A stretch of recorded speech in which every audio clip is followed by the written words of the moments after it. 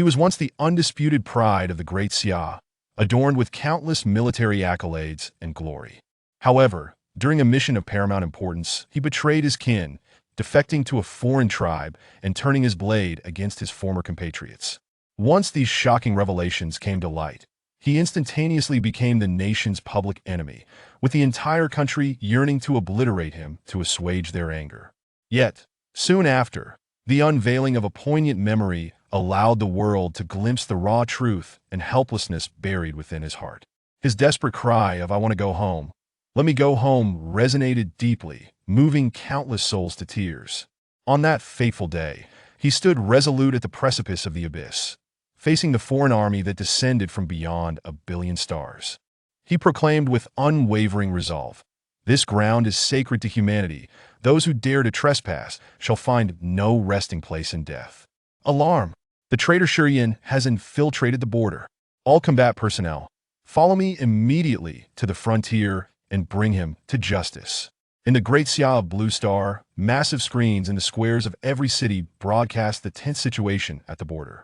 Shurian, wielding a long spear, stood amidst the desolation, his armor tattered, his body soaked in vibrant blood scarlet from his own wounds, while the other hues belonged to his former foes, the foreign tribe. Before the thousands of wrathful Great Xia soldiers, Shurian's eyes betrayed profound exhaustion and frailty. Gradually, he lowered his spear, gazing ahead with eyes that seemed to perceive the very stars, whispering softly, "Let me go home. I long to return home." Home? A commander stepped forward, sword pointed at Shurian, his voice icy. "You have been disowned by Great Xia. You are no longer one of us. Shurian, you were once the pride of Great Xia. Yet in the face of foreign invasion, you betrayed your comrades, siding with the enemy, and after the war, you personally slaughtered those who survived. Such heinous crimes warrant eternal damnation." The commander's words reddened Shurian's eyes, tears slipping silently down his cheeks. He tightly shut his eyes, a bitter smile gracing his lips. "I did not." The echoes of his comrades' final calls reverberated in his mind, those voices like daggers tearing at his heart. "Did not? We possess evidence showing you personally killed your own comrades.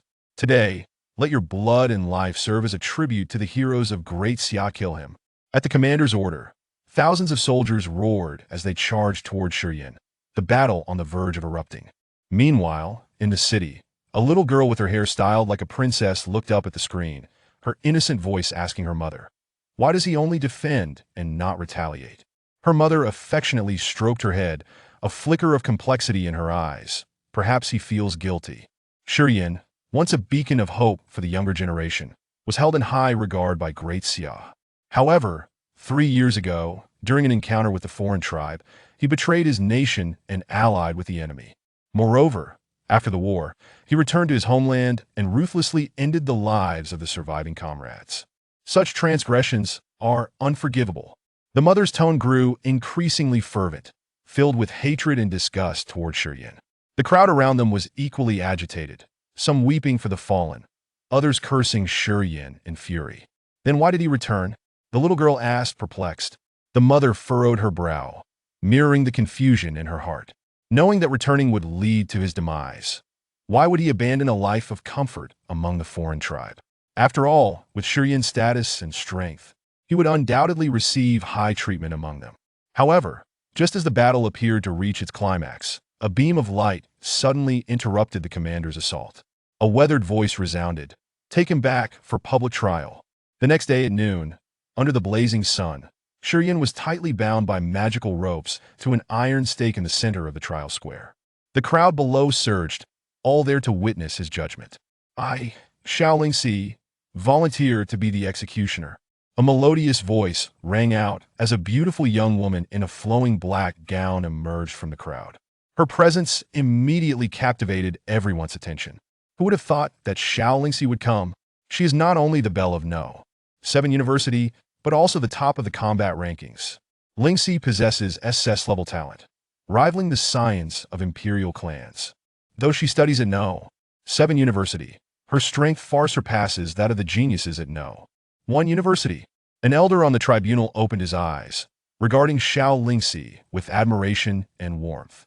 "Lingxi, Shurian was once your brother. Can you truly carry out the act?"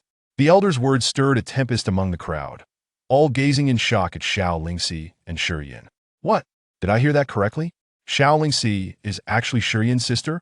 Yes, but they are merely sworn siblings. It is said they relied on each other in their childhood. Then why must she kill her own brother? Amidst the murmurs, Xiao Lingxi maintained her composure and indifference. Her exquisite face bore no expression, as if she had long been numb to it all. With a cold glance at Shiyan, she declared, "From the moment he abandoned me, we ceased to be siblings." Upon hearing this, the crowd's disdain and loathing for Shiyan reached a fever pitch. So he is a heartless traitor. No wonder he betrayed Great Xia and slaughtered his kin. Such a person should have been eradicated long ago. What claim does he have to be the pride of Great Xia? As the crowd began to quiet, Xiao Lingxi continued, "For treason, for the slaughter of his brethren, Shiyan deserves to die 1,000 deaths. Let me end his life and sever this bond of kinship once and for all."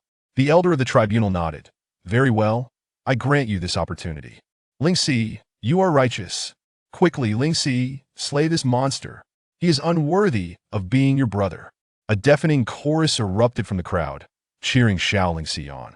Taking a deep breath, Xiao Lingxi's hand trembled slightly around her sword. Just then, a gentle yet magnetic voice whispered in her ear, "Go ahead, remember how he once cast you aside." As the voice resonated, a dashing, suave young man with an air of nobility appeared before the crowd. A confident smile graced his lips, as if he had everything under control. Every expression and movement exuded an innate nobility and arrogance.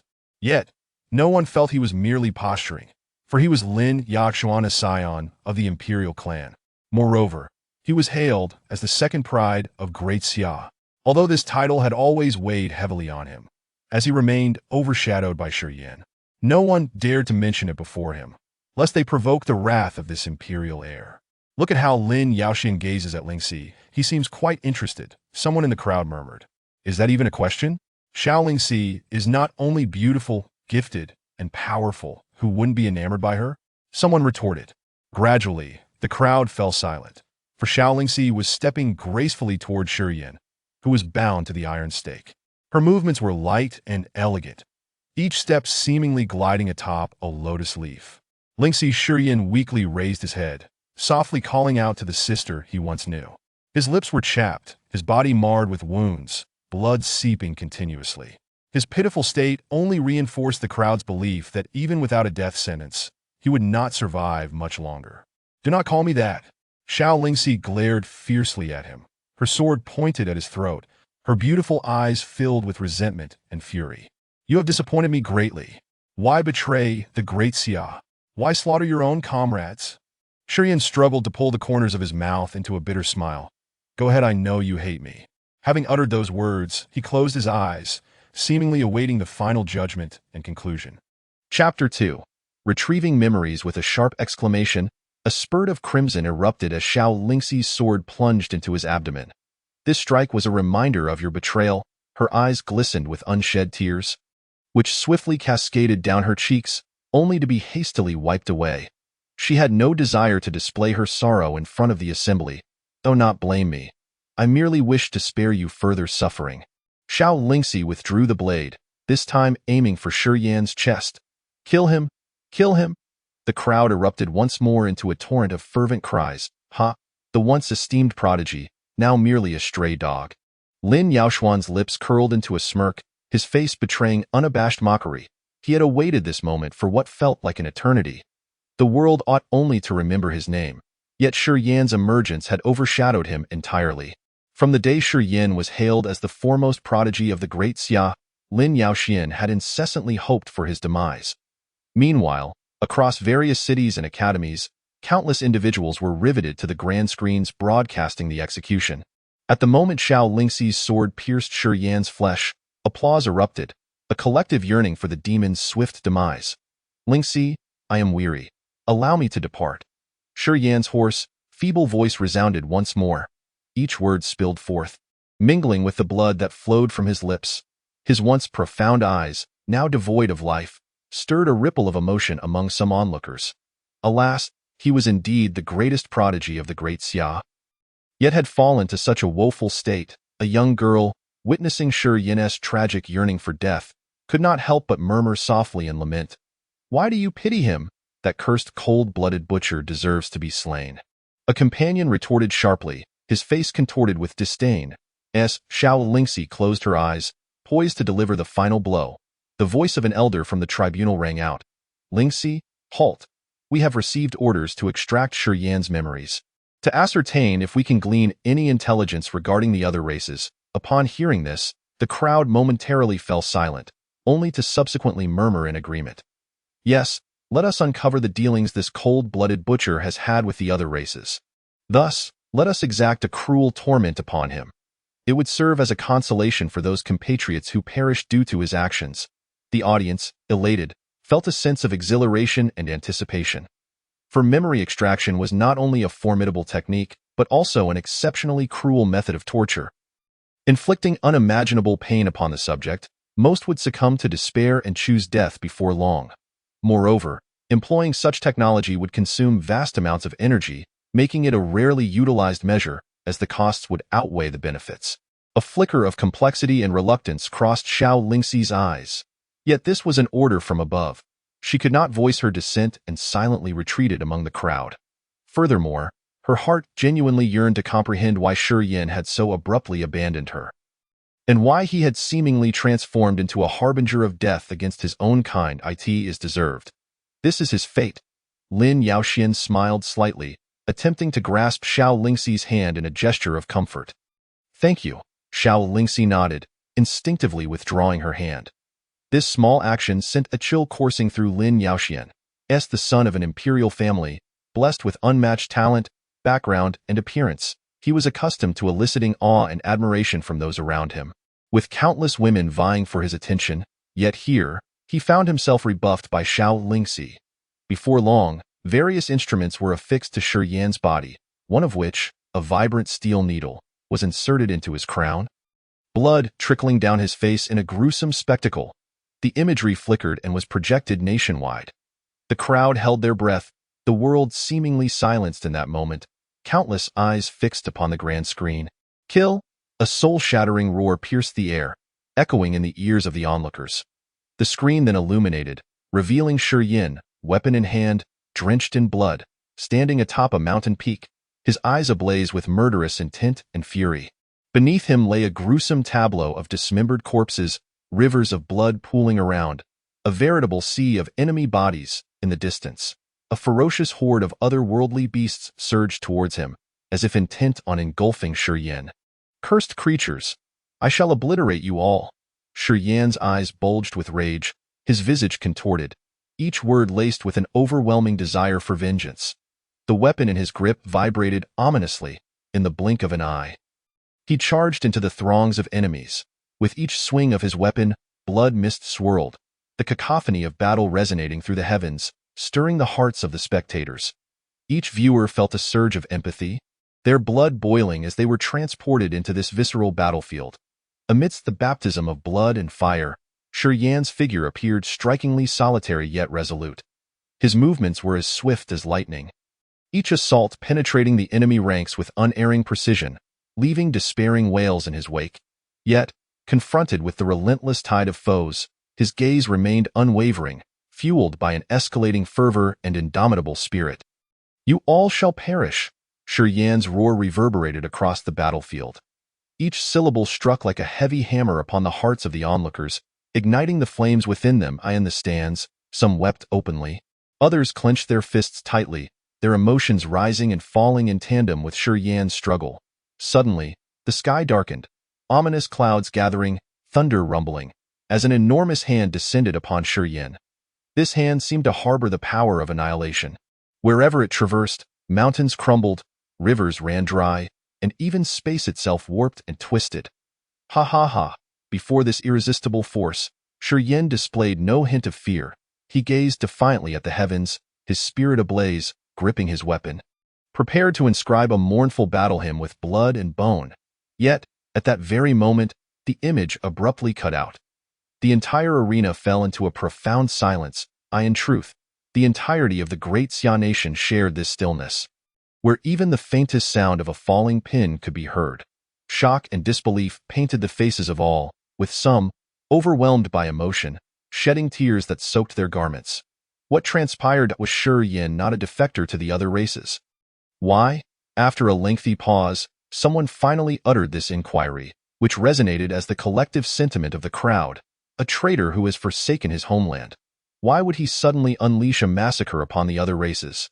Was there some hidden truth behind this? Moreover, Yan's expression, along with the hatred evident in his eyes and words, appeared far too genuine to be feigned. Otherwise, how could he have inspired such fervor among them? Some members of the tribunal exchanged glances, their faces reflecting a shared yearning for clarity. Xiao Lingxi's expression froze, her fingers trembling slightly. She fixed her gaze upon Yin, attempting to penetrate the veil of his being. Yearning to know what had truly transpired. Chapter 3. A genius, merely a threshold to cross, ladies and gentlemen. This must surely be a scheme from the other races. They are undoubtedly aware that the Great Xia intends to extract Yan's memories, which is why they orchestrated this performance. Amidst the collective confusion, Lin Yaoxian wore a mysterious smile and slowly began to speak. As the heir of the Lin clan, he naturally had no shortage of followers. And as soon as his words left his lips, a chorus of agreement followed. Indeed, Yan's cowardly retreat is a fact, and his 3-year absence among the other races is equally undeniable. If he had not betrayed us, how could he have returned alive? Would the other races have spared him? Upon hearing this, the crowd suddenly awakened to the truth. There was no denying it. Regardless of how many enemies Yan had slain, it could not alter the unassailable fact of his betrayal, aligning himself with the other races. Gradually, renewed calls for Yan's condemnation echoed through the assembly. The crowd's rhetoric intensified, their desire to extract his heart and ascertain its color, black or red, growing ever more fervent. Witnessing the atmosphere revert to its initial fervor, Lin Yaoxuan's lips curled into a satisfied smile. He continued, furthermore, everyone has seen the videos circulating online, where Yin mercilessly wielded his weapon against his comrades, an act deserving of the harshest punishment. If any among you feel compassion, I, Lin Yaoxian, am willing to personally execute this traitor, honoring the spirits of our fallen brethren. His gentle voice resonated throughout, imparting a sense of righteous grandeur. The imperial scion's sense of justice. Let the imperial scion himself slay this traitor. Yin does not deserve the title of the foremost prodigy. Lin Yaoxian is the true first prodigy of the Great Xia. Xiao Lingxi furrowed her brow. Turning to the elder of the tribunal and softly inquiring, Tribunal leader, may we continue to extract memories? She had yet to witness what she longed to see and was unwilling to let this chapter conclude. Alas, it is not that we wish to refrain, but rather that Yin is on the verge of collapse. Tribunal leader Lu sighed, a glimmer of reluctance flashing in his weary gaze. Upon hearing this, all eyes turned towards Yin. His once handsome visage had become grotesquely contorted, his body trembling as though he were enduring unimaginable agony. His once pristine garments were now saturated with blood. A crimson tide that flowed ceaselessly. Let him go. Tribunal leader Lu waved his hand and subsequently closed his eyes. Xiao Lingxi's heart sank. Her eyes lost their luster as she trudged forward with heavy steps. Lingxi, allow me to take his place. Lin Yaoxian hurriedly caught her arm, attempting to dissuade her. He wishes for me to guide him on his final journey. Xiao Lingxi forced a bitter smile, freeing herself from his grasp. The repeated rejection deepened the furrow in Lin Yaoxuan's brow, the chill in his heart intensifying. He had not anticipated that, even at this juncture, Xiao Lingxi would still find it difficult to sever the emotional ties to their past. Tribunal leader, I have a way to continue extracting memories. At that moment, a melodious and magnetic voice resonated from behind. Shortly thereafter, a striking figure clad in a crimson dress emerged into view, her delicate, porcelain-like face framed by a cascade of lustrous hair, and her fiery red lips accentuating her captivating features and alluring curves. Her gaze radiated an undeniable air of cold elegance and haughtiness. A demeanor that was not feigned but rather an innate quality, for she was a scion of the imperial lineage, Ji Hongyue, the woman endowed with an SSS talent. She possessed a pride that surpassed even Lin Yaoxuan's. Whispers circulated that the Lin family had approached her multiple times with marriage proposals, all of which she had summarily rejected. Moreover, in front of the Lin family patriarch, She had humiliated Lin Yaoxian to the point of utter disgrace, leading the Lin family to cease any further discussions of engagement. That wretched woman. Lin Yaoxian gritted his teeth, revealing the depth of his resentment toward Ji Hongyue. Chief Lu cast a warm glance at Ji Hongyue, smiling as he inquired, "Hongyue, do you have any solutions? We possess a potion that can sustain his vitality for a time." Ji Hongyue produced a glass vial containing a crimson liquid. Upon uncorking it, a peculiar fragrance wafted forth, causing those nearby to feel their pores open in response, a testament to the potion's potency. "However, I have one condition." Ji Hongyue advanced step by step toward the stone pillar where Shi Yin was bound, her earlier haughtiness gradually morphing into palpable hatred. "What is your demand?" the chief judge asked with a knowing look. "Let me personally slay this heartless wretch." Ji Hongyue's gaze was as frigid as ice, her voice betraying an irrepressible fury and determination. The crowd was taken aback. This exemplary student from the university, the renowned imperial princess, could she truly have any connection to Shi Yin?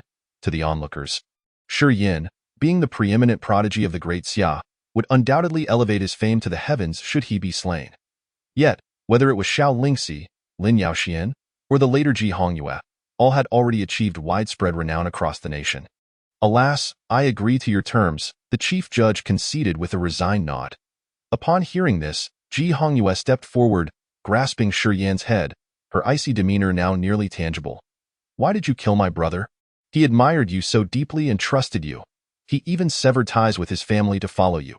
Ji Hongyue's graceful form trembled slightly, her eyes glistening with tears that cascaded down her cheeks. This scene tugged at the hearts of the audience both in the venue and on screens nationwide. Eye in their eyes, Ji Hongyue was akin to an unyielding glacier, her pride and cold beauty her defining traits. Little did they expect to witness such a vulnerable side of her today. "Who is Ji Hongyue's brother? I have never seen him before," many wondered aloud. "Ji Yunfan, he too possesses an SSS talent. Yet he is remarkably low-key, rarely making an appearance," explained an older student. "I remember now. He was the young man who always followed Shi Yin around. He is actually Ji Hongyue's brother." The crowd gasped in astonishment, their expressions betraying their shock. No wonder Ji Hongyue harbored such intense hatred. It was her brother who had met a tragic end at Shi Yan's hands, an unbearable reality for anyone, igniting a desire for vengeance that could only be quenched by blood. Who could have imagined that an SSS talent from the imperial family would merely exist in the shadow of Shi Yan's brilliance? Have you all forgotten how Shi Yin was once regarded? A genius, merely a threshold to his greatness. Upon hearing these murmurs, Lin Yaoxian clenched his fists in frustration. He loathed that name. For whenever discussions of prodigies arose, Shi Yin was invariably placed at the forefront. As if he were the very focal point of the era, the nation's fate intertwined with his. Only after the topic of Shi Yin was exhausted would attention shift to him. The times must change. Lin Yaoxian inhaled deeply, suppressing his resentment. He knew that after today, the world would no longer have Shi Yin among them, and he would emerge as the true paragon of the great Xia, celebrated and supported by countless admirers. Beside the iron pillar, Ji Hongyue had already forced the potion down Shi Yan's throat. Within mere seconds, his breath began to revive at a visibly discernible pace, and the flow of blood ceased. "Let us begin, Chief Judge. I wish to witness how this heartless fiend is capable of committing such atrocities." At these words, Chief Judge Lu nodded in agreement. Subsequently, various instruments were affixed to Shi Yan's body, and the torturous multicolored needle was plunged once more into his crown. The images on the screen began to flicker, and the audience held their breath, their gazes riveted to the unfolding scene. Perhaps I should have ended it with a single strike. A flicker of complexity crossed Xiao Lingxi's beautiful eyes. She understood that although Shi Yin still drew breath, his suffering would far exceed that of death. Chapter 4. Shi Yan's childhood. The screen revealed a tranquil and secluded seaside village. On the beach, a boy of about 7 or 8 gazed intently at the ocean, his eyes sparkling as if embedded with stars. Clear and mesmerizing. "Xiao Yin, come on. It's time to go home for dinner." A kindly middle-aged man gently patted his shoulder before slowly making his way towards the village. "Uncle Xiao, can I go out to sea with you to fish this afternoon?" "Please?" The boy sprang to his feet, clutching the middle-aged man's arm with youthful enthusiasm.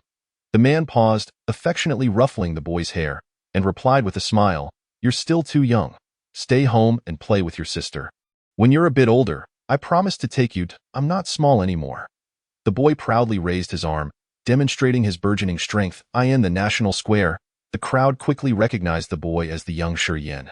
Who would have thought he was so adorable as a child, yet grew up to be a butcher who slaughters his own kind?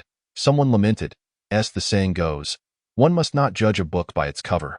"Shi Yin is a prime example of a wolf in sheep's clothing," murmured another, unable to contain their discontent. Meanwhile, Xiao Lingxi felt tears welling in her eyes, overwhelmed by an avalanche of nostalgia, for the middle-aged man was her father, and the seaside village depicted was her birthplace. Her beautiful memories began and abruptly ended here. So this was his childhood, Ji Hongyue mused softly. After a brief moment of distraction, the audience redirected their focus to the large screen. "Daddy, brother!" A little girl with a sweet voice scampered out of a wooden house. "Lingxi, be good." Shi Yin scooped her up, playfully poking her nose with his finger. "Brother, did you find any shells for me?" The girl blinked her big, sparkling eyes, filled with anticipation. "Of course." Shi Yin shook the cloth bag in his hand, producing a delightful jingling sound. Upon seeing this, the girl eagerly reached out her chubby little hand and snatched it from him. "Yay, Sierra, come down and wash your hands for dinner. Don't be naughty with your brother," the middle-aged man said, setting her down. The audience erupted into discussion once more, for Xiao Lingxi's fame was too great to go unnoticed. Not only was she the top prodigy of the 7th university, but she also held a terrifying identity, apprentice to the Azure Blue Mage. The Azure Blue was one of the 3-star spirit mages of the Great Xia, belonging to the upper echelons of society. After humanity awakened, they could transition into 3 major factions based on their innate talents: the warrior faction, the mage faction, and the support faction, each with their own hierarchical divisions. Perhaps annoyed by the murmurs around her, Xiao Lingxi raised her voice, declaring, "No need for speculation. Shi Yin was a discarded infant my father found by the sea. Had he known that one day this child would betray his homeland and slaughter his kin, he would never have taken him in." Upon hearing this, the crowd's chatter gradually subsided. Many gazed at Xiao Lingxi with newfound sympathy. To witness a brother, raised by her father, transform into a reviled, cold-blooded demon was a despair that words could scarcely convey. "Look!" Suddenly, someone pointed at the screen, exclaiming in shock. The scene had shifted dramatically. The once peaceful village was now violently shaking, fissures spreading across the ground, from which ferocious beasts emerged, their roars thunderous and terrifying on the sea. Towering waves surged, and a colossal octopus was rapidly advancing toward the village, its tentacles capable of flattening several houses with each strike. An alien race. It's the alien race. The villagers, gripped by terror, fled their homes. However, just a few steps away, they were torn apart by the beasts emerging from the crevices. In mere seconds, the place had transformed into a hellish battleground, the air filled with the sounds of furious combat and desperate screams that pierced the heavens. Sending shivers down spines, blood stained the ground, yet no corpses remained, as they were all devoured by the ravenous beasts. "Xiao Yin, take your sister and run." Xiao Zhenyuan unsheathed his long knife, cleaving a charging beast in two. Shi Yin stood frozen, clutching Xiao Lingxi, his face etched with terror, his legs trembling uncontrollably. "Go! Pull yourself together!" Xiao Zhenyuan bellowed, dragging him toward the mountains. As the relentless beasts drew ever closer, he turned to Shi Yin with a grave expression and said, "Xiao Yin, be strong. Uncle Xiao can no longer accompany you as you grow. Promise me, you must protect Lingxi." Having uttered these words, he brandished his long knife and charged into the throng of ferocious creatures, buying precious moments for the 2 little ones to flee. "Daddy? No, Daddy!" Xiao Lingxi cried out, struggling to break free from Shi Yin's embrace. "Don't cry, Lingxi." Shi Yin wiped away her tears, casting a final, deep glance at Xiao Zhenyuan before stumbling into the forest with her in his arms. Along the way, he fell numerous times out of fear, yet each time, he would turn to shield Lingxi from harm, ensuring her safety above all. Ha ha ha, Shi Yin tells others not to cry, yet his own tears flow like a river. Someone chuckled, astonished that this once mighty figure of the Great Xia could display such cowardice. Where had that fearless bravado gone? Observing Shi Yin's desperate flight and fearful demeanor on the screen, laughter erupted from the crowd. Previously, they had to bow their heads in resignation before him, but now, Seeing him in such a pitiful state, they couldn't resist mocking him. However, their cruel jests were swiftly curtailed by those nearby. While Shurien was deserving of scorn, the savage beasts from the alien race were slaughtering their kin in such a tragic atmosphere. How could laughter be tolerated? No one noticed that Xiao Lingxi had clenched her small fists, her eyes welling with tears. Her father had perished in this assault by the foreign invaders. Lin Yaoxian gently consoled her. Your father was a hero who fought against the alien race, remembered and honored by us all. If he knew of your achievements now, he would surely be proud. Thank you, Xiao Lingxi nodded, her spirits lifted slightly. Yet Lin Yaoxuan's next words rendered her expression bitter once more. If your father were aware, he would surely wish he had slain that treacherous wolf at that very moment, he remarked, his words aimed squarely at Shurien. Even with a gentle tone and a calm expression, the glint of mockery in his eyes betrayed his true thoughts. Chapter 5. Do not fear, I am always here. Within the memory, Shurien raced deep into the forest, cradling little Lingxi, and no one knew how far they had traveled. They only saw Shurien running as if boundless strength resided within his frail body. It was not until nightfall, when stars adorned the sky, that he finally paused. Carefully, he placed little Lingxi upon a stone by a spring, then collapsed onto the ground, gasping for breath. Brother, where are we going? Little Lingxi asked, wiping her tears. To a faraway place. Shurien forced a smile. Will we return? Lingxi pouted, missing her father, of course. Shurien gently ruffled her hair, offering comfort. Brother, I am hungry. I will take you to pick wild fruits. Thus, after resting for scarcely 2 minutes, Shurien rose again, carrying little Lingxi as they ventured forth. They arrived at a persimmon tree, and Shurien swiftly climbed up, gathering several ripe fruits. Suddenly, he lost his footing and fell heavily from several meters up. Brother, are you all right? Lingxi exclaimed, worry etched across her face. I'm fine. Eat quickly. Shurien gritted his teeth against the pain, wiping the blood from his face and extending the persimmons to her, striving to maintain a smile. Brother, you eat too. I'm not hungry. Once Lingxi had her fill, Shurien cradled her into a cave. After coaxing her to sleep, he stood guard at the entrance, fearful of any wild beasts that might intrude. In the late hours of the night, he removed his only piece of clothing and draped it over Lingxi, while he trembled from the cold. Who would have thought Shurien had such a tender and caring side? Someone sighed. Not just him at this moment. Many watching felt a pang of sympathy for the young Shurien. They could not comprehend how such a considerate and endearing child could grow into a traitor who slaughtered his own kin. What had transpired to alter Shurien so drastically? He was merely 7 or 8 years old. Was he not afraid? In such dire circumstances, even a master of the stone fragment realm would feel trepidation. Another lamented. The crowd fell silent, for the answer was all too evident. How could such a small child not be afraid? He merely suppressed his terror, striving to be strong, for behind him was a 3-year-old sister. Have you always been so strong-willed? Ji Hongyue cast a glance at Shurien, who was writhing in pain beneath the iron pillar, a ripple of emotion flickering in her beautiful eyes. Yet she quickly suppressed it. Allowing hatred to take its place, she would not allow herself to feel softness towards Shurien. She had to avenge her brother. Xiao Lingxi's expression reflected sorrow as she murmured, Why couldn't you always treat me kindly? Why did you abandon me later? You promised father you would always protect me. Had you remained by my side, how could you have committed such an unforgivable betrayal? Within the memory, as Shurien leaned against the cave wall, drifting into a light slumber, little Lingxi suddenly burst into tears. Wah? Startled, he scrambled over to her side, gently lifting her up. What is wrong? Are you hungry, brother? I had a nightmare. Boo-hoot. Do not fear. Brother is always here. Shurien pressed his cheek against her head, attempting to soothe her tender heart. Drip, drip. Water fell onto the ground, the sound echoing clearly in the cavernous space. Hee, little Lingxi wet her pants. How adorable, a man laughed. Having discerned the situation, to them, Xiao Lingxi was a sacred, untouchable goddess. Seeing her in such a comical state from her childhood was undoubtedly amusing. But as soon as the man spoke, he felt a chill creeping down his back. Turning to look, he met Xiao Lingxi's icy glare, causing him to hastily close his mouth in the cave. Shurien noticed the commotion and became flustered, quickly changing Lingxi's pants and using his own clothing to fashion a makeshift skirt for her. Thus, they temporarily settled within the cave.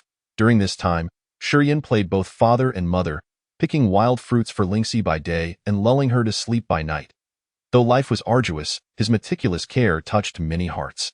7 days later, when little Lingxi suddenly began to vomit uncontrollably, Shurien was alarmed beyond measure. "Foolish boy, how could you feed her only fruits? She needs carbohydrates," a girl exclaimed before the screen, eyeing the memory. Shurien hoisted Lingxi onto his back once more, realizing that this could not continue. With a stick in hand, he trudged forward, each step seeming to drain him of all strength. The crowd watched as his eyes sank deep into their sockets. His body frail and weary, their emotions stirred once again. Along the way, Shurien gave all the fruits he had gathered to Lingxi, while he nibbled on the peels, content as long as he did not collapse. They traversed streams and scaled mountains. Each time the onlookers thought Shurien could not endure any longer, he stood up again, as though he were not a mere 7- or 8-year-old child, but an unyielding machine that never knew fatigue. Yet everyone understood that what sustained him was the unwavering belief that he must take care of his sister. Should that belief collapse, he would instantly fall, succumbing to eternal rest in the wilderness. Alas, at least at this moment, Shurien was both admirable and pitiable. Such perseverance, it was no wonder he would later become the strongest among the young generation of the great Xia.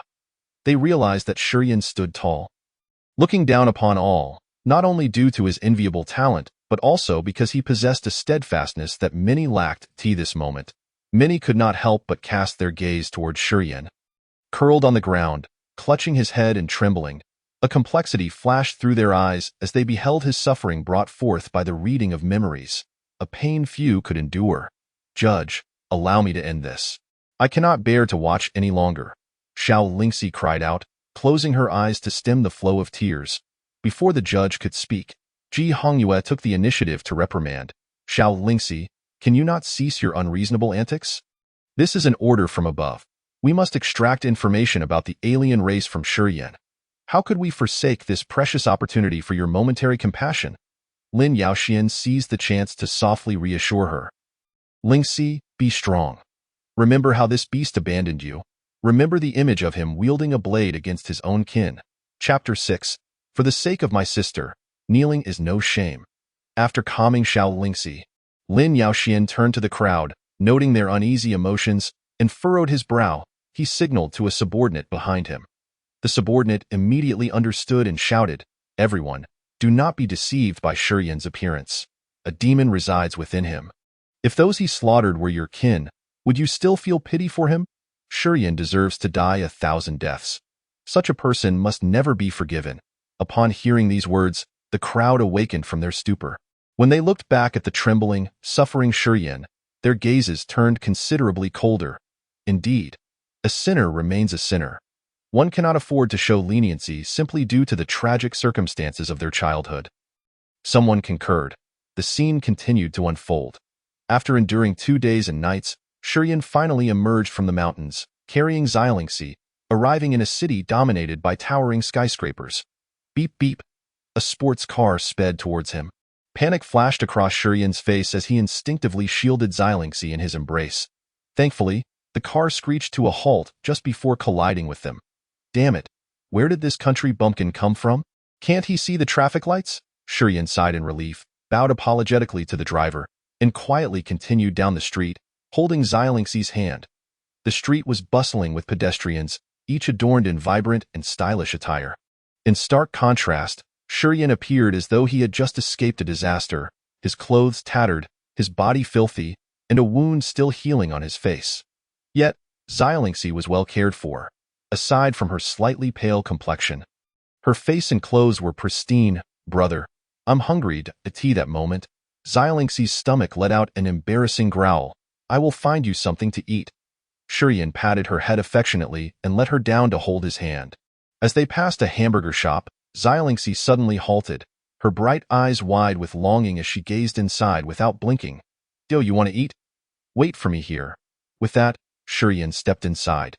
He scanned the surroundings and, seizing the opportunity when a man stepped away to use the restroom, snatched a hamburger and a cola from the table and dashed outside. "Hurry and eat." Shurien led Xialingxi to a corner, smiling as he watched her devour the food bite by bite. Look, this little beast has shown her true nature.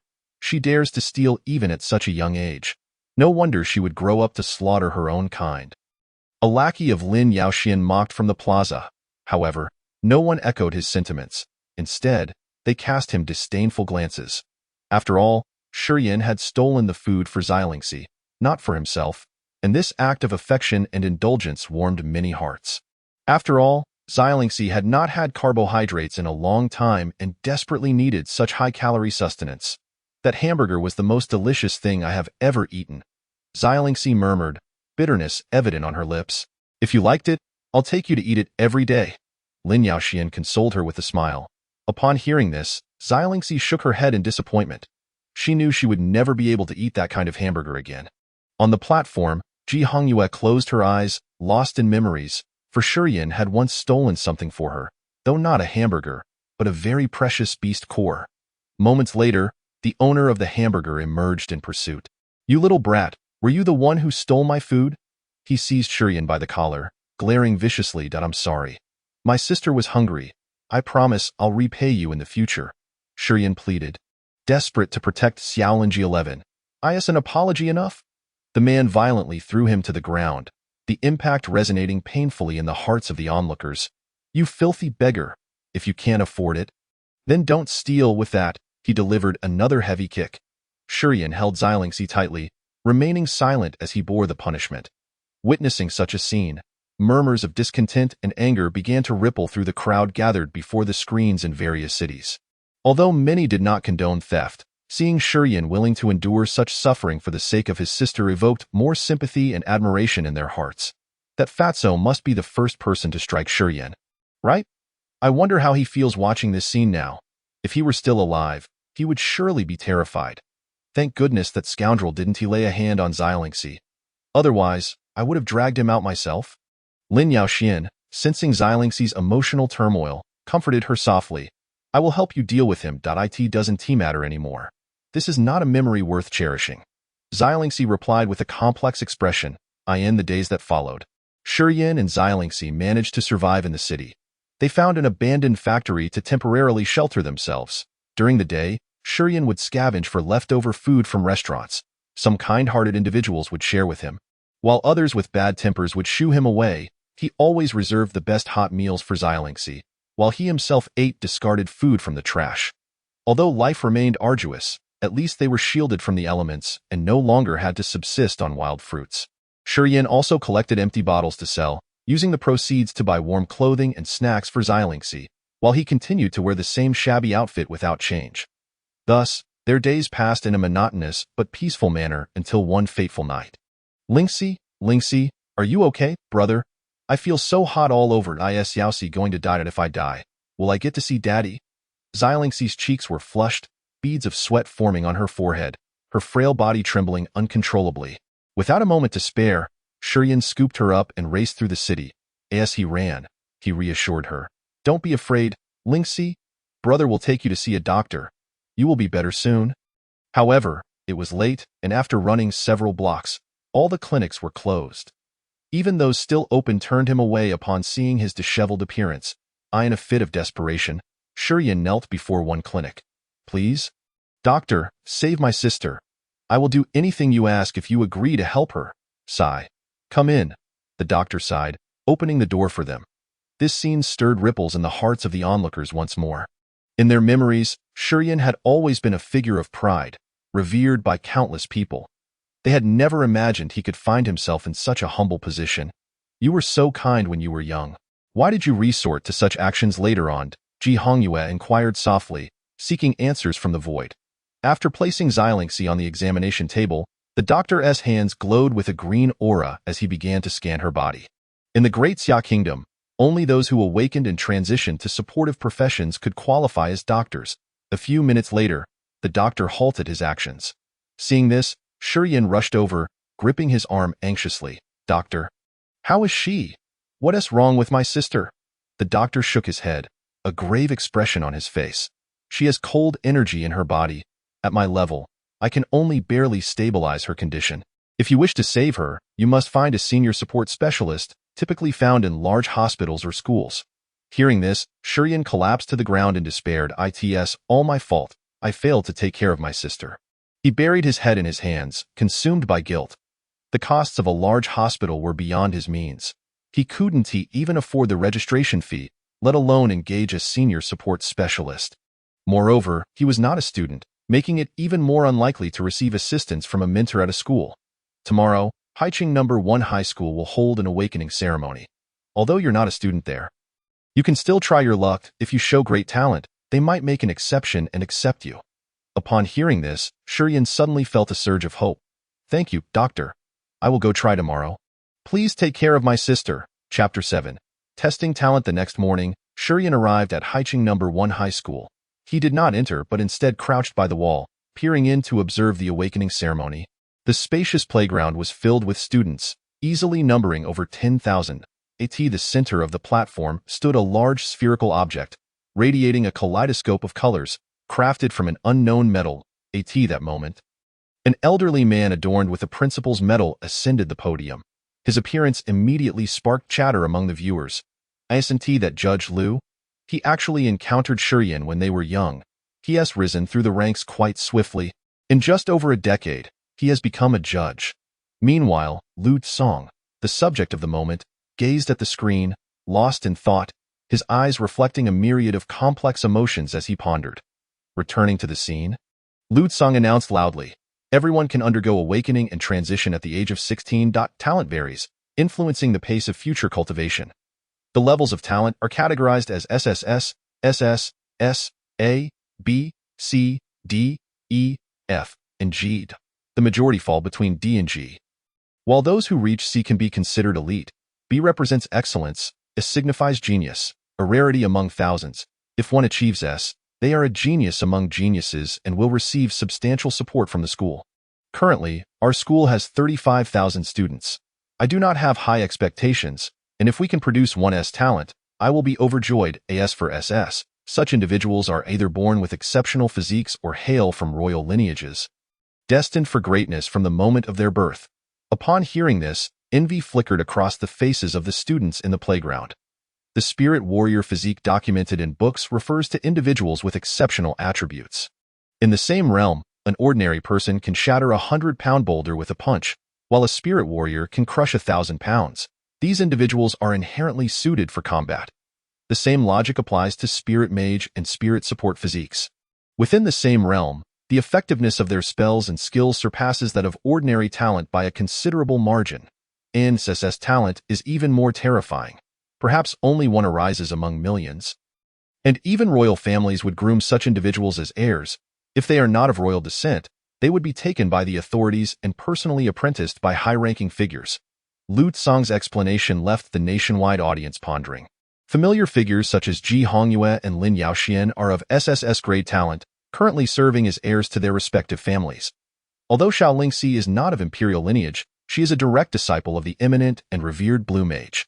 Speaking of this, they had also heard a whisper of rumors that the heir of the imperial Ji family had previously been Ji Hongyue's brother, Ji Yunfan. However, the latter chose to sever ties with his family to steadfastly follow Shurian. Consequently, the Ji family revoked his status as heir and designated Ji Hongyue as the new successor. Principal, is SSS the highest rank? Is there anything more powerful? Suddenly, a student mustered the courage to inquire from the screen. As soon as these words were uttered, the entire playground fell silent, all eyes turning expectantly towards Lu Tsong, eager to hear his response. Lu Tsong smiled faintly and jested, "You, dear student, are quite audacious to ask. Doesn't SSS already command your admiration?" He then retracted his smile, adopting a serious demeanor as he solemnly stated, "I have yet to encounter such individuals as you describe.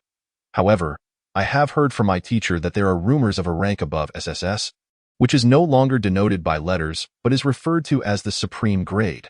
Such beings are not even recorded in the annals of history. They exist only in whispers. Nevertheless, given your insatiable curiosity, I shall share another rumor. It is said that the last emperor of our great Xia was of supreme grade talent. The title of emperor drew a collective gasp from the entire nation. He was a legendary figure who led Great Xia for over a millennium, vanquishing foreign foes and achieving remarkable military exploits. Historical records recount that Great Xia had once been plagued by the slaughter of foreign races and frequent invasions by external enemies. Yet, upon the emperor's ascension, he single-handedly repelled the foreign races, annihilating the coalition of 9 nations. During his reign, the realm of Great Xia enjoyed an era of peace. It is precisely this legacy that has fostered the current flourishing era. And even after his demise, foreign entities dared not invade lightly. However, in the present day, the title of emperor has ceased to exist. All decisions are determined by votes from the National Council. Now, let us commence the aptitude testing. Lu Tsang remarked, glancing at the time, interrupting the students' discussions. Soon, the first individual took the stage. He pricked his finger, allowing a drop of blood to fall onto the multicolored orb. In the next instant, the orb began to spin. Ceasing after 5 rotations, a red light suddenly flashed. Zhonglong, G-grade, eligible for the warrior class. The system announced. The second participant, after performing the same action, halted the orb after 10 spins, revealing a green beam. Li Qingqing, F-grade, eligible for the support class. Oh yeah, exclaimed a girl named Li Qingqing, her excitement palpable. The support class is highly sought after, capable of healing the wounded, restoring warriors' stamina, providing mages with mana, and even casting shields to dispel negative effects. They are truly the heart and soul of any team, deserving of utmost protection. Hello. May I take the test? At that moment, a youthful yet mature voice rang out from the back. The crowd turned to see a boy, his clothes tattered and resembling a beggar, slowly advancing towards the platform. Who is this little rascal? Young lad, where is your mother? This is no place for mischief. Hey kid, did you come from the mountains? The playground erupted with various teasing remarks as students expressed their curiosity about this unexpected boy's appearance. Hello, uncle. I want to test my talent and go to school. Shi Yin raised his head, appealing to Lu Tsang at the top. Lu Tsang did not respond immediately, but instead scrutinized the uninvited guest with curiosity in his eyes. Hey, young one, didn't your guardians inform you that you must be at least 16 to test your talent? Ha ha ha, this little brother is adorable. Could he really be from the mountains? The students roared with laughter, not in malice but rather finding amusement in the sudden intrusion of an innocent child into the tense atmosphere. Lu Tsang raised his hand, signaling for silence, then looked at Shi Yin with a significant expression. Some individuals with unique constitutions can indeed test their talent before turning 16, though the probability is exceedingly low. Since you wish to test, let us fulfill your desire. Upon hearing this, the audience in front of the screen could not help but steal a glance at the judge. The judge was considered Shi Yin's mentor. No wonder he had looked at Shi Yin with such concern and compassion earlier. Someone remarked, "At that moment, the entire nation fell silent, all gazes fixated on the screen, eager to discover the level of Shi Yin's talent." While SSS was already the pinnacle, there lingered an inexplicable anticipation to witness whether this unparalleled prodigy of Great Xia would create a legend. Chapter 8. Supreme Grade. The Nation in Shock? Thank you. Shi Yin bowed slightly, then approached the multicolored orb, mimicking the previous participants by pricking his finger and allowing a drop of blood to touch its surface. As expected, the orb remained utterly still, showing no sign of response. All right, little one, you've played enough. It's time to go home and find your mother. Don't be disheartened, young brother. You can come back to test when you turn 16. Shi Yin forced a bitter smile, turning to bow to the crowd below. I apologize for the interruption. With that, he dejectedly walked away, his silhouette appearing somewhat lonely. Upon exiting the school gates, Shi Yin halted his steps. I cannot simply walk away. Even if I must kneel here indefinitely, I will plead for their help for Lingxi. He clenched his fists, determination flashing in his eyes. Meanwhile, the aptitude testing on the playground continued. The third participant had just taken the stage when the multicolored orb suddenly began to spin violently. 5 rotations? 10 rotations? In the blink of an eye, amidst the astonished gazes of the crowd, it reached 20 rotations. Wow, congratulations, Shanshan. It seems you have at least E-grade talent, someone exclaimed from below. The girl beside the orb was momentarily taken aback, then widened her eyes and raised her hands, exclaiming, "It's not me. I haven't even pricked my finger." The crowd was left dumbfounded. If not her, then who? Could it be that little boy from earlier? When did the machine develop such a delay? The students were perplexed, as results of talent tests had always been immediate. This was the first time encountering such a situation. Heavens, it has already reached 40 rotations. Is it going to stop at 80? That would be C-grade talent. The entire playground fell into a hushed silence, all eyes fixed on the orb. Lu Tsang rose from his seat, his weathered eyes gleaming with excitement and anticipation. 80 rotations, yet the orb showed no sign of stopping. Rather, it spun even faster. 160 rotations, B-grade, and still spinning.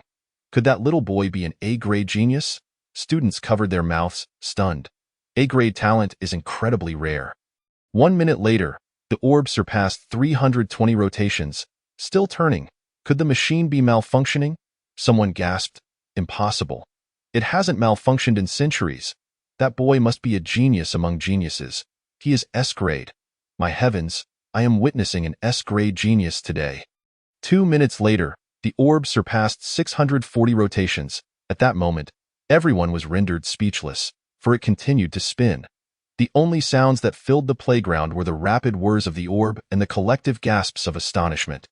Am I above S-grade talent? Outside the walls, Shi Yin, who had been secretly watching everything unfold, murmured in disbelief. Lu Tsang's excitement made his lips quiver, his eyes locked onto the orb in disbelief. From the teaching building and faculty offices at the front of the playground, one after another, instructors emerged, drawn by the commotion, hastening towards the platform. 1,280 rotations. SS grade. The crowd was truly speechless.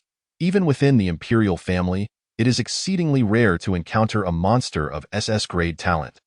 Who exactly is this boy that resembles a beggar? Their hearts were filled with shock. What the .its still spinning? A plump student chuckled helplessly, feeling as though he were in a dream, finding it utterly absurd. No one responded to him, for at that moment, the students' astonishment had morphed into sheer terror. They realized that an unparalleled prodigy of SSS grade had emerged, a being so rare that it was said only one could be found among millions. Destined to receive the utmost attention from exalted figures. 10 minutes later, the orb surpassed 2,560 rotations. SSS grade. Quickly, go find that young boy. Lu Tsang beckoned to an instructor behind him. No, I will go personally. He promptly changed his mind. Just as Lu Tsang was about to descend from the platform to seek Shi Yin, a female instructor suddenly grabbed his arm. Principal, ITS still spinning. What? Upon hearing this, Lu Tsang immediately turned his gaze. He saw the rapidly rotating orb now emanating two beams of light, one red and one blue. How could there be two beams of light? Could he possibly be eligible for both warrior and mage classes? The students were left agape, their mouths agog. They had never heard of such a phenomenon before. Historically, this had never occurred, nor had it ever been recorded in literature. Principal, have you ever heard of this? The female instructor inquired, her voice trembling. No. Lu Tsang categorically denied it. Yet what occupied my thoughts now was the possibility that this boy, could he truly be the legendary supreme level? Even those witnessing the memory were astounded, let alone the multitude gathered before the screen in reality. This moment, the expressions of everyone reflected profound shock. Supreme level. Such a notion was utterly alien to them. It was a term they had only encountered today through Lu Tsang's recounting of Shi Yan's memories. Is this truly the first prodigy of the Great Xia? What an anomaly! Could it be that another emperor was destined to emerge from the Great Xia? The collective worldview and understanding of the crowd faced a severe upheaval. They could scarcely fathom, let alone envision, what sort of person Shi Yan truly was. Could he be the reincarnation of the emperor? Yet the emperor's unparalleled achievements had benefited the Great Xia for millennia, while Shi Yan was a traitor, wielding his blade against his own kin. Impossible. You cannot possibly be supreme level. Lin Yaoxian clenched his fists. His eyes glinting with intense jealousy, he turned to his subordinate and signaled discreetly. The subordinate immediately shouted, "Ladies and gentlemen, please refrain from comparing this beast to the emperor. Thank you. The emperor is revered through generations in the Great Xia, while Shi Yan is only worthy of our disdain." This proclamation extinguished the flames of hope in the hearts of many. Indeed, we are here to witness Shi Yan's judgment, regardless of his talent. He is merely a condemned man, someone echoed. Thankfully, we captured Shi Yan. Had he thrived among the foreign races, the consequences would be unimaginable. Upon hearing this, many felt a shiver of dread. Such talent was terrifying. Had he chosen to remain among the foreign races who could possibly contend with him in the future? The thought of someone surpassing SSS level, capable of simultaneously transitioning into both a warrior and a mage, sent chills down their spines. Within the memory, a shocking scene unfolded once more as the spherical device erupted with a resounding bang. Observing this, Lu Tsang quickly spoke to reassure his students. Haha. It appears the machine has indeed malfunctioned. The previous test does not count. It does not count. How could there possibly be a supreme-level person in this world? This explanation eased the crowd's anxiety, and they collectively exhaled in relief. It was fortunate that it was merely a malfunction. Had it truly reached 5,120 revolutions, it would have been catastrophic. Let us conclude for today. Tomorrow, with a new machine, we shall retest. Lu Tsang cheerfully urged his students to depart. He then turned to the female instructor, his face now etched with seriousness. I will seek out that young boy. You stay here and watch over things. Should he return to the school, notify me at once. The female instructor inquired, puzzled. But didn't you say the machine was broken? Why would you still seek him? Lu Tsang took a deep breath, explaining gravely. The machine's failure stemmed from the fact that the 5120 option was never set during its creation, as no one believed a supreme level could ever exist. I must find him quickly. If other influential figures learn of him, he will be snatched away. Principal, he hasn't left. Suddenly, the female instructor covered her mouth, her eyes wide with disbelief as she gazed toward the frail figure at the door. Chapter 9.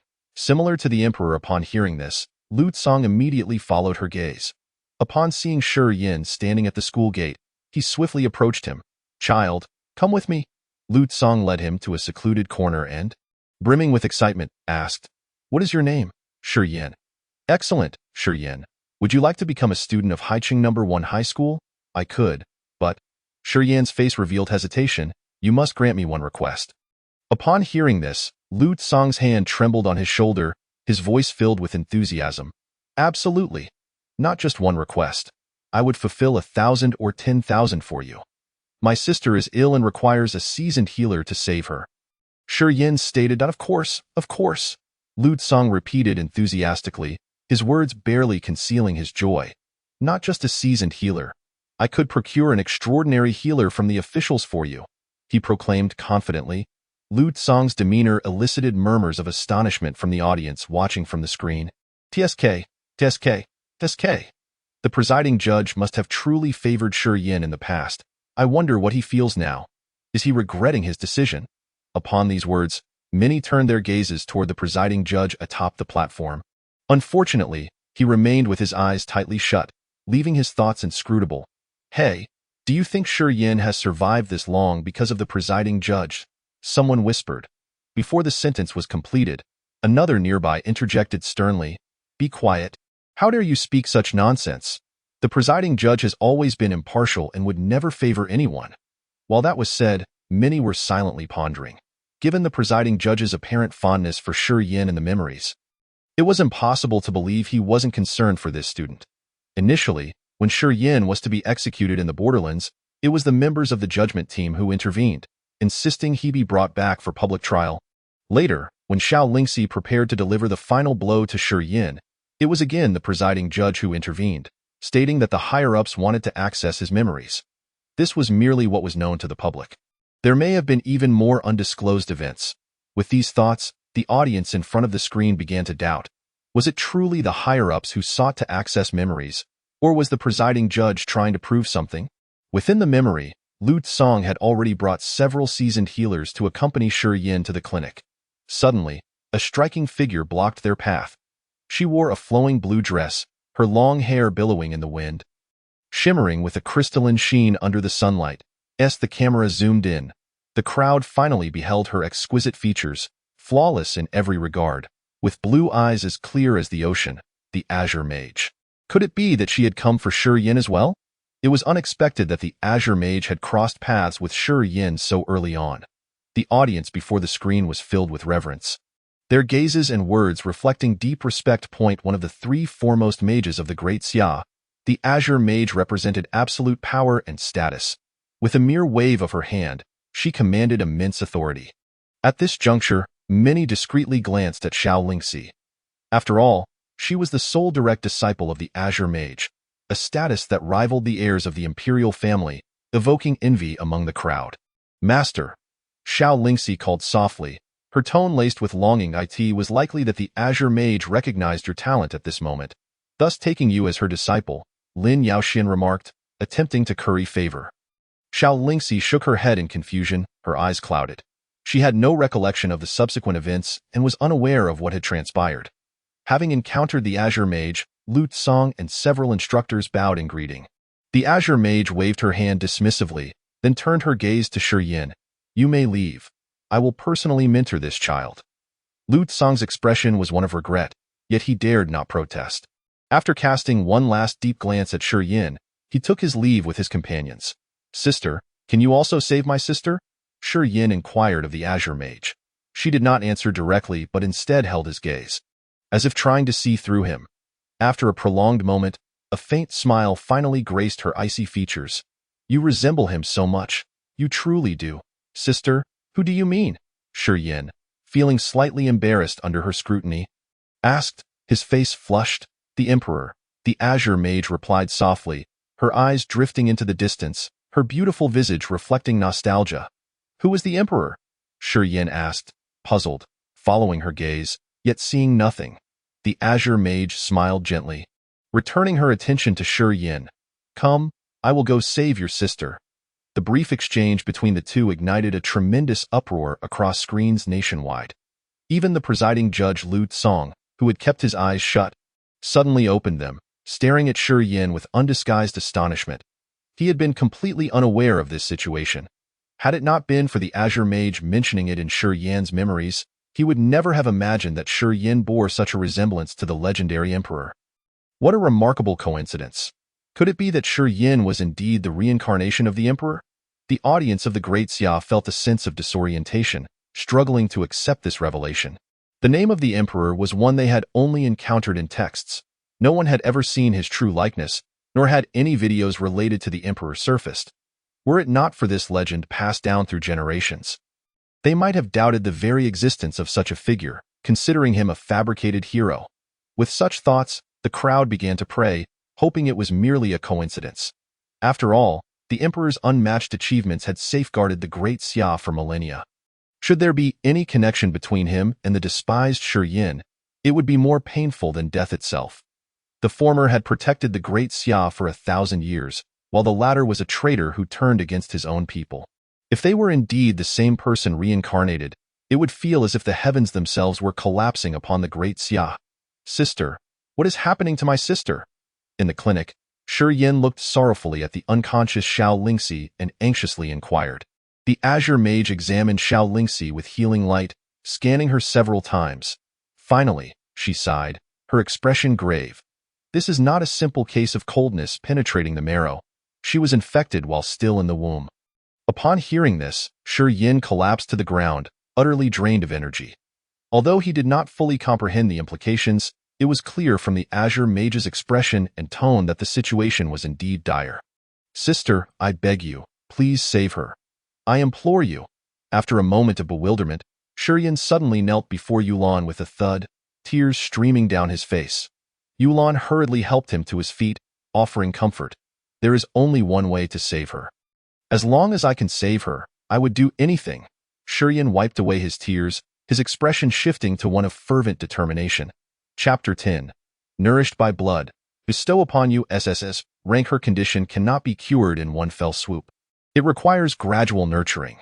The only method is for her to transition to a mage, and she must cultivate fire-based spells to combat the cold poison within her body. After hearing Yulan's explanation, Shi Yin was momentarily stunned. He then inquired, "Does my sister meet the conditions for an early job transition? I heard from that principal that only those with exceptional physiques, possessing SS rank or higher talent, can transition early." Yulan shook her head. "Her talent is rather lacking. At most she will not exceed C rank." This statement not only startled Shi Yin in his memories, but also left the audience in front of the screen agape. Isindling C and SSS. Why would Mage Yulan say she wouldn't surpass C? They found it hard to believe.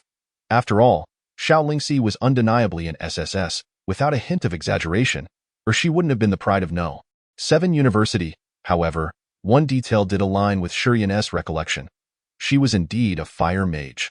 Meanwhile, Xiao Lingxi herself furrowed her brow. If anyone else had uttered such words, she would have scoffed in disbelief. Yet, the speaker was her most revered and trusted master, who would never speak lightly. Lingxi, did you perhaps experience some fortuitous encounter that altered your physique? Lin Yaoxian inquired, his curiosity piqued.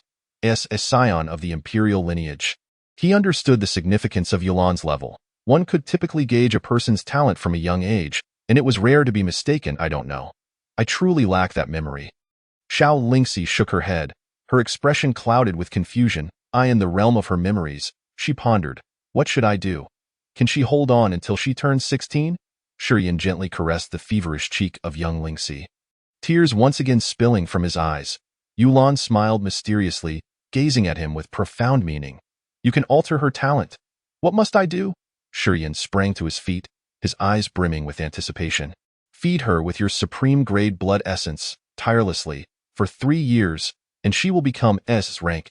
During this period, I will intervene to suppress the cold poison within her, Yulan elucidated. All right, Shurian declared without hesitation, his resolve unwavering.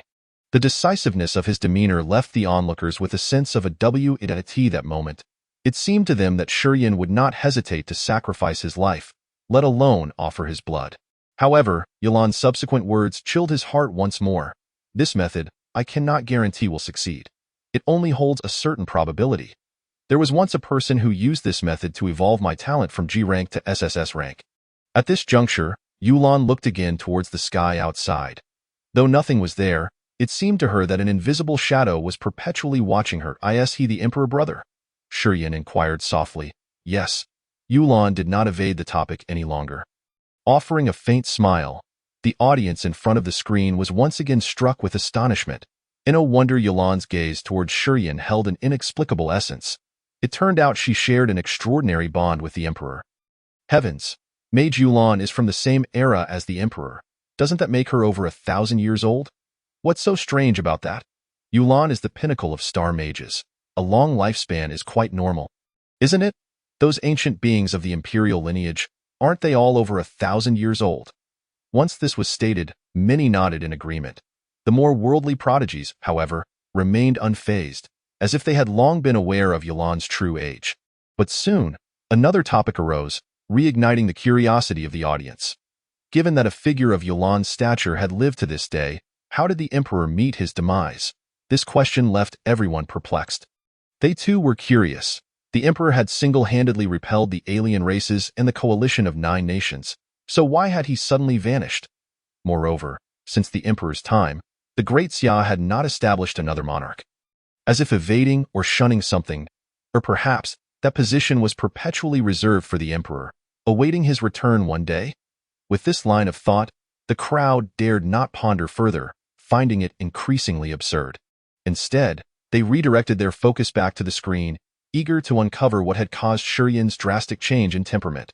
With Yulan's assistance, Shurian and young Lingxi moved into a tranquil courtyard, no longer confined to the abandoned warehouse with the rats.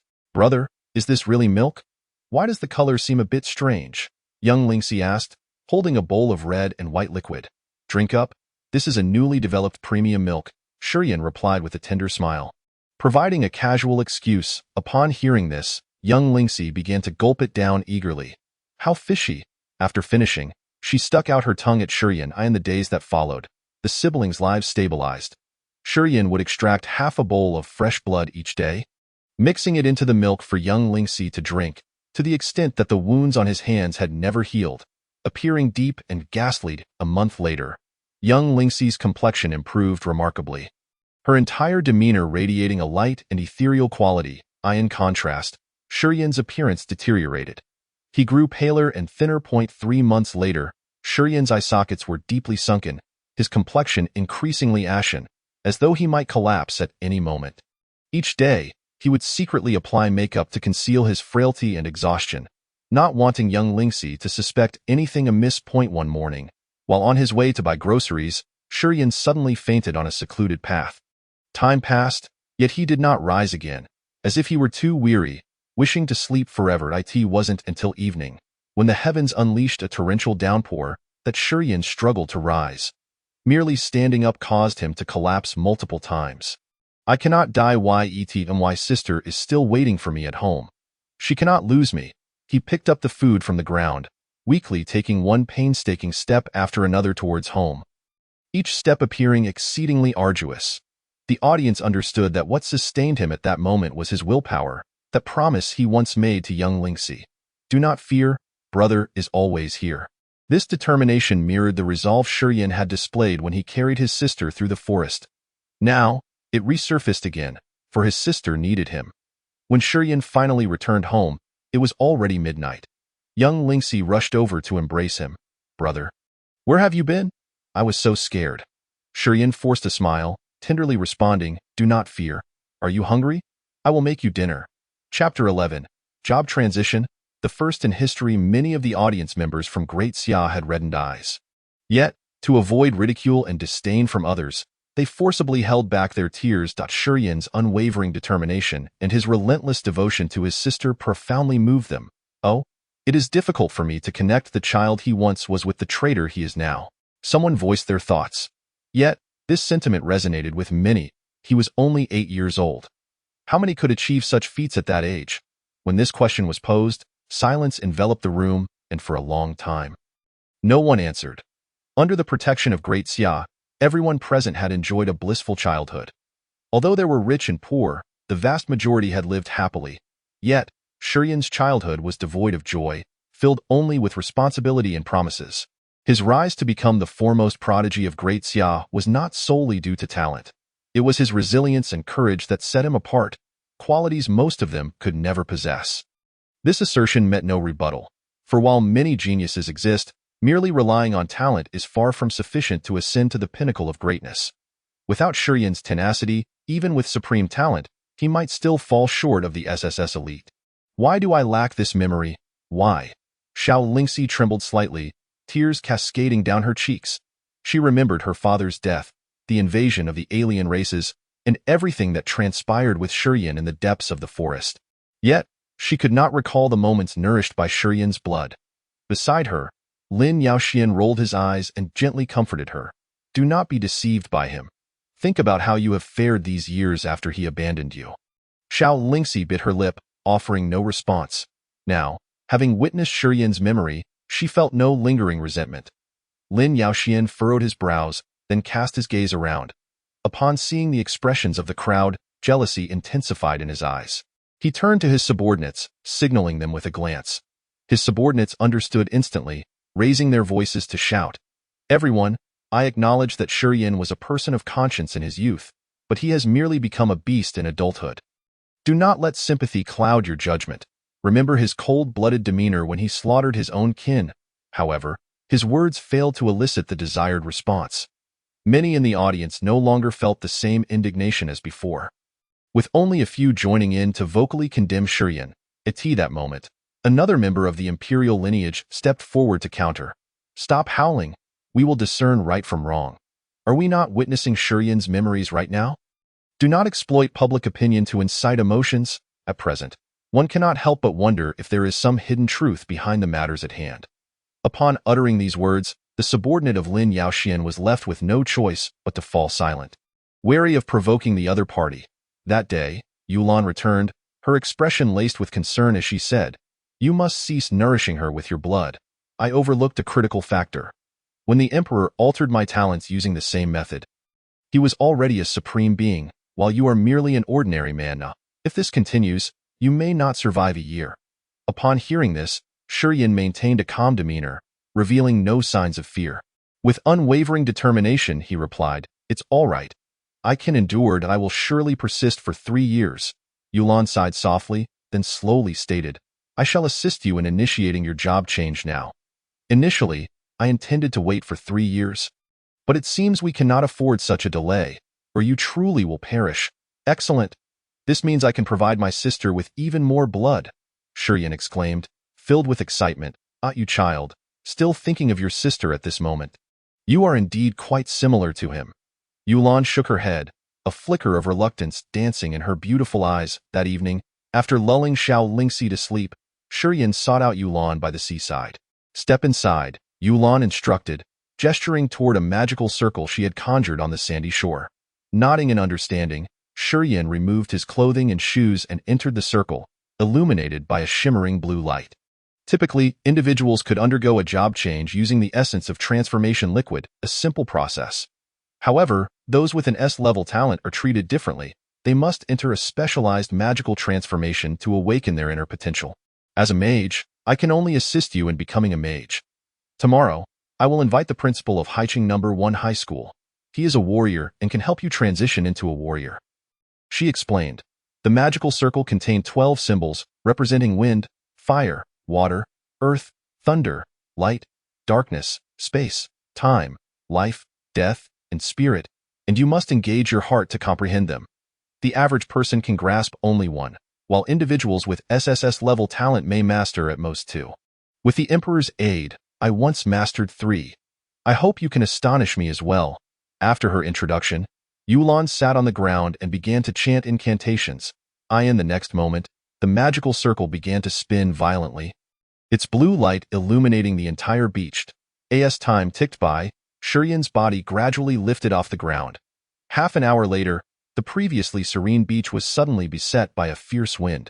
Has she already grasped the wind element?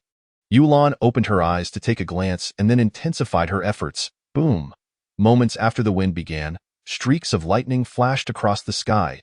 You've also mastered thunder. Impressive, Yulan remarked, admiration glinting in her eyes. In the next instant, the once tranquil sea surged, a towering wave rising to meet the wind, water.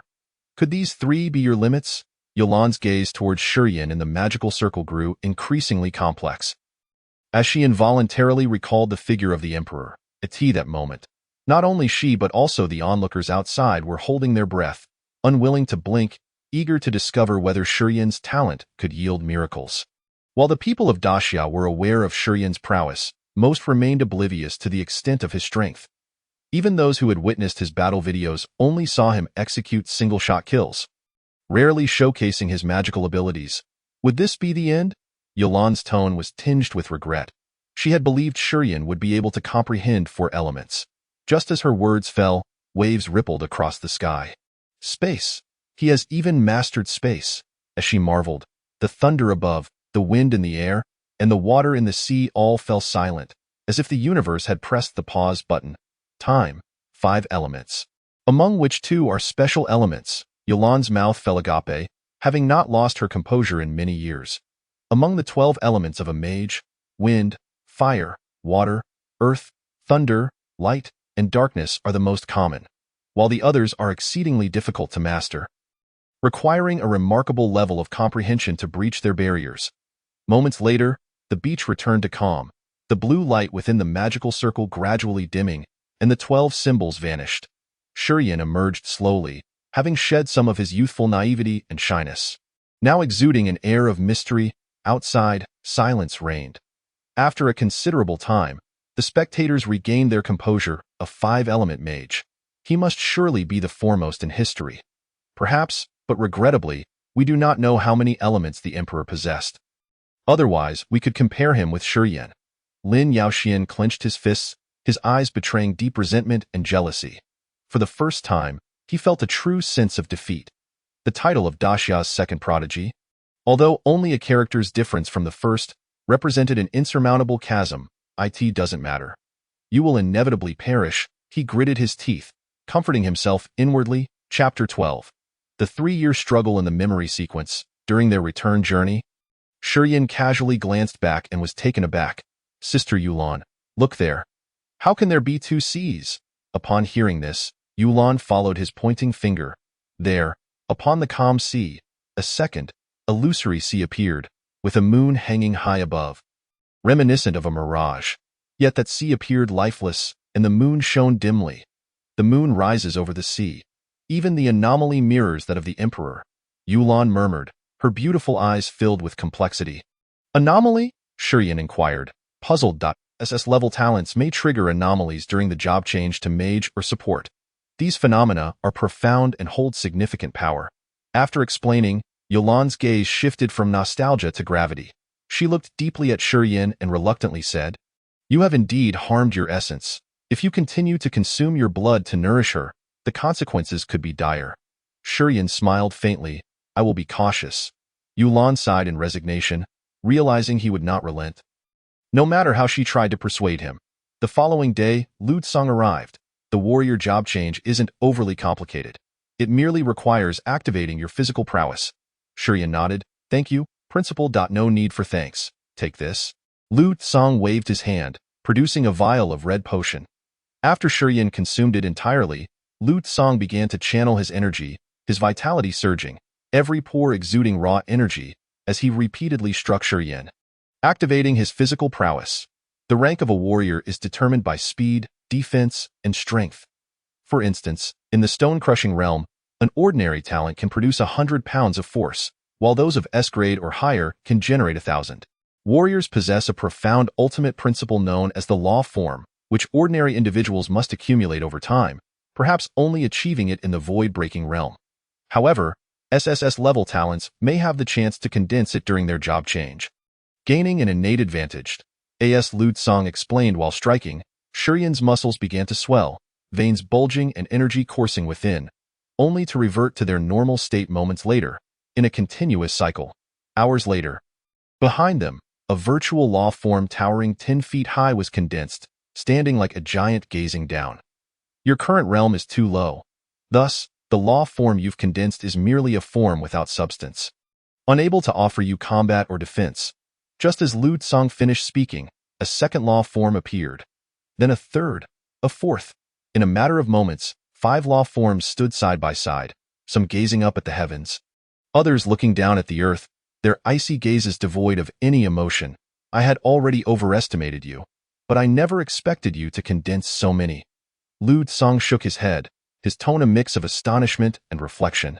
Boom! Suddenly, one law form exploded violently, and Shurian suffered a severe impact, spitting out blood before collapsing to the ground. What happened?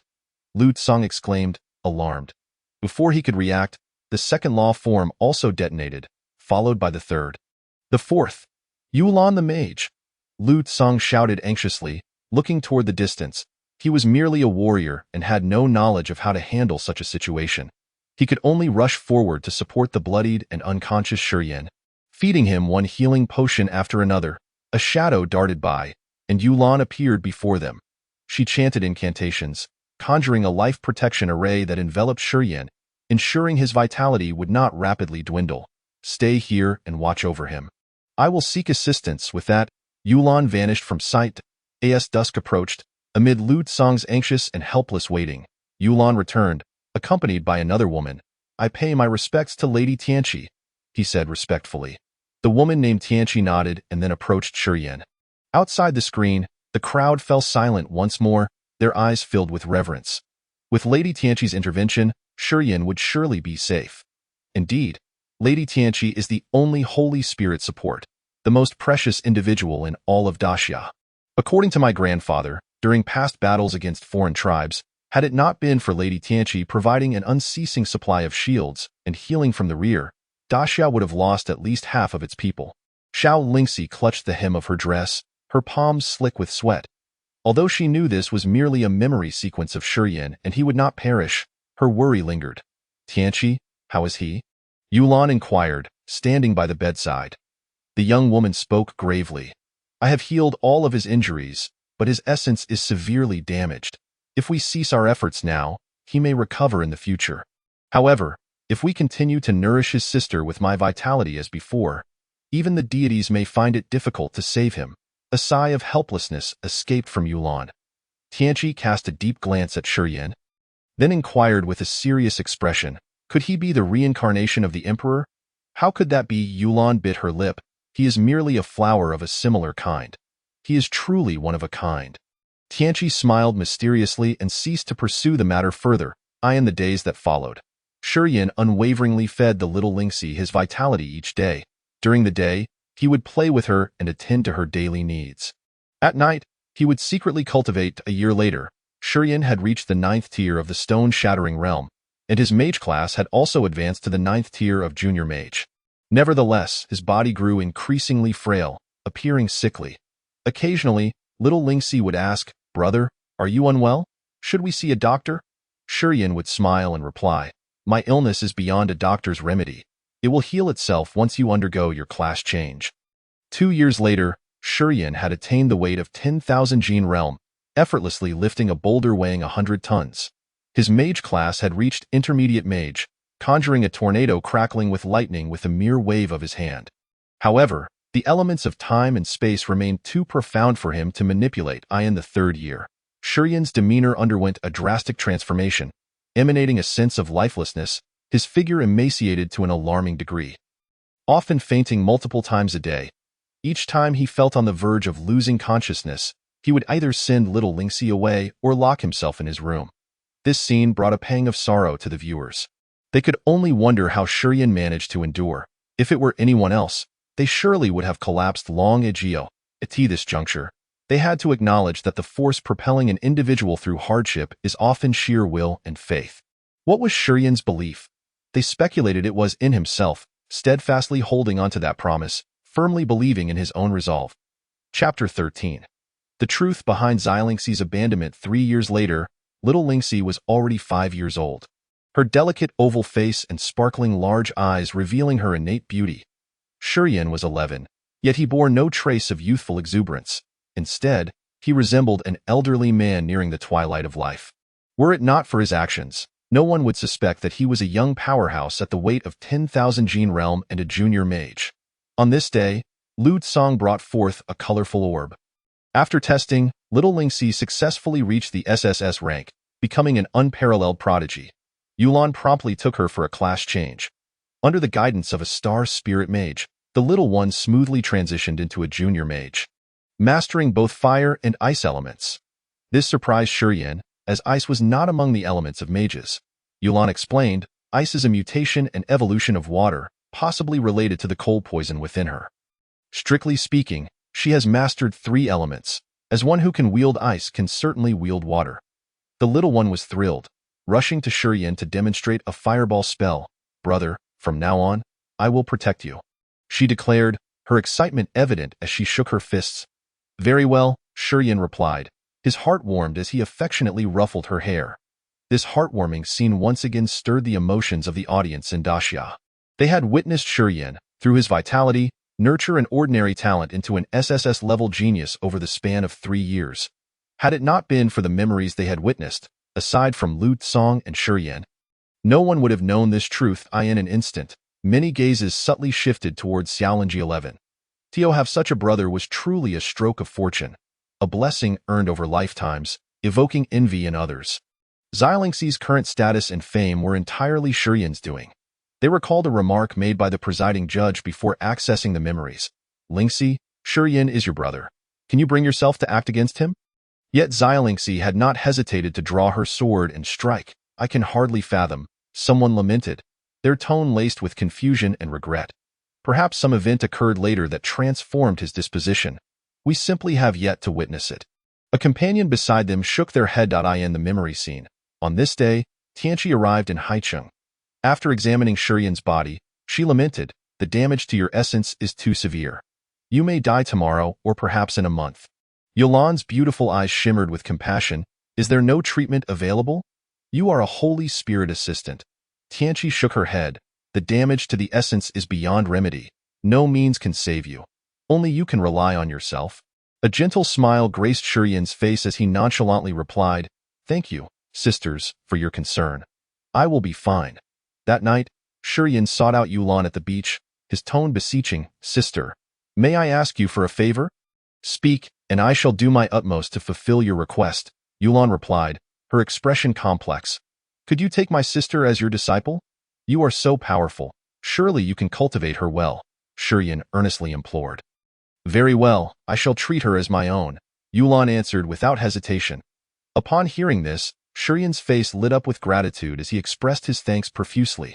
Moments later, he inquired again, sister, I have one more request. Could you erase the memories of feeding me your blood? I do not wish for her to be saddened in the future. Yulan opened her mouth, momentarily at a loss for words. After a long pause, she nodded solemnly, I agree, but the memory can only be sealed, not erased. Thank you, sister, if I survive, I will repay you. Shuryan said, bowing deeply. Then, he slowly made his way home. Halfway there, he halted, a look of reluctance in his eyes. Turning back, he softly said, Sister, please take her away tomorrow. If she inquires about me, tell her I no longer want her. Yulan smiled bitterly. Are you not afraid she will hate you? Shuryan replied. Hate is but temporary. However, longing for someone can last forever, and I do not wish for her to feel that way. Upon returning home, Shuryan approached the sleeping little Lingxi's bed. Brother is leaving. I am sorry I cannot protect you any longer. He gently pressed a kiss to her forehead, then, he shouldered his pack and stepped outside. This journey had no destination. He knew not where he would go, only that he wished to walk as much as possible in his remaining time. Perhaps, in the end, he would return to the fishing village and lay to rest in a place filled with cherished memories. Uncle Xiao, I have fulfilled my promise. Shuryan gazed up at the myriad stars. As if a figure was watching over him from afar. Live on. The voice of Yulan echoed in his ears. Shuryan made no reply. He did not wish to leave any lingering ties. When the sun rose in the east, Shuryan had already exited the city, his steps unceasing as he ventured into the depths of the forest. The warm sunlight bathed him, casting a long shadow behind him. Before the screen, many tears flowed silently. Shuryan, he bore too much on a man who would willingly sacrifice his life for a promise. One who faced death without fear yet smiled in its presence, evoked the most sincere emotions within them. At this point, everyone understood. Shuryan chose to leave little Lingxi behind, believing that a short pain was better than a long one, for he did not know when he would meet his end. Suddenly, a curtain of flames erupted beneath the platform judging Shuryan, obscuring the vision of the crowd. Following this was Ji Hongyue's furious roar. Xilingxi, what do you intend to do? In response, an icy element ensnared her. Freezing her in place, Ji Hongyue, enveloped in a crimson glow, shattered the ice with a punch and conjured a whip with a flick of her hand. You audacious Xilingxi, how dare you disrupt the execution? She bellowed, charging forth with her whip. Xilingxi chose not to engage in close combat, retreating into the air, chanting incantations as countless ice spikes hurtled toward her adversary. Meanwhile, the surrounding guards rushed in, only to be ensnared in ice as well. The sudden clash left the onlookers dumbfounded. An SSS level fighter and mage battling was indeed a spectacle. One was a 5th-tier Sky Master, the other a 7th-tier senior mage. Who would prove stronger? Typically, if Ji Hongyue could not close the distance, she would have no means to contend with Xilingxi. However, as the heir of the Imperial clan, she undoubtedly possessed special abilities. The crowd in the square buzzed with excitement, exchanging comments. Such extraordinary duels between prodigies were rare to witness, especially involving two exceptionally beautiful young women. Chapter 14. Everyone deserves an explanation. Xilingxi softly chanted her incantation, and in an instant, the high platform solidified into impenetrable ice, transforming into countless sharp ice spikes that rained down upon Ji Hongyue. Reacting swiftly, Ji Hongyue lashed out with her whip, cleaving through the incoming ice spikes. Each swing stirred the air, as if even the atmosphere were being torn apart. Nevertheless, several spikes pierced through her defenses, leaving deep gashes on her crimson dress. Subsequently, Xilingxi cast another spell, this time summoning flames. The jade sword in her hand radiated a scorching blue light, as flames surged from the ground, forming rings of firewalls in an attempt to confine Ji Hongyue within. However, Ji Hongyue did not retreat. With a fierce shout, she wielded her whip to cleave the firewalls apart, charging through the inferno. Immediately, she leaped into the air, leaving a fissure in the ground, defying gravity as she surged toward Xilingxi. Suspended above, this exemplified the prowess of the Sky Sovereign realm. Her physical strength alone was sufficient to leap atop a 100-meter skyscraper, and a single swing of her arm could generate force equivalent to hundreds of thousands of pounds, causing the surrounding air to emit a shrill sound. Such was the caliber of an SS-level prodigy. If we were to face her, a mere kick would likely render us combat ineffective. Xilingxi, the foremost figure of No.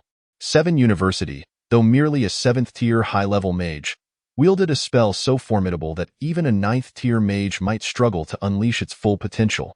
What a spectacle! Neither of them had fully unleashed their power. Their true capabilities far beyond this, likely restrained by concerns for collateral damage. Spectators gasped in awe, their eyes glued to the unfolding drama. Some fervent learners had even begun to secretly analyze each technique, hoping to glean insights from the display. As Xiaolingxi fought while retreating, after enduring several strikes from the whip, she finally reached the unconscious Shi Yin. With a swift stroke, she severed the magical bindings that restrained him, intending to carry him away. Enough, Lingxi, your brother would not wish for you to cause such a commotion. At that moment, Lu Tsang finally opened his eyes, appearing suddenly before her. Chief Judge, I implore you, allow me to take him away. For the sake of my master, tears streamed down Xiaolingxi's face as she gazed at Shi Yin, her eyes filled with sorrow and guilt, especially as she beheld the harrowing wounds adorning Shi Yin's body. Her heart twisted in anguish. Lingxi, what Shi Yin has done requires an explanation to the higher authorities. And to the people of the nation. Lu Tsang shook his head, his gaze reflecting a similar compassion and reluctance. He had utilized all his strength and connections to keep Shi Yin alive thus far, seeking the truth, yearning to restore Shi Yin's innocence. In that ill-fated mission, everyone except Shi Yin had perished, one of whom was the heir of the Ji clan. There had to be an explanation, or the great Xia would descend into chaos. Lingxi, you are being exceedingly selfish. Ji Hongyue approached, her face contorted with fury. What he has done is an unforgivable crime. Do not forget that my brother died at his hands. Not even you, nor the Azure Mage, could save him. At these words, Xiaolingxi found herself momentarily at a loss for words. She opened her mouth, attempting to retort, but the right words eluded her. Lingxi, listen. Put me down. At that moment, Shi Yin's weak voice broke through, as he regained consciousness. Brother, I'm sorry. Upon setting him down, Xiaolingxi collapsed into his embrace, weeping uncontrollably as she caressed the numerous wounds marring Shi Yin's body. Her sobs intensified, her body trembling with grief. In that moment, she cared not whether Shi Yin was a traitor or had turned his blade against his own kin. All that mattered was that he was her brother, the one who had nurtured her with his blood for 3 years and had protected her with his life. Reflecting on the sword she had thrust at him previously, Xiaolingxi wished she could endure 1,000 piercing blades to atone for her grievous mistake. Do not cry. I have always been. Shi Yin gently wiped away her tears. This simple act only deepened Xiaolingxi's sorrow, her anguished sobs reverberating around them, causing those before the screen to feel a profound ache in their hearts. The entire square fell into a hushed silence, no one daring to disrupt the poignant atmosphere. They understood the depth of Shi Yin's affection for Xiaolingxi, and her current display of emotion was entirely natural. Had it been anyone else, they would have likely lost composure even more severely. Once Xiaolingxi regained her composure, she slowly walked toward the crowd, both reluctant and heartbroken. She realized that no matter what, she could not take Shi Yin with her, not even if her master were present. The chief judge was right. The people of Great Xia required an explanation, and so did the imperial family and the National Assembly. All she could do was silently pray within her heart, hoping that the truth was not as the public believed. Drink, soon your true nature will be revealed. Ji Hongyue once again produced a vial of potion, forcefully pouring it into Shi Yin's mouth. In the next moment, veins bulged on Shi Yin's face, the excruciating pain causing his entire body to tremble. Yet, this time he did not howl in agony. Instead, he gritted his teeth, enduring it all. A flicker of compassion crossed many eyes, for from the beginning until now, they had witnessed Shi Yin endure immense suffering, and gradually, their sentiments began to shift. Even those who had vehemently condemned him now approached the situation with a calmer demeanor. Eager to uncover the truth, Xiaolingxi closed her eyes, unable to bear the sight. Be strong. Your brother loves you, Lin Yaoxian consoled her. He understood that speaking ill of Shi Yin at this moment was futile, and might even provoke Xiaolingxi's ire, so he opted to speak well of him for now, planning to elaborate later when the narrative shifted. When the scene resumed, it was already 3 years later. Shi Yin was now 14, tall and lean, clad in animal skins, barefoot, with long, disheveled hair, resembling a wild man. Yet, through the strands of hair, one could discern the sharp contours of his face, no longer bearing the softness of youth. However, the most captivating feature remained his eyes, deep and bright as the starry sky, as if one glance could draw one into their depths. Before Shi Yin stood a colossal stone tablet, inscribed with ancient runes, seemingly recounting the splendor of centuries past. The prominently displayed character at the top was Ji. Wasn't this the domain of the Ji clan? What brought Shi Yin here? He must have wandered through the mountains for 3 years. Inadvertently crossing into the Ji family's territory, as he approached the stone tablet. Just as he lifted his foot to step forward, a barrier obstructed his path. It was the Ji clan's protective barrier. Imperial territories typically establish such wards to deter intruders. In the audience, someone shook their head. Just when they thought Shi Yin would halt, he raised his hands, glowing with a radiant aura, and astonishingly tore open a gap in the barrier. This action left the spectators agape in disbelief. Chapter 15. The Imperial Clan, Ji family. Impossible. Even if Shi Yin is talented, he should only be at the first level of the void-breaking realm. How could he achieve this? Shi Yin should still be within the 10,000-pound realm, especially after having diminished his strength to nurture Xiangxi, requiring a considerable amount of time to recover. Enough chatter.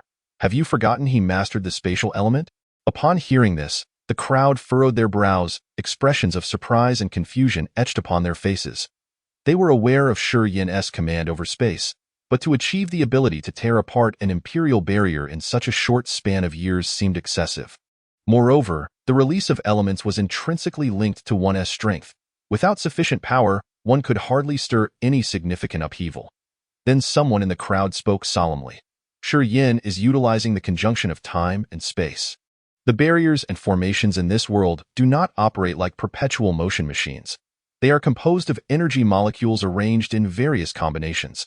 Over time, some molecules will deteriorate and perish, immediately replaced by newly formed ones. Shi Yin seized the moment when certain molecules expired, using the time element to slow the arrival of the replacements, and then exploited that fleeting weakness to rupture the barrier with the spatial element. This explanation left the audience momentarily stunned. Yet, upon noticing the University Minter's badge adorning Shi Yin's chest, they could not help but concede to its validity. Thus, it appeared that Shi Yin's strength had not transcended the imperial barrier. Rather, it was his simultaneous mastery of time and space that enabled such feats. One could not do without the other. Terrifying. Does this mean Shi Yin can go wherever he pleases? A man gasped in horror. Shaking his head, strictly speaking, yes, came the reply. Within the scene, as Shi Yin passed through the stone door, he was met with a breathtaking panorama of undulating mountains, lush greenery resembling sinuous emerald dragons coiling through the landscape. Ancient trees, their trunks thick and branches abundant, cast a shadow over the land. Shi Yin's curiosity piqued. He turned his gaze toward the southwest. In the next moment, he launched himself skyward, racing forth at an astonishing speed. When he reappeared, he found himself above a waterfall. Looking down, he saw a stunning girl dressed in a red gown, appearing no older than 13 or 14, meditating in tranquility. Behind her, an ethereal form flickered, struggling to coalesce. Wasn't this a young Ji Hongyue? It seemed there was indeed a story between her and Shi Yin. Upon hearing this, Xiangxi, who had kept her eyes shut, opened them, redirecting her gaze to the screen. Ji Hongyue herself stared intently at the display, her expression a blend of complexity, as if this memory encapsulated a cherished moment she longed to relive.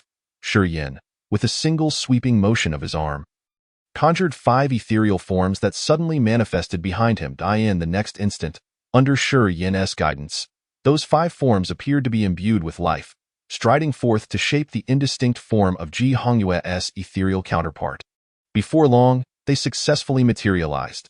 This spectacle astonished the onlookers, compelling them to elevate their perception of Shi Yin's capabilities once more. They had not anticipated that in just 3 years, Shi Yin's once explosive 5 ethereal forms would not only return to their former glory but become even more substantial. Truly, a prodigy is a prodigy. The crowd marveled inwardly, their curiosity piqued about what Shi Yin had experienced in the depths of the forest over those 3 years. Though the vivid memories may have been abruptly skipped, one can only surmise that they were indeed extraordinary. Had it not been for him, it would have taken me several more years to condense my magical form. Before the iron pillar, Ji Hongyue cast a profound glance at Shi Yin. Oh, yes, in the scene, the young Ji Hongyue, feeling the transformation of her body, erupted into an excited scream. Her gaze swept around, and upon spotting Shi Yin above the waterfall, she lashed out with a long whip. Who is this wild person? How dare you spy on me? Shi Yin remained calm, seizing the whip effortlessly and with a gentle tug, sent her flying several meters away. Damn it, wildling, don't you dare escape. Ji Hongyue gritted her teeth and charged toward the waterfall. Yet, as soon as she made her move, Shurian struck her down again, leaving her bewildered as to how he had done it. After several exchanges, Ji Hongyue finally resigned. You better not run away. She spat a fierce retort before darting back towards the Ji family mansion. The audience before the screen was left speechless, casting peculiar glances at the real-life Ji Hongyue. They had not anticipated that she had been so fierce in her youth, attempting to assault someone upon their first encounter without even inquiring about their identity. Ji Hongyue seemed to have noticed the murmurs about her, and instantly cast a frosty glare across the room. Silence fell, and all eyes returned to the screen. Shurian found refuge in a cave. During the day, he tempered his body, while at night he engaged in profound meditation. This place is indeed splendid, providing me with a serene environment for contemplation. It seems to possess some mysterious power for support and protection, Shurian murmured. For a mage seeking to elevate their realm, aside from consuming certain special potions and spiritual herbs, meditation is of utmost importance. It is the key to enhancing mental strength and perceiving magical energy. Through meditation, a mage can better control their consciousness, thus more effectively guiding and utilizing magical power. 3 days later, a commotion erupted outside the cave. Wildling, come out. I demand a duel with you. Hearing the ruckus, Shurian approached the cave entrance, where the previously red-dressed girl was now shouting provocatively at him. Beside her stood a boy of about 12, his face flushed with shyness. Sister, he doesn't seem hostile. Do we really need to fight him? The boy rubbed his hands together, his tone revealing his inner turmoil and unease. Yunfan, you little rascal, are you scared? Do you believe I won beat you up? Ji Hongyue raised her palm threateningly, exuding a fierce demeanor. I'm not afraid. I just don't want to fight. Ji Yunfan retreated slightly, looking aggrieved. Hurry up and lead the charge. I'll back you up from behind, Ji Hongyue threatened through gritted teeth. Upon hearing this, Ji Yunfan's expression became even more pitiful. As he reluctantly crawled toward the cave, head hung low. Witnessing this scene, the audience before the screen wore even stranger expressions, internally lamenting. How unfortunate to have such a sister. He must have been bullied throughout his childhood. They could not help but feel a twinge of sympathy for Ji Yunfan. Meanwhile, Ji Hongyue gazed intently at the boy, her eyes filled with longing. Yunfan, I'm so sorry. If I had only pulled you away from him back then, would you still be alive? Her eyes glistened with tears as she succumbed to guilt. Chapter 16. The Ji siblings. Moments later, Ji Yunfan emerged with a bruised face. Sister, I couldn't win. He wiped his tears, speaking with a sense of injustice. Stop, stop, stop. Ji Hongyue made a face of disdain, looking at him with disappointment. How old are you still crying like that? Upon hearing this, Ji Yunfan immediately ceased his tears. Standing still and sniffling. You stay here and keep an eye on him. I'll go fetch an adult, Ji Hongyue commanded. Let us forget about that. Sister, he is actually quite nice. Although he did hit me once, he helped me condense my magical form. Ji Yunfan suddenly smiled, and then he circulated his energy, manifesting his magical form behind him as if to show off in a way. He that incredible? Ji Hongyue exclaimed. Her mouth agaped. Ji Yunfan nodded frantically, his expression one of admiration. He has 5 magical forms. Hearing this, Ji Hongyue nearly collapsed to the ground. 5.5. Yes, I don't believe it, Ji Hongyue scoffed, having never heard of anyone condensing so many. Even her father, the head of the Ji family, only had 3. Go on. Let him show you, and you'll believe it, Ji Yunfan shrugged. He really want to eat us. Will he? Ji Hongyue asked. Of course not. He is not a wildling. He is from outside. Ji Yunfan rolled his eyes, exasperated. The scene shifted. The trio had grown comfortable with one another, roasting wild rabbits by the lakeside. Hey, wildling, how come you're so strong at the same realm? Ji Hongyue rested her chin on her hand, her delicate peach blossom eyes sparkling with curiosity and anticipation. Shurian flipped the rabbit, replying nonchalantly. My name is Shurian. Salt. Ji Yunfan gathered firewood, assisting with the explanation. Shurian? As in stone and rock? You little brat. Did I ask you? Ji Hongyue scolded, giving him a light tap on the head. Ji Yunfan pouted, rubbing his head, retreating to the side, not daring to speak up. Salt, which school do you attend? Ji Hongyue redirected the conversation. I don't go to school. Shurian shook his head. Not going to school is not acceptable. Much knowledge can only be acquired in school. Even if you have great talent, sometimes you need a mentor's guidance, or else you might stray off course. Ji Hongyue gazed at him in astonishment, nearly believing this fellow had been raised by wildlings. You make a valid point. I indeed have contemplated that, Shurian nodded. How about joining our school? After the summer break, I can introduce you, Ji Hongyue suggested excitedly. No, I already have a choice in mind, Shurian politely declined. All right, what a pity that I was hoping to take you along to show off, Ji Hongyue sighed, candidly expressing her thoughts. Hearing this, Ji Yunfan rolled his eyes behind her. In the days that followed, the trio spent their time together joyfully. During the day, they would train, and at night, they lay on the grass, gazing at the stars while sharing various tales and amusing anecdotes. When they grew weary from training, they would venture to the lake to fish or explore mysterious caves. Ji Yunfan had it the hardest, as he was always tasked by his sister to fetch snacks and fresh fruits from their family. Yet he bore no grievances, instead relishing the role, often secretly bringing Shurian some precious potions from their family. In response, Ji Hongyue would scold him daily for being a spendthrift. Gradually, the bond among the three deepened, and they became exceptionally close companions. Shurian's once lonely and desolate heart was touched by this lively brother-sister duo. Rekindling a long-lost sense of youthful joy, he became less introverted, engaging in conversation more often, and occasionally cracking cold jokes that sent the siblings into fits of laughter. Ultimately, Shurian was merely a 14-year-old boy. Despite his maturity compared to his peers, he still possessed a youthful side. A month swiftly passed. After satisfying their hunger, they lay on the grass chatting. School starts tomorrow. This summer, I gained a full 8 pounds. It is all your fault for roasting rabbits every day. Why must we eat such adorable creatures? Ji Hongyue lamented, casting a reproachful look at Shurian. Beside her, Ji Yunfan immediately retorted, Pfft, when were you not the one eating the most? But he was met with a light smack on the head from Ji Hongyue. Oh, you? Why don't we just change your name to Shiyunfan? Always elbowing outwards. Shurian sighed helplessly, redirecting the topic. These past days have been delightful. I'll be returning to Haicheng for school. How do you plan to get back? Ji Hongyue inquired. I'll run back. I came here on foot from there, Shurian replied. Upon hearing this, Ji Hongyue burst into laughter. Ha! Silly, it's thousands of kilometers from here to Haicheng. By the time you arrive, winter break will have started, Brother Yin. Come home with us. We'll take the flying ship tomorrow. It'll be quick. Ji Yunfan proposed from the side. All right, Shurian hesitated for a moment before agreeing. Beside the high iron pillar, Ji Hongyue withdrew her gaze from the screen, filled with complex and nostalgic emotions, and turned her attention to the agonizing and struggling Shurian. Look at how much Yunfan trusts and admires you. Why would you harm him? Why? The intertwining of hatred and longing brought tears to Ji Hongyue's eyes. The crowd's attention was drawn to her anguished cry. All casting glances her way, some filled with sympathy, others with concern and confusion. Upon reaching this point, the audience finally comprehended why Ji Yunfan, as an SS-level imperial son, was so devotedly following Shurian. It was clear he had regarded him as an older brother since childhood.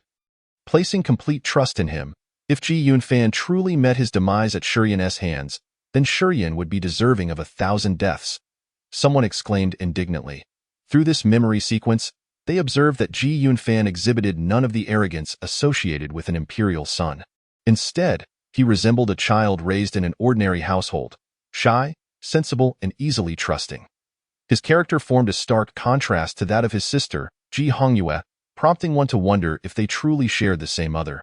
The scene shifted again, and Shurian had arrived at Haicheng. He had cut his long, unkempt hair and donned a simple, unadorned sports outfit, standing once more at the entrance of Haicheng No. 1 High School. Upon receiving news, Lu Tsong rushed out to greet him immediately. Child, you're alive. That's wonderful, he exclaimed, his excitement causing his lips to tremble as he circled around Shurian. Principal, I wish to attend school. Shurian said with a warm smile. Yes, school is important. Children should focus on their studies. Lu Tsong fumbled around, finally retrieving a student badge, which he personally fastened to Shurian's chest. From that day forward, Shurian officially integrated into the collective. Chapter 17. All dead, all perished, not a single soul survived. Lu Tsong directly brought him to class 1 of the 3rd year. compared to these 18 or 19-year-old seniors. Shi Yin appeared somewhat juvenile. This is the new Shi Yin, a few years younger than you all. Please look after him, Lu Tsang announced before turning to leave the classroom. This left Shi Yin standing alone at the podium, feeling bewildered and at a loss. His shy demeanor elicited laughter from the students below. Little brother, don't be shy. Come sit next to your sister. A pretty short-haired girl beckoned him. Don't listen to Qin Yao. She's a boy killer. Come sit beside your senior. My beloved talent can guide you. A sunny boy teased Wu Feng. Stop spreading rumors. All right. When have I ever been a boy killer? The short-haired girl retorted, tossing a water bottle in his direction. Little Junior, don't believe either of them. They're both up to no good, haha. The others burst into laughter. All right, everyone be quiet. A burly young man stood up and spoke sternly, wearing the badge of the class monitor. He looked at Shi Yin and forced a gentle smile. Shi Yin, come sit with me, lest you be harmed by them. Seeing their warm reception, Shi Yin couldn't help but smile. He then bowed slightly to the students below in salute before slowly walking towards the class monitor. The following days gradually settled into a peaceful routine as Shi Yin immersed himself in studying and training. The seniors treated him with great kindness, always ready to answer his questions and patiently guiding him through academic knowledge and advanced methods. Shi Yin remained exceedingly humble, never revealing his talents and abilities. He listened attentively, regardless of whether the information benefited him. Eventually, word spread that Shi Yin was an orphan. From that day forth, every morning when he arrived at school, several breakfasts would be laid out on his desk, and during lunchtime, he was constantly invited to join others. Even when he returned home in the evening, he would find his backpack inexplicably heavy, only to discover it stuffed with snacks and various restorative potions. Shi Yin was not one to express himself easily. He quietly tucked these gestures into his heart. As night fell, he would utilize the elements of time and space to stealthily enter the homes of his seniors, establishing a foundation for their physical bodies through spell formations or enhancing their magical efficacy with his mental energy. Thus, a peculiar rumor arose in class one of the third year. Every time they awoke after a night's sleep, they felt significantly stronger. Before the screen, the audience watched the rapidly fading memories, their thoughts drifting far away. That must have been Shi Yin's second home. They interacted like family. Someone sighed, I wonder where those seniors are now? What must they have felt when they saw these memories? A girl curiously inquired. This question, many began to speculate and discuss. After all, during their school days, students often engaged in rivalry and strife. Yet the harmonious and warm atmosphere in Shi Yin's class evoked envy among the others. They're all dead. That moment, a hoarse voice echoed through the crowd. Huh? The audience gasped, their eyes wide with horror and disbelief.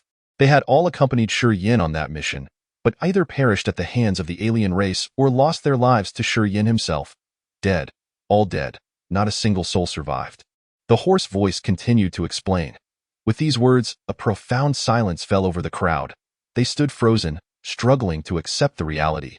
When they regained their senses and looked back at the charming figures on the screen, many couldn't help but feel tears prick at their eyes. They knew that Shi Yin had slaughtered his compatriots, having seen the related footage. Yet they had never anticipated that he would kill his seniors, who were like family to him. At this moment, many yearned to understand what had transpired. Judging from the memories they had just witnessed, Shi Yin was undeniably a person of deep loyalty and affection, willing to sacrifice his life for his sister, and tirelessly assisting his seniors every night to ensure they had a solid foundation. How could such a person inexplicably transform into a cold-blooded executioner? Unbeknownst to the crowd, the presiding judge, who had been facing them the entire time, had discreetly turned away, tears uncontrollably streaming down his weary eyes. He could no longer bear to watch. Every individual in that footage was a student he had diligently taught, and now they had all become lost souls. Lin Yaoxian glanced at his phone, sending a message to someone. Shortly thereafter, the entire audience received a video simultaneously, showcasing Shi Yin's massacre of his seniors. His deep-set eyes were devoid of emotion, each thrust of his spear unleashing a mist of blood, akin to slaughtering livestock. The desperate cries for help echoed through the square, piercing the soul of every onlooker. These scenes caused many to clench their fists, their bodies trembling with rage. The sympathy and pain they had once felt for Shi Yin evaporated, replaced by an all-consuming fury. Shi Yin, you deserve to die. 1,000 deaths would not suffice to quell our anger. They treated you so well. Why did you turn against them? Why? The crowd roared at Shi Yin, their voices laden with grief and accusations. Xiao Lingxi merely glanced at the screen for 2 seconds before incinerating her phone with a fireball, refusing to allow it to cloud her resolve. Initially, she could not comprehend why her brother would commit such acts. Betraying his homeland and slaughtering his kin, now, she firmly believed in one truth. Her brother would never do such a thing. Never. There had to be a reason. She awaited the truth. Lin Yaoxian watched as the crowd reignited their hatred for Shi Yin. A faint smile creeping onto his lips, a long-lost sense of pride blooming on his face. The thrill of manipulating human emotions intoxicated him, making him crave more. Chapter 18. The College Entrance Examination. The unstable land in the memory.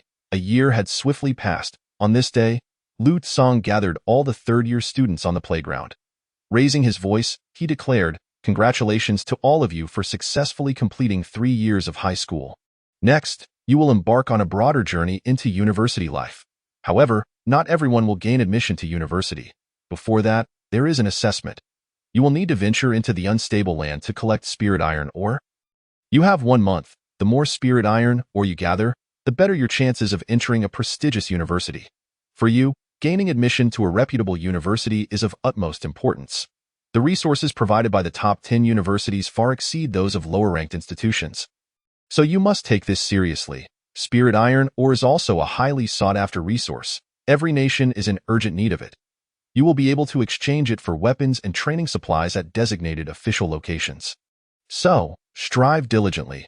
Consider it a contribution to the Great Xia." The crowd listened intently, fearful of missing any detail. This assessment would determine the fate of the third-year students, akin to the college entrance examination. With everyone dreaming of entering a top 10 university. "Principal, what exactly is the unstable land?" A student, who had not been paying attention in class, inquired. Lu Tsong paused before responding seriously. "It is recorded on page 138 of the history book. However, since many students seem unaware, I will explain it personally, as every citizen of Great Xia must remember. 1,000 years ago, the Emperor single-handedly drove the alien race back to their lair and spent 10 years creating a barrier in the border wasteland that protects the entire Great Xia nation. It is because of this barrier that we can live without worry today. However, the territory of Great Xia is vast, and there are many mysterious and unknown places. Following the Emperor's demise, the barriers of these mysterious areas have become unstable. Hence, they are referred to as the unstable land. Therefore, in this assessment, you will not only compete with students from other high schools, but also constantly be on guard against the alien beasts that may appear at any moment." Upon hearing this, the students on the playground gasped, their eyes reflecting fear and concern. The term alien race was engraved in their souls as a source of dread. For over 10,000 years, countless citizens of Great Xia had perished at the hands of the alien race, which, upon invading human territory, engaged in indiscriminate slaughter. They treated humanity as mere food. This fear was ingrained in the very DNA of every individual, indelible, just like snakes, which, despite possessing lesser combat power than a cat or dog, instilled fear in even the boldest of individuals. "Are you scared?" Lu Tsong scanned the crowd, sensing their apprehension. "That's normal. But I hope that when you truly encounter the aliens, you will not be afraid anymore. They are the natural enemies of humanity, our eternal adversaries. Perhaps one day, war will erupt again, and that will be the moment when we apply everything we've learned to defend our homeland. However, you need not worry too much. There are Great Xia forces stationed in those mysterious unstable lands, and the more powerful alien races cannot breach the barriers." The words brought a sense of relief to the crowd. If they were merely facing low-tier demon beasts, they could manage, but should they encounter something of royal caliber, it would likely spell disaster for them all. "Principal, if another full-scale war breaks out with the foreign tribes, do we still stand a chance?" Suddenly, a male student inquired. The moment these words were uttered, not only did the students on the playground of High City No. 1 High School fall silent, but even the citizens of the Great Xia Nation watching on their screens were momentarily struck dumb. Indeed, if the foreign tribes were to tear apart the barrier one day, would we have the strength to resist? A voice emerged, tinged with worry and helplessness. "Surely we must have a chance. This millennium of peace has significantly bolstered our national strength, making us more formidable than before." Another responded uncertainly, "But we have spent 1,000 years in cultivation and development, and the foreign tribes have also prepared for a millennium," an older gentleman interjected.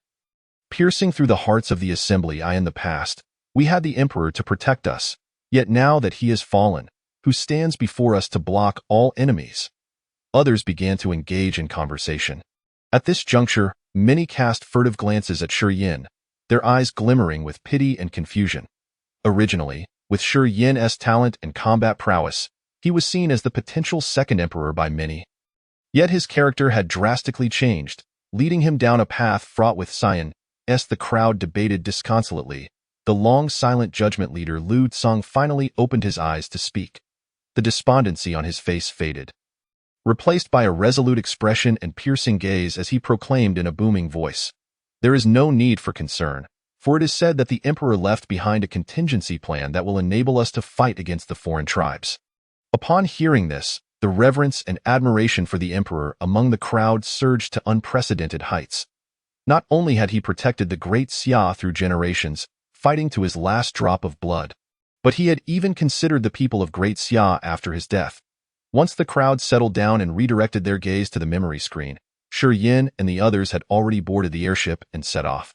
On board, the mentors of each class commenced their final briefings. "This time, we are heading to the unstable zone designated as H2. Aside from us, there will be individuals from other schools present. Upon arrival, my fellow mentors and I will depart, returning to collect you after a month. Remember, unity is paramount. Wishing you a triumphant return." As the mentor concluded, a deafening cheer erupted within the airship, each individual brimming with excitement. Their eagerness unmistakable. After years of training and studying, they had awaited this moment. "Little junior brother, once we enter, stay close behind us and do not wander off, understood?" While Shi Yin was lost in thought, Qin Yao approached him to remind him, "Fear not, I shall protect you. I guarantee that you will secure a place in university." Wu Feng and a few other senior brothers also joined him. "All right, thank you, senior brothers and sisters." The wave of warmth and gratitude surged within Shi Yin as he smiled and nodded in response. After 2 days of flight, they finally reached the entrance of H2.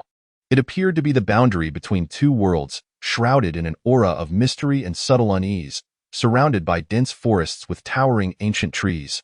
Before them stood a colossal stone gate, soaring into the clouds, adorned with peculiar symbols and patterns. Flanking the gate were two ancient stone statues, their faces fierce, holding long spears, seemingly guarding this enigmatic realm and warning all intruders. Before the stone gate lay an expansive plaza already filled with people, identifiable by the emblems they wore on their chests, indicating they hailed from various high schools. Chapter 19. The summons from the depths of the unstable zone. Once everyone had gathered, a sudden sound of something slicing through the air echoed from afar. Two shadowy figures descended from the sky and stood before the stone gate. They were clad in the combat uniforms of the Great Xia military, their expressions cold and their presence imposing. "How formidable! They must be warriors of at least the Skyward Realm," a student murmured softly. In the warrior class, one typically progressed from Stonebreaker to Thousand Gene, followed by Void Piercer, and finally to Skyward. Each move of a Void Piercer could stir the very air, wielding immense power, capable of leaping several dozen meters high with ease.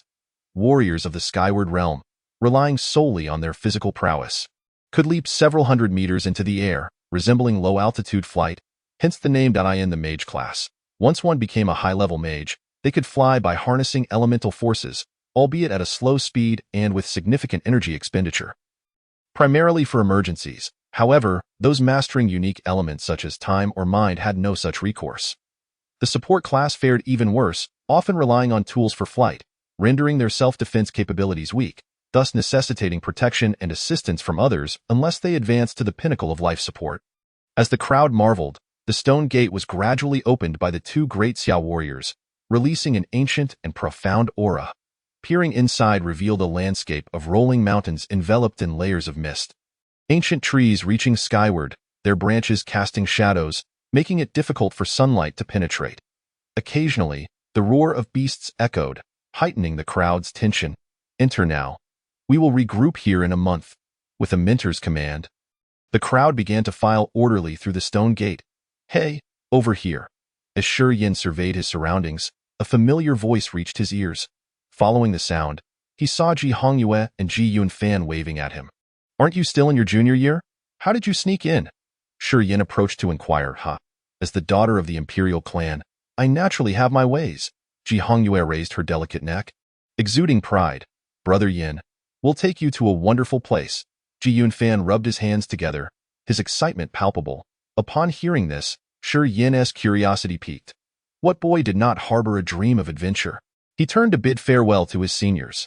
Initially, they were hesitant, concerned about Shi Yin wandering off, but after his repeated assurances of a quick return, they finally relented. Shortly after, the three stealthily veered down another narrow path. Meanwhile, other students preparing for the entrance exams also began to break away from the main group, forming small clusters as they departed. After all, once inside, they would all be competitors, and unless they were in the same class. Caution was paramount. "Brother Yin, my sister asked me to ask you, do you have a girlfriend?" Ji Yunfan suddenly leaned in to ask. Hearing this, Ji Hongyue, who had been studying the map ahead, instantly sprang up, turning to deliver a sharp blow to her brother's head. "You little rascal! When did I ask you to inquire about that?" Ji Yunfan covered his head, pouting in feigned grievance. "You clearly mentioned it on the way here. And now you're denying it." Ji Hongyue, visibly angered, raised her hand to strike him again, her face flushed as she stammered, "I was just bored and just rambling." Shi Yan's face also turned red, remaining silent. It wasn't that he liked anyone. Rather, it was the first time anyone had asked him such a question, a topic he had never contemplated before. On the screens, the audience's expressions turned peculiar, with many glancing at Ji Hongyue. It was evident to the discerning that Ji Hongyue had harbored feelings for Shi Yin. Perhaps her first crush, however, none were particularly surprised. After all, Shi Yin was not only exceptionally talented but also quite handsome, especially his eyes, which sparkled like stars.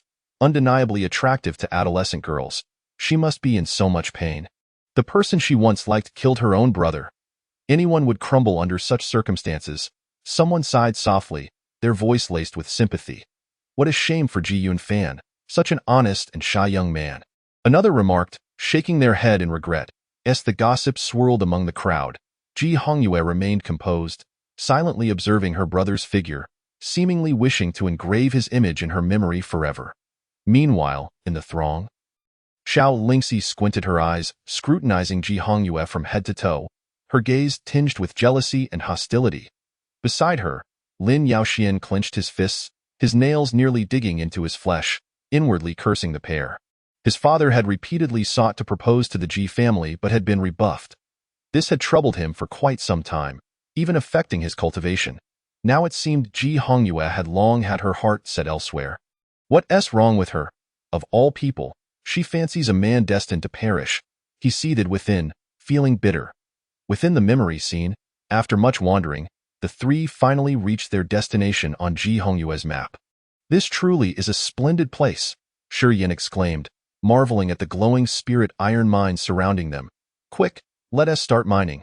Others will be here soon." Ji Yunfan grinned foolishly. The three then produced shovels and nanobags to commence their work. These nanobags appeared no different from ordinary bags, yet they possessed the capacity to hold 10 cubic meters of items, and nearly everyone had one in less than 2 hours. They had cleaned the area out entirely. Just as they prepared to move on to the next location, Shi Yan's body suddenly trembled. "What's wrong? Overexcited?" Ji Hongyue looked at him in confusion. Shi Yin furrowed his brow, gazing in a particular direction as he spoke solemnly. "I sense something is drawing me." "What? Did you see a beauty?" Ji Hongyue teased. "No, this feeling is overwhelmingly intense, as if it is beckoning me." Shi Yan's body moved uncontrollably forward, as though something invisible was tugging at him. Witnessing this, the siblings of the Ji family were greatly alarmed, their eyes betraying their fear. This mysterious and unstable realm, although replete with treasures, was also fraught with peril, for it could very well harbor lurking threats from foreign races. "I must investigate," Shi Yin declared resolutely. "Perhaps it would be better to let it go. I've heard that the deeper one ventures, the more bizarre it becomes. Some entities are even more terrifying than foreign races. I only dare to traverse the areas marked on the map." Ji Hongyue advised that it's all right. "You both wait for me here." And no sooner had he spoken than Shi Yin propelled himself forward with great speed. Ji Hongyue hesitated, preparing to reconsider, when she noticed Ji Yunfan had already followed suit. Scampering after him, reluctantly, she steeled herself and joined them. Chapter 20. Starfall. The edge of wilderness. 2 hours later, Shi Yin halted before a fissure in the earth. "You don't mean to say the lure is within there?" "Do you?" Ji Hongyue inquired curiously, gazing at the narrow crevice, barely half a meter wide. "Yes, not a lure. It's a summons." Shi Yin shot her an exasperated glance. "I'll descend to take a look. You two remain above." With that, he leaped into the chasm. "Sister, wait for me up there." Ji Yunfan followed closely behind. "You truly are a little shadow," Ji Hongyue grumbled through clenched teeth, before reluctantly following them down. Descending several hundred meters through the fissure, the space below opened up dramatically, expanding to many times its previous size. Shi Yin advanced forward until he finally stopped beside a spring pool, his gaze fixed intently upon a long spear submerged within. It measured approximately 7 feet in length, its surface a shimmering silver hue, emanating a chilling glow in the dim environment. Its presence seemed to signify the termination of all disputes in life, each inch radiating a palpable sense of oppression. Just as Ji Hongyue and Ji Yunfan approached, they were enveloped by the spear's murderous aura, their hair standing on end. Starfall. That moment, an elder with considerable knowledge spoke gravely from the screen. "Starfall?" The crowd immediately cast puzzled glances. The elder's lips trembled slightly as he continued with palpable excitement. "The Emperor's spear. It is said that after the Emperor's demise, the Starfall vanished without a trace. Yet here it is, ultimately obtained by Shi Yin." Upon hearing this, astonishment was unmistakably etched across the faces of the crowd. They were aware of Shi Yin's prowess and had heard tales of the spear's might, but had never realized that it belonged to the Emperor. Could it be that Shi Yin truly shares a profound connection with the Emperor? Someone gasped. This revelation, many fell silent, unwilling to accept or believe. Yet, the fact that even the Emperor's spear had personally summoned Shi Yin left them with no choice but to confront the reality that Shi Yin undoubtedly had some undisclosed link to the Emperor. Sighs of discontent echoed throughout the square. It reflected the collective struggle of the crowd, unable to reconcile the image of a heroic figure with that of a traitor. Within the scene, Shi Yin felt an escalating tremor within his heart. Unable to contain himself, he strode toward the spear, and at the moment his hand grasped it, it vibrated violently. Suddenly, a cold radiance shot forth from its tip. "Be careful," the Ji siblings shouted in alarm. Shi Yin attempted to evade, but it was too late. He could only watch as the icy light surged toward him. Fortunately, it merely grazed his wrist, inflicting no serious harm as his blood dripped onto the spear. It emitted a resounding cry that echoed to the heavens. This sound penetrated the soul, causing those before the screen to shiver involuntarily, as if it were heralding its return. It proclaimed to all beneath the heavens that Starfall had come back. In the next instant, the spear propelled Shi Yin into the air, its speed so swift that he vanished from sight in an instant. The Ji siblings blinked in disbelief, nearly convinced they were hallucinating. After a moment to collect themselves, Ji Hongyue jested, "Why aren't you following him?" Ji Yunfan shrugged. "Sister, I wouldn't dream of belittling you." The scene shifted. Guided by Starfall, Shi Yin arrived upon a vast plain. He surveyed his surroundings, rendered speechless by astonishment. Countless bones lay intertwined, some perfectly intact, quietly resting as if waiting for something. Others had succumbed to the ravages of time, reduced to scattered fragments drifting like dust. Beside the bones lay various broken weapons, some rusted, others mere remnants. Before him loomed a bottomless abyss, resembling a dark, gaping maw that mercilessly tore through the earth. Gazing into the abyss revealed only boundless darkness, capable of swallowing all light and hope.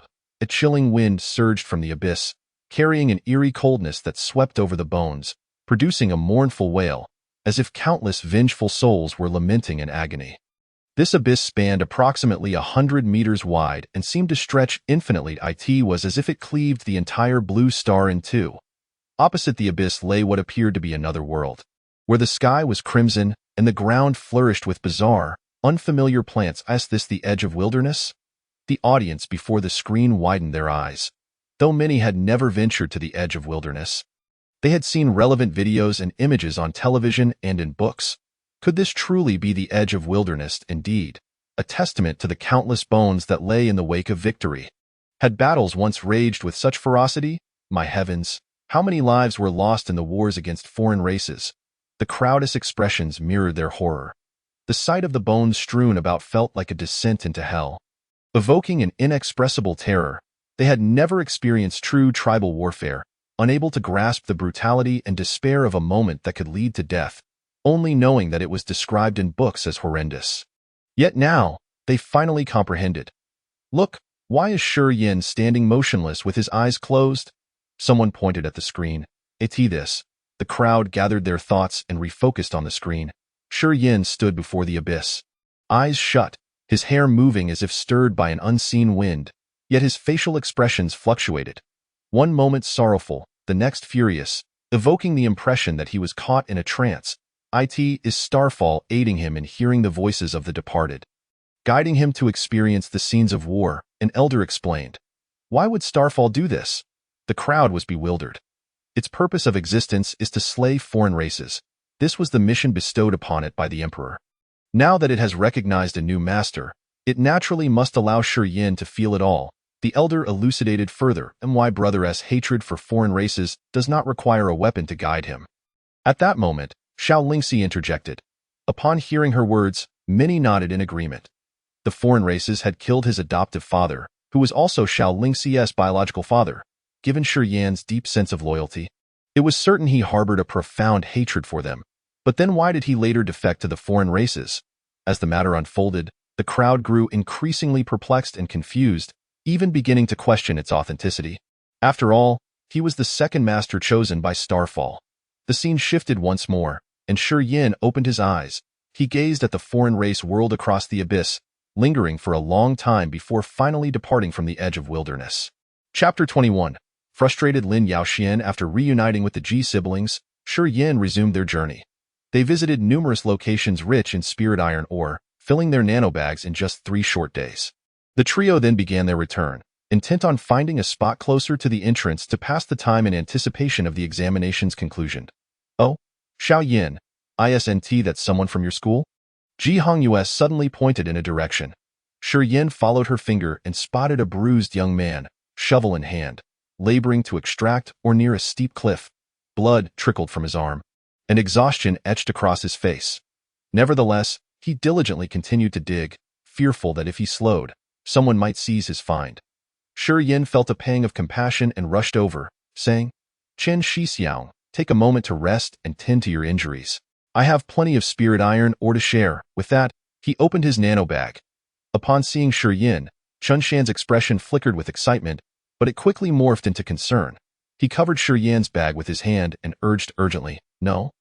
Little Junior, don't let others know you have or, at this, Shi Yin instinctively glanced at his waist, only to find the nanobag was missing. Frowning, he asked in a low voice, Chen Shixiao, what has happened? Did someone rob you? Chen Shan scanned the surroundings and glanced back at the Ji siblings, and after a moment of contemplation, he spoke with indignation. Our spirit iron ore has all been taken by those from Jingxing No. One high school. What's worse, they're forcing us to deliver a certain amount daily, or else they'll come after us every time they see us and take what they want, as he spoke. Chen Shan's eyes reddened, revealing the extent of the grievances he had endured during this time. Shi Yin's expression hardened, and he pressed further. The injuries on your body were inflicted by them. Weren't they? Chen Shan wiped away his tears and nodded. Yes, little Junior, you must hide. Wait for a month before emerging. Whatever you do, don't let them discover you. Shi Yin patted his back. Let us go. I'll help you get it back. At his words, Chen Shan looked utterly incredulous. While he was still processing the shock, Ji Hongyue stepped forward and said, Hurry up, don't dawdle. We're going to help you take revenge. Chen Shan was momentarily taken aback, but upon noticing the unique badge adorning her chest, he immediately became exhilarated. You are of the imperial lineage? Ji Hongyue nodded. In that instant, Chen Shan gained a profound understanding. Typically, this younger disciple appeared scholarly and unassuming, leading them to regard him as someone of humble origins. Yet now it became apparent that they had all misjudged him. After all, how could someone who walks alongside the scions of the imperial family be an ordinary individual? If I am not mistaken, the ones attempting to abduct you must be Lin Yaoxian and his sycophants? On the way, Ji Hongyue inquired with a peculiar expression. Indeed, I have heard he is the foremost prodigy of Jingxing No. One high school, and his combat prowess is terrifyingly high, Qian Shan responded. He is the heir of the Lin family, an SSS-grade talent, adept in both martial and magical arts, at the 5th stage of the void-breaking realm, and possesses a spirit body. Such outstanding aptitude places him second in the entire Great Xia Kingdom. After Ji Yunfan concluded his explanation, he cast an admiring glance at Shi Yin. Upon hearing these titles, Chen Shan shuddered. He quietly approached Shi Yin and said anxiously, "Junior brother, perhaps we should reconsider going. Any one of these titles could instill fear in anyone." Shi Yin offered a gentle smile. "No worries. Since this assessment permits looting, I shall join in the fun." Chen Shan's eyes widened in shock. Suddenly recalling something, he trembled as he spoke. This imperial lineage junior brother claims to be second in the Great Xia. Could it be that in front of the screen in the square, the expressions of the onlookers turned peculiar? Some couldn't help but cough softly, feeling embarrassment on behalf of Lin Yaoxian. If all went as anticipated, they had already foreseen the ensuing scene. Lin Yaoxian would surely be soundly beaten, thus becoming the first stepping stone for Shi Yan's illustrious reputation. Lin Yaoxian squinted his eyes, his fists creaking as he clenched them, the flames of rage beginning to spread within him. The humiliation from that incident had left him despondent for quite some time, and to his dismay, he was now forced to relive that wretched memory. And in front of the entire nation, however, due to concerns about his image and pride, he could only feign nonchalance, appearing magnanimous. Had circumstances allowed, he would have charged forward to rip the colorful steel needle from Shi Yan's forehead, thereby terminating this memory retrieval. Think of it this way, being defeated by my brother is not shameful, Xiao Lingxi consoled from the side. A glimmer of amusement flickered in her gaze, quickly concealed, lest Lin Yaoxian act out in desperation. Heh, the road ahead is still long. Only the one who perseveres until the end is the true victor. Lin Yaoxian replied with a forced smile. As the crowd redirected their attention back to the screen, the image had shifted to the scene they had been eagerly anticipating. Not far from the entrance, a temporary arena had been constructed upon a platform. Young Lin Yaoxian sat below, enjoying the battles above. He lounged with one leg crossed over the other, munching on grapes while counting the spirit iron or submitted by others. Chen Shan, have you mind enough, or who told you to come back and rest? A fierce-looking youth approached, sporting the badge of Jingxing No. 1 High School. Get lost. Before Shi Yin could speak, Ji Hongyue's temper flared first. Upon realizing they were imperial descendants, the youth dared not retort, swallowing his anger and hastening to complain to Lin Yaoxian. At this moment, the other seniors from Haiqing's senior class rushed over upon noticing the commotion. Chen Shan, why did you bring the junior brother here? Didn't you tell him to hide? Qin Yao said somewhat forlornly. Junior brother, you should leave while there are many people around. Wu Feng's expression was grave. Upon seeing the injuries on the faces of his seniors, Shi Yan's eyes turned increasingly cold. He took a deep breath, momentarily suppressing his fury, and spoke gently. It's all right, I will help you reclaim the ore. Beside him, Ji Yunfan began distributing recovery potions from his bag to them. The Imperial Prince? The expressions of Qin Yao and the others froze instantaneously. Taking this opportunity, Chen Shan stepped forward to explain the situation. Upon hearing this, Qin Yao and the others' eyes widened in disbelief, never having imagined that the junior brother they had lived alongside was, in fact, a concealed genius. Ah, I should have guessed. Otherwise, the principal wouldn't have gone out of his way to place someone here. Skipping directly from first year to third year, Wu Feng pondered thoughtfully. Chapter 22. The Gap Between Geniuses. Ji Hongyue. Do you and your brother intend to be the pillars of Jingxing No. 1 High School? At this moment, Lin Yaoxian emerged from the crowd, hands clasped behind his back, his face revealing unabashed arrogance. Except for the gaze he cast upon the Ji siblings, which was somewhat normal, he regarded everyone else with disdain. If so, I can let them off, but please answer my question, he continued. Li Hongyue scoffed. Spare me your self-delusion. I am not swayed by your charms. Their protector is not me, but rather this fierce young man beside me. Oh, is that so? Then let me see just how fierce he is. Lin Yaoxian wasted no time, beckoning to the people behind him. In his eyes, Shi Yin, this nameless individual, was unworthy of a duel with him. A group charged towards him. Shi Yin merely waved his hand casually. sending them all sprawling to the ground. The entire encounter from start to finish lasted no more than 3 seconds. This spectacle left all present utterly astounded, their gazes fixed upon him. You are also at the 5th stage of the void-breaking realm. How interesting. Lin Yaoxuan's expression became slightly more serious. Given your age, you likely possess an SS special physique, having advanced early. You can barely be considered a genius, but compared to me, you still fall woefully short. He shook his finger. There are many geniuses, but they all lie beneath my feet, ultimately serving only to amplify my own renown. Enough with the nonsense, let us get this fight underway. Ji Hongyue could no longer tolerate it. Heh, since you wish to challenge me, I shall let you understand that even among geniuses, there exists an insurmountable chasm, Lin Yaoxian replied with a sneer. Shi Yin maintained a calm demeanor, having not exchanged a single word with him throughout. In front of the screen, the audience was momentarily dumbfounded. They had not anticipated Lin Yaoxuan's previous bravado to be so abundant. It appeared he had become considerably more subdued after being taught a lesson by Shi Yin.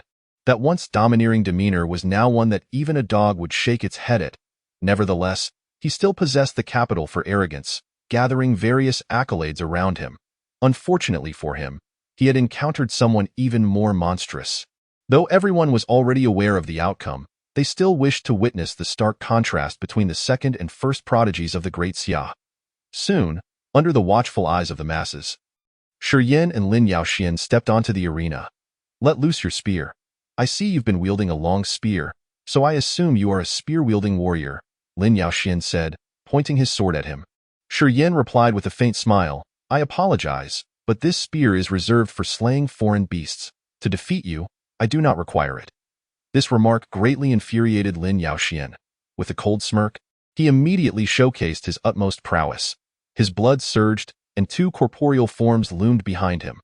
Once prepared, Lin Yaoxian charged forth, leaving fissures in the arena as he propelled himself toward Shi Yin at an incredible speed. Simultaneously unleashing the same stance with the forms behind him, massive fists aimed directly at Shi Yin's forehead. Just as the crowd anticipated an epic clash, Shi Yin merely threw a light punch, not even revealing his own form, sending Lin Yaoxian sprawling backward. Impossible! Lin Yaoxian flew backward for dozens of meters like a broken kite, blood trickling from the corner of his mouth, his eyes filled with disbelief. This scene left the audience utterly speechless. The esteemed SSS-grade heir of the imperial family, a spirit body, and a master of the void-breaking realm could not withstand even a single punch from Shi Yin? Had they not witnessed it with their own eyes, the spectators before the screen would never have conceived such a vast disparity between Lin Yaoxian and Shi Yin. The so-called second prodigy of the Great Xia was, in truth, separated by an unbridgeable gulf from the first. I merely underestimated my opponent. Lin Yaoxian finally broke his silence, his voice cold. Upon hearing this, the crowd immediately ceased their discussions, offering a few flattering compliments. Fearing that Lin Yaoxian might hold a grudge, despite the considerable gulf between Lin Yaoxian and Shi Yin, he could still easily trample over them. Look at the big screen. Suddenly, someone exclaimed in alarm.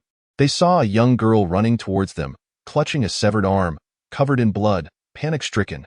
The foreign beasts have come. No sooner had she spoken than the starfall trembled violently, a brilliant silver light erupting. Shi Yan's eyes gleamed with determination as he no longer had time to concern himself with Lin Yaoxian, gripping his spear and rushing toward the rear at breakneck speed. Without a moment's hesitation, Ji Yunfan followed closely behind. You little brat, get back here, Ji Hongyue shouted at him, but her words fell on deaf ears. Gritting her teeth, she too followed suit. Guided by the starfall's direction, Shi Yin sprinted furiously, the intensity of his heartbeat escalating. Eventually, he arrived at the edge of a cliff.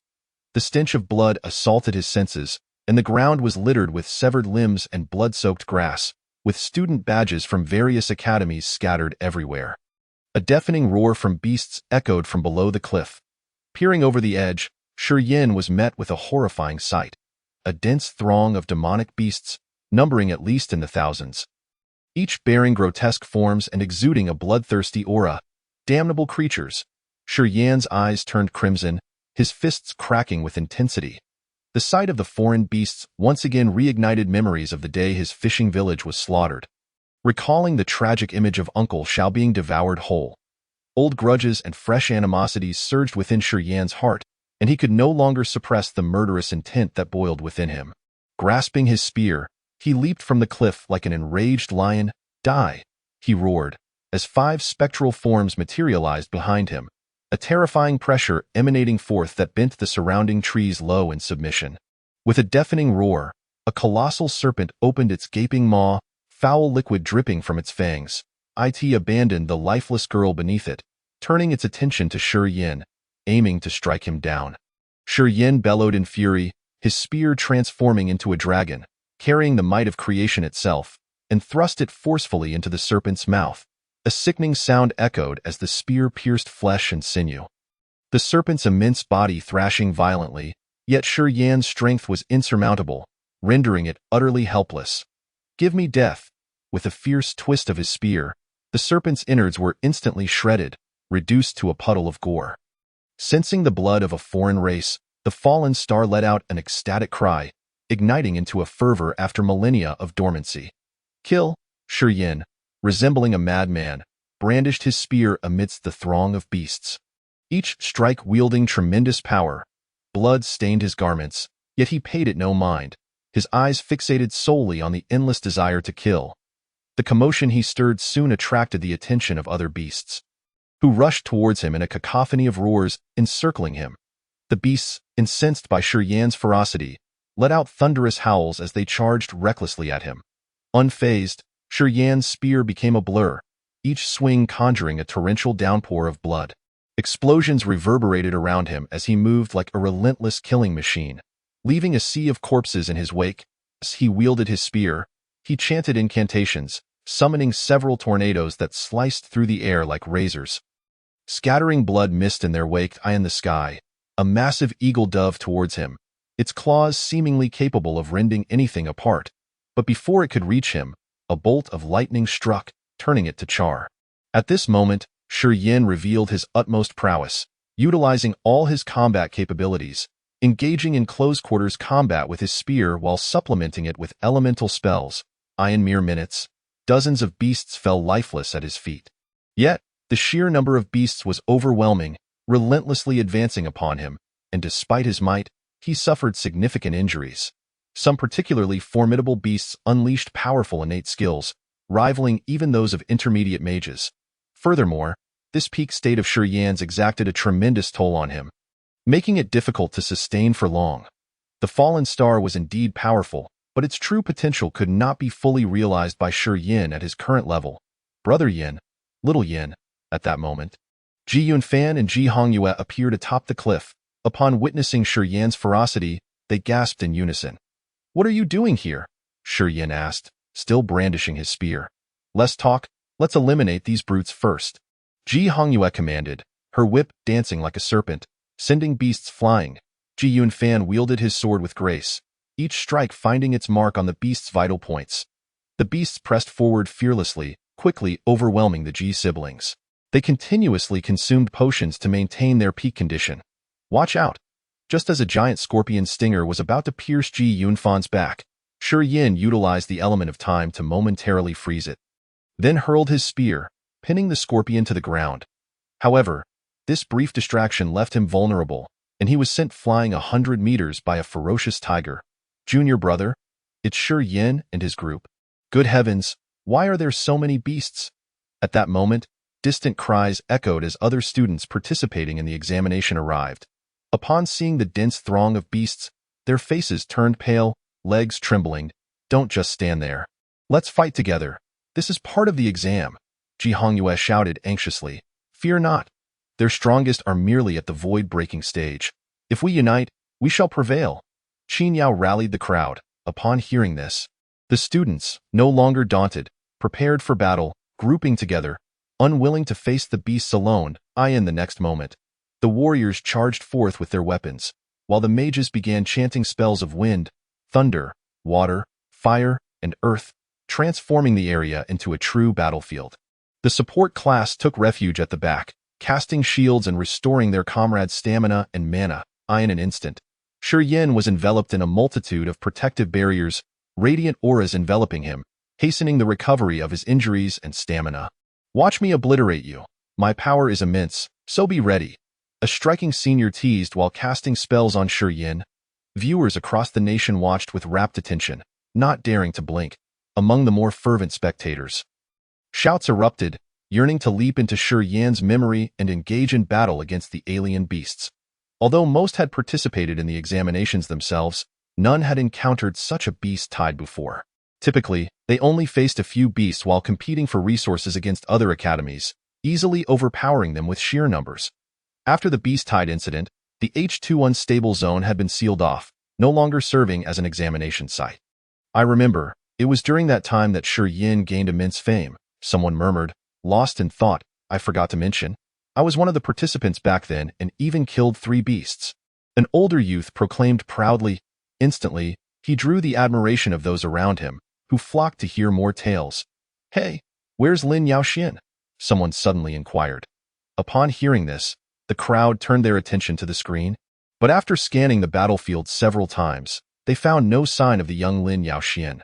Could it be that he's afraid? The speaker was about to say more when his companion swiftly covered his mouth. Coughing awkwardly to mask the embarrassment, a chorus of coughs erupted in the crowd, abruptly halting the conversation. Eyes darted around, revealing a hint of awkwardness among the spectators. Meanwhile, Lin Yaoxian stood silently, a rare blush gracing his handsome features, ultimately closing his eyes in an attempt to ignore the commotion. Ha, just a coward. He must have hidden out of fear, Ji Hongyue sneered. Are you not going to explain yourself? Xiao Lingxi interjected at an inopportune moment. Lin Yaoxian clenched and relaxed his fists repeatedly, ultimately taking a deep breath to suppress his anger before smiling and saying, I did not hide. I was intercepted by dozens of ferocious beasts along the way. Upon hearing this, the crowd's expressions grew even more peculiar, yet they refrained from exposing him. At that moment, several of his followers chimed in. Indeed, Lord Dizzy was indeed beset by the beasts. I can attest to that. Do not doubt Lord Dizzy's courage and resolve. He is a valiant warrior. Seeing this, Lin Yaoxian shot them a few warning glares, urging them to silence. Just as the awkwardness seemed to fade, their flattery only exacerbated his embarrassment. Look, a significant figure has emerged from the alien ranks. Suddenly, an exclamation drew everyone's attention back to the screen. It's a king-level beast. Only beasts of king level or higher can command the others to bow. No one expected the aliens to dispatch such a powerful figure, comparable to the realm of the sea-filling stage among humanity. The sea-filling stage comprises 2 major realms, moving mountains and filling seas, with the former preceding the latter. Those who reach this level are the most formidable warriors, either the heads of great clans or generals in the official ranks. With a mere gesture, they could level mountains and stir oceans. Their might unparalleled in the scene. All the beasts ceased their assault, prostrating themselves as they welcomed the figure approaching with grace. She possessed an exquisite visage, with violet red eyes and a curvaceous figure, draped in a flowing gown. Her long black hair cascading down her back. Upon her arrival, she became the center of attention, drawing every gaze irresistibly towards her. Each step she took seemed light, yet she traversed hundreds of meters with each footfall, as if bending space itself. The heartbeats of the students quickened, each of her steps resonating with their very cores. An overwhelming sense of pressure enveloped them, causing those with weaker physical strength, magi and support classes, to struggle to maintain their footing. Just as they seemed on the verge of collapsing, a gentle force lifted them, dispersing the oppressive weight. Then, a middle-aged man clad in armor and with flowing hair descended before the crowd. It is General Ling Feng. Ji Hongyue respectfully introduced Shi Yin. General? Shi Yin blinked in surprise, turning his gaze to the middle-aged figure atop the cliff. Indeed, every unstable realm is overseen by a general, and General Ling Feng has been in command of H2. Primarily concerned about the sudden incursion of a royal-level beast, Ji Hongyue elucidated. They have expended considerable resources to bring you here. Do they not fear your demise in this place? Ling Feng spoke coldly, a hint of gravity evident in his gaze. The royal-level woman cast a cursory glance at Ling Feng without responding to his inquiry, redirecting her attention towards Shi Yin. We initially believed it was the emperor who had returned, but it appears he is merely a youngling. She smiled faintly, casting a wary glance at Xingyun, as if recalling an unpleasant memory associated with the latter. Shurien met her gaze directly, proclaiming loudly, had it truly been the Emperor's return, you would have long since concealed yourselves, daring not to approach. As the two engaged in discourse, Ling Feng had already positioned himself beside Shurien, wary of a sudden attack from the other party. I advise you to depart once you came. Should hostilities commence, our forces can readily provide support, whereas yours would find it difficult to tread upon this land. Ling Feng admonished once more.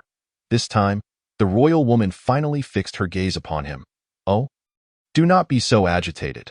I am not here to engage in combat, but merely to observe the son of the Emperor. Then take your people and leave.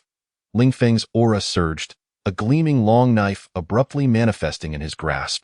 The utterance stunned not only those present but also left the nationwide audience before their screens in disbelief. What? Am I hearing correctly? Shurien is the son of the Emperor. Damn, how could such a coincidence exist in this world? With the same supreme-level talent, and he bears a striking resemblance.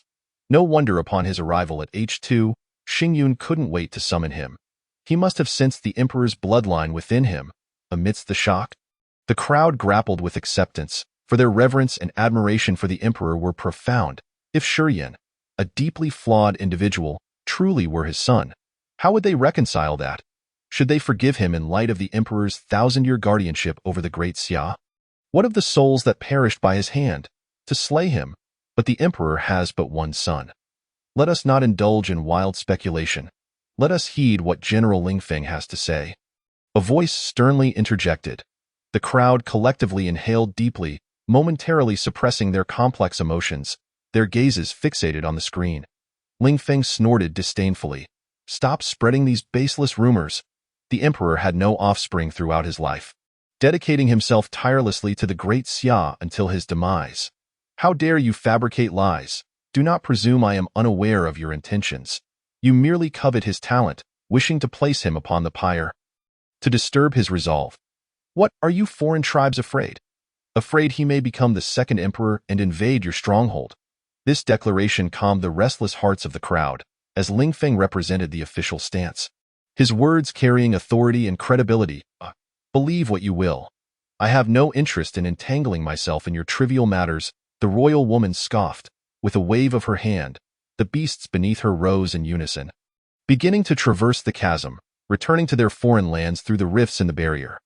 Though the barrier set by the Emperor bore cracks, the might he wielded in life ensured that only lower-tier beasts could traverse safely, requiring the guidance and assistance of royal beasts.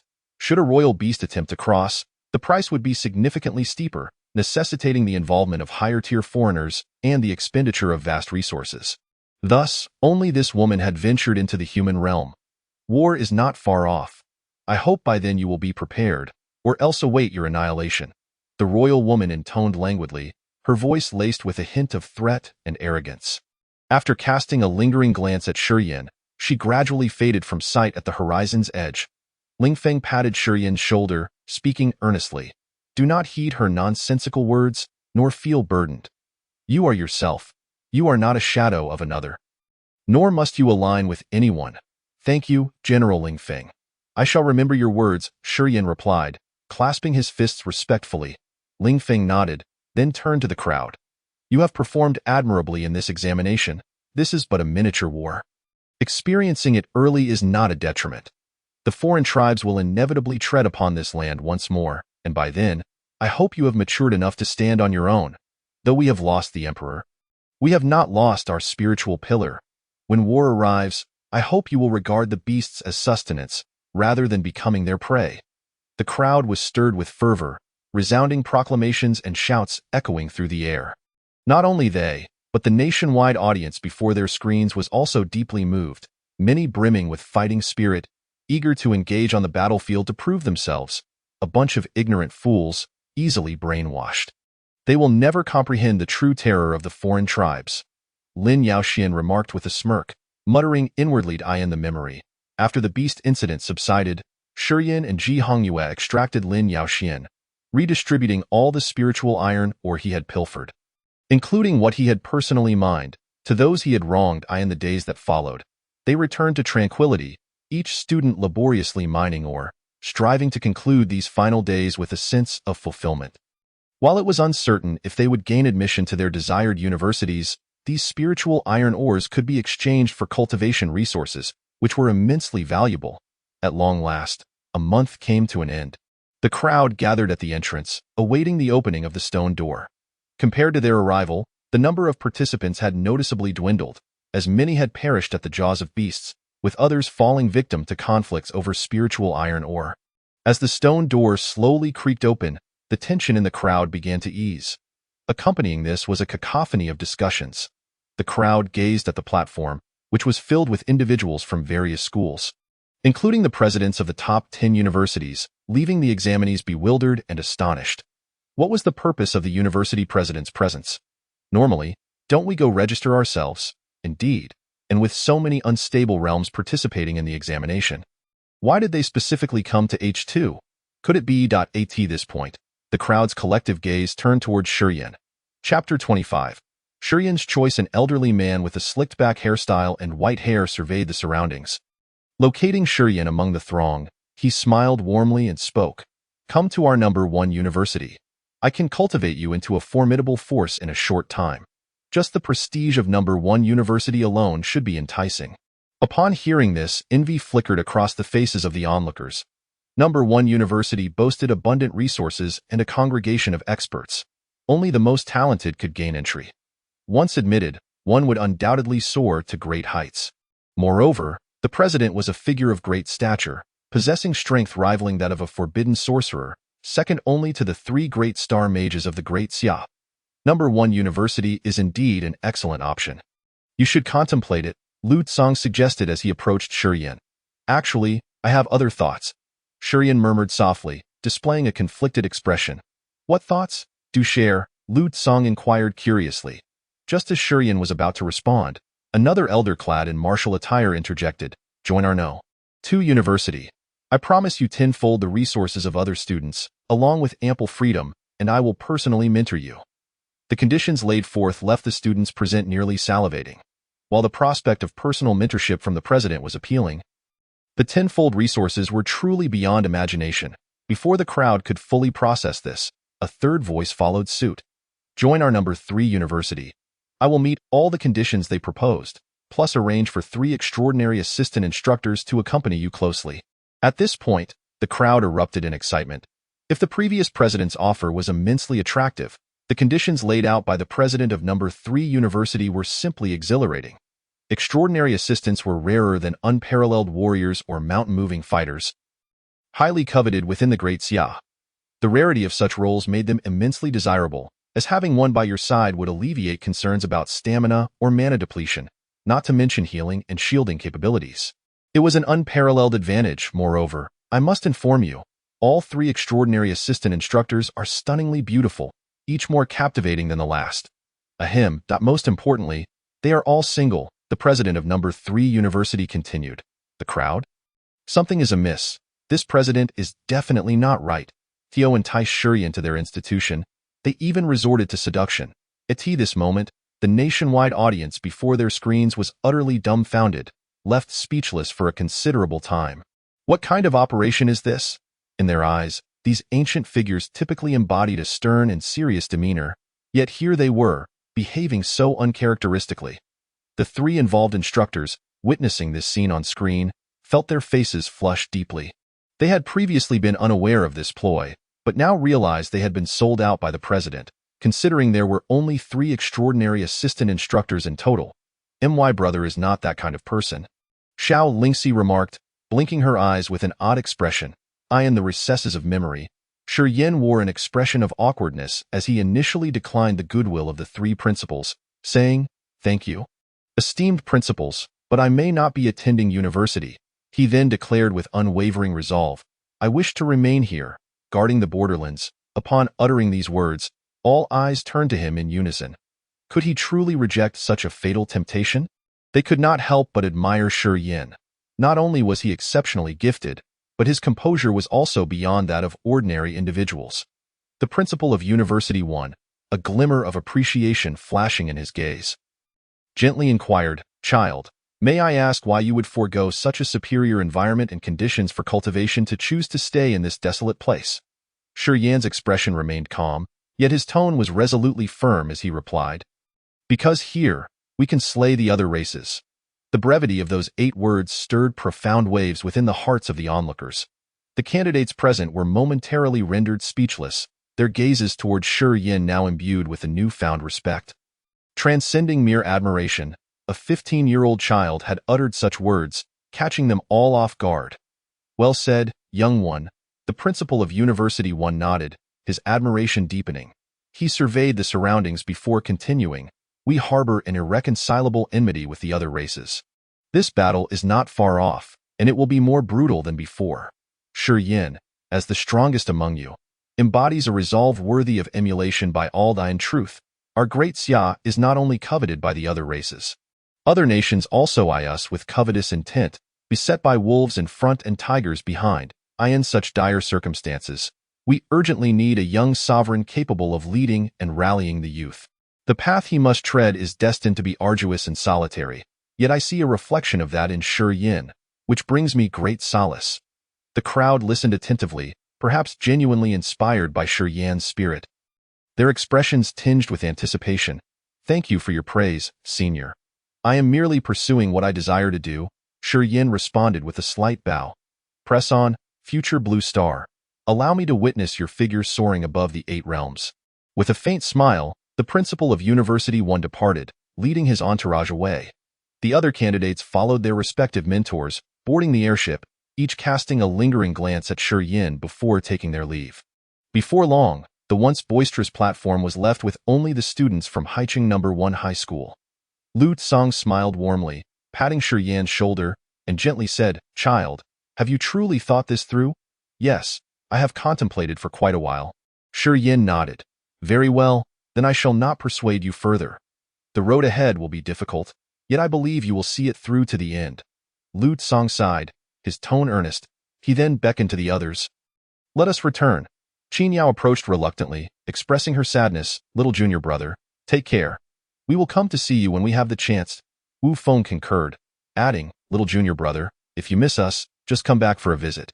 If you're unsure of which university we attend, ask the principal for our contact details." "All right," Shi Yan smiled and nodded, watching them depart. The remaining seniors also waved farewell to Shi Yan before boarding the airship and vanishing into the sky. Chapter 26. 3 years of longing. Xiao Yan, you have truly impressed me. Is it that you have grown accustomed to the wild and dislike the life of the big city? Ji Hongyue remarked. Giving a thumbs up. It is getting late. You all should head back, or your families will start to worry. Shi Yan smiled in response. Why not return with us to the Ji family? It is quite peaceful there. I could have my father adopt you as a godson, thus giving you a family. Ji Hongyue's playful smile held a hint of sincerity, though it was unclear whether she jested or meant it. I will come to visit in the future, Shi Yan assured. Upon hearing this, a flicker of disappointment crossed Ji Hongyue's eyes, quickly masked by her composure. Very well, take care. May we meet again, she forced a smile, signaling to Ji Yunfan beside her that he could leave. However, Ji Yunfan showed no inclination to depart. Summoning his courage, he lowered his head and said, Sister, I also wish to stay here. Say that again?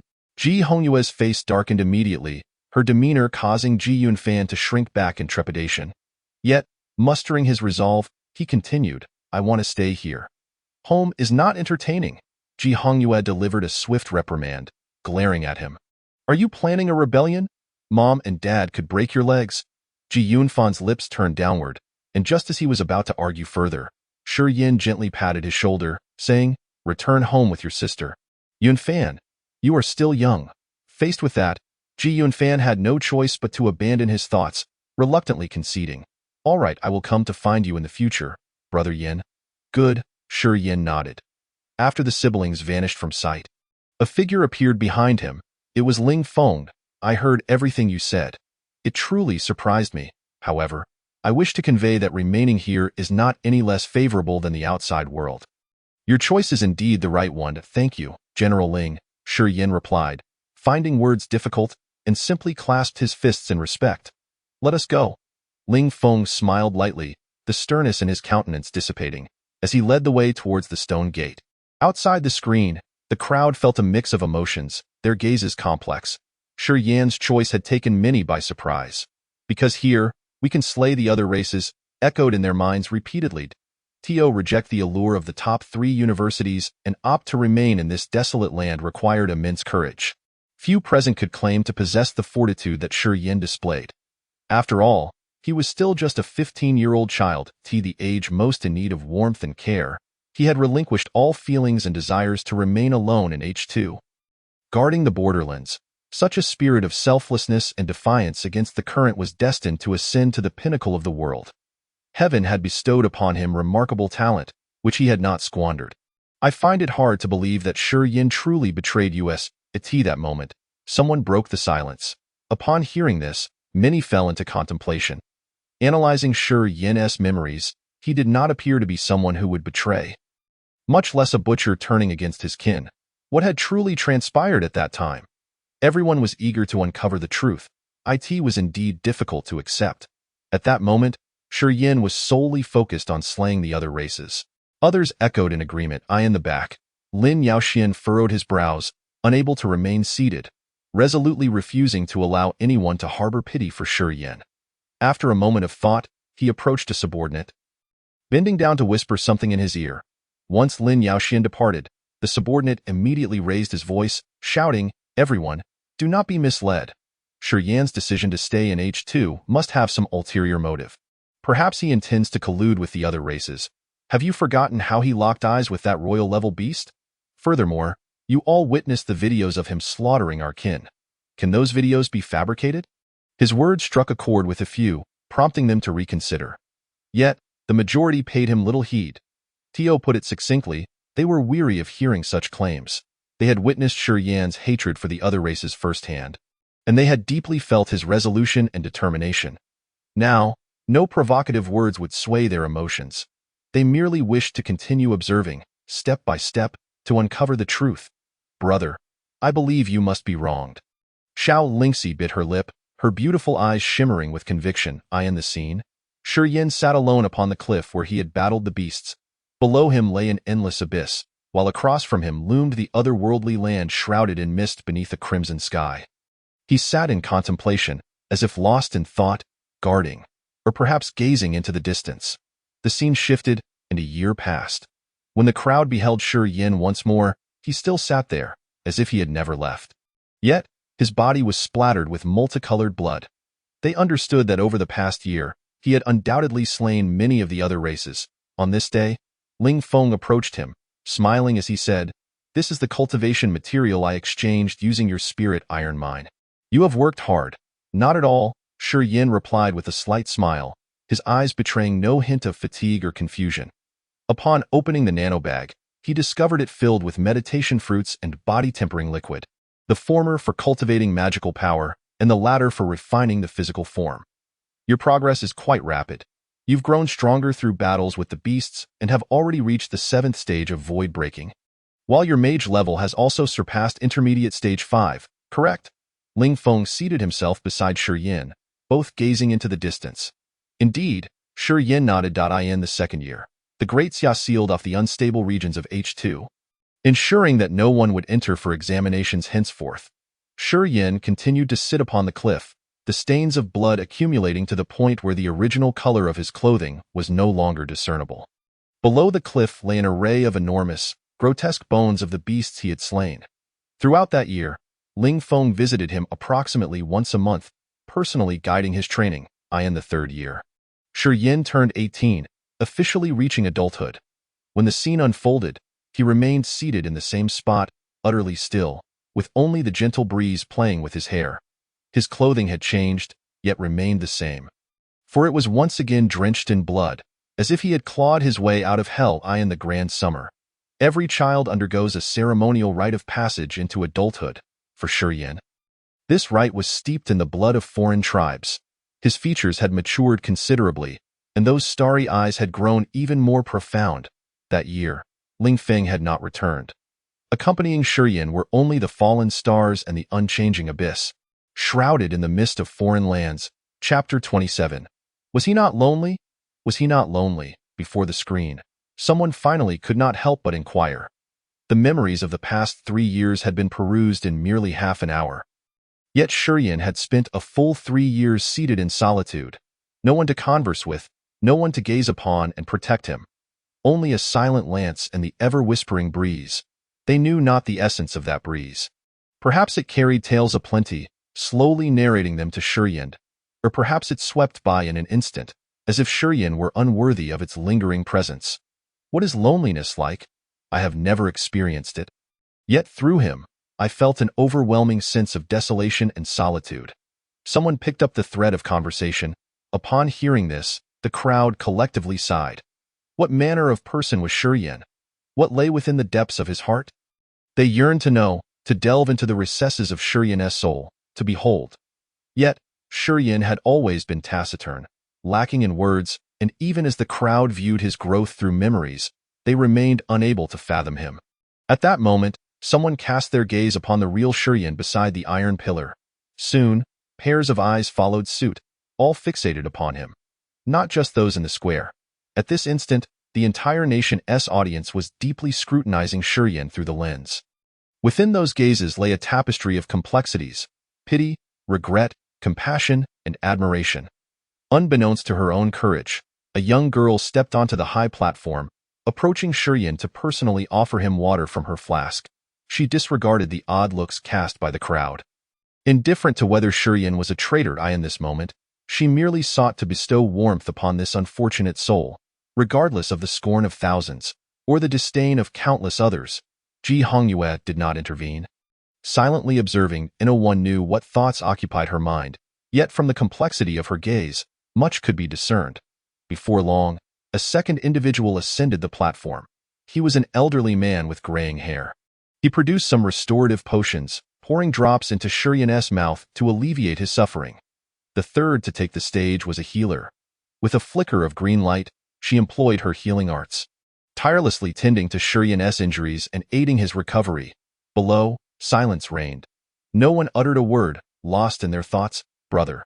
Xiao Lingxi's eyes glistened, tears cascading down her cheeks. Within those tears lay sorrow, comfort, joy, and guilt. She felt heartache while reliving Shurien's memories, realizing he had never known a day of happiness. She felt guilty for her past actions. Yet, she was comforted by the multitude who cared for Shurien and believed in him. Stop it! Do you even know what you are doing? Shurien is a traitor. At that moment, Lin Yaoxuan's subordinate mustered the courage to shout. He could no longer hold his ground, for Lin Yaoxian had been signaling him persistently. Though he understood that speaking in such an atmosphere would likely incite resentment, he dared not remain silent. Shut your mouth. Have you not said enough about traitors? Regardless of Shurien's actions afterward. Before that, he was undoubtedly a man of great stature. One who sacrificed everything for his sister, recognized by the emperor's spear. A young hero who laid aside desires to guard the borders, killing as many foreign tribes as possible. How could we believe him to be a traitor? At least from the memories we have gleaned, he is certainly not that kind of person. In the 3 years Shurien stood guard, he had slain not fewer than 8,000 foreign foes. Look at the bones piled at the cliff's edge. They are nearly overflowing. He has established monumental achievements in battle. This honor is enough to command the admiration of everyone present. Upon hearing such fervent words from the crowd, Lin Yaoxuan's subordinate could no longer utter a sound. His face flushed with embarrassment as he bowed his head. He swore that regardless of how Lin Yaoxian signaled him, he would not risk inciting trouble, lest he become a target for scorn. Witnessing this, and realizing he could not alter the situation, Lin Yaoxian discreetly retrieved a communicator, sending a text to someone before turning to Xiao Lingxi with a smile. Lingxi? I have matters to attend to. Go ahead. You need not inform me of such trivialities. Xiao Lingxi replied coolly, not even glancing back. Upon hearing this, Lin Yaoxian's footsteps faltered momentarily, his anger simmering within. Yet he dared only to curse silently in his heart, unwilling to express it publicly. Ha! A clown, Ji Hongyue remarked disdainfully as she observed his retreating figure. That is enough. You may all step down now. The presiding judge spoke softly, a look of satisfaction gracing his expression. From the outset, everyone had condemned and berated Shurien, yet now their sentiments had shifted. Lu Tsang felt increasingly assured that he was making the right decision. He would personally unveil the truth for this disciple. The memory reading continued. As the screen illuminated once more. It was now the 4th year of Shurian's vigil at the border. On this day, a beast tide erupted, hundreds of ferocious beasts roaring as they charged towards the abyss. Shurian's tightly shut eyes suddenly opened, a gleam of brilliance flashing as he leapt down the cliff with his spear in hand. With a single thrust, a silver crescent of spear light swept through, instantly reducing the leading beasts to blood mist. Skyward Realm. His performance indicated he was at least in the 3rd stage of the Skyward Realm. His power had surged rapidly, and he was now able to wield even a fraction of the fallen star's might. Curious about his status as a mage, the crowd began to speculate. Eager for him to showcase his abilities, the audience before the screen buzzed with excitement, their expressions animated, as if infused with new life. Thunder rumbled ominously, dark clouds loomed, silver serpents danced across the sky, and bolts of lightning struck down, incinerating several fierce birds. High-level mage. He has undoubtedly ascended to the status of a high-level mage, and the speed of his advancement is truly astonishing. The crowd erupted in cheers, applauding him fervently. In truth, many were unaware of Shurian's current true level, only knowing he was formidable, the strongest of the younger generation. Yet how formidable he truly was remained a mystery, prompting their desire to investigate further. At this juncture, many began to speculate that Shurian's realm had widened significantly compared to his contemporaries, a truly terrifying notion. As the sun dipped below the horizon, Shurian had concluded his battle. Bloodied, he returned to the edge of the cliff, quietly closing his eyes, the sunset's glow casting a beautiful tapestry across his face. Beneath him lay hundreds of fresh beast carcasses, a river of vibrant blood flowing into the abyss. Chapter 28. A Decade. The truth is imminent. In the 5th year, Shurian broke through to the 6th stage of the Skyward Realm and the 4th stage of high-level mage. That year, he departed from the cliff. Lingfeng brought him to the capital city, where, in the gaze of the entire nation, he was officially bestowed the title of Young Supreme by the Daxia authorities. This title was unique nationwide, representing the strongest among the younger generation, the foremost individual. Within the territories of Daxia, he could traverse freely, with no one or organization daring to impede his passage. If necessary, he could mobilize local combat units without the need for reporting. On that day, he faced countless challenges, effortlessly defeating them all with a single strike. Without exception, it was at this moment that Shurian's name began to resonate throughout the nation, spreading far and wide. His title as the Pride of Daxia emerged from this very occasion. After accepting the accolade, Shurian returned to the H2 cliff with numerous resources bestowed by the officials. If his college entrance examination had brought him fame, this moment marked the true reverberation of his name across the realm. Before the screen, someone marveled. The day was bustling, with many flocking to the capital. They bore witness to Shurian's valor, regardless of the opponent's strength. Even SSS-level transmuters faltered before him, unable to withstand more than 2 strikes. In the 6th year, the adult Ji Yunfan arrived at H2. From that point onward, Shurian was no longer solitary. A figure now stood beside him at the cliff, gazing out into the distance. That year, they vanquished numerous foreign foes, their bones piling into mountains, ultimately cast into the abyss by Shurian's gust, leaving no trace behind. If newcomers were to arrive, they would surely be unaware of the countless battles that had transpired here. "Brother, would you like to become my brother-in-law?" Upon hearing this, Shurian turned in surprise, his face a canvas of confusion and bewilderment. Ji Yunfan smiled gently and continued, "My sister fancies you. She has rejected many family alliances for your sake. How about you come to our home as a son-in-law?" Witnessing this exchange, the audience's expressions grew peculiar once more. It seemed that Ji Hongyue's affection for Shurian was indeed true, having waited 6 years while still holding him in her thoughts. Such devotion was indeed profound. Below, Xiao Lingxi also fixed her gaze on Ji Hongyue, eager to discern her thoughts and emotions at that moment. Yet alas, she remained turned away from the crowd, leaving her intentions shrouded in mystery. With no other recourse, the audience redirected their attention to the screen, curious to see how this solitary guardian would respond. The cliff, a faint blush graced Shurian's face. Having never experienced the tender affections of kinship, he felt a sense of shyness and restraint at that moment. After a prolonged silence, he spoke softly, "Only after we triumph over the foreign tribes will I consider matters of lifelong commitment. Let your sister find a worthy partner to marry." Ha ha ha. Upon hearing this, Ji Yunfan broke into laughter. That was indeed what I told her, urging her not to indulge in fanciful thoughts. Brother Yan's sole ambition lies with the foreign tribes. Shi Yin, feeling somewhat awkward, offered a faint smile and swiftly changed the subject. I in the 7th year. Ji Hongyue also arrived at this place. With her presence, the atmosphere transformed into one of joy and amusement. The trio no longer merely sat atop the cliff, but were taken by Ji Hongyue to various locales for adventures, mining, water play, and roasting rabbits. Much like their previous escapades in the depths of the Ji family territory's forest. That year, Shi Yin assisted the two in manifesting their third law avatar. As for himself, he broke through to the 9th stage of sky control, standing just a step away from the unparalleled realm. In the 8th year, Ji Hongyue departed H2 and returned to her family. On the cliff, only 2 figures remained gazing out. That year, across the abyss, a beautiful woman appeared. She was none other than the royal-grade demon beast from before. She did nothing but cast a meaningful glance at Shi Yin before silently departing. In the 9th year, prodigies emerged one after another, dazzling figures gracing the public eye and becoming the subjects of daily conversations. Lin Yaoxian, a dual-element sorcerer, rose to prominence, showcasing the combat prowess of a 3rd-stage sky control and advanced mage, overpowering all challengers and earning the title of the foremost among Shi Yan's contemporaries.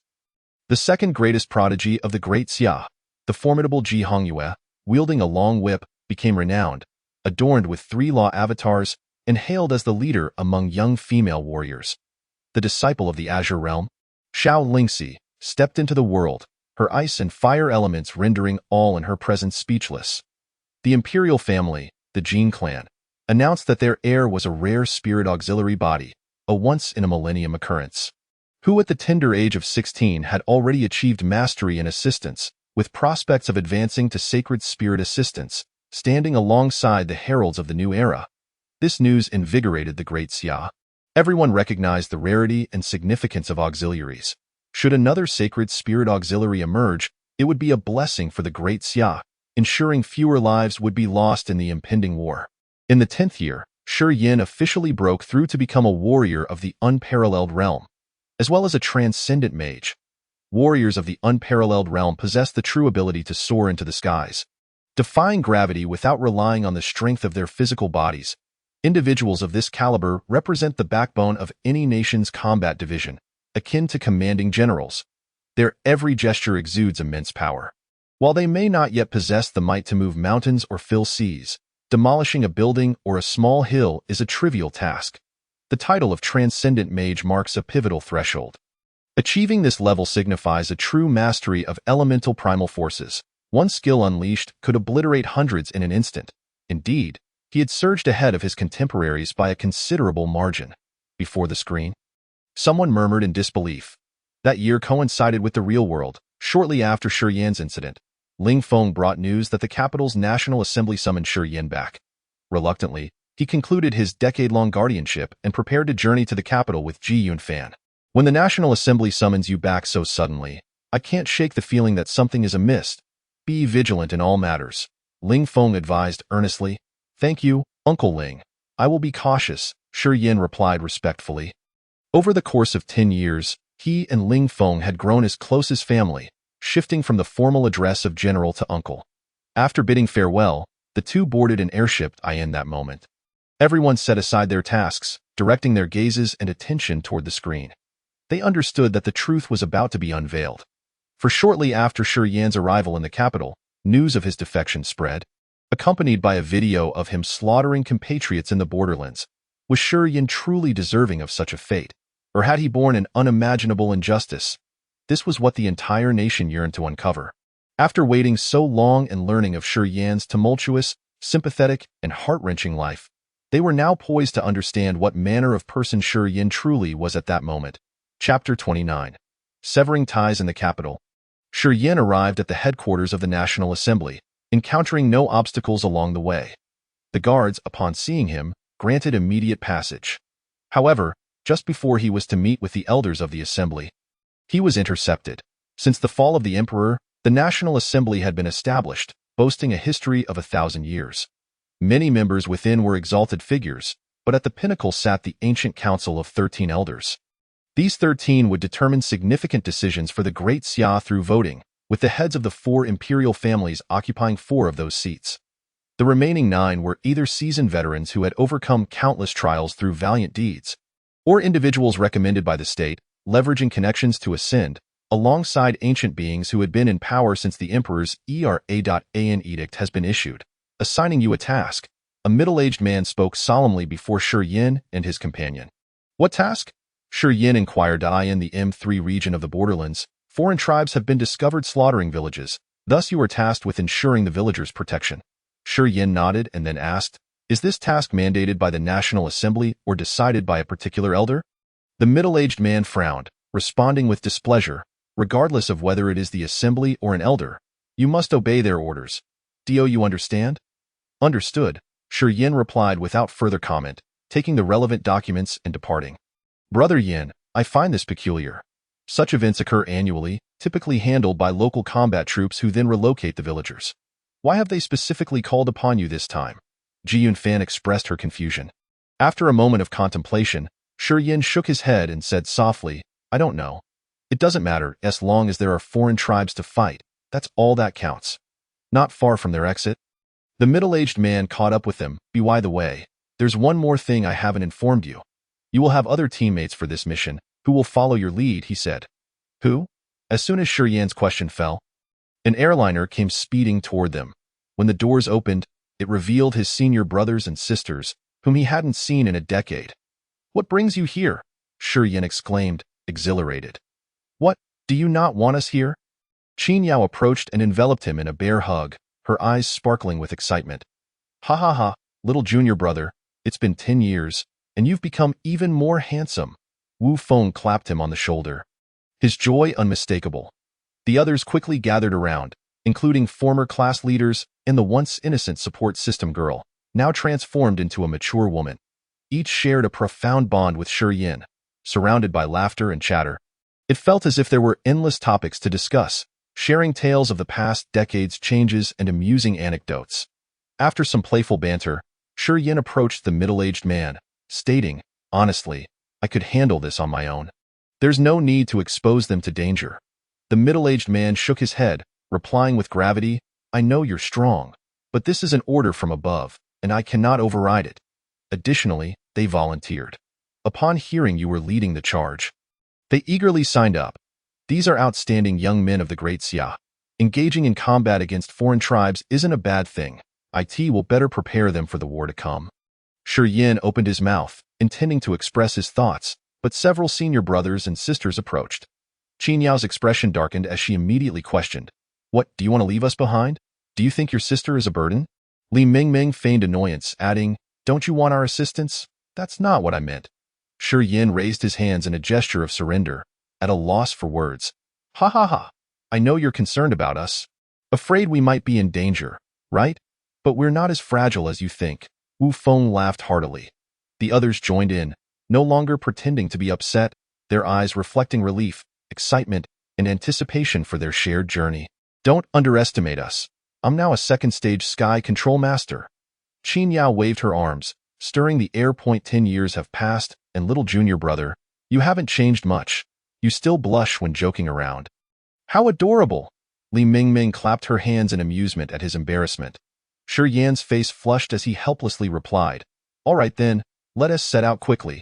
Time is of the essence. Before the screen, the audience observed this harmonious and joyous scene, their emotions becoming incredibly complex and heavy. They understood that these individuals were soon to face peril. At that moment, many gazed at Shi Yin, who stood beside the iron pillar, realizing he had begun to weep. After enduring so much pain without shedding tears, upon hearing the voices of his senior brothers and sisters, he finally allowed the tears to flow. Brother, just hold on a little longer. It will soon come to an end.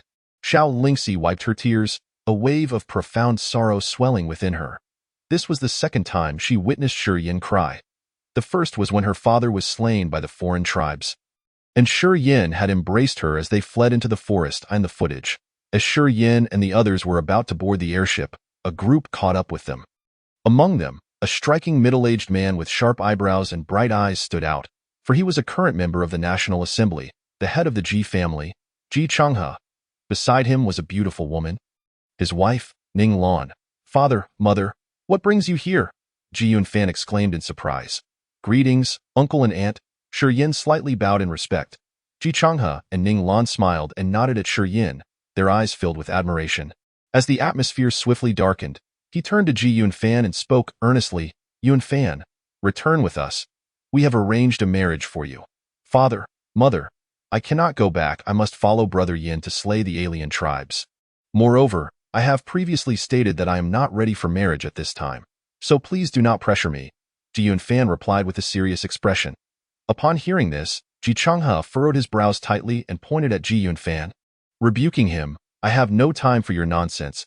If you do not return today, you will sever all ties with the Ji family from this day forth." Ning Lan interjected sternly, "Yunfan, be obedient. You can marry first and then accompany Shi Yin. There's no rush." Their tone exuded an unmistakable air of authority that brooked no dissent. "Come home, Yunfan. You have been away for so long. It is time to return and check on your family." Shi Yin urged from the side. Ji Yunfan lowered his head. After a long silence, he slowly raised his head, his eyes shimmering with determination and resolve. He then knelt before his parents and spoke each word with clarity. "Father, mother, if this is how you intend to coerce your child, then from today onward, I shall have no connection with the Ji family. I am sorry, but Yunfan desires to be unrestrained, free of familial burdens. I wish to soar through the heavens, rather than be an heir." As his words fell, he tore off the emblem symbolizing the Ji family and placed it in his father's hands. Chapter 30. The Change You. Ji Changhe trembled with rage, raising his hand as if to strike Ji Yunfan. "Fanner, why must you be so obstinate? Are you trying to drive your mother to despair?" Ning Lan's eyes glistened with tears, filled with disappointment. After bowing 3 times heavily, Ji Yunfan rose and silently walked away, uttering not a single word nor pausing for a moment. "Uncle and aunt, please calm down. I will talk to him," Shi Yin said. Alas, Ji Changhe sighed, realizing that his rebellious son possessed a stubbornness akin to his own. Once he had made up his mind, he would not yield. Shi Yin was at a loss for words, unsure how to console him. Having grown up without biological parents, he had always found kindness in Xiao Yuan and had never quarreled with him. "Xiaoyin, may I entrust you with a request?" Ji Changhe suddenly asked, his anger subsiding. "Uncle, please do not hesitate. I shall not refuse any request within my capacity," Shi Yin replied resolutely. "Protect that rebellious child of mine, and be cautious during your mission." Ji Changhe spoke earnestly. "Understood." Shi Yin nodded firmly. In front of the screen, the emotions of the onlookers grew increasingly complex. The name Ji Yunfan had previously been unknown to them, yet through Shi Yin's memories, they came to understand this prince, one who would rather sever ties with the imperial family and relinquish his status as heir to accompany Shi Yin in slaying the alien tribes. Sparking a sense of admiration within them, some individuals, shielded by the grandeur and protection of their family, acted recklessly and stirred up trouble. Yet in Ji Yunfan's eyes, his imperial identity had become a burden, an obstacle in his quest to eradicate the alien tribes. On the high platform, Ji Hongyue's tears flowed once more. She gazed at Shi Yin and softly inquired, "You clearly promised my parents to protect Yunfan. Why have you failed to do so? You once vowed to take good care of Xiao Lingxi, and you went to great lengths to fulfill that promise. But why have you broken your word this time?" "Why?" Witnessing this scene, a chorus of sighs arose from the crowd. They sympathized with the child and with Ji Hongyue. What a pity, such a fine young man, yet he has met an untimely end. An elder lamented, "Do you think Ji Yunfan was truly slain by Shi Yin? If that is the case, then Ji Hongyue is truly unfortunate. The man she loves has killed his own brother. Anyone in such a predicament would likely collapse. I find that hard to believe. Let us observe quietly. The truth will soon be revealed." Meanwhile, within the Ji family estate, Ji Changhe and Ning Lan were watching the television screen. As memories resurfaced, their expressions reflected guilt and longing. "If only I had employed a firmer hand to keep Fanner with us." Ji Changhe sighed heavily, a profound sadness and sorrow welling within him. After receiving news of Shi Yin taking on a mission, they had sensed something amiss, prompting them to want to keep Ji Yunfan close. Little did they know that disaster would truly strike. "It is all your fault, a senior elder of the National Council, yet you failed to see what was unfolding." Ning Lan wiped her tears and shouted at him. It is complicated. I do not even know who issued Shi Yan's mission. Ji Changhe's tone revealed a hint of helplessness. Reflecting on his immense power, leading an imperial clan yet being unable to control his son's fate left him feeling despondent. I only wish to know whether Fanner is alive or dead. I refuse to believe Shi Yan would kill him. Ning Lan spoke softly, her emotions somewhat calmer. Ji Changhe shook his head, bewildered. From the video footage received from the scene, there is no sign of Fanner among those that Shi Yan killed. But if Fanner has not perished, then where could he be? Why has he not shown himself even now? After Shi Yan had slain his comrades and defected into alien territory, a full 3 years had passed without any news of Ji Yunfan. Considering the circumstances at that time, it was difficult for them not to conclude that Ji Yunfan had already been killed by Shi Yan. If the truth is not as we imagine, I hope you can assert the authority of a national council elder, providing an explanation for our son and clearing Shi Yan's name. Ning Lan exclaimed in indignation. Rest assured, should anyone be plotting behind the scenes, regardless of who it may be, I will not let them escape. Ji Changhe narrowed his eyes, a fierce aura emanating from him. Ning Lan nodded and turned her gaze back to the television screen. After a night of relentless travel, Shi Yan and his companions finally arrived at the border region M3. They reached a village, but it was eerily silent, devoid of any trace of humanity. Not even a cat or dog could be seen. What is happening? Have they already evacuated? Wu Feng furrowed his brows. This place shows no signs of an alien invasion, Qin Yao remarked, puzzled. The houses stood intact, with no bloodshed in sight. The only oddity was the complete absence of people. Could they be in another location? Li Mingming suggested. Shi Yan nodded and, after a moment of contemplation, spoke, I will check other villages. You all stay here. If there are any developments, I will inform you. All right, we will explore nearby and regroup at dusk. The squad leader agreed. Once their plans were settled, the group dispersed. I will go with you, Brother Yin, Ji Yunfan called out as he caught up. You should stay behind. Among the people here, you and I are the strongest. Help protect them, Shi Yan replied. Very well, but please be cautious. Ji Yunfan nodded in agreement. After parting ways with him, Shi Yan headed westward, traveling roughly 50 miles before encountering another village. However, similar to the first, it too was devoid of any human presence, with the houses remaining intact. Unwilling to relent, he continued his search to the west. After traversing 5 villages, he finally came across signs of a beast attack. This village had suffered extensive damage, the ground stained with dried blood and the saliva of the beasts. Damn those alien tribes! The murderous intent in Shi Yan's eyes reached a chilling intensity. However, after circling the area several times, he did not spot any trace of the beasts. It seemed they had either hidden away or retreated back to their homeland. As dusk approached and the beasts failed to appear, Shi Yan began his journey back. At that moment, in the punishment square, an airship descended from the sky, landing upon the high platform. The National Council has issued a directive. Halt the memory retrieval and detain Shi Yan in the celestial prison for a future trial. Chapter 31. The truth emerges at this proclamation. A wave of murmurs erupted within the crowd. The audience before the screen nationwide gaped in disbelief.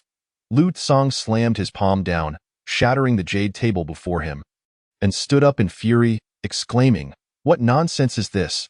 We have all awaited this moment, and just as the truth is on the verge of surfacing, you tell us to pause. Indeed, we must not pause. We demand to know the truth. We have waited from the beginning for this very revelation. Are you attempting to conceal something? I suspect there is foul play afoot. Shi Yan is innocent. He is our hero. Our young sovereign. The square was filled with a cacophony of dissent, as voices rose in opposition to this decision.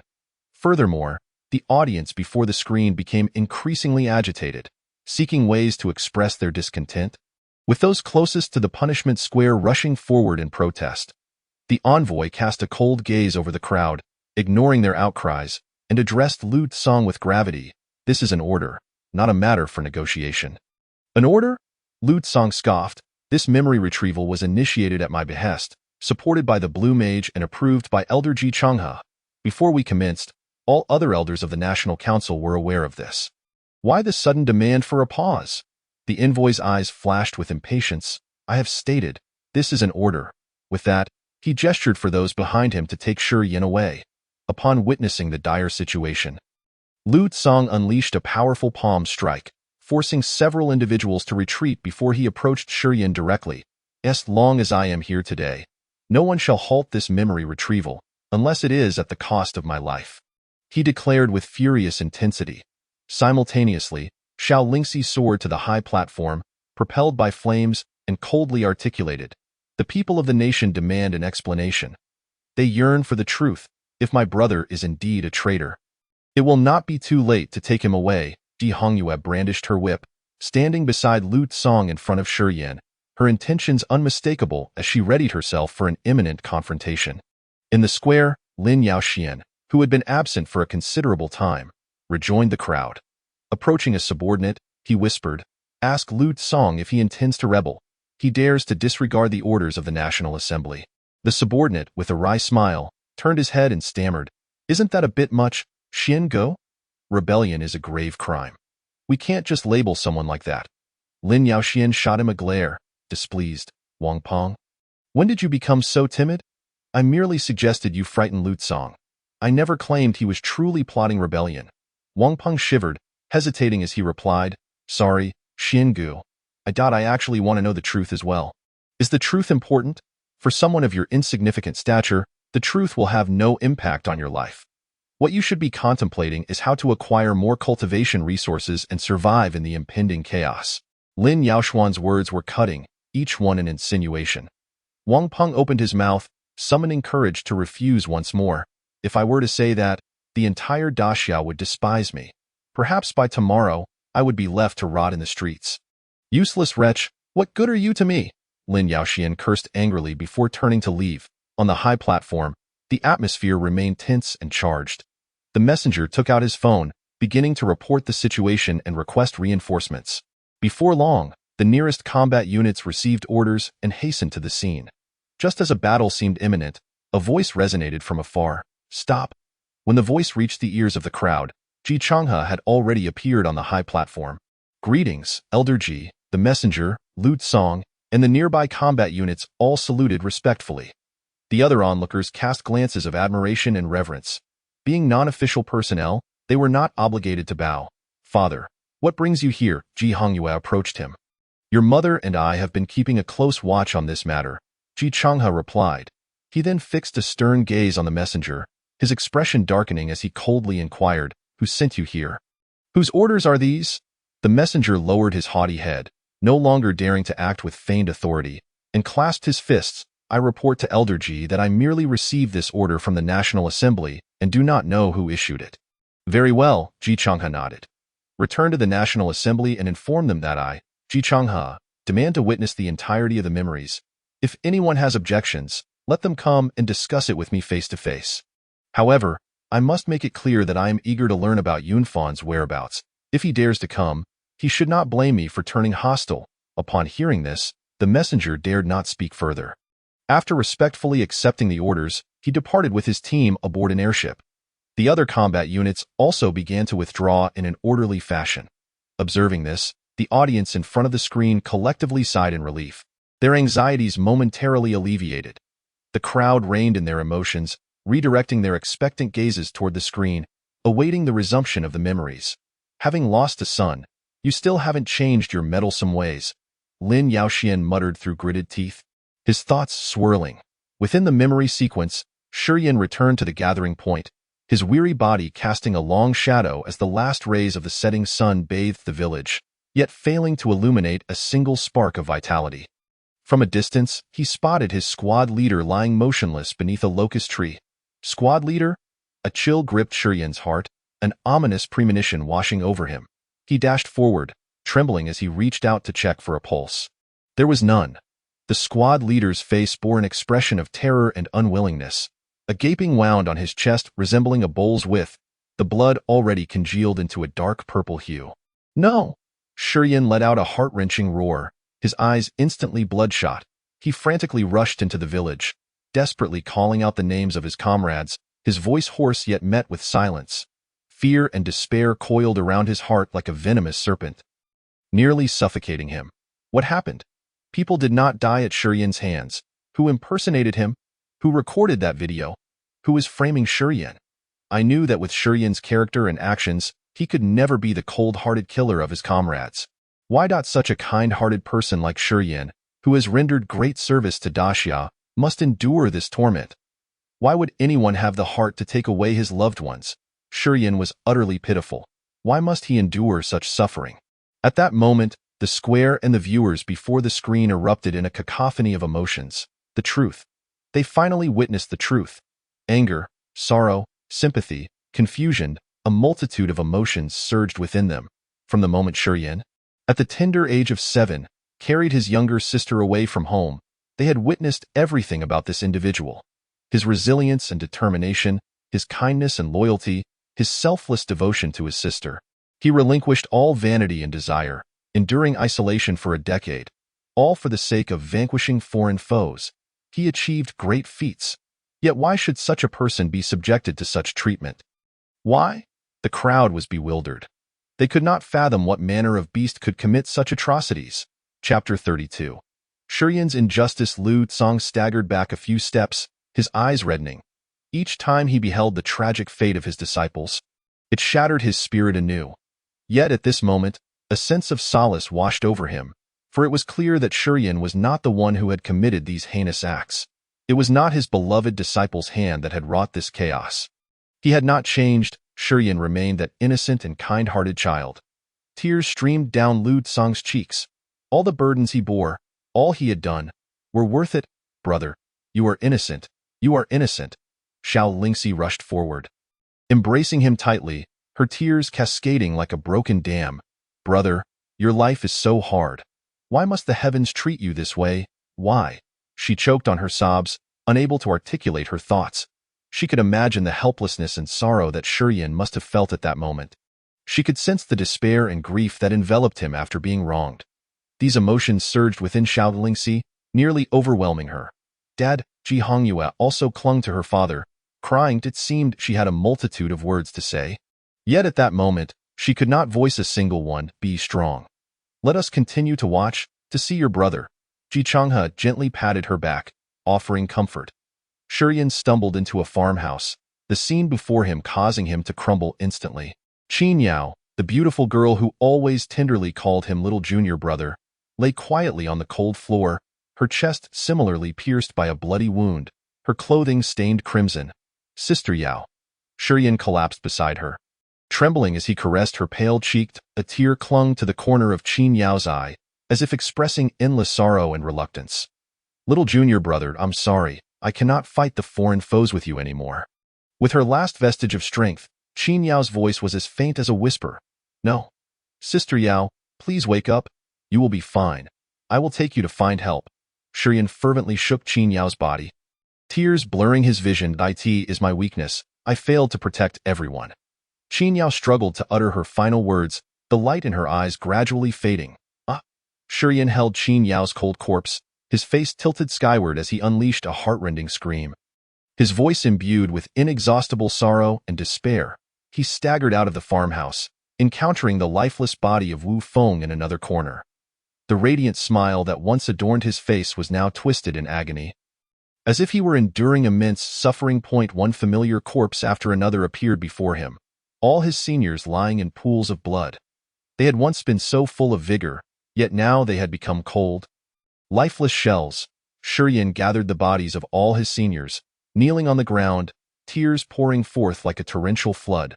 Soaking his garments, he let out a wail that resonated with boundless sorrow and rage.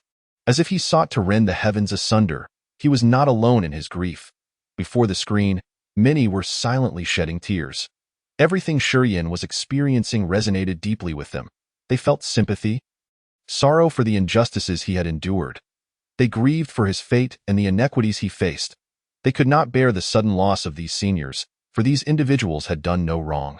They merely wished to follow Shiyin in battling the foreign foes, only to become unwitting victims of a sinister plot. Why? Many voices echoed this question, yet no response came. The void offered them no answers. As night fell, darkness enveloped the entire village, shrouding Shiyin's heart as well. His tears had run dry, leaving only boundless sorrow and fury to blaze within him.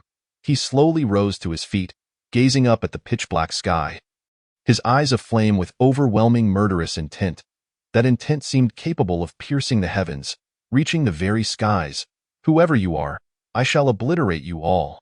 I will slay you 1,000 times, kill you through 9 lifetimes. His voice reverberated through the night sky, akin to the vengeful echoes from the depths of hell, desolate and sorrowful. Shurien departed from the village, determined to seek out Jianfen, having made a promise to Jianfen's parents. In the darkness, he repeatedly called out Jianfen's name. His voice hoarse yet met with silence. A sense of dread crept into his heart, fearing that Jianfen too had met with misfortune, his mind awash with anxiety and concern. He yearned to see Jianfen, yet was gripped by the fear of encountering a cold, lifeless body. Yunfan, where are you? Please be safe. Shurien silently prayed, his steps relentless. For he knew he must find Jianfen, regardless of life or death. The night stretched endlessly, and Shurien's silhouette appeared particularly solitary and mournful in the shadows, resembling a wounded beast searching for hope amidst darkness, yet terrified of the hope's inevitable shattering. This poignant scene stirred the hearts of many. They bore witness once more to Shurien's deep loyalty and his unwavering attachment to bonds. In that moment, he was seen as a wandering soul in search of his brother, willing to traverse to the ends of the earth to find him. Despite having just lost his beloved mentors, despite the immense pain and sorrow within him, despite the raging fury that threatened to consume him, he forcibly suppressed those emotions.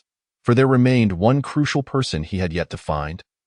The one who trusted him, followed him, and regarded him as an elder brother. Jianfen, I'm sorry, Xiaoyin, it was my fault to have misunderstood you.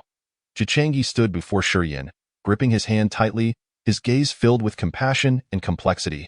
Jahangjiu silently observed the figure steeped in anguish, tears cascading down her cheeks uncontrollably. She had loved, she had hated. Now, the hatred had dissipated, replaced by guilt and self-reproach. In this moment, countless hearts were moved by Shurien's plight, each feeling a tumult of emotions, especially when they beheld Shurien, on the brink of death and suffering grievously beside the iron pillar. Their eyes brimmed with tears once more. How they wished to embrace him. For his life had been filled with unbearable hardships. An elderly lady shed tears, her voice hoarse and feeble. He is our young sovereign. He does not deserve such treatment. A man clenched his fists, unleashing a mournful cry for Shurien. Following the trail, Shurien eventually halted before a village. The ground was strewn with corpses, blood pooling like a river, clearly the aftermath of a recent massacre. The murderous intent radiating from Shurien was palpable. Frost forming on the blades of grass surrounding him, his gaze fixed intently on the man standing amidst the flames. The man, wielding a spear, bore an uncanny resemblance to Shurien in stature and attire. Upon sensing Shurien's glare, the man slowly turned his head. He looked exactly like Shurien. The only difference was in his aura. A sinister smile adorned his lips, his face etched with an insatiable thirst for blood. Chapter 33. Rage, sorrow, indeed.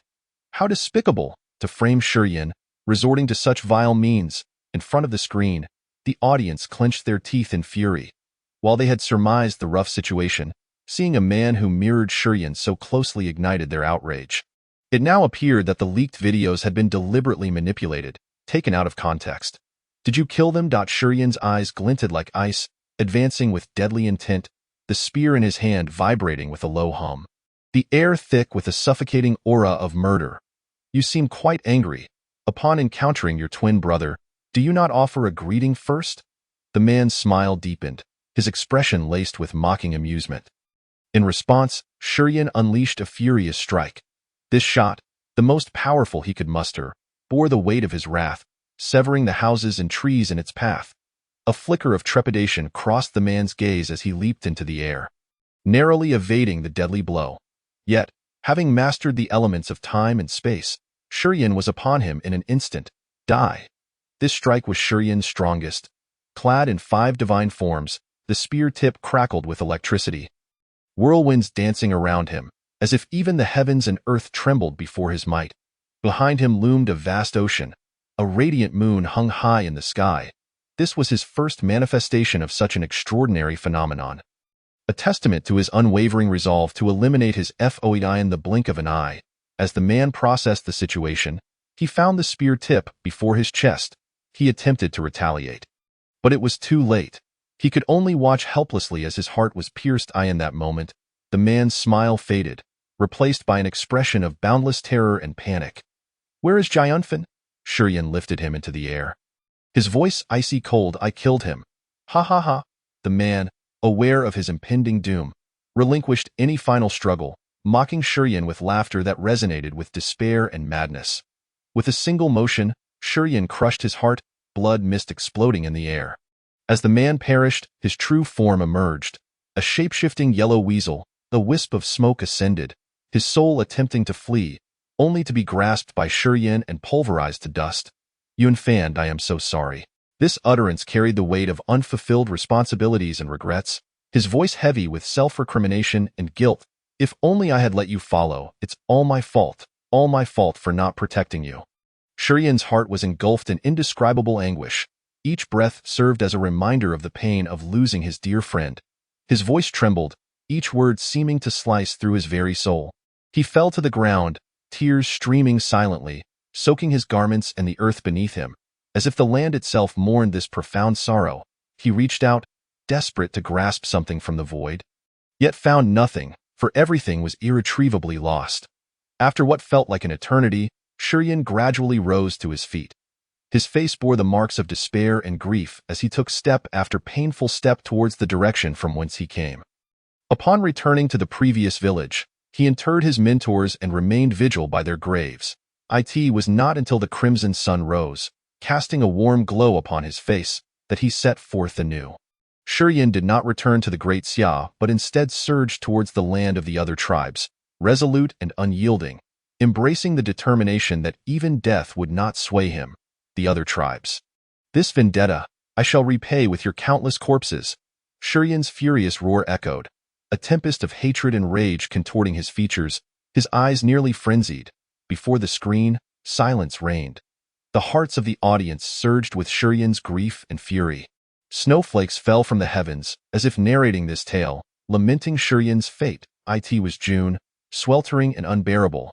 Yet no one was surprised by the sudden snowfall, for there stood Jichangyi. He was a master of changing the heavens. To alter the heavens is to reshape mountains and fill seas. Such exalted beings can sway the weather and alter climates, hence the term changing the heavens. The crowd understood that Jichangyi bore sorrow. Even in such dire circumstances, Shurian harbored no resentment towards the Great Xia, nor did he question the mission. All his animosity was directed towards the other tribes. Yet, they were judging him, and some sought to see him perish. A middle-aged man's roar ignited the crowd's emotions. The audience, unable to contain their wrath, voiced their questions to the authorities, demanding answers from the National Assembly. Perhaps at that moment, Shurian was unaware that someone was plotting against him. He only knew it was the people of the other tribes who had slain his mentors and Yunfan. Thus he sought to invade their territory. He was on a quest for vengeance. Yet some accused him of betrayal. The crowd's fervor swelled. Had they not witnessed this memory, they would have remained oblivious to the truth. An unselfish young sovereign who had guarded the border for a decade solely to vanquish the other tribes was labeled a traitor and a sinner by those with ulterior motives. What a monumental farce. Who recorded those videos? Why were they taken out of context? Why was the complete narrative concealed? Was that mission truly meant to protect the villagers, or was it a deliberate trap set for Shurian? Shouldn't the National Assembly provide an explanation? This matter must be thoroughly investigated. Shurian deserves an explanation, as do his mentors, Elder Jiyun, and all the people of Great Xia. The crowd's discontent simmered. A cacophony of reproach erupted. If this matter is not resolved, it would chill the hearts of all. If even a hero like Shurian, who was solely focused on exterminating the other tribes, could be branded a traitor by those with ulterior motives. How could anyone dare to fight bravely in the future? Dad. Jianjiu approached her father, her voice tinged with sorrow and helplessness. She grasped Shurian's other hand tightly, repeatedly whispering apologies in her heart. This matter would not end. Even if it meant defying the National Assembly, she would ensure that those responsible paid with their lives. Yunfan could not have died in vain, and Shurian must not suffer unjustly. Jichangyi's eyes glinted with murderous intent. His tone as frigid as ice. Chapter 34. A bloodbath. Within the memory's vision, Shurian had arrived at the border. He cast a glance at the dark, silent abyss before soaring directly across. utilizing the fusion of time and space to forcefully breach the barriers set by the emperor. He officially set foot on the land of the other tribes. On this vast expanse, the sights were both strange and breathtaking. The sky was stained a profound crimson, as if the blood of ancient stars poured down. Enveloping the heavens, between heaven and earth, thick mists swirled like phantoms, not ordinary white fog, but a faint silver-gray glimmering with ethereal light. The mists appeared to possess a life of their own, gently swaying in the wind, sometimes coalescing into forms, and at other times dissipating into nothingness, as if weaving a tapestry of dreams intertwined with reality. Upon the earth, the vegetation displayed peculiar colors and shapes. The leaves of the trees shimmered with a metallic silver sheen, radiating a cold brilliance. The flowers resembled intricate sculptures crafted from gemstones, red as blood, blue as the sea, and green as emeralds, each blooming with an extraordinary luster. "I have arrived, O otherworldly beings," the voice of Shurien rumbled. Deep and hoarse, as though echoing from the depths of hell, he traveled for hundreds of miles, leaving desolation in his wake, where not a blade of grass dared to grow, and even the birds circled away. Sensing the suffocating aura of death that surrounded him, before him appeared a pristine lake, beside which a young boy of a foreign race played in the water, his bare torso glistening and an innocent smile adorning his face. "Die?" Shurien's eyes held no pity, only an overwhelming hatred. His spear transformed into a streak of lightning, instantly reducing the boy to a mist of crimson. Blood stained the surface of the lake, yet Shurien's expression remained unyielding, as if he had merely accomplished a trivial task. Kill, kill, kill. The singular thought that consumed Shurien was to annihilate all of the foreign beings, avenging his fallen comrades. He pressed onward, his cold visage devoid of any emotion, leaving a trail of carnage in his path. Every living thing, be it human or beast, even the unawakened monkeys in the trees, fell victim to his merciless blade. The land of the other races was vast and sprawling. Shurien raced for an entire day before finally encountering a tribe. This tribe was inhabited by creatures resembling raccoons, endowed with furry ears and tails, yet they spoke the language of humans. "Do not blame me. This is war, the war that you so cherished." A glimmer of murderous intent flickered in Shurien's eyes. He stood atop a mountain peak, his gaze icy as he surveyed the entire tribe, akin to observing a horde of ants.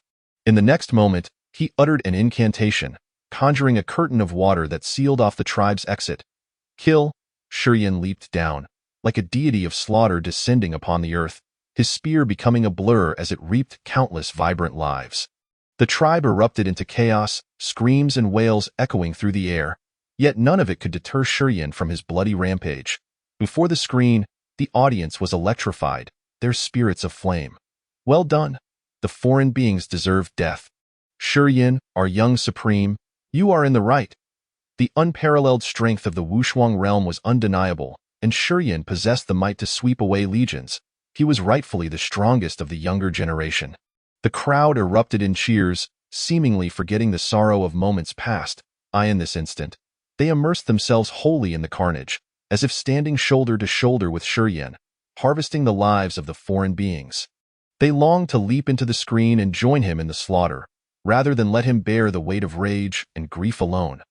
Lin Yaoxian gazed intently at the towering figure, his eyes betraying a deep-seated jealousy and bitterness. His fists clenched tightly, his molars nearly grinding to dust within his mouth. All the cheers and adoration, all the respect and admiration, rightfully belonged to him. Why does someone like you exist? Why did you not perish among the foreign beings?" Lin Yaoxuan's heart seethed with cruel inquiries. An hour later, within the frame, Shurien emerged from the tribe, drenched in blood. A harrowing scene of corpses strewn about in rivers of blood flowing, akin to a hell on earth. His gaze remained as frigid as ever, devoid of emotion, as if he were merely a machine of slaughter. Continuing on his path, soon, he discovered another tribe, the Dragon Turtle Clan, whose defenses were remarkably formidable, impervious to ordinary assaults. This time, Shurien refrained from relying on his physical strength. "Come, thunder!" He soared into the air, arms raised high, summoning countless bolts of lightning that enveloped the entire tribe. Boom, boom, boom.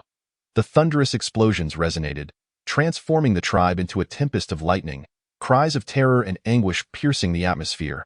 some dragon turtles took to the skies, seeking to confront Shurian, but before they could reach him, they were struck by lightning, reduced to charred remnants plummeting to the ground.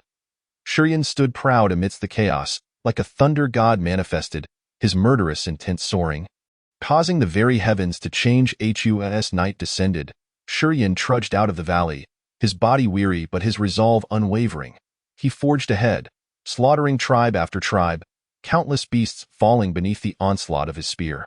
It wasn't until dawn that a city came into view.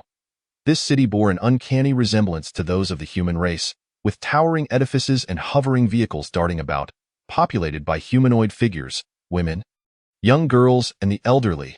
They laughed and spoke, their faces alight with happiness, a scene indistinguishable from that of the human realm. Shurian's heart quivered unexpectedly.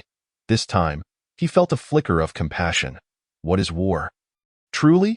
Why does it exist? They too have their elders and children. Why must they invade us? Shurian murmured, his heart a tumult of conflict as tears streamed down his cheeks. Days and nights of slaughter had transformed his hatred into confusion. The starfall emitted a soft chirp, as if to comfort him, or perhaps to remind him of something. Before the screen, silence enveloped the audience, the previously vibrant atmosphere now subdued.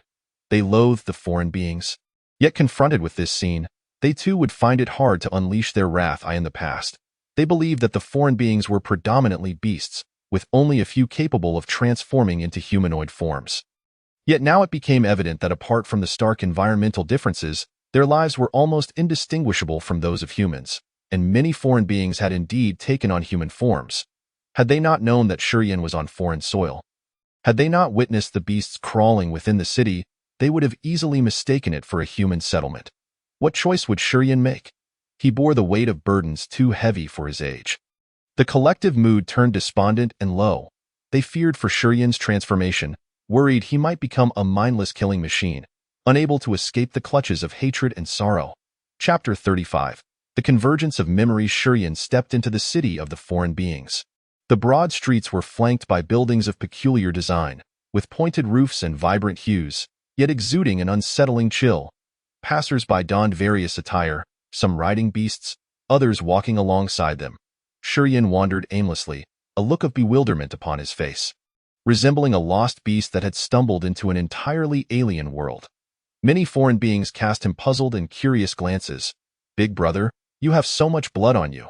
Did you just come back from killing humans?" A little girl with horned braids bounced up to Shurian, her innocent eyes sparkling like two clear gemstones, her cherubic face adorably round.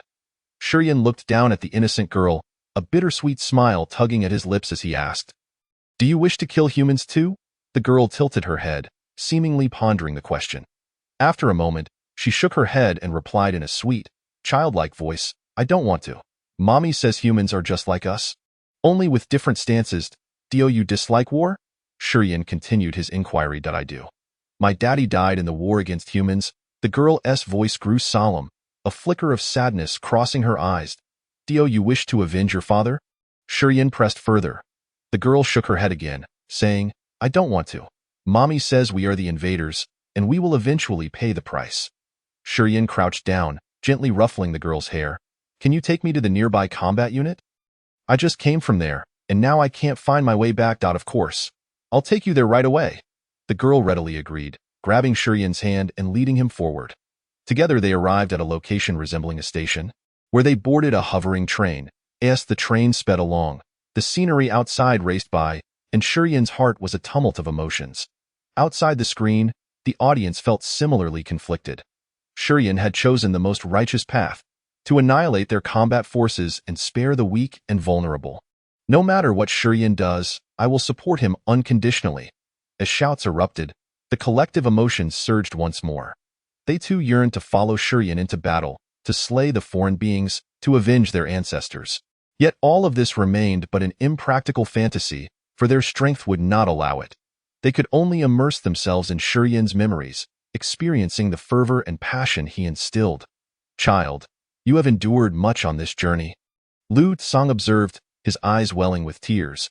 Xiao Lingxi fared no better, her tears flowing unceasingly, having shed every last drop in her lifetime. Within the frame, the little girl chirped, "Big brother is so silly. You can't even find your way home, hee. She pointed towards a valley ahead, smiling brightly. Is it in there? Thank you. Now hurry back before your mommy worries. Shurian replied, Goodbye, big brother. The girl waved and dashed back towards the station. As he watched her depart, Shurian's gaze gradually turned cold, and his aura began to intensify. Kill! Shurian roared to the heavens, a beastly roar erupting from within him, transforming into a streak of lightning as he charged into the valley. In the valley, a multitude of monstrous beasts swarmed, stretching endlessly, with no end in sight. These creatures varied in form, grotesque and fearsome. Some bore razor-sharp tusks, others were covered in spikes, and still others emanated a nauseating stench. Among them were humanoid beings of different races, but in comparison to the towering beasts, they were easily overlooked. Roar! Roar! Upon the appearance of an enemy, the densely packed monsters swiftly reacted, charging towards him. This ferocious momentum shook the very earth, scattering the mist and clouds above. Die! Shurian, akin to a deity of slaughter, wielded a long spear and rampaged through the horde of beasts. Blood stained the ground, and the wails of the dying echoed through the skies. Yet Shurian showed no mercy. In his eyes, there was only an insatiable thirst for blood. It was a one-sided massacre, with Shurian resembling an emotionless killing machine. Reaping lives effortlessly, he bore the tempest of lightning and storm, transforming the valley into a hellish battlefield, where any beast that charged at him met an immediate demise. Damn the human race! How dare you trespass upon our land? A humanoid commander bellowed, rushing forth with the peak power of the first stage of the unsurpassed realm. Shurian's expression was one of derision. He evaded the beasts and appeared before the commander in an instant. With the support of 5 Dharma forms, a single thrust of his spear sent the commander tumbling to the ground, only for the heavens to unleash thunder, extinguishing his life. The scene left those watching in awe, gasping in disbelief.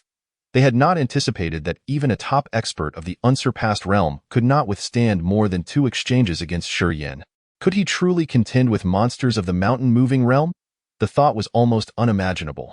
After all, Shurian was merely 25 years old.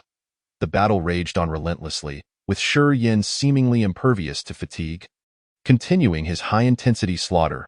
During this time, several powerful beings from the unsurpassed realm joined forces against him, but after merely a dozen exchanges, they were ruthlessly cut down by Shurian. The corpses of the beasts piled high, even surpassing the original valley, sending chills down the spines of the onlookers. Some beasts, though small in stature while alive, would revert to their massive forms upon death. Blood flowed like a river, reeking as it streamed out of the valley. Suddenly, the sky darkened, ominous clouds gathered, and thunder roared as an enormous hand descended toward Shurian. This hand radiated overwhelming power, causing mountains to crumble and blood to evaporate. Memories converged. What ancient creature has arrived? It feels even stronger than those of the ocean-filling realm. The spectators widened their eyes, exclaiming in astonishment. Previously, when Shurian's memories were first accessed, the vision had abruptly cut off here, jumping to his childhood. Now, as the memories finally converged, they eagerly anticipated the unfolding events of Shurian's fate. All eyes were glued to the screen, anxious not to miss a single second. Chapter 36, The Black Phoenix King. Ha ha ha. Shurian laughed heartily, gazing at the heavens, radiating an intense battle spirit. In his eyes, there was no fear, no dread of death, only a resolute determination to fight until the end. The ocean manifested, the bright moon hung high, and the Dharma forms moved with him. Shurian, spear in hand, charged towards that colossal hand, wielding the full force of his being. Even if he were to perish, he would do so on the battlefield. The stars resonated with tremors, heralding this moment. Boom! As a brilliant aura erupted, the scene within the screen fell into silence. When the spectators looked again, they found Shurian lying motionless in a pool of blood. The disparity in strength was ultimately too vast, spanning more than one great realm. Any talent or strategy was rendered futile. Upon opening his eyes once more, Shurian found himself within a palace of ancient architecture, open to the sky, with several columns reaching into the clouds, adorned with carvings of powerful beasts. On the throne at the front of the hall sat a stunning woman clad in black, her lips curling into a smile as she gazed at him with profound significance. This woman was the royal beast that had appeared before the H2 abyss. It is you. Shi Yin struggled to rush forward. But as soon as he stood, he collapsed, utterly drained of strength, his injuries grievous, though not bother. I have sealed your powers, the black-clad woman remarked with a faint smile, her grin growing more pronounced. Shi Yin gritted his teeth. Despite his weakness, flames of defiance burned in his eyes. He struggled to lift his head, glaring at the black-clad woman, his voice weak yet resolute. You will not die well. At these words, the woman's smile faded gradually, her tone turning displeased. You should not insult me, do you understand? An elder behind Shi Yin raised a magical whip and struck him, scolding. Before Our Lady Black Phoenix, you should kneel and admit your guilt. Ha ha ha! Even if you cut off my legs, I shall not kneel. Shi Yin laughed heartily, his tone brimming with disdain. The Black Phoenix slowly descended from her throne and approached Shi Yin. After circling around him, she stroked her chin and mused. Actually, it does not matter if you kneel before me. Get lost? Shi Yin coldly retorted. Did your father not teach you manners? The Black Phoenix's words were icy. Oh, I forgot. Your irresponsible father died early. What do you mean? Shi Yin coldly inquired. Nothing much. Are you not an orphan? Thus, your father was irresponsible and abandoned you. The Black Phoenix scoffed disdainfully. Upon witnessing this, the elder gestured to those behind him, and immediately 2 guards stepped forward, attempting to force Shi Yin to kneel by pressing down on his shoulders.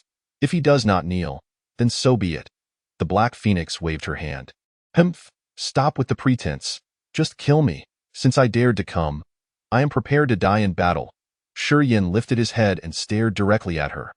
The Black Phoenix chuckled lightly, batting her eyelashes, her tone laced with a hint of mockery. This king has gone to great lengths to bring you here. How could I easily kill you? I have not had my fill of fun yet. Shi Yin's eyes widened with rage, filled with intense hatred. Were he not immobile, he would undoubtedly have lunged at her to tear off a piece of flesh. So, to lure me here, you killed my friends? Even taking on my appearance, you are truly a group of vile and shameless beings. Ha ha ha, but I have returned the favor. Shi Yin laughed loudly, already indifferent to life and death. The Black Phoenix furrowed her brow, a complex look flashing in her eyes.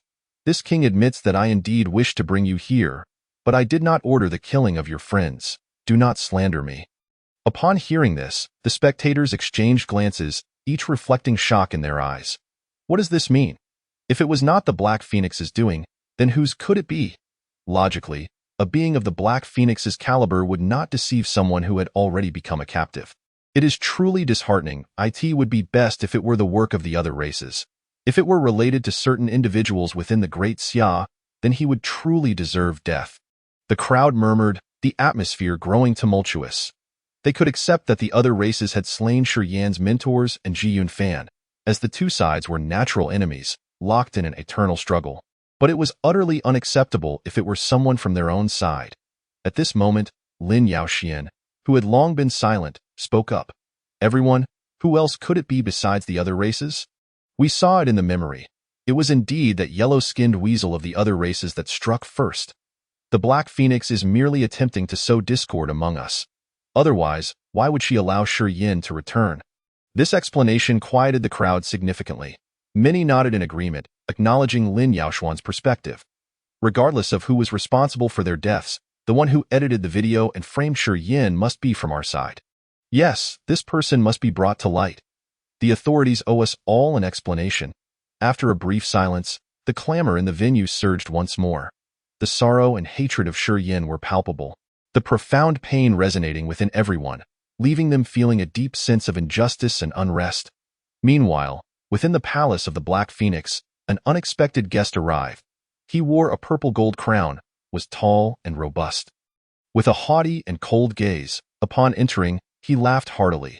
Ha ha ha, is this the young supreme of the human race from the Great Xia?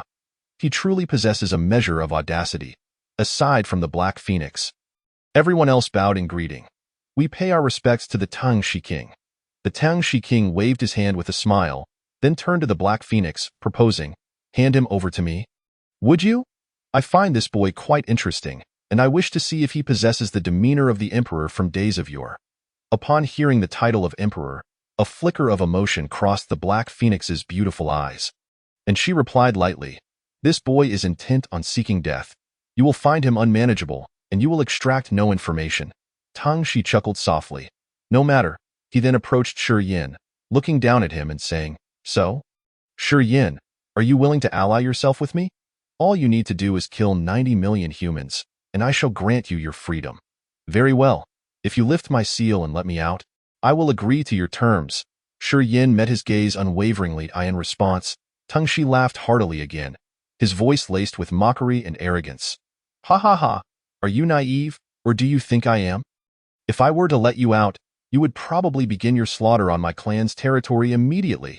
Shi Yan's lips curled in disdain, casting a scornful glance at him before casually replying, "Go ahead and kill me if you wish. Do not obstruct my view here." Upon hearing these words, Tang Shi immediately furrowed his brow. In stark contrast, Heifeng could not help but chuckle slightly. The two displayed a striking contrast, indicating that their relationship was undoubtedly less than cordial. "Youngster, if you wish for Ji Changhe's son to survive, you would do well to heed my words," Tang Shi threatened with narrowed eyes. Chapter 37. The news of Ji Yunfan outside the screen. The crowd became restless once more at the words of King Tang Shi. Could it be that Ji Yunfan was still alive? Such news was indeed a stroke of good fortune amidst calamity. Exclamations of astonishment arose, excitement evident on many faces. Not only he, but numerous others also exhibited joy, uplifted by this favorable tidings. Ever since they had encountered the memories associated with Shi Yan, they had developed a fondness for that youth. He possessed none of the arrogance typical of an imperial scion. Nor did he take pride in his SSS-level talent, even going so far as to sever ties with his family to resolutely follow Shi Yan into battle against the alien races. Furthermore, his shy disposition and aversion to disputes rendered him all the more endearing. On the high platform, Ji Changhe and Ji Hongyue were momentarily rendered speechless by the news. "Fanner, is it truly you who still lives?" Ji Changhe murmured into the void. This sudden surprise caught him off guard. He glanced at Shi Yan, seeking an answer, but alas, Shi Yan had already succumbed to unconsciousness. In desperation, he turned his gaze to the grand screen. Ji Hongyue wept tears of joy, her trembling hands betraying the excitement coursing through her heart. Xiao Lingxi's expression also softened. If Ji Yunfan was indeed alive, then her brother's heart would find solace. Yet, a fear lingered that Tang Shi might threaten Shi Yan, imposing upon him some torturous demands. In the square, someone suddenly spoke up. Upon hearing these words, many fell silent, uncertain whether to feel sorrow, joy, or concern. Given Shi Yan's character, he would undoubtedly be willing to sacrifice everything to save Ji Yunfan. Yet there was dread that Tang Shi might impose unreasonable demands. For instance, would he demand that Shi Yan return to slay his own kin? What choice would Shi Yan then make? Such a scenario would be more unbearable than death itself. The crowd shook their heads in dismay, silently praying that it would not unfold this way. Within the scene, Shi Yan swiftly concealed his excitement, coldly smiling as he remarked, "Old man, do you think you can deceive me? Abandon that thought. I possess no information you seek, nor shall I assist you in any way." Tang Shi's expression darkened instantly, his aura beginning to surge violently, enveloping the palace in an invisible pressure. "If you refuse to drink the wine offered, you shall taste the bitter cup instead. If that is the case, I have my ways to make you speak." With that, Tang Shi waved his hand, sending forth a beam of black light towards Shi Yan. Just as the light was about to strike him, Heifeng flashed forward, positioning herself before Shi Yan and dissipating the dark energy. "Heifeng, what is the meaning of this?" Tang Shi glared at her, demanding an explanation. Heifeng crossed her arms, casually responding, "He cannot perish yet. He still serves a purpose. Moreover, your brutish methods will only drive him to despair, yielding no fruitful outcome." Tang Shi snorted coldly, "Do not forget, our aim is to extract useful information from him, not to engage in a battle of wills." Heifeng raised an eyebrow slightly. "I am well aware, but before we proceed, consider alternative methods. Resorting to threats of violence is futile." "Very well, I shall take him to parade through the streets." Allowing our kin to vent their frustrations, a glimmer of amusement flickered in Tang Shi's eyes, clearly having devised a method to punish Shi Yan. This time, Heifeng did not intervene, permitting him to take Shi Yan away. Shi Yan was brought to the center of a city square, his hands bound behind an iron pillar. Under the blazing sun, The searing heat bore down upon his weakened and fatigued body in mere moments. His lips became chapped, severely dehydrated, rendering him as fragile as an ordinary person, struggling against the oppressive heat. This scene evoked profound sorrow and heartbreak among the spectators before the screen. Just 3 months prior, he had endured such treatment, and now upon his return, he was again bound to an iron pillar, subjected to inhumane torment. Such injustice and tragedy stirred the hearts of many. "Daddy, we cannot watch any longer. We must bring him home," Ji Hongyue said, her eyes reddening with compassion. The truth had emerged, and she felt fulfilled. As for Ji Yunfan's whereabouts, that could wait until Shuryan awoke. Indeed, let us cease watching. Allow Shuryan to rest properly. He should not endure any further suffering. The Great Xia owes him, as do the officials and the National Council. I too implore you to cease extracting memories. Shuryan has suffered greatly. Please, release him. In the square, voices rose in fervor, with many pleading for an end. Their voices echoed the sentiments of countless viewers across the nation. At that moment, Shuryan had become a pillar of strength for the younger generation, a figure of admiration and respect in their hearts. "Very well, I shall take him home," Ji Changhe consented, preparing to support Shuryan as they departed. "I am fine. Since you wish to watch, then watch to your heart's content." Shuryan suddenly awoke, his voice weak and raspy. "Xiaoyan, you da." Ji Changhe could scarcely bear to see him in such a state. "Child, do not overexert yourself," Lu Tsang advised as he approached. "Brother, there is no need to continue watching. We already know the truth." Xiao Lingxi wiped her tears. Shuryan forced a bitter smile. His gaze, though weak, radiated unwavering determination. "This pain is nothing to me. Allow everyone to learn more about the alien races. War is not far off." Upon hearing this, many were rendered speechless, emotions surging within them. They had not anticipated that in such dire moments, Shuryan would still be concerned for others. For this land, he would rather endure the pain of memory extraction than allow others to remain unaware of the situation regarding the alien races. "He would forever be our young sovereign," a girl murmured through her tears, deeply moved by Shuryan's resilience and righteousness. Not only she, but many others secretly wiped away their tears as well. Several minutes later, the multicolored steel needle was once again plunged into Shuryan's head. Chapter 38. The prisoner. The memory scene unfolded in the city square. A throng of humanoid aliens surrounded Shuryan, their faces contorted with rage as they hurled accusations and threats at him. "Great Xia's human race, you have slaughtered tens of thousands of our kin. Today, you finally find yourself in our grasp. You deserve death. I shall carve his flesh piece by piece and drink his blood dry. Killing him is insufficient to satiate my fury. I propose we hang him at the fire ant nest, slathered in honey, to torment him for 100 years. Even some youthful girls gritted their teeth, spewing various curses as if such words could assuage their anger. Bang! Eggs, vegetables, and rotten fruit, fragile items, were hurled at Shuryan. This scene filled the hearts of the Great Xia populace watching from beyond the screen with immense anger and sorrow. Their fists clenching involuntarily, their young sovereign, their hero, was subjected to such humiliation and abuse at the hands of the alien races. It was simply unimaginable. Each person felt a deep sense of powerlessness and despair. Swish, within the scene, a youth with beastly ears thrust a long sword into Shuryan's abdomen. Spitting on him, he seized his collar and coldly declared, "Weren't you quite impressive? You dared to invade our territory alone. Yet now you resemble a dead pig? Lu Ho, come down quickly. It's my turn now. Don't kill him too soon," a girl exclaimed excitedly, rubbing her hands together. Throughout this ordeal, Shuryan maintained a demeanor of utter indifference, not uttering a single word, even too lethargic to lift his eyelids. Only the smirk at the corner of his mouth betrayed his disdain and mockery. This behavior only served to infuriate the aliens further. One among them hurled a heavy hammer, striking his chest with a resounding thud, shouting, "The Great Xia's #1 prodigy is nothing but this. Let us toy with him at will." Blood trickled from Shuryan's lips as he raised his head and coldly laughed. "A tiger falling to the ground is but a prey for dogs. Arrogant. I can no longer endure this. I will kill him. You are no more than a mere cat or dog. How dare you call yourself a tiger?" The young aliens were instantly incensed, unable to tolerate such contemptuous words. "Isn't that so?" Shuryan's smirk deepened. "If you dare, Unbind my powers, and I shall slay you all with one hand. If you lack confidence, then summon your proud royal descendants, your imperial lineage. I could crush them all with ease."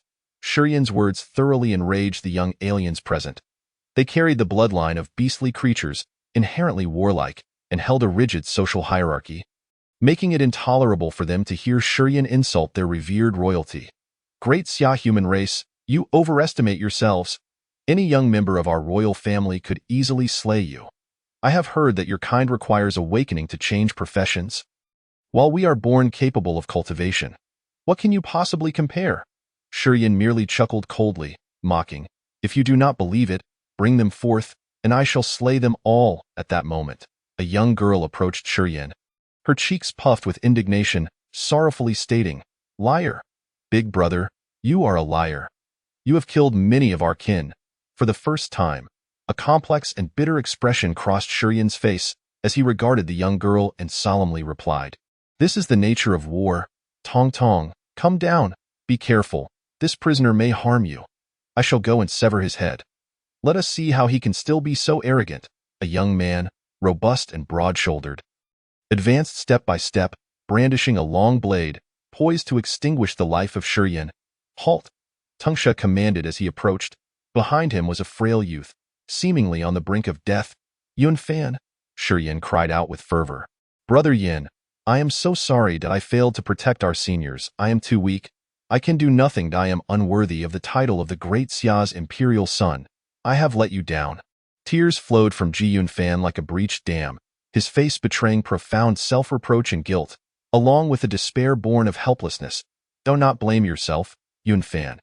It is not your fault. You have done exceptionally well. Your seniors would not blame you from beyond the springs. Be strong. They wish for your survival." Shurian reassured him with a smile, his eyes filled with firmness and encouragement. Yet Ji Yun Fan merely shook his head in agony, the chains binding him clinking with each movement. "Release him, and I shall do anything for you," Shurian uttered weakly, closing his eyes. Tangsha laughed derisively. "Now you wish to cooperate, do you? Were you not so defiant before?" "Brother Yin, do not agree to his demands. I fear not death. I am prepared to meet my end," Ji Yun Fan shouted, anxious that Shurian might act foolishly. "Yun Fan, there are those at home awaiting your return." "Live well," Shurian smiled gently at him. Tangsha waved his hand, signaling his subordinates to take Ji Yun Fan away. "Why, King? I petition to unseal his power, allowing our royal prodigies to vanquish him, ensuring his submission." One proposed, "Indeed, let the royal elite personally slay this scoundrel. The so-called Great Xia's foremost genius is but a jester among us. My king, please grant this request. We long to witness how this Great Xia genius falls at the hands of our royal youth." The crowd in the square fervently echoed their pleas. These young individuals, brimming with youthful exuberance, were haughty and inflated with pride, having always looked down upon humanity.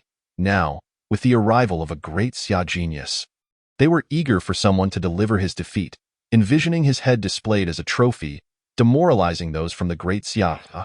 "You are too easily stirred," Tangsha remarked, shaking his head. He then approached Shurian, whispering in his ear, "I shall unseal your powers, allowing you to compete against our royal youth, but you must not harm them.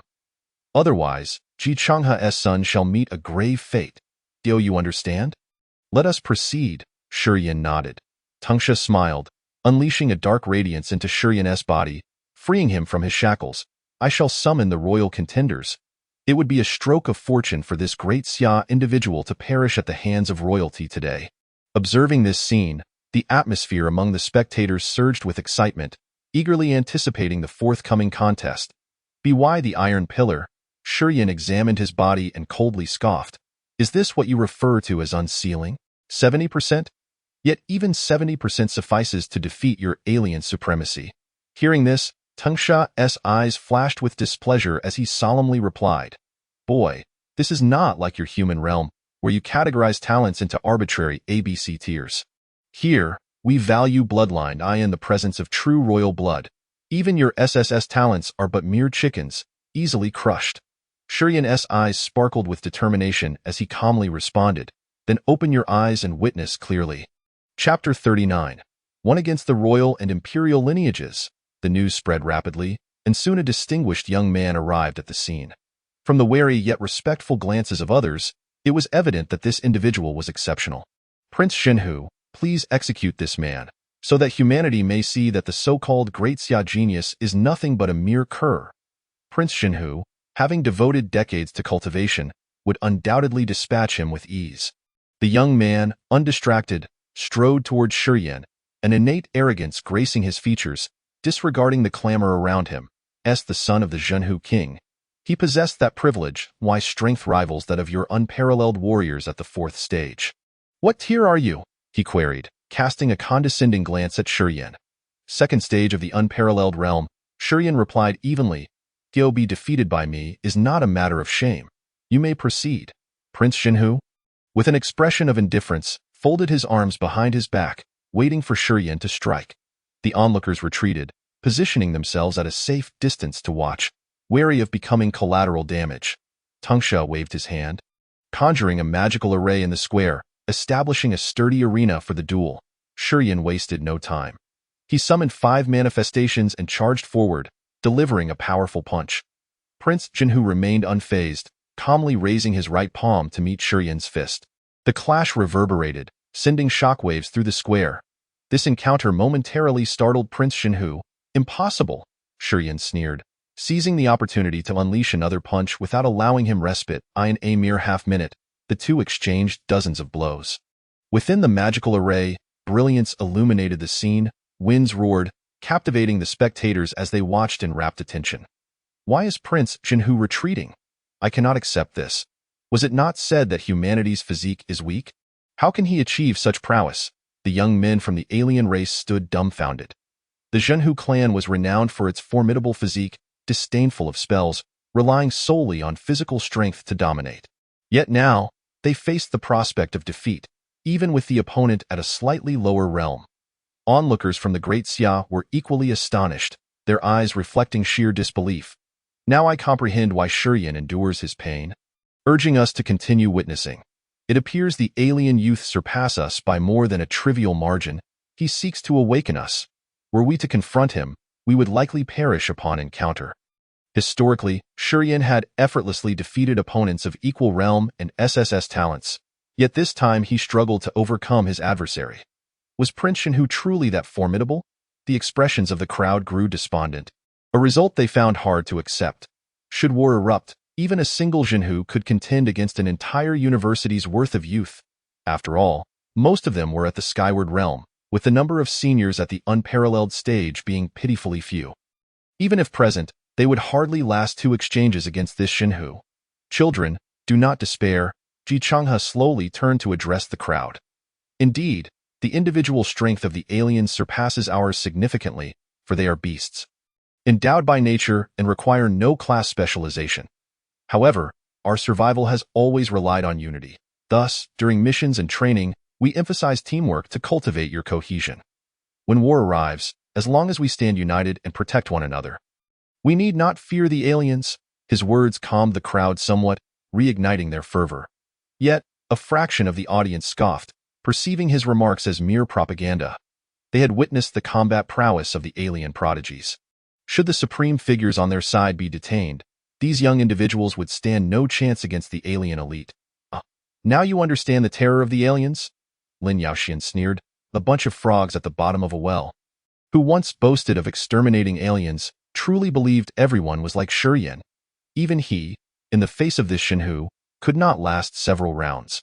Contemplating this, he cast an envious glance at Shiyan on the platform, inwardly muttering, "Damn you, how can you be so powerful? Individuals like you should not exist in this world. You disrupt the balance of the Great Xia." The scene shifted, revealing Shiyan having triumphed over Prince Xinhu. Even when the latter resorted to his ultimate technique, Thunderbolt, he was still subdued beneath Shiyan's might. Subsequently, the second challenger emerged, a formidable Taotai. Not only was it physically strong, but its mastery of the devouring demon art was also nothing short of extraordinary. Yet, it too succumbed after mere minutes. The third challenger, Apiccio, met the same fate. Shiyan vanquished 3 royal prodigies in succession, leaving the young aliens utterly speechless. Today, their faith had been shaken. Had they not gleaned from various videos and materials the supposed weakness of humanity? They might have doubted if they were the true invaders, easily crushed. I could subdue you with one hand.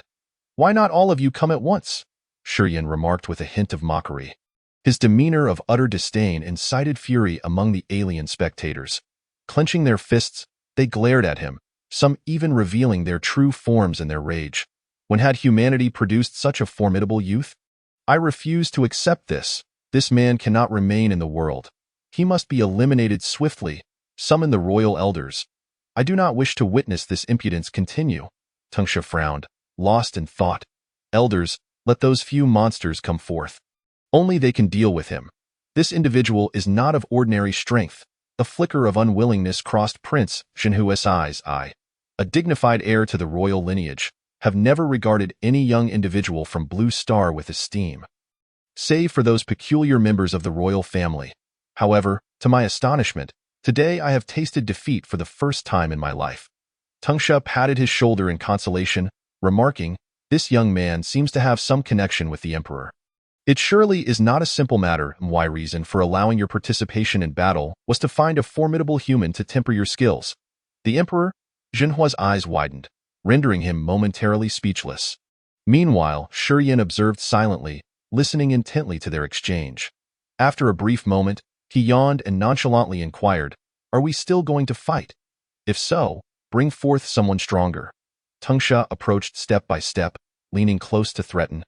"Young man, I hope you are wise enough to understand what must be done next, lest your friend's life be at stake." Chapter 40. The Emperor stole his son. Shurien nodded and subsequently closed his eyes to rest.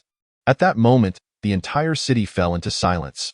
The otherworldly beings awaited the arrival of their most esteemed royal family. As dusk descended, for figures soared through the sky. Mounted upon fierce beasts, they moved with astonishing speed. Appearing above the city almost instantaneously, at this moment, all young members of the otherworldly races bowed their heads in reverence. In their society, there exists a strict hierarchy and a well-structured governance that forbids the riding of mounts.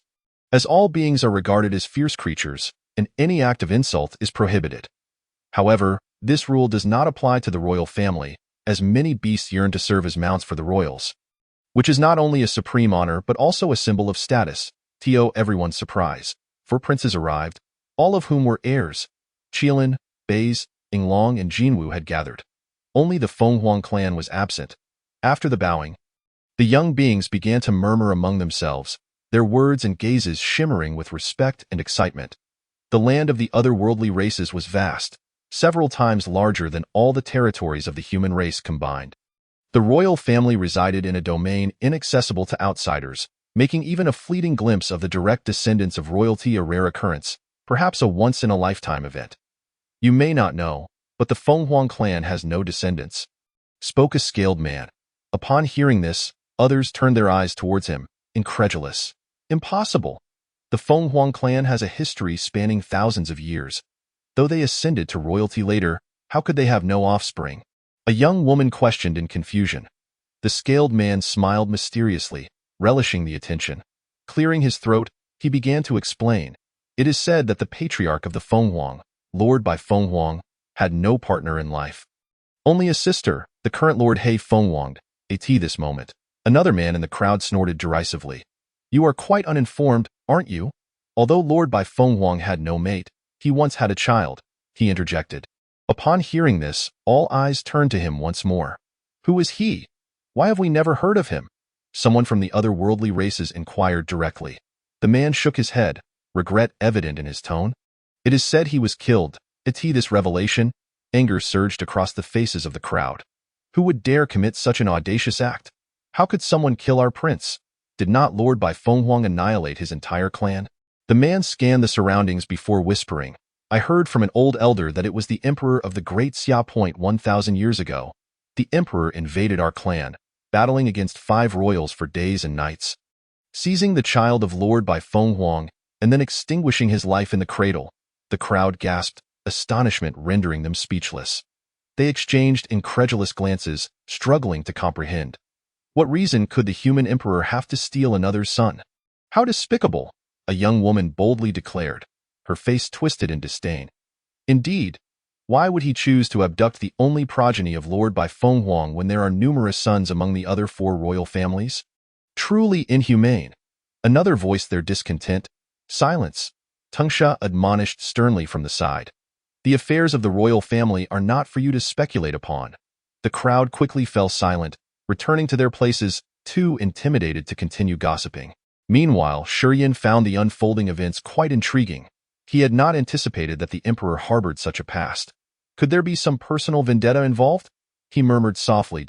At this moment, the 4 figures in the sky concluded their discussions. One strikingly handsome man, with long hair cascading to his waist and adorned with horns, gazed down, proclaiming, "I, Tianqi, come forth for a fair battle. It is the Qilin Prince. Prince Qilin, please vanquish this individual. Let our clan might be known, and leave the human race in despair. The prince shall surely prevail," effortlessly suppressing him with a mere gesture. The crowd's eyes sparkled with anticipation, eager to witness the thunderous prowess of the royal heir. "Tianqi, how much strength do you intend to employ this time?" A breathtakingly beautiful maiden with silver hair, cascading over her shoulders, inquired softly under the fading sunlight. Her skin luminescent, features perfect, akin to a celestial being descended upon the earthly realm. She was none other than Bai Yuxian, the heir of the Bai's clan. 30%, Tianqi replied indifferently, devoid of any emotional inflection. "Prince Qilin is formidable. Did you see that? The audacious first prodigy of the great Xia merely requires 30% of his strength to suppress you." As the crowd gasped in awe, Tianqi descended into the formation on the plaza. "Do not underestimate him, Tianqi," Tangsha cautioned from the side. "Rest assured, dealing with a mere human is of no concern," Tianqi waved dismissively. He then approached Shiyan, coldly stating, "Make your move. Today I shall make you comprehend the true meaning of disparity, vile human." Shiyan scoffed derisively, concealing one hand behind his back. "To slay you, I require but a single hand. Arrogance! I can no longer tolerate this impudent wretch. Prince, please hasten to eliminate him." The young beings of the otherworldly races were nearly driven to the brink of fury by Shiyan's words. The royal family was regarded as the highest of existences in their eyes, and such an insult from a human could not be tolerated. How amusing! Tianqi's eyes glinted with malice as he appeared above Shiyan with astonishing speed, preparing to stomp down it. Seemed the prince intended to resolve this contest in a single strike. Unleashing the Qilin treading technique, Shiyan maintained a calm demeanor, launching a full-force punch toward Tianqi's descending hoof. Boom! The entire city shook. As the shockwaves dissipated, the two engaged in a fierce clash, their silhouettes flickering within the formation. Energy fluctuations immense.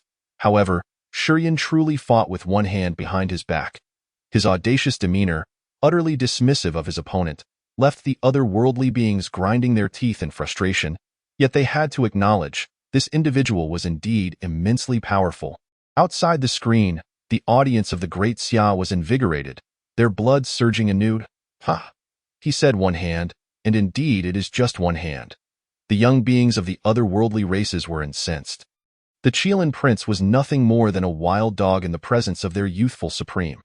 Some fervent youth shouted wildly, yearning for their words to reach the otherworldly realm.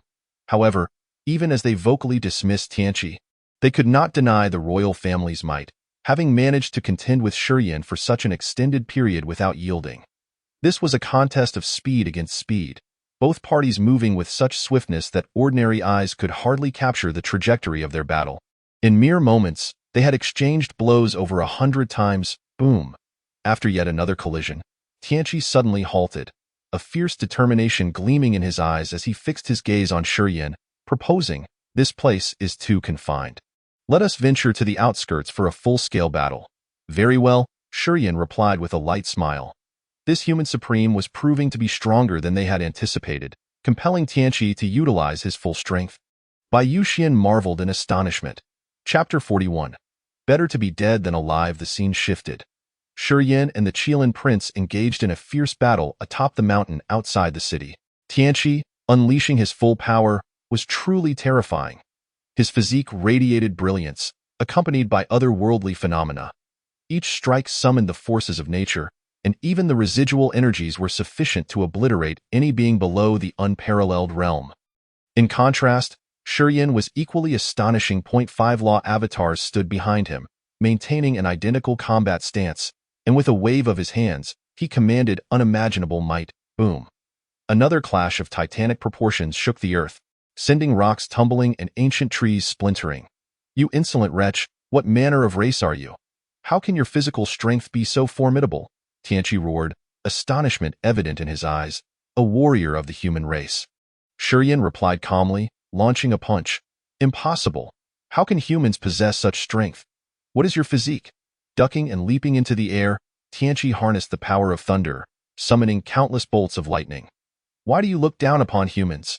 Then why do you choose to take on human form? Shurien scoffed, unleashing his own lightning elements. In an instant, the mountaintop transformed into a realm of thunder, silver serpents slithering amidst the chaos, as the skies darkened with ominous clouds.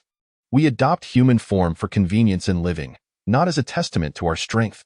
Tianqi howled towards the heavens, reverting to his true form, a 10-zhong-long qilin charging forward, bringing forth a tempest with each powerful stride. The ground trembled beneath each hoof, the sheer force instilling fear in all. Shurien softly chanted incantations, summoning the azure seas, a bright moon hanging high, as waves surged forth to engulf the qilin. Simultaneously, he employed the element of time, amplifying his speed significantly, rendering each of Tianqi's attacks a mere shadow. The two combatants clashed vigorously, leaving the surrounding environment in a state of utter devastation. All present were deeply moved, struggling to comprehend the sheer power unleashed by this unparalleled realm. Renowned for its strength and speed, the qilin found itself at a disadvantage against Shurien, much to the astonishment of the younger generation from the other races. Their fierce battle raged on, unceasing until darkness enveloped the sky. It must come to an end, Shurien murmured softly, poised to deliver a crushing blow to the qilin's throat when he suddenly halted. Seizing this fleeting opportunity, the qilin struck back, propelling him hundreds of meters away, where he crashed forcefully into the rocks. Ha ha ha! The prince is magnificent. This mere human supremacist is nothing but a stepping stone for our esteemed prince. Cheers erupted from the crowd of other races, finally expressing their long-held grievances. Though the struggle had been arduous, the outcome brought them immense satisfaction. How infuriating! Shurien should have triumphed. Outside the screen, the audience from the great Xia nation seethed with indignation. In their hearts, Shurien was invincible, and witnessing his forced defeat was a source of profound frustration. Through this shared memory, the spectators became acutely aware of the disparity between themselves and the other races. Yet Shurien had bridged that gap, overwhelming their prodigies. Alas, in the end, circumstances had compelled him to relent. If he does not concede, Ji Yunfan may die, someone sighed. That old serpent Ting only unleashed 70% of Shurien's power and even threatened him before the battle. How despicable. The crowd's tone was rife with anger. Within the scene, the Tianqi cast a haughty glance at Shurien, coldly stating, "To be defeated by me is an honor for you. I admit I underestimated you at first." With that, he turned to leave. Shurien scoffed, dismissing him, and approached Ting. "I have completed what you asked of me. When will you release Yunfan?" A playful smirk danced across Ting Shi's lips as he replied, "Why the rush? Once you have repaid your debts, that lad will naturally be set free. Feel free to unleash whatever wrath you desire upon me. I only hope you uphold your promise and do not harm him," Shurien declared, unwavering in his gaze, resolute and unafraid. Upon hearing this, Tang Shi's face twisted into a cold smirk. A dark light surged within Shurien, sealing his cultivation once more. He then addressed the throng. "Do you not wish to punish this human? Apply honey to his wounds and cast him into the fire ant's nest." At this, the younger generation of the other races erupted with excitement. They had awaited this moment for far too long. The scene shifted. Shurien found himself bound at the mouth of a cavern beneath a volcano, iron chains shackling him while molten lava flowed nearby. With his powers sealed, he struggled against the searing heat. And within mere seconds, he felt as though he were being scorched alive, enduring excruciating pain. Yet, gritting his teeth, he refrained from screaming, swallowing his agony. "Human, this is the fate that befalls those who slay our kin. Savor your final moments," a tusked warrior from the other races mockingly proclaimed while spreading honey upon Shurien's wounds. "Fear not, this honey is a rare treasure. You'll soon understand true suffering." a burly companion threatened. Indeed, just don't beg for mercy when the time comes, a third jeered. Feeling that Shurian's wounds were insufficient, they brandished daggers, inflicting dozens more cuts upon him. Blood gushed forth, staining Shurian's garments crimson. Are you merely scratching an itch? He retorted with a sneered, oh, still quite defiant, are we? Just wait until you're crying. The leader scoffed, discarding the dagger. After completing their cruel task, the group stood aside, arms crossed, gazing at him with derision. Soon, more and more of their kind gathered. Filling the area, all eager to witness Shurian's disgrace, a fire ant, no larger than a thumb, emerged, drawn by the scent, and promptly bit into Shurian's thigh. Shurian could no longer contain his cries. He could endure the heat and the cuts. But the piercing pain of the venom coursing through his veins was unbearable, as if his very soul were being tormented. Ha ha! Scream, louder! They taunted, reveling in his suffering. Weren't you able to endure just moments ago? Why the outcry now? The poison of the fire ant could stimulate every pain receptor in the human body, and soon, he would understand what it meant to live in agony worse than death. The young onlookers from the other races erupted in laughter. One by one, fire ants swarmed forth, quickly covering Shurian's body. His eyes glowed red with rage, teetering on the brink of madness, succumbing to unconsciousness only to be jolted awake repeatedly. Is this truly the supreme of the human race? How tragic, they mocked. Ha ha ha, look at him, a wretched sight, truly satisfying. Outside the screen, the citizens of Great Xia were left in stunned silence, unable to utter a word. Tears flowed silently down their cheeks. They understood the resilience and determination that Shurian embodied. Yet, seeing him unable to control his pain and cry out was unimaginable. What kind of inhuman torment had he endured? How much has he truly borne? A young girl sobbed, allowing her tears to flow freely in hopes of alleviating her heartache. Damn those other races. Damn the National Assembly. This must be addressed, a passionate youth shouted, casting aside all restraint. All of this began from that cursed mission. We need answers. Has the National Assembly been wiped out? Chapter 42. Rebirth. The entire Great Xia was ablaze with emotions, whether at the scene or across other regions. The uproar was deafening. Everyone demanded answers from the National Assembly, justice for Shurian. Xiao Lingxi could no longer bear to watch, curling up in a corner, wiping away her tears repeatedly. Each of Shurian's cries felt like daggers piercing her heart. A pain that left her breathless. Ji Hongyue gripped her whip tightly, her breathing trembling. She was watching, determined to remember everything, to return this suffering 1,000-fold to those who had wronged Shurian and Yunfan. Ji Changhe's murderous intent intensified. He yearned to storm the National Assembly, even if it meant throwing the entire Great Xia into chaos. He would expose the culprits behind this. Yet he held back his fury, wanting to see it through, to ascertain whether his son still lived. My child, how you suffer. Lu Tsang murmured sorrowfully, his voice filled with anguish. Within the scene, Shurian's legs were a gruesome sight, bloodied and raw, revealing stark white bone beneath. His cries grew increasingly hoarse and faint. This sight moved even some of the softer-hearted among the other races to shake their heads, sighing inwardly. Yet, they could not afford to relent. Shurian was, after all, of the human race, their natural enemy. Different factions, different allegiances. Despite any sympathy, they had to suppress it, especially since Shurian had slain so many of their kin. A day and a night passed, and the audience from the other races began to dwindle. 5 days later, only a handful of particularly vengeful individuals remained. A month later, Shurian was utterly motionless. His body was a grotesque mass, devoid of any uninjured flesh, with muscles and nerves severely damaged, rendering him incapable of feeling pain. How pointless! I won't scream anymore. He hasn't died. Has he? A common person would struggle after an hour, yet he has endured an entire month. Who knows? Let us go take a look. As the words fell, several young warriors from the other races approached him. When they placed their hands over Shurian's mouth and nose, he suddenly opened his eyes, his pupils a fierce crimson, radiating an astonishing murderous intent. His body shook violently, causing the iron chains to rattle. He hasn't perished. His life force is truly remarkable. Let us leave. There's nothing left to see. Let's allow him to wither away here. In a month, we'll return to grind his bones to dust. The group, astonished, had evidently never witnessed such tenacity. After a brief exchange, they departed. Before long, Tangxi soared down from the sky. Upon witnessing Shiyan's plight, he chuckled, "You must hold on. This is just the beginning. Though not take your own life. Or that Ji lad won't survive either." Shiyan laboriously lifted his head, his gaze piercing. "No need for your concern. I am doing just fine." "Ha ha ha, I love your defiance," Tangxi laughed, transforming into a streak of light and vanishing. Thus, within this vast volcanic expanse, only Shiyan remained. In the second month, his consciousness faded, teetering on the brink of death.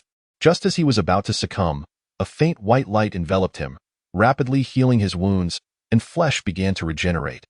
The sound of cracking echoed, reminiscent of popping beans, as his corporeal form was reshaped. Within that flesh, radiant glimmers shone, as if infused with divine brilliance, the essence of heaven and earth. In a mere 3 days, Shiyan's body restored itself to its former state, and he felt even stronger. The fire ants, which had previously departed, crawled out once more, biting into his flesh. The pain, penetrating to the marrow, ignited every nerve within him. However, this time, Shiyan refrained from screaming. He embraced the sensation, utilizing it as a form of training. Amidst the gaze of the crowd, which brimmed with palpable concern, a profound shock flickered. Such an extraordinary self-healing ability, truly akin to a rebirth from ashes. Previously, his essence had been severely compromised. Even Lord Apocalypse had declared that he would not survive a month. Could it be that this remarkable self-regeneration was the key to his revival? What kind of physique does Shiyan possess? This formidable flesh is vastly superior to that of the spirit battle body. Those who witnessed this spectacle were left in awe. Even Ji Changhe could not restrain his astonishment, standing there speechless for an extended moment. In a wonder, after all this time, Shiyan still appeared vibrant and full of life. Showing no signs of his prior injuries, it was evident to all that something extraordinary had transpired. Shiyan was truly terrifying. Not only was he adept in both combat and technique, but he also possessed an astonishing self-healing ability, rendering any form of assistance unnecessary. My admiration for his perseverance deepened. Not only did he endure such agony, but he also used it to forge himself into a more formidable weapon. Upon hearing this, the crowd nodded in unison, finding no surprise in this revelation, for even in his childhood, Shiyan had exhibited an unparalleled tenacity that few could rival. On this day, an unexpected woman arrived. "Ah, splendid. It seems you have once more reconstructed your body," remarked the Black Phoenix King as she approached, scrutinizing him. Shiyan met her gaze, a subtle smirk gracing his lips, his eyes sparkling with derision. "Though you dare to glare at me?" The Black Phoenix King's expression darkened. With a delicate wave of her hand, flames erupted around Shiyan, fierce and consuming. These flames scorched every pore of his skin and invaded his mouth and nostrils, searing his insides. The torment he experienced, penetrating from within, was exponentially more excruciating than any agony inflicted by fire ants, compelling Shiyan to howl once more, "Cease your wailing. The fire cannot harm you. You simply have yet to acclimate," the Black Phoenix King quipped, a mysterious smile playing upon her lips. "Begone, madwoman! If you dare, kill me!" Shiyan bellowed in rage. "You have the audacity to insult me as a madwoman?" The Black Phoenix's demeanor chilled instantly. With a swift motion, she conjured a luminous hand that struck Shiyan's face with considerable force. This madwoman was indeed intolerable. Her affront to Shiyan was more egregious than that of any beast. It seemed her mind was somewhat unhinged, erratic in her madness. The youth of the Great Xia, witnessing this scene, erupted in curses, expressing their disdain for these two royal beasts of another race, even derogatorily renaming the Snake King as the crawling maggot. "Are you not going to reprimand this king?" the Black Phoenix asked with a wicked smile, reveling in the pleasure of tormenting Shiyan. "Is this all you can muster? I had presumed you possessed greater prowess." Shiyan retorted, wailing in agony yet mocking her simultaneously. "Very well, this king shall come to roast you daily until you apologize." The Black Phoenix, incensed by his words, issued her threat. "I would hold you in disdain even if you did come." Shiyan replied. In the ensuing days, the Black Phoenix indeed kept her word. She arrived punctually each day, subjecting Shiyan to intense flames before departing with laughter. Thus, Her title of madwoman spread throughout the Great Xia. Many were perplexed. If this woman were not insane, why would she fixate on a younger opponent? If she truly loathed Shiyan, she could have effortlessly ended him with a single slap on this particular day. A throng of young beings from other races surrounded the volcanic area, drawn there by the news of Shiyan being roasted alive. Even the Snake King made an appearance, eager to witness the spectacle. As anticipated, it was not long before a shadow glided across the sky. The Black Phoenix, clad in a black gown, descended with breathtaking grace before the crowd. Yunluo, what enmity do you harbor against this lad? You have been roasting him alive for an entire month, the Snake King remarked, taken aback by her cruelty. Mind your own business. This king's affairs are not for you to meddle in, the Black Phoenix retorted. With that, a plume of fiery phoenix flames descended upon Shiyan. After ensuring he was engulfed in flames, she departed, satisfied. An ancient saying among the human race rings true. Better to offend a gentleman than a woman. And the Snake King shook his head solemnly before departing like a shooting star. When the flames finally receded, Shiyan opened his eyes. A peculiar symbol flickered within his pupils, but vanished in an instant. His body was charred black, and even his breath emitted sparks, indicating the immense fire energy lurking within him. You truly are remarkable, having endured until now, and even reconstructed your body, remarked a group of young beings from other races. Their expressions betraying their astonishment. Point one, a man with fangs, chuckled, producing a dazzling silver dagger. Allow me to draw some blood. You prepare the honey, and no sooner had he spoken than he slashed at Shiyan's thigh. Yet, regardless of how much force he exerted, he could not inflict any wound. Not even a scratch marred Shiyan's skin. What is happening? His body has grown stronger. Another exclaimed in disbelief, I refuse to accept this anomaly. The fanged man gritted his teeth and retrieved a sharper dagger. Just as he prepared to plunge it into Shiyan's chest, Shiyan smirked and unleashed a torrent of flames, instantly reducing the man to cinders. A gentle breeze whisked by, leaving no trace behind. Isn't he supposed to be sealed? The remaining onlookers recoiled in fear, their eyes wide with shock and terror as they gazed upon Shiyan. We must report to the Black Phoenix King. This lad is suspicious, they declared, hastily retreating from the scene. In the third month, the Black Phoenix continued her daily visits, as if clocking in for duty. However, she intensified the flame's potency and switched from red fire to a more sinister black flame. The moment Shiyan's skin made contact, it ignited violently, leaving him utterly disfigured, reduced to mere flesh and bone. Yet by nightfall, a white luminescence enveloped his body, regenerating his skin anew. In the fourth month, the Black Phoenix ceased her visits. The other beings from foreign races vanished as well, as if they had been erased from existence. The vast volcanic region fell silent, leaving Shiyan in solitude, accompanied only by the oppressive heat and fire ants. However, the fire ants could no longer harm him, their bites failing to penetrate his skin. A year passed. Shiyan gently clenched his fist, sensing a loosening of the seals within him for reasons unbeknownst to him.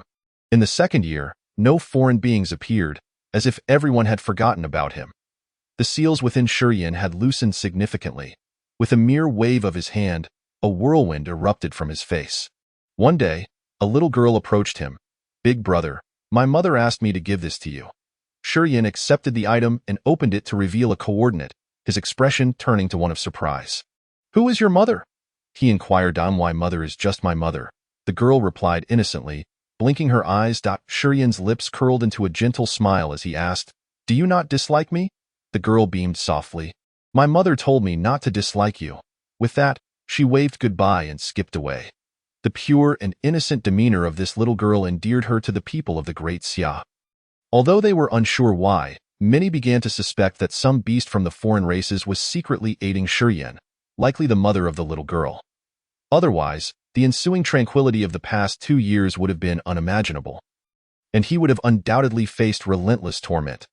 Even the old monster, the Snake King, had not made an appearance in the third year. The seals within Shiyan completely dissipated. With a flick of his wrist, he shattered the chains binding him. As he stood to gaze into the distance, a cry echoed from the heavens, a star falling from the sky, landing directly before him. Seventh stage of the unparalleled realm. Shiyan's voice resonated with a chilling intent as he grasped a long spear and raced toward the coordinates. Amidst the invigorated gazes of the youth of the great Xia, he arrived at the celestial prison where Ji Yunfan was confined. After a fierce battle, he rescued Ji Yunfan, escaping towards the desolate frontier. Along the way, they encountered numerous fierce battles with relentless enemies. Shiyan fought to the brink of exhaustion. Ji Yunfan, gravely injured, would have perished had it not been for Shiyan's unwavering protection. Just 300 miles from the desolate frontier, yet another wave of troops descended upon them, led by a formidable being of the mountain-moving realm, with even more powerful auras rapidly approaching from behind. "You go ahead.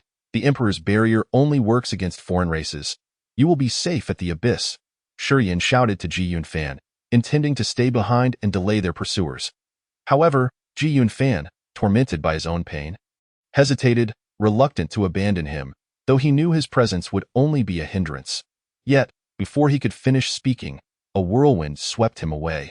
Having completed this, Shiyan fled in another direction, drawing all enemies toward him. The scene shifted. When the audience next glimpsed Shiyan, he had already appeared on the outskirts of the great Xia. Clutching his spear, his body drenched in blood, fatigue and weakness etched across his features. None could fathom the number of foreign beings he had slain.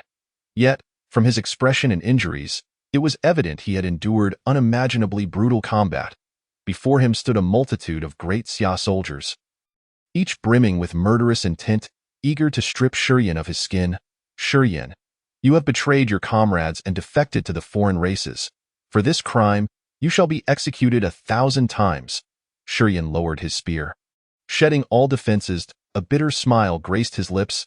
"Devoid of any desire to fight, I yearn to return home. Let me go home." This phrase, akin to a fervent plea, reveals an overwhelming sense of desolation and sorrow. After 3 arduous years in foreign lands, he has endured countless hardships and tortures. Previously, when this statement reached the ears of the masses, they responded with curses and vitriol.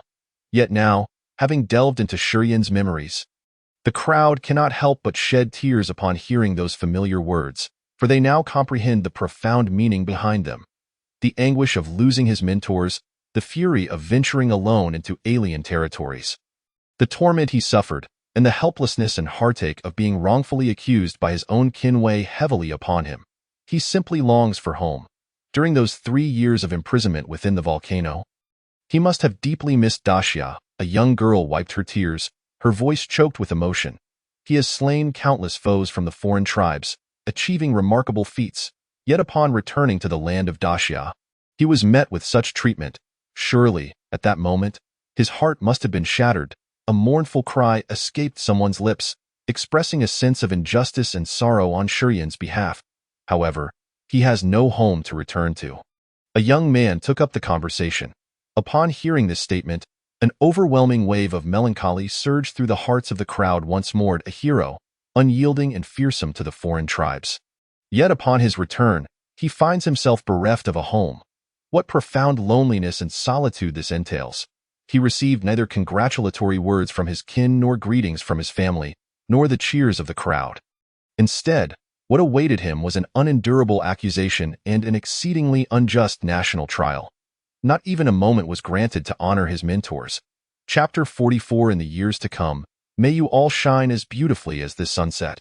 My child, from now on, the Ji family shall be your home. Ji Changhe, a commanding figure throughout his life, felt his eyes welling with tears in that moment. He recognized Shiyan's resilience and determination, his indomitable spirit and bravery, and saw how he protected Ji Yunfan as if he were his own brother, having promised to safeguard him before embarking on his journey. Yet, such a worthy individual has suffered so much, even to the extent of having his mentors murdered to frame him. At this thought, the gentleness in Ji Changhe's eyes was replaced by a fierce intent to kill. His anger was almost unbearable. Yeah, you stay here to take care of Xiaoyan. I shall demand an explanation from the National Assembly." With that, Ji Changhe transformed into a shooting star, vanishing from sight. "Very well," Ji Hongyuan nodded emphatically. "Look, it's General Lin. Isn't he Lin Yaoshuan's uncle? What brings him to the borderlands?" Suddenly, voices rose from the crowd in exclamation. Upon hearing this, Lin Yaoshuan's heart quivered, and he hastily redirected his gaze to the screen by Daxia. The 13 elders hold the highest authority and represent the greatest military might. Next in line is the Grand General, whose status is only subordinate to the elders, requiring strength at the sea-filling realm or to be an absolute forbidden mage. Below the Grand General are the generals, who must reach the mountain-moving realm or be a general forbidden mage to command a territory. Generals are further divided into two types: frontline generals and internal affairs generals. The former requires no explanation, as all stationed in the borderlands are frontline generals, like Lingfeng. The latter primarily consists of life support and logistics personnel, who, although they do not face the enemy directly, contribute as much, if not more, than the frontline generals within the scene. As Shurian relinquished his resistance and was taken back for judgment, Lin Wu stepped in front of the crowd and coldly declared, "This traitor possesses extraordinary power. To prevent him from causing harm, I shall first cripple his cultivation." No sooner had he spoken than the members of the trial assembly could react. Lin Wu erupted with an overwhelming force, akin to a raging tsunami, exuding a destructive aura. Without hesitation, he raised his palm and, with the might of thunder, struck down upon Shurian's crown. In an instant, the once formidable and powerful aura surrounding Shurian began to wane at a visible rate, as if his very essence was being siphoned away, dissipating into the void. With a cough, Shurian spat forth blood, his eyes dimming in an instant, the once resolute spirit replaced by an abyss of despair. Despicable! General Lin Wu has ruined our young supreme. How could he act thusly? The Imperial Lin family must provide an explanation. Did they conspire against Shurian? In the crowd, voices of outrage erupted almost simultaneously.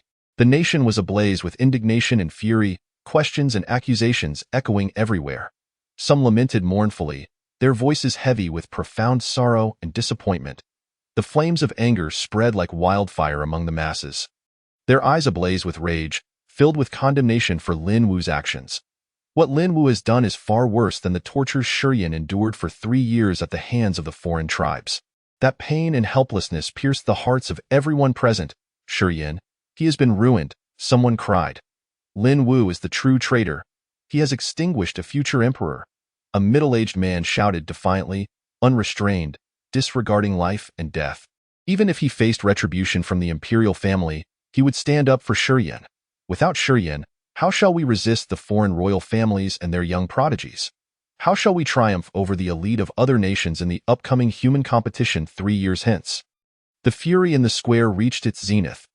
Not just here, but throughout the entire nation, voices rose in condemnation of the Lin family, demanding the National Assembly provide an explanation. A young supreme, renowned for vanquishing the bloodlines of foreign royalty, has thus lost his cultivation and fallen on his path to greatness, a reality none could accept. Meanwhile, Lin Yaoxian stood awkwardly, unable to meet anyone's gaze, having not anticipated such a turn of events. As his family had kept him in the dark. Ha! What a farce! Daxia's so-called #1 prodigy, now rendered a cripple, Lin Yaoxian thought, embarrassment masking a surge of excitement within him. The reading of memories ceased. The subsequent events are well known to all. Further observation would serve no purpose. The instruments on Shurian's body and the colorful steel needles on his head were all removed. The crowd surged forward, gathering around Shurian. Though overwhelmed by complex emotions that rendered them speechless, they sought to offer him solace and strength in this manner. "Brother, from now on, I will protect you." Xiao Lingxi wept uncontrollably, her intense sobs causing her to cough repeatedly. "Very well," Shurian managed a reassuring smile. Under the gaze of the multitude, he steadied himself and slowly rose, as if that simple act consumed every ounce of his strength. He advanced step by step through the throng, which parted eagerly to allow him passage, curious as to where he would go. Principal, he found himself before Lu Tsong, kneeling with a thud. "I am sorry. I failed to protect my mentors. I have let them down."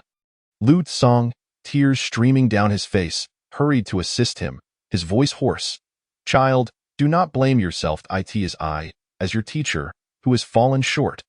This scene resonated deeply within the hearts of all present, not only among the crowd but also among the populace of Daxia watching via holographic broadcasts. The tears they had managed to hold back now flowed freely once more, each heart constricted with anguish. A young supreme, having endured countless trials, felt no anger or despair over his lost cultivation, nor joy over the vindication of his name. Instead, he was filled with guilt, remorse for not having protected his mentors. He even forgot that he, too, was a victim. An elderly man stepped forward, his gaze filled with sorrow. Child, you have suffered. This matter must be addressed, and someone must pay the price. The Lin family must provide an explanation. The members of the National Assembly can no longer feign ignorance. Open your eyes and behold the world outside. If this is not resolved, we shall refuse to partake in future battles, the crowd shouted in unison. Their words growing increasingly fervent. They felt for Shiyan, expressing their pain and indignation. Had their strength allowed, they would have stormed the National Assembly like Ji Changhe, a young supreme, celebrated for his military exploits, has been treated in such a manner, leaving every heart in despair. Shiyan slowly advanced, smiling as he gazed at everyone present. He bowed deeply before taking deliberate steps away, descending from the platform and exiting the square. At last, someone could no longer contain themselves, shouting, Shiyan, where are you going? To the distance, Shiyan replied. Where's that? Will you return? The person asked again. Perhaps I will, perhaps I will not. In the years to come, I hope you all shine as beautifully as this sunset. Shiyan waved goodbye to the crowd, his tone imbued with blessings. Shiyan, you must return. You must come back to lead us. Someone shouted desperately, wishing to rush forward and keep him from leaving. This time, Shiyan offered no response, leaving only the silhouette of his retreating figure. The setting sun cast its glow upon him, elongating his shadow as he gradually disappeared beyond the horizon. Chapter 45 The T0 Level Prodigies of Various Nations. Whether at the punishment square or among all those watching on screens, silence reigned. After what felt like an eternity, a voice tinged with sorrow and despair shattered the stillness. Shiyan, he will not return. Though harsh, this sentiment resonated with many. There is no greater sorrow than a heart that has perished.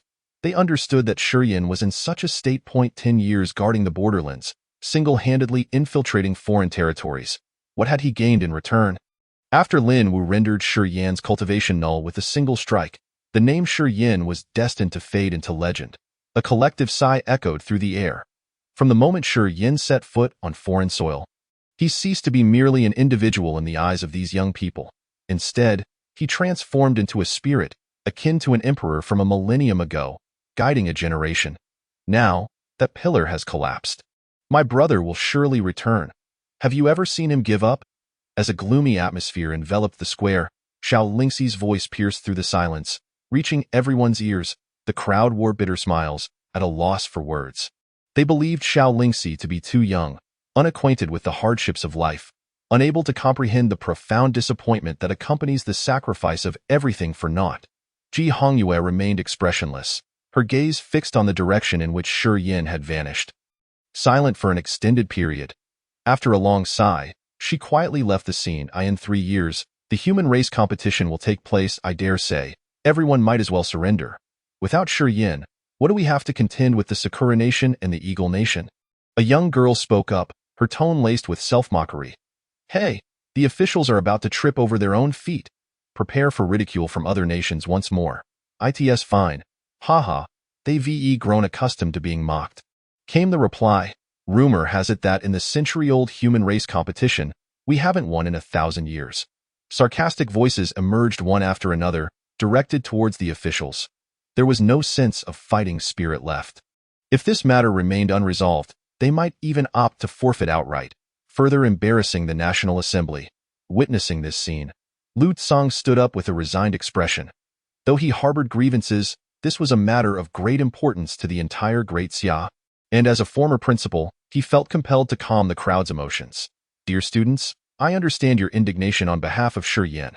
However, even if someone is targeting Shiyan, it only represents certain individuals or organizations. Not the Great Xia as a whole. As students of Great Xia, you should strive harder, diligently cultivate, and prepare for the competition a year from now. Victory not only brings immense resources but also secures honor for Great Xia. I believe Shiyan would wish for you to shine brightly on the stage. Lu Tsang's words managed to soothe the crowd somewhat. Yet, this was merely out of respect for him. It did not imply that the matter was settled. Lin Yaoxian, feeling quite pleased to have claimed the title of the foremost prodigy of Great Xia, seized the moment to interject. The chief judge speaks wisely. We must unite. There's no need to lose heart. With me in this competition, I believe the outcome will be different, so let us await the results. Upon hearing this, disdainful murmurs filled the air. Had it been another imperial scion delivering these words, they might have joined in with applause. Yet, Lin Yaoxuan's presence felt like a jinx, reminding everyone of Lin Wu. Let it go, Lin Yaoxian. We acknowledge your prowess, but other nations boast even fiercer talents. During previous conflicts between the human race and the foreign tribes, Great Xia had borne the brunt, sacrificing countless lives, leading to a generational gap, while other nations secretly developed. Thus, in many aspects, they lagged behind. SSS-class transmutation practitioners may be rare here, but in other nations, they are merely considered T1. Far from the true T0 level, explained a middle-aged man. The young audience's pupils dilated in surprise, in a way. Does this mean that in past human race competitions, we didn't merely lose narrowly, but rather suffered a crushing defeat? A university student inquired directly. The others fell silent, eager to hear more from this elder, clearly someone who had participated in the past. The middle-aged man sighed, his tone imbued with weariness. Have you heard of the Tin Crown King from the Sakura Nation? What is the Tin Crown King? The crowd queried, puzzled at a formidable figure who has secured the global championship for 10 consecutive human race competitions, commonly known as the Tin Crown King. The middle-aged man elaborated. This? The crowd was left dumbfounded. Lin Yaoxian, too, stood with his mouth agape, evidently hearing this for the first time. No one told you before. As it might have dampened your spirits, the middle-aged man continued, shaking his head. And then there are the 8-winged angels from the Eagle Nation, the 8-armed divine sun from the Elephant Nation, the Berserk warriors from the Bear Nation, so many examples. Do you understand the concept of national fortune? Although it may sound mystical, it genuinely exists. The crowd grew increasingly bewildered, prompting one youth to ask, what is national fortune? The middle-aged man, with a look of regret, explained, in every era, each nation gives rise to a leading figure. During the previous wars against the foreign tribes, other nations had their unique spiritual pillars. The emperor was simply too radiant, overshadowing all others, leading the world to know only him and overlook the rest. Clearly, in this era, Shi Yin was the embodiment of Great Xia's national fortune, but alas, he was destroyed by Lin Wu and those who conspired against him. The middle-aged man spread his hands, passing the conversation back to the crowd. Damn! Beast! Traitor! The crowd nearly choked on their anger, erupting with curses. The previously subdued fury surged forth once more. Lin Yaoxuan's expression turned frantic as he quickly stepped forward to intervene. Everyone, this is superstition.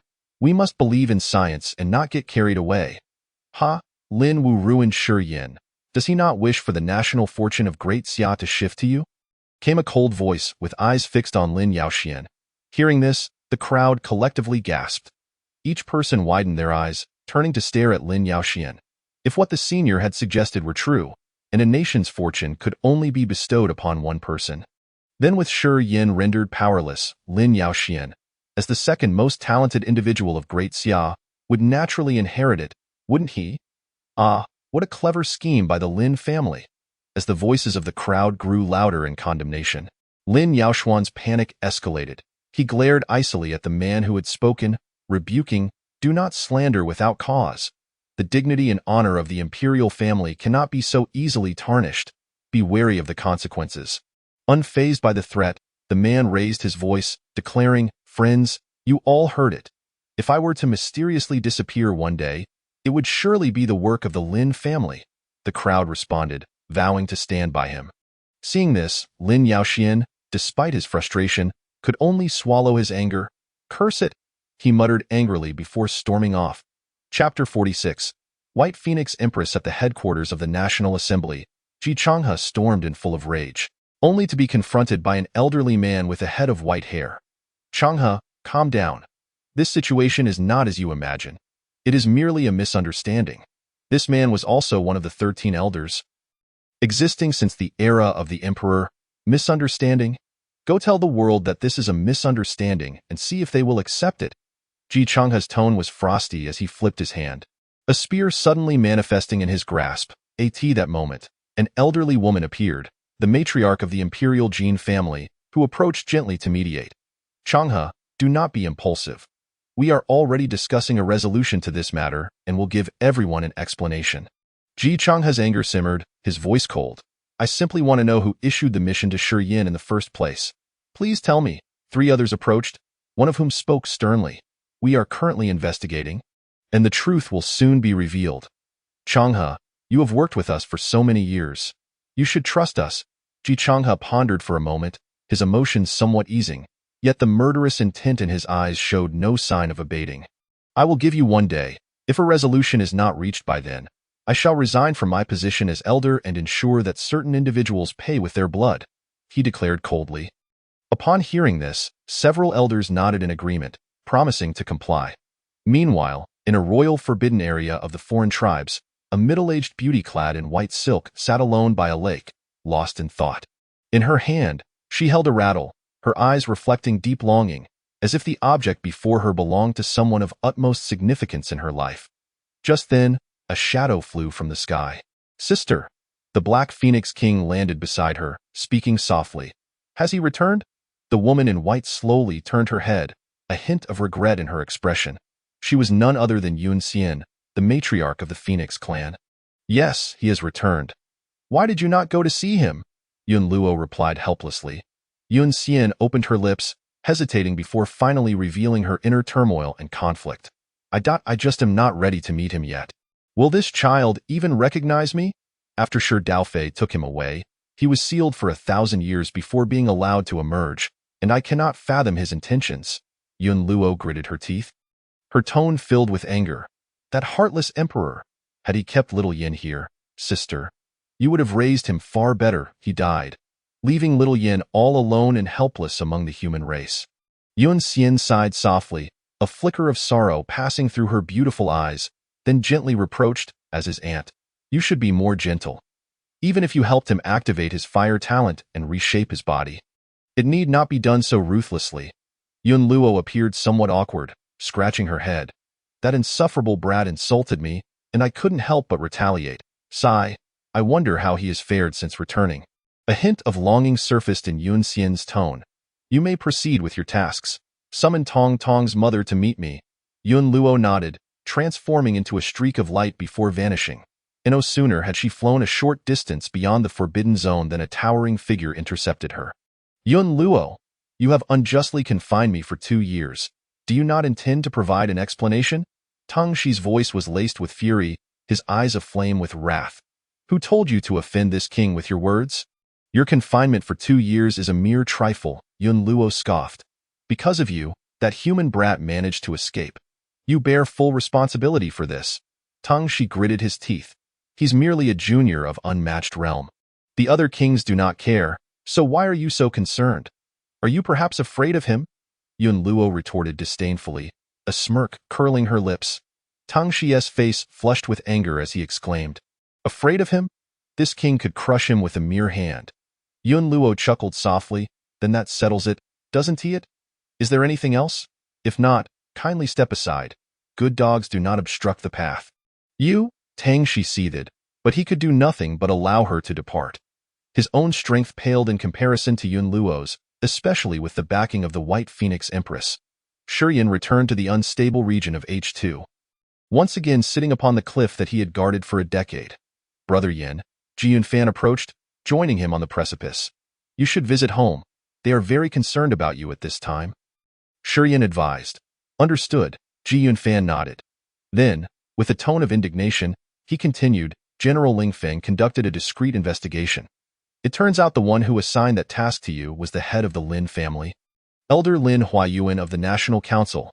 However, there is currently no evidence to prove his collusion with the foreign tribes, or that he orchestrated a plot against you.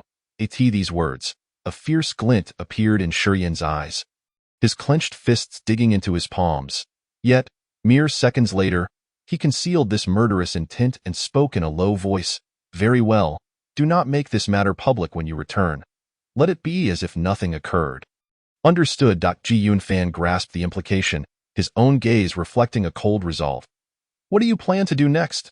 He inquired. To reforge my realm and strive to regain my peak as soon as possible. Shi Yin replied softly, his eyes unwavering. At that moment, 2 figures approached leisurely.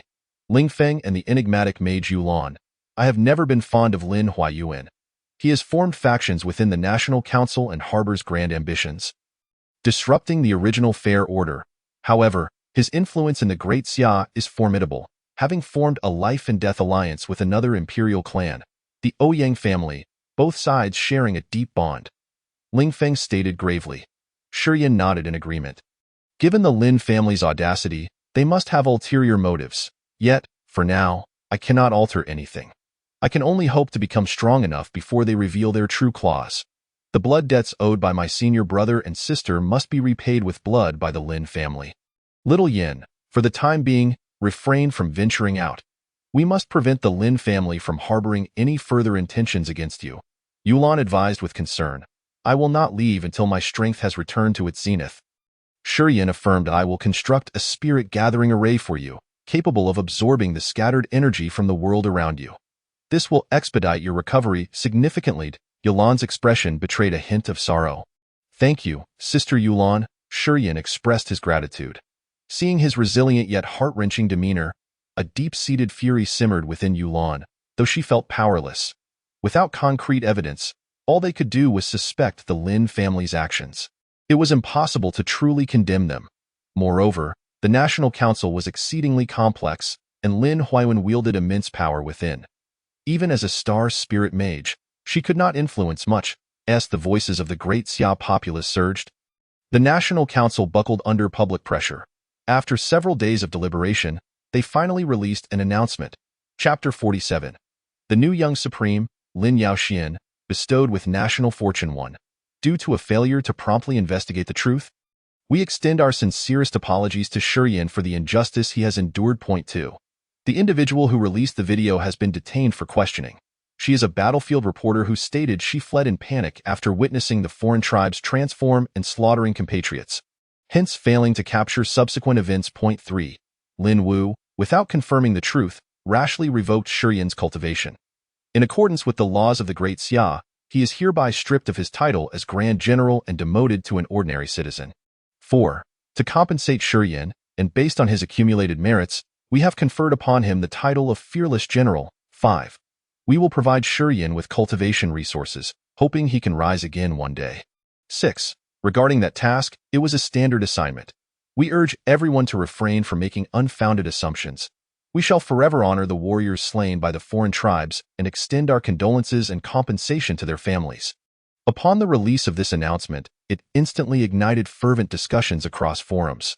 What a clever move by the National Council. Having lost his cultivation, what use is bestowing someone the title of general? Just because they have stripped Lin Wu of his title, it is likely he will regain it once the storm passes. Alas, we are but insignificant voices. Though the populace expressed dissatisfaction with the announcement, they could only grumble helplessly. After all, the events had transpired. Those deserving punishment had been punished, and those due compensation had received it, even if they suspected the reporter was merely a scapegoat. They could only silently accept the situation. Ultimately, this matter would fade with the passage of time, gradually forgotten in the minds of the people. A month later, Lin Yaoxian was declared the new generation's young supreme. A nationwide announcement required him to lead the youth of the Great Xia in the upcoming human race competition in 3 years, to bring glory to the nation. When this news broke, it reignited fervor among the populace. They could not believe that merely a month had passed, and the authorities had already forgotten Shiyan, bestowing the title of young supreme upon the heir of the Lin family. What merits does Lin Yaoxian possess? Has he even slain a foreign tribe? He is unworthy. I refuse to acknowledge this young supreme. What an outrage! I said it all along. This is merely a scheme to strip Shiyan of his fortune and brazenly transfer it to Lin Yaoxian. On that day, many were indignant, taking to the stage to challenge Lin Yaoxian. Yet, without exception, they all fell to his might. Regardless, he had once been the second pride of the Great Xia. His talent and strength were evident. Now, without Shiyan's suppression, Lin Yaoxian surged forth like bamboo shoots after a rain, rising with unstoppable momentum. Though the people felt a sense of injustice and sorrow for Shiyan, they could only accept the reality. It was common knowledge that the transfer of the young supreme title was but a matter of time. After all, Shiyan's cultivation had been rendered null by the time he regained his strength. Who knew how long it would take, and the human race competition would have long passed. Moreover, he would likely find himself at a considerable distance from others, stepping away from the stage of this era. no longer a rival to the contemporary prodigies. This was the mild scenario. Should Shurien falter and neglect his cultivation, he would fade into obscurity, becoming utterly unremarkable. The concept of fortune hung precariously, yet it undeniably existed. After Lin Yaoxian defeated everyone, he, along with his Lin family kin, stationed themselves in another unstable region, beginning their vigil over the wasteland. Seeking to establish their reputation and accumulate merits, on that day, the nation was abuzz with live broadcasts and various promotions. To the uninformed, it might seem as though they had triumphed over the foreign tribes. How absurd! This was merely following in Shurien's footsteps. Shurien had genuinely fought against the foreign tribes. This was nothing more than a performance. If Lin Yaoxian possesses the courage, let him guard the frontier for 10 years and prove himself. The unstable region was known as L3, where I had sat for my college entrance examination. With scarcely any foreign tribes present, Lin Yaoxian would never earn my Yang Wei's recognition. Shurien single-handedly faced the beast tide, while Lin Yaoxian practically invited his Lin family to protect him. 2 months later, major television stations aired footage of Lin Yaoxian slaying foreign tribes. Even if he merely killed a minor foe of the skybound realm, it warranted sensationalized news coverage. In the following 3 months, Lin Yaoxian's momentum surged, and his visage appeared almost daily on screens. Initially, the people felt a twinge of discomfort, but gradually, they grew accustomed to it. On days when he did not appear, curiosity and concern took hold. Slowly, Lin Yaoxian's fanbase swelled. Titles such as heir to the imperial clan, young supreme, and guardian of the wasteland adorned him, attracting a multitude of followers. 6 months later, Lin Yaoxian reached the 5th stage of the unmatched realm, condensing his 4th law body and breaking through to become an extraordinary mage, mastering 3 elemental paths. This news was broadcast nationwide, and the world was astonished. Just 6 months prior, Lin Yaoxian had barely broken through to the unmatched realm. How could he have progressed so rapidly? Moreover, to condense a 4th law body was simply preposterous. Shurien had only managed 5. Alas, this was what I had spoken of, national fortune. Lin Yaoxian, now blessed by the fortune of the great Xia, found it nearly impossible to slow down. The previously outspoken man who had confronted Lin Yaoxian once again raised his voice. How infuriating! All of this should belong to Shurien. He is nothing but a thief. SHH.do You wish to die? Lin Yaoxian is currently riding high, with countless followers. He could easily hunt you down. A nearby individual cautioned in terror.at the cliff's edge in H2, upon hearing the news brought by Ji Yunfan. Shurien opened his eyes. National fortune, is it? I have never believed in or cared for such things. Let him have it. I rely solely on myself. After half a year of recultivation, he had reached the 9th stage of the 10,000 gene realm, poised to break through to the void-breaking realm at any moment. At present, Shurien's foundation is even more solid. He can perceive that he has grown significantly stronger compared to his previous self during the Wan Gene realm's 9th stage. Even Ji Yunfan is astounded by his rapid cultivation, remarking, "Many outside believed you would falter after losing the national fortune, but it seems they were mistaken." Shurien smiles gently, replying, "Having hovered on the brink of death twice, how could I be defeated by such trivial matters?" Ji Yunfan nods, his eyes filled with admiration. "Brother Yen, I believe you shall surely return to the pinnacle and make those people regret their judgments." Upon hearing this, a glimmer of cold light flashes in Shurien's eyes.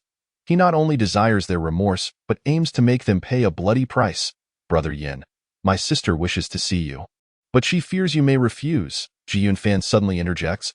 Shurien is momentarily taken aback, exclaiming, "If she wishes to come, then let her. I hold no grudge against her. Ha ha ha, she's just a bit shy." Ji Yunfan laughs heartily, seizing the rare opportunity to tease his sister. "What is there to be shy about? We've known each other for so long. We are not strangers," Shurien replies with a hint of exasperation. He reflects on how, as she has grown, Ji Hongyue has become increasingly bashful, a stark contrast to her once bold and fierce demeanor. Nostalgia washes over him as he recalls her past vivacity. Chapter 48. The calm before the storm. The next morning, at the edge of H2 cliff, Shurien sits cross-legged upon a green stone, his eyes gently closed, his breath long and steady, seemingly merging with the surrounding environment. A fiery red figure appears along the mountain path, resembling a streak of dawn, infusing the serene forest with vitality. The newcomer is none other than Ji Hongyue, dressed in a flowing red gown that accentuates her exquisite curves. Her fair skin appears almost translucent under the sunlight, delicate and flawless. Her long, lustrous black hair cascades casually over her shoulders, and her finely chiseled features seem divinely sculpted, breathtakingly beautiful. As Ji Hongyue approaches the cliff's edge, her gaze falls upon the meditating Shi Yin, and a complex emotion flickers in her beautiful eyes.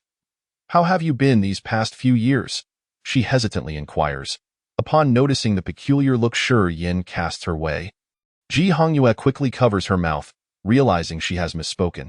Having just witnessed his memories, her cheeks flush as she hastily produces many body-refining elixirs and meditation fruits from her nanobag, swiftly shifting the topic. "You should find these useful." "Thank you," Shi Yin responds. Ji Hongyue lowers her head, anxiously fiddling with her skirt, her expression conflicted as she says, "My father wishes to adopt you as his godson. What do you think?" At her words, surprise flashes in Shi Yin's eyes. After a moment of contemplation, he replies, "If uncle is genuinely inviting me, it would be difficult to decline." Ji Hongyue abruptly lifts her head, speaking urgently. "No, you can absolutely refuse." Confused, Shi Yin asks, "Why?"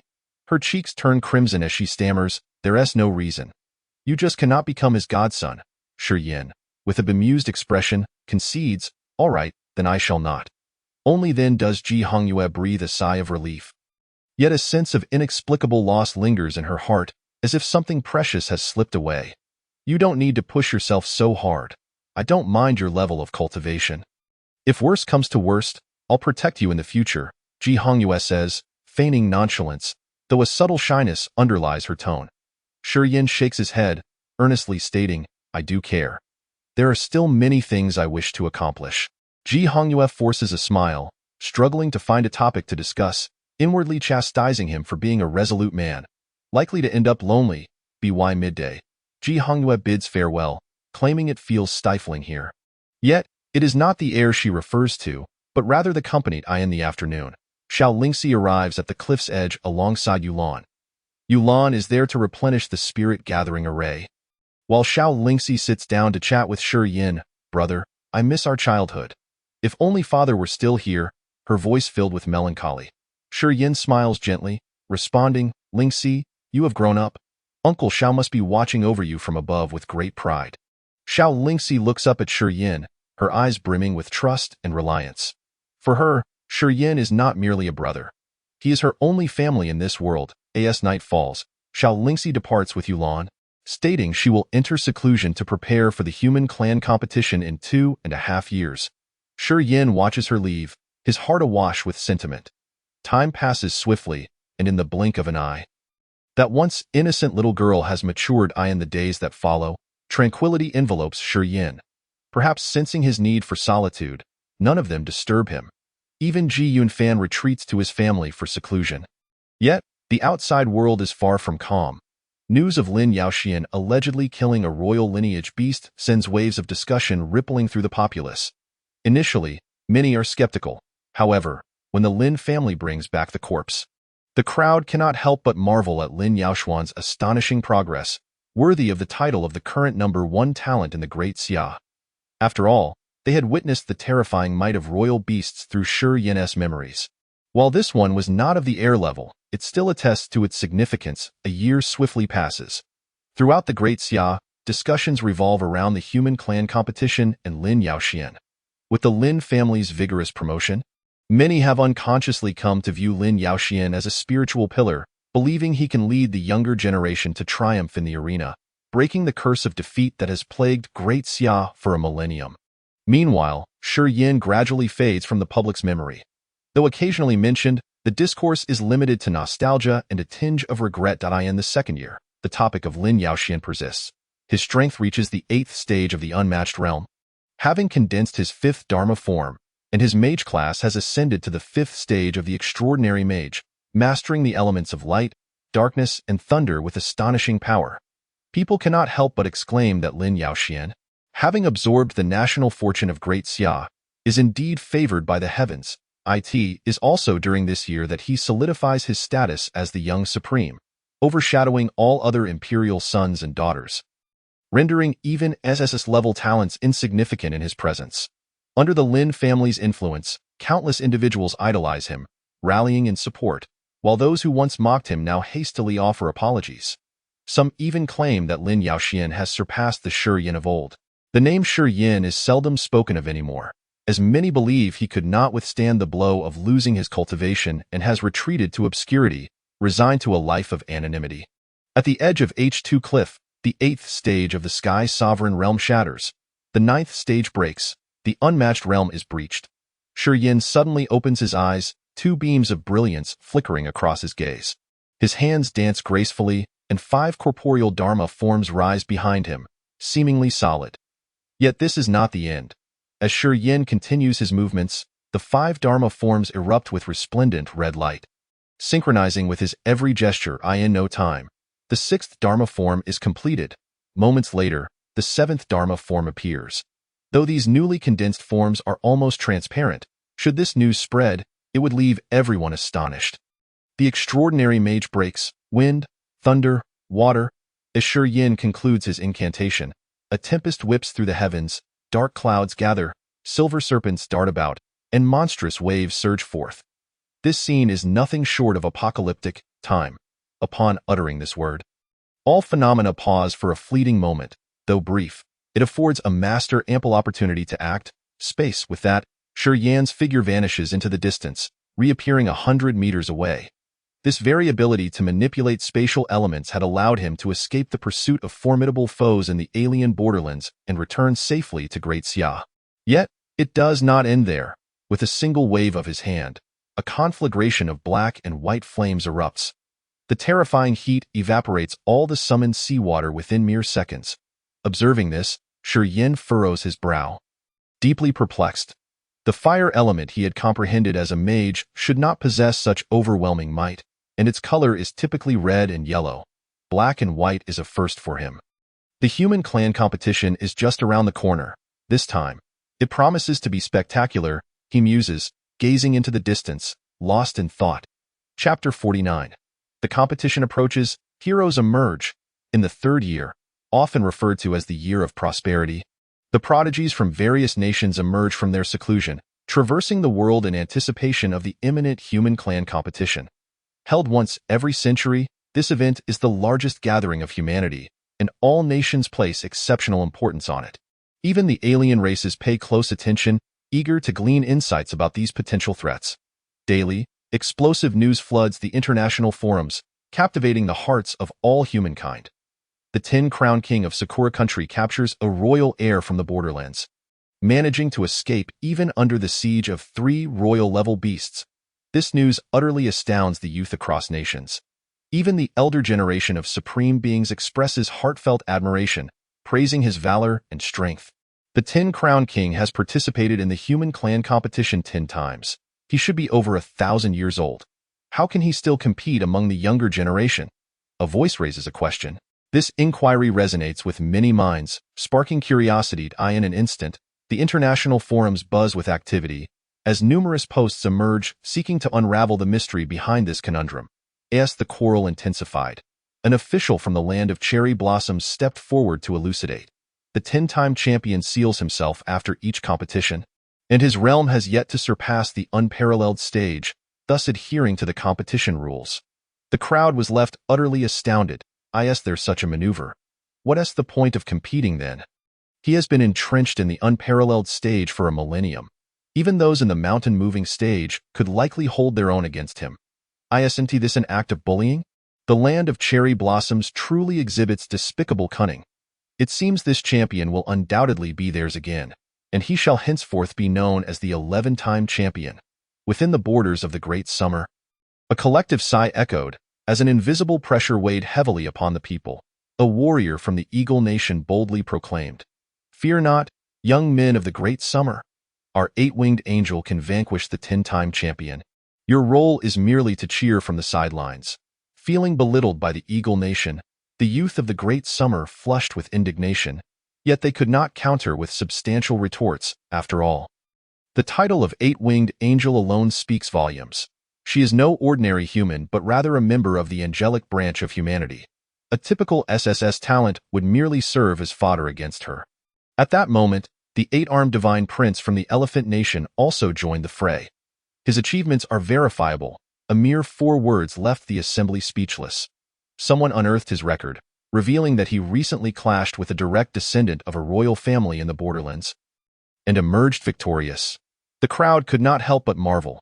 Indeed, the offspring of deities are formidable. It is said that the eight-armed divine prince boasts 300 followers, each an SSS talent to be revered. The revelation of these tidings extinguished the flames of hope among the youth of the Great Summer. What era is this? It seems that the rare SSS talents, once thought unattainable, have now become the benchmark for measuring genius. It appears that these supreme beings, who carry the fortune of their nations, have all emerged from the SSS tier. Besides the aforementioned legendary figures, other national supremes have also made their names known. King Arthur of the Sun Never Sets Nation, the Brahmin son of the Ganges Nation, the battle maniac from the Bear Nation. Each shines as brightly as the sun, overshadowing the ordinary prodigies. Amidst the collective despondency, someone called out Lin Yaoxuan's name. Fear not, everyone. Our Supreme has just broken through to the 9th tier of the unparalleled stage, and his mage lineage has reached the extraordinary 7th tier. His 5 have even solidified into substance, rivaling their strength. Brothers, do not diminish your own spirit by elevating others. Prince Lin Yaoxian is now the trendsetter, favored by the fortune of the Great Summer, destined to soar in this grand competition. It is rumored that Lin Yaoxian has entered the ancestral grounds of the Lin family, currently undergoing a certain inheritance. Upon his emergence, he shall become even stronger. This statement alleviated the gloom among the crowd, igniting a flicker of hope and anticipation within their hearts. They had witnessed firsthand the formidable power Lin Yaoxian wielded after being endowed with the nation's fortune. Should he acquire the imperial legacy once more, he would reach unprecedented heights. Just as the spirits of the Great Summer's populace began to rise, the 10-time champion, who had remained silent until now, mocked during an interview. Who is Lin Yaoxian? I have never heard of him. The only one I find worthy among the prodigies of the Great Summer is a certain Shiyin, but not for his combat prowess, rather, for his audacity in single-handedly guarding the borderlands for a decade. Bravely confronting the alien races, if he were to come, perhaps I would allow him to exchange a few blows with me, and in light of his contributions against the alien threat, I might spare his life. The 8-winged angel of the Eagle Nation chimed in. Bring Shiyin here. I wish to defeat him and make him my steed. The 8-armed divine prince of the Elephant Nation added. Are you unaware? That fellow has been rendered useless by the imperial family of the Great Summer. He has long faded into obscurity. This news ignited a firestorm on international forums. Laughter erupted in waves. The Great Summer, indeed, never disappoints when it comes to internal strife. Haha, after the Emperor, there has been no true prodigy in the Great Summer. The 10-time champion lamented. What a pity that Shiyin will never again witness my grandeur. Upon hearing these words, the people of the Great Summer were filled with indignation, their anger simmering. Especially Lin Yaoxuan's followers, who immediately engaged in an online altercation with them. Do not underestimate him. Prince Lin Yaoxian has long surpassed the Shiyin of yore. Stay tuned. Our prince will show you what true supremacy entails. Atop the mountain's peak, in the azure blue mansion, Xiao Lingxi set down her phone, her expression one of melancholy as she gazed up at the starry sky. Brother, will you still appear before us? In this prosperous age, I feel a profound sense of helplessness. In the ancestral grounds of the Lin family, Lin Yaoxian emerged from his secluded training after completing his inheritance. Shiyin, merely a name long forgotten, bereft of the Great Summer's fortune, you no longer hold the right to be compared with me. As for Xiao Lingxi and Ji Hongyue, you once disregarded me. Now, I am a figure beyond your reach. He chuckled softly, a hint of undisguised derision and disdain playing at the corners of his mouth.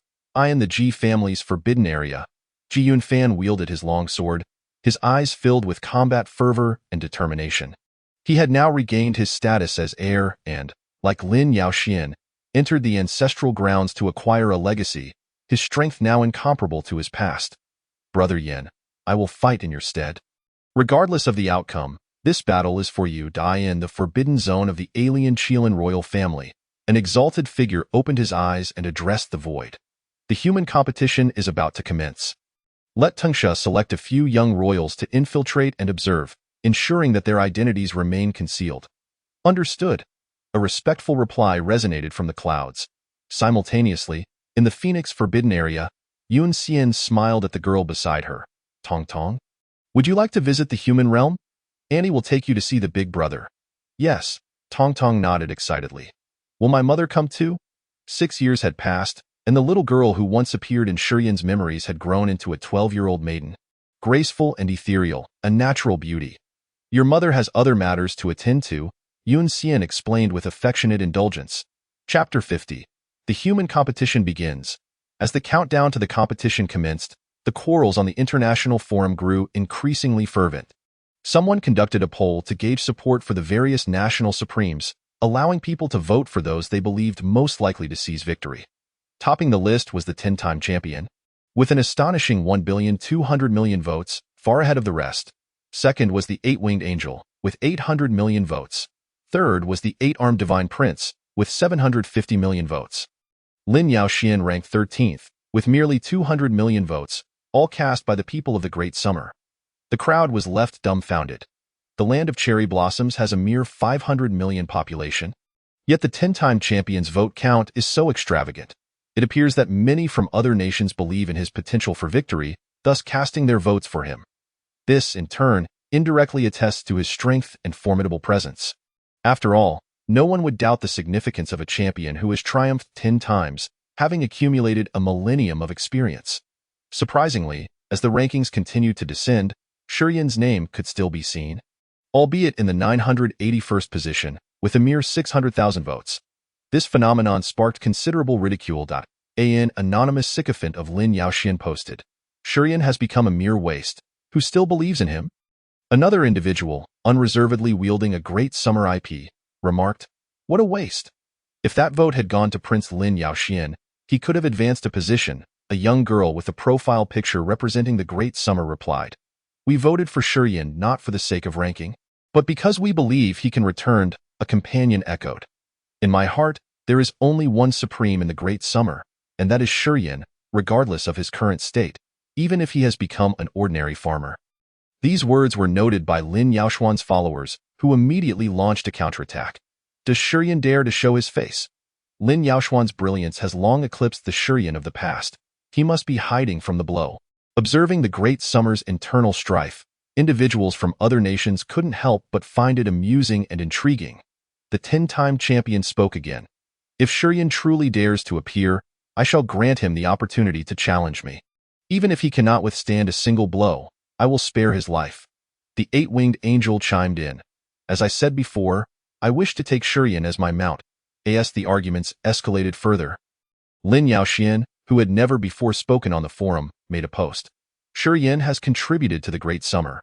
We respect his past. Even if he currently lacks strength, should he face difficulties in life or cultivation in the future, I shall extend my utmost assistance." This statement elicited a plethora of responses. Many from the Great Summer praised his selflessness and humility, declaring him the first generation of supremes, worthy of respect. Yet, some astute citizens saw through his ploy with ease. However, they merely smiled and remained silent, unwilling to expose the truth, nor daring to argue. At the edge of a cliff, Shurian sat in silence for half a year, his eyes never opening, solely focused on comprehending a new concept. Now, he had finally grasped the threshold. Suddenly, he opened his eyes wide, his deep gaze shimmering with the light of stars. He then began to dance his hands, and behind him, a vast azure sea appeared, with a bright moon hanging high, creating a celestial phenomenon that lit up the world. Shurian softly chanted incantations, and profound runes flickered around him. The sound of waves crashing against the shore echoed, filling the air with the faint scent of seawater. Moreover, the silvery radiance of the bright moon illuminated the desolate land as if it were daytime. Atop a certain mountain peak, Ling Feng widened his eyes in disbelief. Gazing at the extraordinary spectacle before him, the anomaly mirrored reality. This had never been recorded before, nor had anyone ever achieved such a feat. The corners of Ling Feng's mouth trembled, his tone laced with profound astonishment and bewilderment. Those endowed with exceptional talent might occasionally produce anomalies upon transitioning, yet these were akin to mirages, intangible and fleeting, merely enhancing the wielder's combat prowess momentarily. Having lived for 5 centuries, he had never heard of anyone able to manifest such a phenomenon in the tangible world. This was tantamount to Shi Yin being able to summon an ocean at will during battles, complemented by his mastery of spatial elements, potentially dragging enemies into his own manifestation. This thought? Ling Feng swallowed hard. Was this child still human?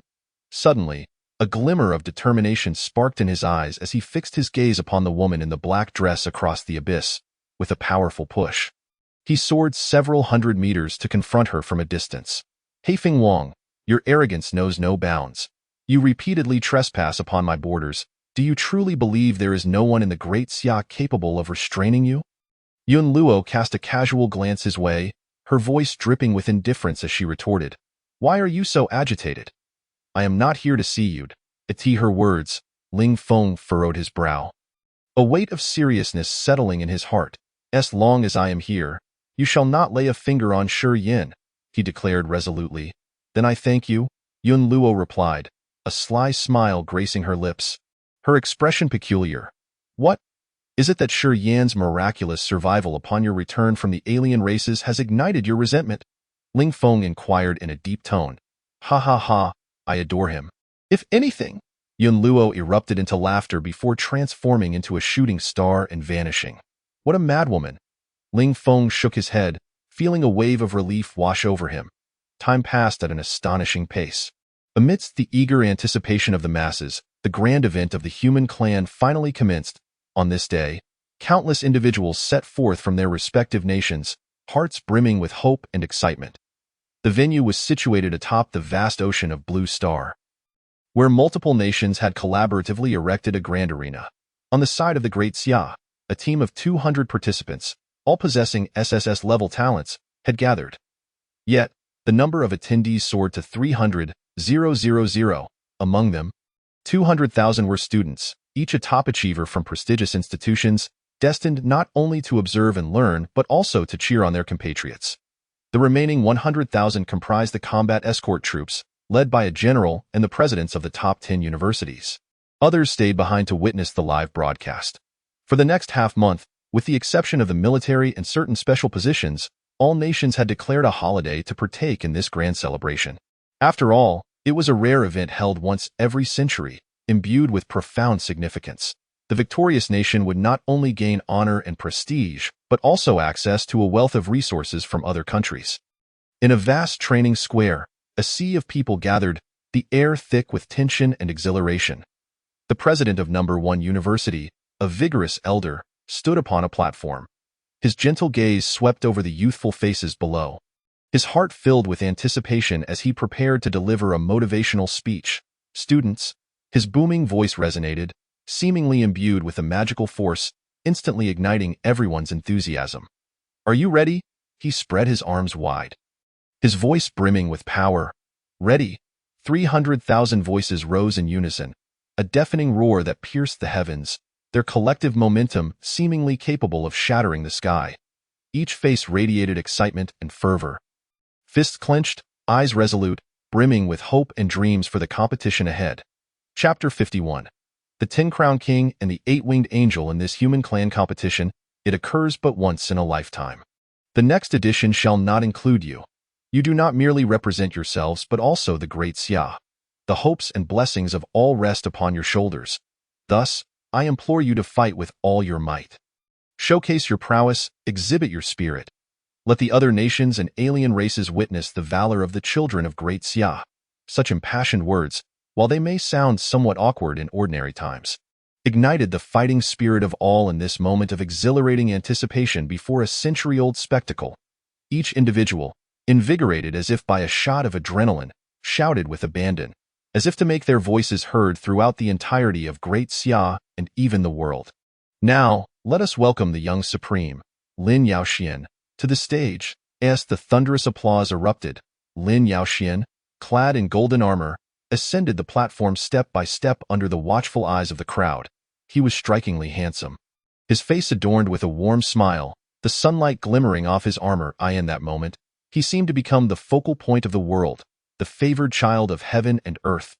Lin Yaoshuan's hands trembled with excitement.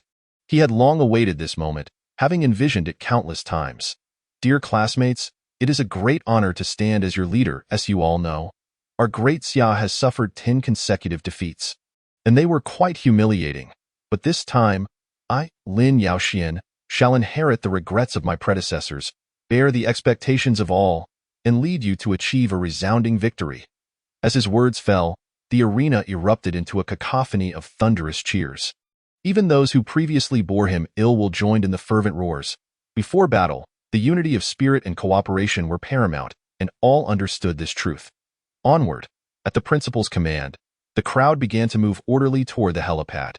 Thousands of airships soared into the sky, blotting out the sun, resembling a torrent of steel as they advanced toward the heart of the Pacific Ocean. As the airships passed over the cities, the inhabitants emerged from their homes, gazing upward in awe at the magnificent sight. They waved their arms, shouting words of blessing, their voices coalescing into warm currents that surged toward the formations of airships above. Wishing for a triumphant return, safe travels, the echoes of blessings resonated across the land, reflecting the people's hopes for the young warriors. After a day of flight, the fleet finally reached its destination, as far as the eye could see. The ocean was teeming with people, a vast sea of diverse colors and attire. At the center of the throng stood a colossal arena, measuring hundreds of feet in length and width, constructed entirely from an unknown black stone. Its surface smooth as a mirror, emanating an aura of ancient mystery. Surrounding the arena, radiant light swirled, forming a massive protective dome that enveloped the structure, giving it an indestructible appearance. Look, the people of Great Xia have arrived. What an impressive display, but I wonder how strong they truly are. Have you seen the young Supreme leading them? Quite the impressive figure, he must possess considerable skill. The nation's gazes turned en masse toward them. Great Xia had always been a topic of fervent discussion on the international stage, drawing exceptional attention. Chinamo, your participants have increased with each passing year, yet your results remain stagnant, an imposing elder from Sakura country shouted across the distance. His words tinged with provocation. Let us not speak too much, Chinamo replied lightly, his tone devoid of any emotional fluctuation. He was the general leading this expedition, and after speaking, he closed his eyes to meditate. The people of Great Xia felt a surge of indignation, casting their gazes toward the opposing side. After surveying the dense crowd of Sakura country, their attention settled upon a solitary figure at the forefront. Clad in a black kimono, with long hair cascading to his waist, his appearance was unremarkable, yet an aura of brilliance surrounded him, irresistibly drawing attention. However, what left the onlookers most awestruck was his demeanor, one of disdain and superiority. As though he were the favored child of the universe, with the very essence of existence bending to his will. The 10-crown king, someone murmured softly, the overwhelming pressure causing their hair to stand on end. In this oppressive atmosphere, the 10-crown king suddenly cast a glance in their direction. His gaze was unremarkable, yet many from Great Xia dared not meet his eyes, instinctively lowering their heads upon witnessing this. Chinamo and the 10 university presidents could not help but sigh inwardly. To surrender without a fight was a grave misstep in the art of war. Yet, they felt utterly powerless. The 10-crown king was simply too formidable. A force that left this generation of youth in despair. Ha ha ha, young warriors of Great Xia, fear not. I, Jaya, shall combat him for you. Just ensure that you honor me as your leader. A melodious voice rang out. Suddenly, a burst of golden light illuminated the scene as a breathtakingly beautiful, statuesque woman appeared before the crowd. Clad in golden armor, her long, luscious hair billowed in the wind, shimmering brilliantly under the sun. She wielded a colossal sword, its surface radiating a resplendent glow, as if it could judge the sins and evils of the world. Her exquisite features and graceful figure were flawless. Exuding an irresistible allure, the 8-winged angel. Though she had not unfurled her wings, the crowd recognized her from her stunning visage. The youth of Great Xia clenched their fists, their expressions revealing a mix of defiance and fury. When had their great nation ever needed someone else to lead the charge? This was an affront too great to bear. Observing the situation, Lin Yaoxian stepped forward at the principal's urging, seeking to stabilize the morale of the troops. Classmates, do not be angered. Endure this moment of calm, and let our prowess speak on the arena. Upon hearing these words, some took deep breaths, striving to quell their inner fury. Yet, others remained unconvinced, their voices laced with agitation. If Shi Yin were here, he would have charged forward to subdue this woman without hesitation. Why should we endure this? Lin Yaoxian furrowed his brows slightly, a hint of barely perceptible coldness flickering in his eyes. He had not anticipated that anyone would still reminisce about Shi Yin. Despite having long since surpassed him, at the back of the crowd, Ji Hongyue, her expression forlorn, inquired, Shi Yin, he surely will not come, will he? Ji Yunfan shook his head, replying, I asked Uncle Ling. He said that Brother Yin is currently in seclusion, showing no signs of emerging anytime soon. Alas, boom! A resounding bell echoed, shattering the heavens, the sound waves stirring the sea to towering heights. I hereby declare the commencement of the great competition of the human race. Chapter 52. A disastrous defeat at the edge of the H2 cliff. Ling Feng was once again rendered speechless with astonishment. He witnessed Shi Yin merge 7 avatars into one. Had he not repeatedly confirmed the reality of the event, he might have doubted his own senses. The existence of 7 avatars was already astonishing. Throughout the annals of the Great Xia, such a person had never been seen before. The merging into one, however, transcended his understanding, for it seemed utterly unattainable. In the next moment, that singular avatar moved. Towering at 100 feet, it resembled a colossal titan, following Shi Yin's lead to unleash a mighty punch forward. In an instant, a tempest arose, trees were severed in half, and countless fragments were reduced to dust. This spectacle would leave anyone dumbfounded. Generally, an avatar stands merely 10 feet tall, while those with exceptional talent might reach 20 feet. A 100-foot giant was a pinnacle figure, even among those at the sea-filling realm, and yet to condense such a form was almost unimaginable. Exhaling a breath of turbid air, Shi Yin turned to the rear and respectfully addressed. Uncle Ling, you have arrived. Ling Yun, still in shock, widened his eyes and asked, Xiao Yin, do you intend to participate in the great competition? Shi Yin nodded. I wish to test my combat prowess and witness the excellence of the supreme beings from other nations. Ling Feng expressed a tinge of regret. It is unfortunate that I cannot accompany you, and must remain here to watch the live broadcast. Shi Yin smiled gently. Uncle, your contributions guarding the borderlands will forever be remembered by the generations of Great Xia. Ling Feng's lips curled into a bittersweet smile as he replied, It is no great merit. It is merely my duty to go forth, and let the people of other nations witness the true youthful supremacy of Great Xia. After respectfully bowing, Shi Yin bid farewell and departed. Ling Feng gazed at his retreating figure, his eyes shimmering with anticipation, muttering, This great competition shall be extraordinary. What constitutes a prosperous era, whether it belongs to all or solely to one, is a matter difficult to ascertain. After 3 days of competition, the preliminary rounds finally concluded. Only 20 individuals from Great Xia advanced, with a staggering 90% eliminated, highlighting the competition's brutality. The hearts of the onlookers sank, as even those with SSS talent, whom they had revered, failed to progress past the preliminaries, many succumbing almost immediately. They bore witness to the terrifying might of the supreme beings, the 10-crowned king, the 8-winged angel, the 8-armed deity, King Arthur. Each adversary was vanquished in a single move, regardless of their strength, unable to withstand even a round. The sole consolation was that Lin Yaoxian indeed exhibited formidable strength, deserving of the title of Great Xia's youthful supreme. Surpassing even the former Shi Yin, the crowd saw a glimmer of hope in him, their only remaining anchor. Next, the group matches commenced. Wang Lin from Great Xia faced off against Kawashima Yoshiko from Sakura Nation. As the referee's voice rang out, the 2 young women leaped onto the stage. Eyes from all around converged, with cheers echoing into the sky. Yet, within mere moments, Wang Lin was defeated. I'm sorry, it's my lack of skill. Upon returning to the Great Xia crowd, she instantly deflated. Oh, not fret. I shall avenge you shortly, Lin Yaoxian comforted her.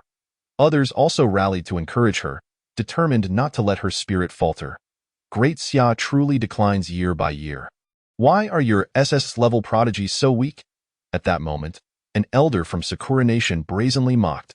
The young people of Great Xia felt their faces flush with anger, yet they could do nothing. Retorts in times of disadvantage would only appear as powerless rage to others, failing to breach their defenses. Witnessing this scene, The leader of the Eagle Nation also joined in the ridicule, saying, "Great Xia, you wouldn't be eliminated in the group stages, would you? That would be quite disappointing. Do not be arrogant. Our Supreme has yet to make his appearance." A young man, unable to hold his tongue, shouted defiantly. The 10 Crown King's lips curled into a smirk as he cast a disdainful glance this way, softly declaring, "Your youthful Supreme lacks even the courage to meet my gaze. I wonder why you hold any hope for him." Upon hearing this, the crowd instinctively looked towards Lin Yaoxian. When they noticed his furrowed brow and prolonged silence, their hearts sank further. Great Xia's youthful Supreme and leading figure, he chose silence in the face of the opponent's provocations and insults, which sent a chill through their hearts. Lin Yaoxian clenched his fists, realizing something was amiss. After a moment of contemplation, he raised his voice, "Classmates, let us endure. There is no need to engage in petty squabbles over such matters. We are all adults here. I cannot endure." The crowd seethed internally, their expressions sour. Yet, they dared not voice their discontent, for Lin Yaoxian was their strongest warrior, their leader. Next match, Xiao Lingxi from Great Xia faces off against Mijia from Eagle Nation. Upon hearing this announcement, the people of Great Xia were first taken aback, then erupted in outrage. Unfair. Xiao Lingxi was supposed to face Lisa, ranked 395. Why the sudden change? In response to the crowd's uproar, the Eagle Nation erupted in laughter, observing them like a troop of clowns. An elder stepped forward to explain, "Lisa is unwell, and thus the match order has been altered. There is nothing more to say. If you fear, you may forfeit." Despicable! The crowd brimmed with indignation, having never felt so humiliated. The group matches operated on a point system, with a win granting a point. Xiao Lingxi was expected to win this match effortlessly, and everyone believed in her strength. However, with the Eagle Nation suddenly swapping in their youthful Supreme, defeat was assured. The 10 principals of Great Xia furrowed their brows, their faces revealing their fury. General Qin Imo turned to the Joint Department, inquiring with displeasure, "What is happening? This does not align with the rules, does it?" The referee from the Joint Department shrugged helplessly, stating, "The participant was indeed unwell. We conducted a random drawing and selected Mijia. It was all fair and transparent." Despite his reluctance, Qin Imo had no choice but to accept this explanation. The majority of the influential figures within the Joint Department hailed from the Eagle Nation. Although some were from Great Xia, their voices carried little weight. "Enough, General Qin. These petty individuals would not be themselves if they did not employ underhanded tactics," the principal of the First University advised. Attempting to soothe him, "Xiao Lingxi, perhaps you should forfeit? It is a certain loss. Why suffer?" At that moment, Lin Yaoxian approached her, feigning concern with a smile that did not reach his eyes. "Your concern is unnecessary. If I cannot win, I shall still fight." A glint of determination shone in Xiao Lingxi's eyes as she leaped onto the stage. As anticipated, she was soon defeated, though she showcased her mastery over the elemental forces of ice, fire, and water with exceptional skill, leveraging the ocean's innate advantage to potentially obliterate ordinary SSS talents. The opponent was simply too powerful, a woman bold enough to challenge the 10 Crown King, a true Supreme. "Stop!" Just as Xiao Lingxi conceded, Mijia wore a cold smirk, disregarding the rules as she swung her sword toward her. Qin Imo reacted swiftly, attempting to intervene. Yet, an opponent from the Eagle Nation also struck, blocking Qin Mo's attack, sneering, "General Qin, it is merely a minor skirmish among the youth. Do not be so reactive." Fortunately, Mijia did not deliver a lethal blow. Instead, she lightly grazed Xiao Lingxi's shoulder, causing a splash of blood. "Return and inform Shiyan. I intend to make him my steed, riding him into battle against the alien beasts." Mijia chuckled lightly before swaying her slender waist as she descended from the platform. Chapter 53. Total Annihilation. Despair in Great Xia. You have gone too far. Even after her surrender, you still harm her. Mijia, do you truly believe there is no one in Great Xia who can stand against you? The people of Great Xia erupted in furious cries, their pent-up frustration reaching a boiling point. Had they been capable, they would have stormed the stage to demand justice, delivering a few slaps to that woman. Mijia slowed her steps, turning around to taunt. "What I did was not merely harm. It was an insult. Ha ha ha. You shall not have a good ending." Shiyan is fiercely protective of his sister. He will never let you off lightly. Having bullied Lingxi, Prepare for Shurian to come for you." The crowd voiced their anger with fervor, their words laden with barely concealed rage. "Shu." Mijia raised a finger to her red lips, signaling for silence, then smiled. "I await him, if he is still worthy of being my steed." This scene prompted Lin Yaoxian to clench his fists once more.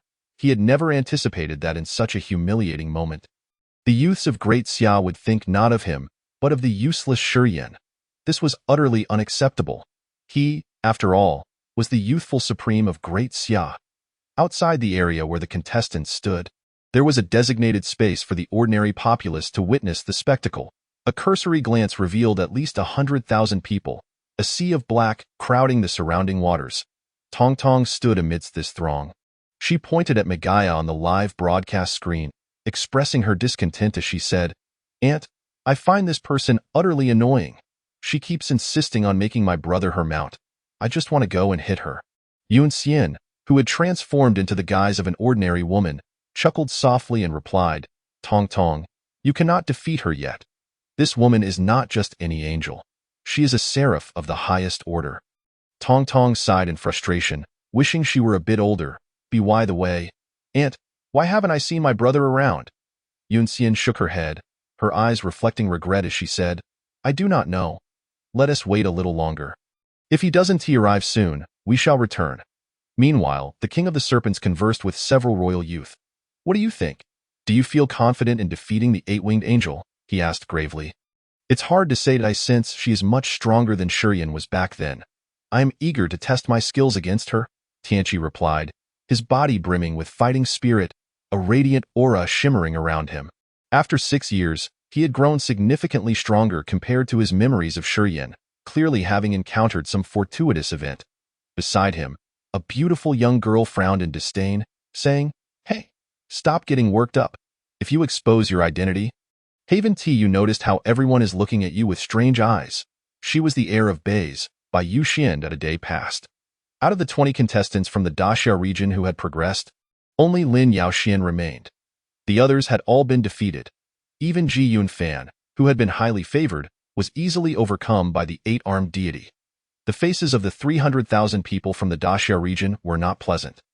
Feelings of disappointment, confusion, anger, and bewilderment intertwined within them, leaving everyone devoid of the will to speak, as they had never experienced such a sense of defeat before. Daxia is on the verge of complete annihilation. You might as well pack up and head home early. I envy you all. Daxia is doomed. It seems that after losing the Emperor, you are destined for extinction. The Emperor was merely fortunate. Had he lived in this era, he would have been just another soul under the blade of the 10-crown king. At this proclamation, hundreds of thousands burst into laughter, the sound reverberating like thunder, shattering the skies, echoing in the ears of the Daxia people, lingering painfully in their hearts. Many felt their eyes redden, their bodies tremble, as blood seeped from their clenched fists. Some bowed their heads in silent endurance, while others glared at those who laughed, their teeth grinding audibly. Even the 10 headmasters furrowed their brows, their internal fury rising rapidly. Had it not been for their statuses, they might have taken action. Qin Mo's murderous intent surged, an invisible pressure enveloping the sea.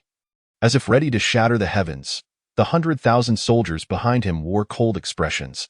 At a single command from Qin Mo, they would charge forward without hesitation. Witnessing this scene, the laughter of the crowd finally ceased. The elder from the Sakura Kingdom jeered, "Qin Mo, what do you mean? It's merely a jest among the young. You can't possibly take it to heart." Qin Mo shot him a frigid glance, declaring, "The Emperor must not be insulted. Should anyone dare to speak disrespectfully of the Emperor again, do not blame us for declaring war." A young man from Daxia cried out recklessly, when the Emperor had you all fleeing in terror. "Why did you not dare to speak?" The crowd was filled with indignation. If not for the Emperor, the human race would have perished long ago, leaving no room for such foreign arrogance. Upon hearing those words, the high-ranking officials from several nations were instantly displeased. An elder from the Sakura Kingdom coldly remarked, "Times have changed. The Emperor was merely fortunate to be born in this era. You should focus on how to avoid returning home with 0 victories." Enough! At this increasingly tense moment, a representative from the Bear Kingdom stepped forward. The emperor drove the foreign races back to their lairs and established barriers in the abyss. He has rendered immense service to all of humanity. Anyone who dares to insult him should not expect mercy. With that, the people from the Sakura Kingdom fell silent. The Bear Kingdom was a nation of warriors with fierce tempers. Their silence indicated that they were indeed prepared for battle. Unlike the more gentle Daxia. Next match, Lin Yaoxian from Daxia against the Tin Crown King from the Sakura Kingdom. As the judge's voice faded, a wave of laughter erupted over the sea. Ha! Hurry, Daxia is truly about to go home empty-handed. The Tin Crown King is not someone you can trifle with. This is unfair. Outrageously unfair. The young people of Daxia felt an overwhelming sense of frustration and anger, reaching a peak they could hardly contain. Since the group matches began, their team had consistently faced the strongest opponents. The few imperial sons and daughters with potential for a comeback were matched against the young supremes of other nations. A scenario that had never occurred in previous competitions. Meanwhile, their own young supreme, Lin Yaoxian, was set to face the universally acknowledged strongest opponent, the Tin Crown King. At this point, everyone understood. These nations had clearly banded together to ensure Daxia would return empty-handed. Eager to mock and humiliate them thoroughly, Lin Yaoxian, it's your turn. You are our last hope. No matter what, you must not lose. In that moment, all eyes were fixed upon him. Regardless of the inevitable outcome, which might prove unsatisfactory, they still rallied behind Lin Yaoxian. He felt incredibly tense, a flicker of trepidation crossing his gaze. He lacked confidence in overcoming his opponent. The pressure exerted by the Tin Crown King was overwhelming. As Lin Yaoxian hesitated, the youth from other nations began to mock him once more. Ha ha ha. Is this really Daxia's young supreme? Clearly, he is all show and no substance, a fabricated supreme. He lacks even a fraction of the tenacity that Shurian possessed. Ha ha, he is afraid. He dares not face the Tin Crown King. Chapter 54. Call for Shurian. The people from Daxia were utterly enraged. Their frustration and anger had reached new heights. To their dismay, the young supreme they had placed such high hopes on was now filled with trepidation. Lin Yaoxian, get in there. What are you afraid of? Xiao Lingxi shouted at him. You pathetic being, how dare you compare yourself to Shurian with such a demeanor? Ji Hongyue snapped. Ji Yunfan closed his eyes in despair. Filled with self-reproach, he loathed his own inadequacy, wishing he were as strong as Brother Yin. Perhaps then, they would not have to endure such humiliation today. Despite having received the ancestral legacy and being an SSS-level disciple, why was there such a vast disparity compared to others? The enemy was simply too powerful, a strength that left one breathless. Now he even doubted that if Brother Yin came, victory would be assured. The young people of Daxia felt as though they had plunged into an abyss of despair, enveloped by a thick cloud of negativity. In the face of the enemy's mockery, they could perhaps retort. But their own young supreme was too frightened to answer the call to battle. I have never felt this angry before. Is this truly our young supreme? How pitiful. No, our young supreme is only Shurian. This coward does not deserve the title. Many wept, their anger turning to sorrow. They were filled with disappointment, powerlessness, and an unprecedented sense of defeat. Not only those present felt this way. At that moment, countless citizens watching the live broadcast from within Daxia were equally affected. Across the land of Daxia, countless sighs echoed, lamenting its fate. After the emperor, no one could bear the great banner. The only one with a glimmer of hope to become the emperor, Shurian, had also been stripped of his powers. At this instant, the faces of countless people conjured the image of Shurian, the one who had guarded the border for 10 years, who had single-handedly infiltrated the foreign races and forced their proud scions to bow their heads, was the true young supreme of Daxia. Among the onlookers, the king of serpents shook his head and mocked. Who would have thought that the once formidable Daxia, which dared to confront us head-on, could now find no worthy young contender? Tianqi frowned, puzzled as he inquired, what about Shurian, who fled back then? Why has he not come to fight? Beside him, Bai Yuxian wore a puzzled expression, stroking her chin as she said, indeed, he was quite strong. Could it be that he too fears this Tin Crown King? The king of serpents furrowed his brow, his expression grave as he remarked, this Tin Crown King is elusive. He is very powerful. If allowed to grow, he may become a formidable adversary for us in the future. Tianqi added, I doubt I can defeat him. As my former subordinate, Shurian must also recognize that he is not his match. Hence his reluctance to confront him. Bai Yuxian covered her mouth, giggling as she interjected, "Oh please, during that previous competition 6 years ago, I saw Shurian hold back. Otherwise, you would have been the one defeated." Upon hearing this, Tianqi's countenance darkened. "Are you serious? Ask Uncle Tengsha if you don't believe me." Bai Yuxian shrugged. The King of Serpents awkwardly smiled, hastily changing the topic, unwilling to address the matter further lest it undermine Tianqi's confidence. It was not merely a matter of holding back.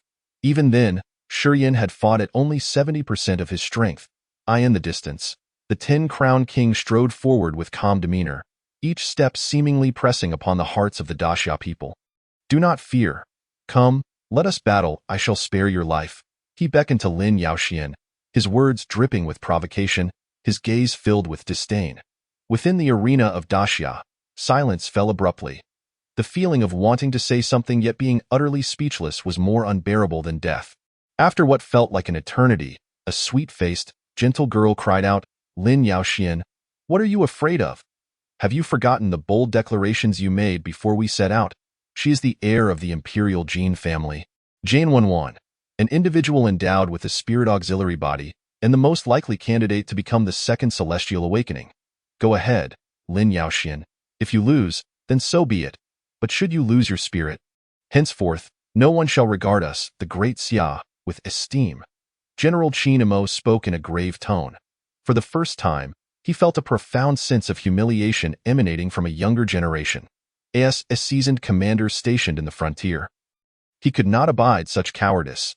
Had Lin Yaoxian been one of his subordinates, he would have dispatched him without hesitation. The 100,000 warriors felt a chill in their hearts. They had left their homes to guard the desolate edges, battling against foreign tribes, with countless comrades having perished in the jaws of beasts, never to return home.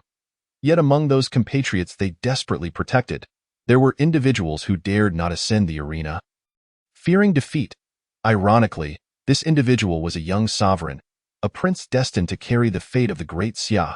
I am merely gathering my breath," Lin Yaoxian finally spoke. Gritting his teeth, he leaped onto the arena. With a furious roar, 5 manifestations unfurled, his body shimmering with azure light, revealing the full might of his prowess, 9th stage of the unparalleled realm and 8th stage of the extraordinary mage. This young man is indeed exceptionally formidable. No wonder he is the youthful sovereign of the great Xia. How can such strength be accompanied by such timidity? The onlookers from other nations gasped in astonishment, their words laced with disbelief. To cultivate 5 manifestations is a feat reserved for the most prodigious of talents, and to be adept in both martial and magical arts is to surpass the ordinary. Alas, facing the 10-crowned king, he is destined to become a stepping stone. Some shook their heads, having already foreseen the outcome. The battle erupted. The moment Lin Yaoxian made his move, he unleashed his utmost combat power, each swing of his sword carrying a heart-stopping force. Even the residual waves could slay an ordinary, unparalleled realm warrior. Coupled with his mastery of magic, the arena was soon beset with extraordinary phenomena, as terrifying energy swept through the surroundings. "You are impressive." The 10-crowned king stood at the eye of the storm, a faint smile gracing his lips. However, it is still insufficient. His eyes glinted with intensity as he gently struck out with his palm. This strike was unadorned, devoid of dazzling light or astonishing waves.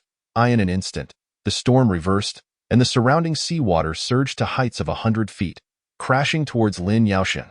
"Go withstand a single round under my hand. You may take pride in that." With that, the 10-crowned king charged forth with a speed that rendered him nearly invisible. The spectators were left in suspense, unaware of how many rounds had transpired. When the storm subsided and tranquility returned, they beheld Lin Yaoxian defeated, curled upon the ground like a serpent. Silenced, a deathly stillness enveloped the arena. The entire world seemed to have lost its voice at that moment. How formidable! How could he be so strong? The 10-crowned king was undeniably the most powerful sovereign. Following the silence, cheers erupted. They had overestimated the 10-crowned king, who had surpassed their expectations. Such a strong Lin Yaoxian had succumbed in mere moments.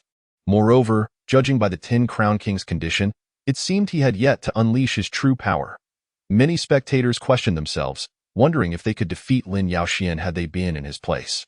The answer was a resounding no. They would never match Lin Yaoxian. Yet this very individual appeared so frail before the Tin Crown King, akin to a mere child. Call for Shiyan. The Tin Crown King did not immediately descend from the arena but shouted towards the Great Xia region. Mi Jiaya smiled slightly and echoed, summon Shiyan. This deity wishes to take him as my steed. Meanwhile, on the other side of the sea, a figure sped towards them, moving with remarkable swiftness. What had been distant peaks transformed into mere reflections in an instant. It was none other than Shiyan. Shiyan has arrived. Today's update is 7,000 words, seeking encouragement for more tomorrow. Chapter 55. Great Xia, Shiyan, coming to battle. Despair, a profound despair, enveloped the hearts of every individual in the Great Xia. Total annihilation. 200 SSS prodigies had come to battle, yet they had been eliminated in the preliminary rounds, an outcome none could accept. Their most formidable young sovereign, Lin Yaoxian, who bore the weight of the nation's fate, had not even been granted the opportunity to witness the true strength of his opponent. In the arena and before the screens of spectators from the Great Xia, a deep sense of impotence and defeat washed over them, especially that phrase, bring Shiyan, which pierced through the hearts of all. They had once possessed a sovereign, one who had guarded the borders for a decade, slaying across the lands of foreign tribes, a true young sovereign of the Great Xia. Alas, all had been ruined. They firmly believed that had Shiyan's cultivation not been crippled by Lin Wu, they would not be subjected to such humiliation. The Lin family orchestrated this entire affair, allowing Lin Yaoxian to inherit the nation's fortune, only for it to culminate in a coward's retreat. They found it unbearable. It's all Lin Wu's fault. He crippled Shiyan's cultivation. Someone cried out in frustration. Hearing this, a flicker of coldness crossed Lin Yaoxian's gaze. Yet, now he was the target of everyone's ire. Unable to express his anger, he could only swallow it down and speak in a somber tone. Even if Shiyan comes, he won't last around against the Tin Crown King. He is truly too strong. He summoned Shiyan, intending nothing more than to humiliate him. Do you not understand? The crowd's expressions darkened, resentment brewing within, yet they could not deny the truth. The power displayed by the Tin Crown King was indeed capable of standing atop the summit, looking down upon all contemporaries. Regardless, at least my brother will not shy away from battle. Xiao Lingxi glared with fierce eyes, rebuking, Lin Yaoxian, scoff all you want, but go call him forth. Why hasn't he come? Is he afraid? The spectators gathered in the ocean. Yun Xian's aura emanated uncontrollably, the intense heat causing the surrounding seawater to evaporate into mist. Lin Wu, I shall remember you, she murmured, a tempest of murderous intent glimmering in her eyes. Aunt, please calm down. My brother will surely rally. Tong Tong consoled, entwining her arm. Yun Xian took a deep breath, suppressing her murderous intent, smiling as she said, Indeed. How could my child easily fall? Meanwhile, Tengxi scanned the surroundings, brow furrowed. Soon, he muttered inwardly, strange. Why do I sense the aura of the White Phoenix Empress? Could she have arrived as well? This Tin Crown King is formidable. I am temporarily no match for him. Tianqi's expression grew solemn. He gives me the impression of an ocean, unfathomable. The heir of Yinglong, who had remained silent until now, finally voiced his thoughts. The atmosphere in the arena had begun to grow impatient. An elder from the Sakura Nation raised his voice. Chinamo, do you have anyone left on your side? If not, please withdraw. Upon hearing this, the participants from the Sakura Nation echoed in agreement. Ha ha ha, someone going home with a zero. Before the Tin Crown King, they were but mere chickens and dogs. The youth of the Great Xia could not hold their ground. The sharp words repeatedly sliced through the hearts of the Great Xia people. They hung their heads, finding no words to counter. Everything felt so pale and powerless. Let us depart. It's time to go home.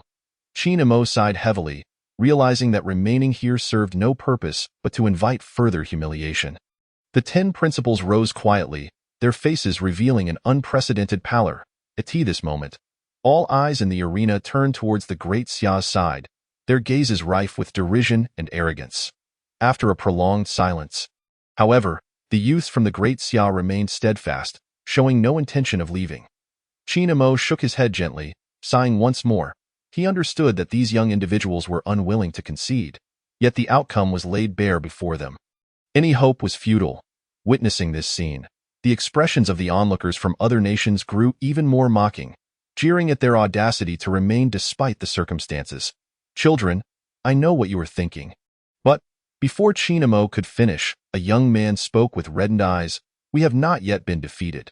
Shurien has not arrived." With these words, a chorus of voices erupted in succession. "Shurien will not abandon us. He is the true young sovereign of the Great Xia. We shall wait for Shurien." Lin Yaoxian scoffed, nonchalantly declaring, even if Shurien were to restore his cultivation, he would not dare to come to such a place. For he is not foolish. The crowd paid him no heed, standing silently, their feet feeling as though they were laden with lead, unable to take a step forward. "Brother, are you there? We need you," Xiao Lingxi called out into the void. Her voice filled with sorrow. Despair hung heavily in the air, affecting even the onlookers. "I am here." Suddenly, a voice, neither high nor low, echoed, a calm tone that betrayed no emotion, yet resonated in every ear. All heads turned, their gazes fixated on the approaching figure. He stood tall, his chiseled features exuding determination. His eyes, deep as the starry sky, seemed to draw one into their depths. Armed with a long spear, his pace neither rushed nor slow. Yet each step tightened the hearts of those watching. Behind him rose a sun, gradually ascending, the dawn casting its glow upon his face, as if proclaiming, "Everything is just beginning. Great Xia, Shurien, coming to battle." The voice rang out again, but this time it was no longer flat. It exuded a sense of steadfastness, fearlessness, and a confidence that looked down upon all realms, as if declaring war upon the world itself. This statement summoned back all those within the borders of the Great Xia who were on the verge of departing from their screens. It rendered the eyes of the students present misty and caused their hands to tremble uncontrollably. This pronouncement silenced all competitors from other nations. The Tin-Crown King's gaze flashed with intensity as he scrutinized him from head to toe, as if attempting to see through him entirely. The eight-winged angel, Micaiah, had rippling waves of emotion in her beautiful eyes, her lips curving slightly as she fixed her gaze on Shurien, lost in thought. King Arthur, the eight-armed deity, the Brahmin's son, all the other young sovereigns from various countries turned their attention towards him. Their expressions a blend of amusement and curiosity. Chapter 56, The True Young Sovereign of Great Xia. "Auntie, it's my brother," Tong Tong exclaimed, covering her mouth in excitement, nearly leaping off the ground. "Yenner." Tears streamed down Yunqian's cheeks. A millennium of longing converging into an ocean at that moment. "Auntie, do you think brother still remembers me?" Tong Tong asked softly. "He surely remembers, Tong Tong." Yunxian replied affectionately, her gaze fixed on Shurien's figure. Shurien smiled as he looked at the crowd. "I apologize for my tardiness and for any distress you may have endured." This statement stirred the emotions of the gathering, causing some sensitive young ladies to shed tears unexpectedly. 3 years had passed, yet Shurien remained unchanged. Even though he had committed no wrongdoing, he still bore the weight of it all upon himself. "It is not too late, my child. They have all been awaiting your arrival." The president of No. 1 University approached slowly. The worry etched on his face for several days finally blossomed into a smile at this moment. 16 years had flown by in the blink of an eye. He recalled the first time he met Shurien when he had declined offers from prestigious schools, choosing instead to guard the borders. From that moment, he had been filled with admiration for this child. The other 9 presidents also breathed a sigh of relief, their taut nerves finally easing. Regardless of the outcome, at least their true spiritual pillar had arrived.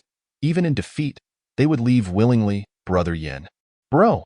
Xiao Lingxi, Ji Yunfan, and Ji Hongyue gathered before him, their faces alight with excitement. "Leave the rest to me," Shurien said, his gaze warm as he regarded them. "Go forth, Shurien, and show these people the prowess of our great Xia men." Qin Imo encouraged with a smile, his eyes glimmering with anticipation. Shurien nodded, stepping towards the arena. "Shurien!" Someone in the crowd was the first to shout "Ian." The next moment, a deafening chorus of calls erupted. "Shurien! Shurien!" At that moment, every gaze in Great Xia was fixed upon him, filled with expectation, trust, and reassurance. As if with Shurien present, there was nothing left to fear. For he was, in their hearts, the true young sovereign. Even though discussions about him had dwindled over the past 3 years, with doubts arising about his potential to falter and withdraw from this grand era, when Shurien truly stood before them, The emotions they had buried deep within were ignited anew. The elders from the Sakura Nation and the Eagle Nation furrowed their brows, an ominous premonition creeping into their hearts. The very scenario they most dreaded had resurfaced after a millennium. Their concern was not for Shurian's combat strength, but rather for the unity the people of Great Xia exhibited.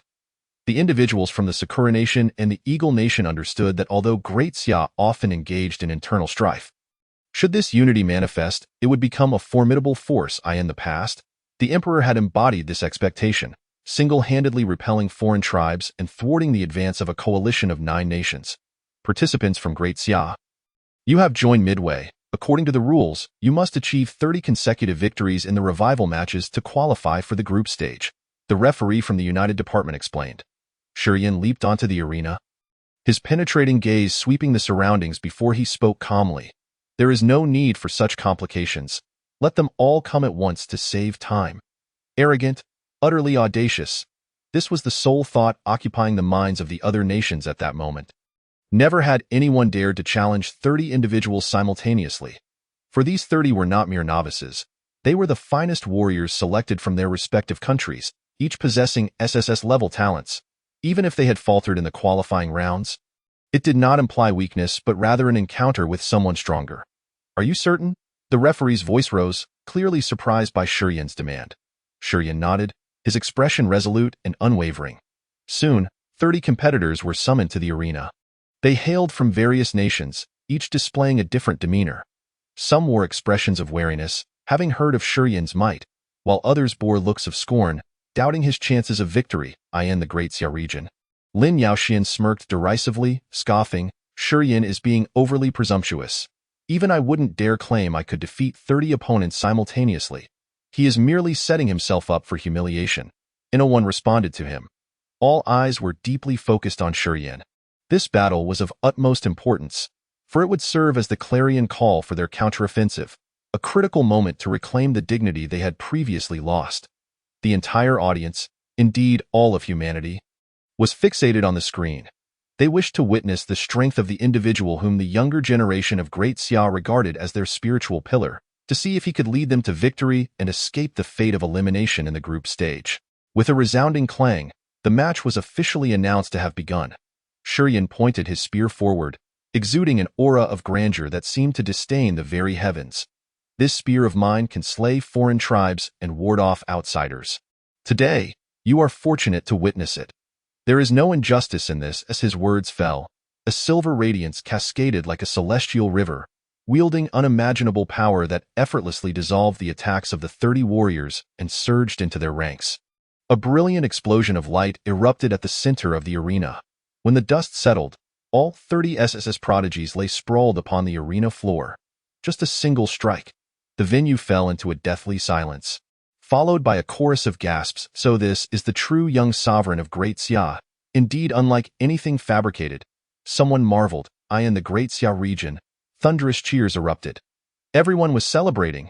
The emotions that had been bottled up for days were finally released. Shurian's name echoed from their lips, each mention brimming with exhilaration and joy. Those within Great Xia, watching the live broadcast from their screens, also exhaled a long breath of relief, their faces alight with excitement. Impossible! He lacks the fortune of the nation. How could he achieve such feats? Lin Yaoxuan's eyes widened in shock, feeling as though he had swallowed a dead rat. This was not the outcome he had hoped for. He had wished to see Shurian thoroughly humiliated and retreat in disgrace. Indeed, you have earned the right to duel me. My assessment of you has not been in vain, the Ten-Crown King remarked with a subtle smile. His expression remaining calm, unfazed by Shurian's actions. The 8-winged angel, Micaiah, twitched her lips, muttering, "This is troublesome. Seems this steed is rather difficult to tame."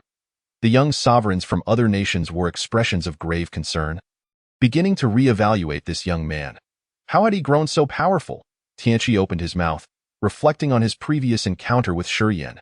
This lad should have been eliminated back then. It was all the fault of the Black Phoenix King. Tangsha gritted his teeth, realizing the gravity of the situation. Nearby, the heirs of Yinglong and Jinwu also appeared somewhat troubled, sensing the pressure. Bai Yuxian was faring better, merely sighing lightly and lamenting, "If only he were one of our foreign tribes." Chapter 57. The Bet. The individuals from the United Department furrowed their brows. They had reached an agreement with the higher-ups of the Sakura Nation and the Eagle Nation to ensure that Great Xia would exit with 0 points. Now, with Shurian's unexpected emergence, it seemed they would have to alter the matchups once again. Let's assign him a sovereign. We cannot allow him to win, someone suggested. Who should we send?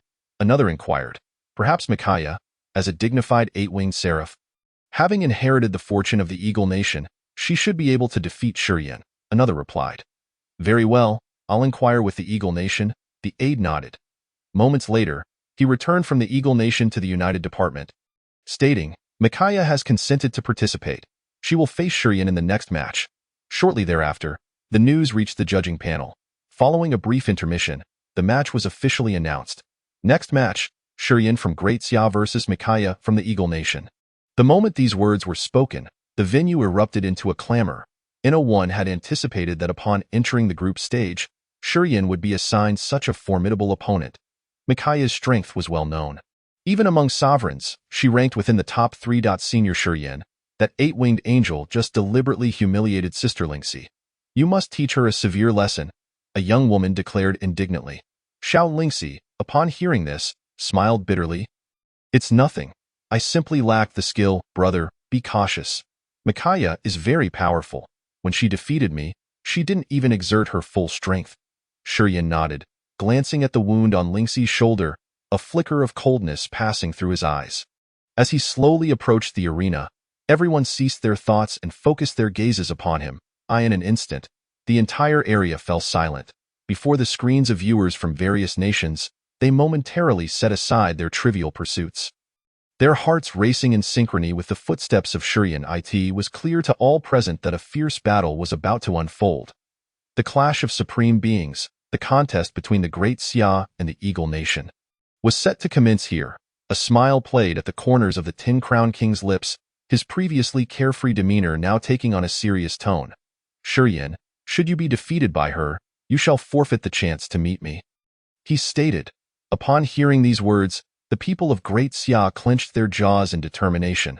Such arrogance, to presume superiority, every utterance dripping with the airs of an emperor. Shurian cast a fleeting glance his way, offering no reply, instead directing his gaze toward the enchanting woman before him, softly inquiring. I have heard you enjoy collecting others as steeds. Mijia pressed her fiery red lips together and replied with a knowing smile. What, are you unwilling? Is this deity not alluring enough? Shurian chuckled lightly. As it happens, I am in need of a maid, and you shall do.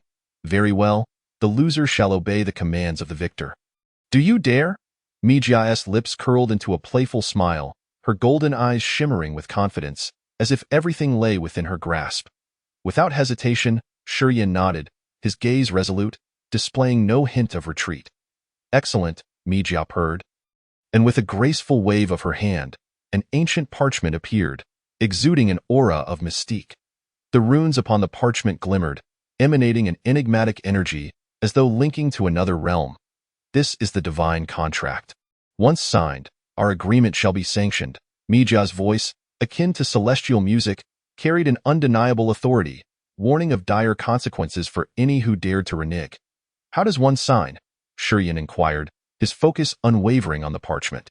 A drop of blood will suffice. Mijia extended her delicate finger, gently tapping the scroll. A drop of golden blood seeped from her fingertip, merging with the parchment. Witnessing this scene, the crowd below was momentarily stunned, their eyes widening in disbelief.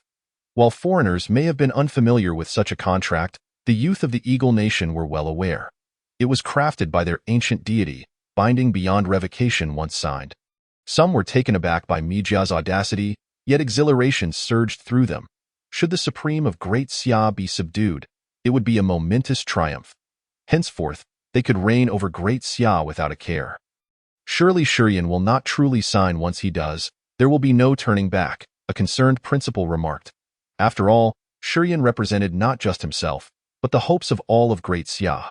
This was not merely a personal wager. It was a battle of national pride and destiny. What is there to fear? Those who cower are destined to be ridden upon. If we are to play, let us play boldly, Chinamo declared with conviction. The principal of University 1, Chung Qingshan, laughed heartily. Ha, General Qin speaks wisely. If we lose, we shall bear it together. I support Shurian's decision. If he lacks the resolve to enter such a wager, then he is not Shurian. Our duty is to trust him unconditionally. Lin Yaoxian, standing at the back of the crowd, smirked disdainfully. Shurian is being reckless. I cannot guarantee victory over the eight-winged angel. Should he fail, he not only tarnishes himself but drags the entire Great Xia down with him. At this, many cast him disapproving glances. Had it not been for his status as a prince, they might have silenced him. In this moment of unity, only he could utter such demoralizing words. Do not compare yourself to him. Thank you, Ji Hongyue retorted, refusing to grant him any leniency. In the crowd, Yun Xian smiled gently and asked, Tong Tong, who do you think will win, your brother or her? Tong Tong's face lit up with excitement. It must be my brother. Auntie, you need not worry about him being unattended. He will soon acquire a maid, hee. While the crowd engaged in conversation, Mijia and Shurian completed their signing. At that moment, both their hearts fluttered, as if an invisible shackle had been forged between them. With the wager in place, the atmosphere intensified. On the side of the Eagle Nation, countless individuals raised their arms in exhilaration, chanting, Goddess Mijia will surely prevail. Let him kneel and sing of submission. Let him become the slave of Goddess Mijia. Ride Shurian back home. Conversely, the Great Xia contingent erupted with fervor, their anger palpable. Nonsense. Shurian shall triumph. Let her kneel and call him father. Let her become Shurian's concubine. Let her return home to bear him a brood of little angels. The exchanges became increasingly heated, a cacophony of insults flying back and forth, threatening to overturn the very arena. The higher-ups of the Eagle Nation mocked, Qin Imo, your young supreme is about to become our slave. Ha ha ha. Qin Mo's face darkened, retorting defiantly, do not rejoice too soon. It may very well be your supreme who becomes Shurian's maid. With a resounding clang of a mighty bell, the match officially commenced. All present held their breath, their gazes riveted upon the arena, fearful of missing a single detail. At last, the battle began. This conflict would undoubtedly be etched into history. Who would emerge victorious? Mijia's aura surged, golden light erupting from her being, illuminating the entire arena. 8 golden wings unfurled behind her, each feather radiating a sanctified brilliance, more dazzling than the sun. The colossal sword in her grasp hummed ominously, its golden radiance swirling as if harboring the power to obliterate worlds. Was this truly Mijia's ultimate form? Terrifying indeed. Could Shurian withstand it? Gasps of awe and concern echoed through the crowd. Mijia's presence resembled that of a divine arbiter. Unassailable and holy. It was said that each wing the angelic race revealed augmented their strength manifold. Now, with 8 wings fully unfurled, her presence was overwhelming, and many were witnessing her in this form for the first time. Having never unveiled her wings in prior battles, brother, can he win? Xiao Lingxi bit her lip, worry etched upon her face. The 10-crown kingess eyes glimmered with realization, murmuring, no wonder she dares to challenge me. She is indeed formidable. Shurian was in peril. He would come to regret his recklessness. If he truly became her steed, he would no longer be a man of Great Xia. Lin Yaoxian smirked, feeling a wave of relief wash over him. As long as Mijia proved strong enough, he felt reassured. For what he desired was Shurian's defeat. Boom. Mijia, wielding her colossal sword, transformed into a streak of golden lightning, appearing before Shurian in an instant. She swung her sword with the force of creation itself, aiming a devastating blow at Shurian's head. Anticipating her move, Shurian brandished his spear, successfully deflecting her thunderous strike. Clang! A deafening crash reverberated as sparks flew. Shurian staggered back a step, while Mijia too retreated slightly. Such immense power! Shurian marveled inwardly. Mijia's strength surpassed his expectations. You are not without merit. You managed to block my strike. Mijia's golden eyes flickered with surprise before her calm returned. But this is where it ends. Mijia launched her next assault, her golden sword transforming into a flurry of afterimages that enveloped Shurian. He dared not be careless, his spear whirling into a tempest of silver lightning, colliding with Mijia's blade. Clang, clang, clang. A symphony of metallic clashes erupted, illuminating the arena with bursts of light, the ground trembling as the surrounding waters churned violently. Each engagement sent forth towering waves. Both combatants moved with astonishing speed.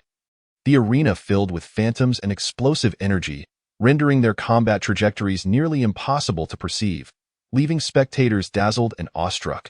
How swift! Was this the caliber of supreme-level combat? It was akin to witnessing divine beings at war. Any ordinary SSS-tier fighter would perish with a single blow. The audience remained transfixed, fearful of missing a single exhilarating moment. Boom. Mijia forced Shurian back with a powerful strike, then, in a flash, appeared behind him. Her colossal sword swung once more, imbued with lethal intent, aimed at Shurian's back. Shurian had anticipated this. Twisting his body aside to evade the attack, he retaliated, thrusting his spear toward Mijia's chest. Mijia let out a cold huff. Leaning back slightly to evade Shurian's assault, boom! Shurian's strike missed, the force of it cracking the arena beneath them. That was close, the crowd gasped. Had that blow landed, Mijia would have been gravely wounded, if not killed. Who would emerge victorious? Shurian was astonishingly strong, matching the eight-winged angel in her most potent form. What kind of constitution did he possess? On the side of the Eagle Nation, expressions grew increasingly grave. They understood Mijia's true combat prowess well. Their only concern was the Tin Crown King, as the other nation's supremes fell short. They could hardly believe Shurian had pushed her to such lengths. In contrast, the supporters of Great Xia erupted with enthusiasm, cheers ringing out in support of Shurian. The previous defeats and gloom were swept away. It should not be. Wasn't his cultivation rendered useless? How could he have become stronger than before in just 3 years? Lin Yaoxian clenched his fists, a foreboding feeling rising within him. Over in the Sakura Kingdom, astonishment reigned. A woman clad in a kimono voiced her confusion. The eight-winged angels are renowned for their swiftness. How could Shurian match their speed? He seems to predict her attacks with uncanny accuracy. Indeed, I have yet to hear of anyone whose speed could surpass that of the angelic race, another replied. Shaking their head, the Tin Crown King, standing at the forefront, responded calmly. It is not that Shurian is swift. Rather, he has mastered the element of time, thus slowing down the speed of others. Ah? The time element can be utilized in such a manner? The youth of the Sakura Kingdom were utterly astonished. Time, as a rare element, is seldom mastered, leading many to have never witnessed it in action. The Tin Crown King offered no further explanation, instead turning his gaze towards the arena. Knowing full well that, barring any unforeseen circumstances, Micaiah was about to unleash her ultimate technique. Your strength indeed surpasses my expectations. Micaiah stood tall, a peculiar glimmer flashing in her golden eyes. However, you are ultimately no match for me. The aura surrounding Micaiah surged once more, her golden radiance growing ever more brilliant, as if she sought to bathe the entire world in gold. Now, allow me to demonstrate what true divine power entails. The golden light enveloping Micaiah intensified, until she shone like a humanoid sun. Ah, my eyes! This light that is even more blinding than the sun. The crowd gasped, shielding their eyes, unable to look directly at her. Is this the light element wielded by Micaiah? It is terrifying, coupled with her seraphic bloodline. Her power is 100-fold more formidable than that of an ordinary SSS-tier prodigy. Some recognize the source of this power. Their voices laden with fear. Chapter 59. He has yet to reveal his true strength. Shurian too found himself blinded by the sudden brilliance, yet he remained composed, swiftly channeling his internal energy and muttering incantations. In the next moment, the seawater encircling the arena seemed to be drawn by an unseen force, rushing in to engulf the entire platform. What? Micaiah, initially charging towards Shurian with ferocity, found her advance thwarted by the deluge. Thunder rumbled as dark clouds gathered overhead, with countless bolts of lightning striking the water below. The fusion of electricity and water instantaneously generated a terrifying energy reaction, transforming the arena into an immense electric field. My heavens! This is a combination of the water and lightning elements. The audience erupted in gasps once more, all astonished by Shurian's displayed prowess. But that's not all, Shurian bellowed, thrusting his hands forward with vigor. The once calm waters began to roil, morphing into a colossal tornado that surged towards Micaiah. This is too exaggerated, isn't it? The spectators were left utterly dumbfounded. They had never witnessed such a harrowing spectacle of battle. Could this truly be the might of the unparalleled realm? Even the mightiest of the mountain-relocating realm would struggle to match this. Micaiah's heart raced. She had not anticipated Shurian concealing such overwhelming strength. Judgment. Yet, being an established powerhouse, she did not falter in the face of such peril. Instead, she leapt high, evading the tornado's wrath. Extermination. Micaiah raised her arms, conjuring a sword of light over 100 feet long above her head, radiating a devastating aura. Go. With a furious shout, the light sword descended with unmatched force towards the arena. What a terrifying pressure! I feel like an ant, ready to be crushed by this power. Is this the might of the divine? It is utterly terrifying. The audience trembled, having never before felt such overwhelming pressure, as though the entire world would be obliterated by this one strike. Judgment upon me? Faced with this cataclysmic blow, Shurian merely scoffed. You are not worthy. Grasping his spear with one hand, he hurled it upward with ferocity. Break! In an instant, the spear transformed into a streak of light, slicing through the air to collide with the massive sword of light. Boom! A thunderous roar erupted as the sword was cleaved in two by the spear, scattering into a rain of light. Spitting blood, Micaiah staggered back, disbelief etched across her face. She could hardly fathom that her strongest strike had been so effortlessly neutralized by Shurian. At this juncture, a flicker of panic and regret crossed her exquisite visage, realizing her rashness in forming such an agreement with him. However, the current situation demanded her focus. She quickly chanted an incantation. Summoning the dark element in an instant, the entire sea plunged into darkness, as if the world had been robbed of its light. These tricks are of no use to me. A glint of cold light flashed in Shurian's eyes as he transformed into a bolt of lightning. Surging forward, Micaiah gasped for breath, her chest heaving violently, nearing the brink of exhaustion. Gritting her teeth, she raised her massive sword in defiance. Yet she was no match for Shurian now. Now, it is my turn. As the words fell, Shurian appeared instantaneously behind Micaiah. What do you intend to do? A sense of foreboding gripped Micaiah's heart. She attempted to retreat, but it was too late. Shurian seized her golden wing and yanked it fiercely. Accompanied by Micaiah's harrowing scream, blood splattered as several golden feathers drifted down. Hiss! Witnessing this scene, the crowd collectively inhaled sharply, filled with shock and terror. The expressions of those from the Eagle Kingdom were even more ghastly, as though they had swallowed a dead rat. Just moments ago, they had been so arrogant, and now they found themselves utterly humiliated. They had never before seen Micaiah injured. Micaiah, a being capable of standing toe-to-toe with the Tin Crown King. Was she truly about to be defeated like this? Shurian was far too formidable. I will kill you, Micaiah howled, her beautiful features twisted in rage. After employing a secret technique to evade, she chanted another incantation. In the next moment, all the feathers from her wings soared toward Shurian, each possessing the power to annihilate the pinnacle of the unparalleled realm. Shurian utilized spatial skills, deftly dodging each feather's assault with astonishing speed. I concede. Micaiah, utterly exhausted, felt an overwhelming sense of despair upon witnessing this. With a cold smirk, Shurian lunged towards her chest with his spear. Bold. An elder from the Eagle Kingdom, infuriated, struck out at him.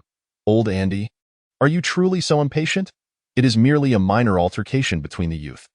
Chinamo followed suit, countering the elder's attack. Witnessing this, Baisian among the crowd withdrew her hand. Had Chinamo not acted first, a massacre would have likely ensued. On the stage, Shurian did not truly intend to kill. Instead, he redirected his spear, lightly grazing her shoulder. If you wish to kill, do so. What merit is there in mere humiliation? Micaiah opened her eyes, indignation flaring. What a splendid maid. Why would I wish to kill her? Shurian smiled knowingly. A thunderous cheer erupted from the Great Xia region. Previously, Micaiah had insulted Xiao Lingxi in such a manner. Yet now the tables had turned, striking her with a swift retribution. Eagle Kingdom, what say you? Your young supreme has become our Shurian's maid. Thank you for the seraphic bloodline you sent us from the Eagle Kingdom. Truly generous. We shall return a few little angels to you in a year, of the mixed variety. The faces of the Eagle Kingdom's people turned ashen, rendered speechless. They had anticipated that Micaiah might fall to the Tin Crown King, a legendary figure of a millennium. Yet, they could never have imagined she would lose to a Shurian, who had once been rendered useless. The Sakura Kingdom was in an uproar as well. Everyone gaped, unable to fathom such an outcome in their eyes. Micaiah was the strongest supreme beneath the 10-crown king, yet she had fallen so easily. Shurian is truly formidable. He possesses the qualifications to contend with our supreme. A man with a long knife murmured, and no matter how strong he is, he will ultimately serve as a stepping stone for our supreme. A kimono-clad girl interjected. The 10-crown king shook his head, speaking softly. I can sense that he has yet to reveal his true combat prowess. What? Upon hearing this, the people of the Sakura kingdom gasped in disbelief. This is utterly preposterous. Is he even human? Does he truly have no limits? The 10-crown king chuckled lightly, a spark of battle intent flickering in his eyes. This is well. I hope he can endure a few more rounds against me. Or else it will be rather dull. Chapter 60. The spear shatters all injustice. Impossible. Absolutely impossible. There must be some mistake. There must be. Lin Yaoxian staggered back several paces, disbelief etched across his features. In a mere 3 years, Shurian had not only avoided complete ruin but had grown exponentially stronger. He could not accept this outcome. As long as Brother Yin is here, we can always unconditionally trust him, Ji Yunfan remarked with a smile, feeling happier than if he had won himself. Alas, the gap between us and him is growing ever wider, Ji Hongyue sighed, feeling a mix of joy and melancholy. Upon the elevated platform ahead, the president of University No. 1, Chung Qingshan, gazed at the side with admiration and inquired of General Qin. What do you think, General Qin? Does the current Shurian bear any resemblance to the former Emperor Jun? Qinamo smiled softly. His eyes filled with appreciation and comfort as he regarded Shurian. If Shurian could triumph over the 10-crown king, he would undoubtedly become the next Emperor Jun. In the spectator area, Tian Qi sighed in disappointment. You didn't deceive me. He must have held back during that match. Bai Youxuan's beautiful eyes sparkled as she softly replied, just wait and see. The real spectacle is yet to unfold. The 10-crown king has yet to make his move. Nearby, Jin Wu and Ying Long's heir furrowed their brows, sensing an unprecedented pressure. The king of Tengsha, with a serious expression, slowly remarked, the Qilin emperor once predicted that after the fall of the Emperor Jun, humanity would usher in a golden age within a millennium. Indeed, his foresight has proven accurate. Within the borders of the Great Xia, cheers erupted. Shurian's recent victory ignited a surge of pride among the people. Shared glory and disgrace. These 3 words were vividly illustrated during the great human competition. Ha ha ha, our supreme of Great Xia is not inferior to anyone, one elder exclaimed, tears of excitement welling in his eyes. Previous competitions had only left him feeling inferior and humiliated, but this time was different. In the forbidden grounds of the Lin family, Lin Wuzhang stared at the images on the screen, his brow nearly knitted into a single line. Initially, he had intended to eliminate Shurian outright, but his father had vehemently opposed, fearing that the situation would escalate uncontrollably. Thus, after weighing the pros and cons, he had merely crippled Shurian's cultivation and robbed him of his fortune. Little did he know that this would not stifle Shurian's growth. Instead, it seemed to have activated the latent potential within him, which was truly exaggerated. On the arena, Mi Jiaya appeared lost, her spirit utterly diminished. The once noble and sacred aura she exuded had vanished entirely, her stunning visage now etched with despair, evoking sympathy. What do you intend to do? She lifted her gaze, questioning Shurian. I seek nothing but to fulfill your promise. Shurian replied calmly. Mi Jiaya bit her lip, her expression a blend of resentment and determination as she asserted, even if it costs me my life, I shall not bear you a celestial being. Give up on that notion. Upon hearing this, Shurian chuckled. You overestimate your significance. Who would desire to engage in such a venture with you? You? Mi Jiaya's brows flared with anger, clearly incensed by Shurian's retort. Disinterested, Shurian turned and departed the arena, leaving her to ponder alone. After a moment of watching his retreating figure, Mi Jiaya glanced at the region of the Eagle Kingdom and, with a determined clench of her teeth, rose to follow Shurian toward the Great Xia's domain. Mi Jiaya, you need not adhere to your promise. The higher-ups of the Eagle Kingdom trembled with rage. Their young supreme was following another, leaving their dignity in tatters. Eight-winged angel, you cannot act in this manner. I cannot bear it. The youth of the Eagle Kingdom were on the verge of tears. Witnessing their goddess become a subordinate to another was more painful than death.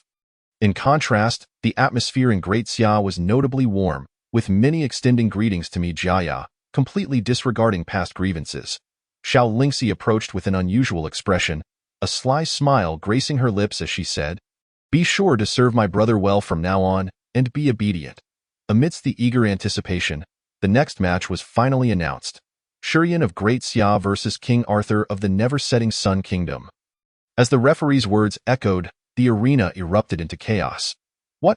Shurian again? And against the young Supreme? The crowd was left dumbfounded. This blatant unfairness was unmistakable, with no attempt to disguise it whatsoever. Shurian had just finished battling Mi Jiaya. His stamina not yet recovered, and they were immediately throwing another Supreme at him. Was this not a war of attrition? He could be ground to dust. What do you mean by this? Qin Mo's expression darkened. Casting a cold glare at the Joint Department, a senior member of the Joint Department awkwardly chuckled, clarifying, "We were equally surprised, but the draw resulted in this outcome. We are utterly helpless." The higher-ups of the Eagle Kingdom sneered. Seizing the opportunity to retaliate, "Qin Mo, do not be so agitated. The rules are as such, and none of us can interfere." An elder from the Cherry Blossom Kingdom also laughed mockingly. "Group matches are drawn randomly. Surely, Great Xia can handle a loss, can't you? Blame your misfortune." Hearing these dismissive lies, the people of Great Xia clenched their fists in frustration, a sense of indignation swelling within them. Anyone with discerning eyes could see that this was undoubtedly a manipulated scenario. Such coincidences are never mere happenstance. All coincidences are premeditated, truly disgusting.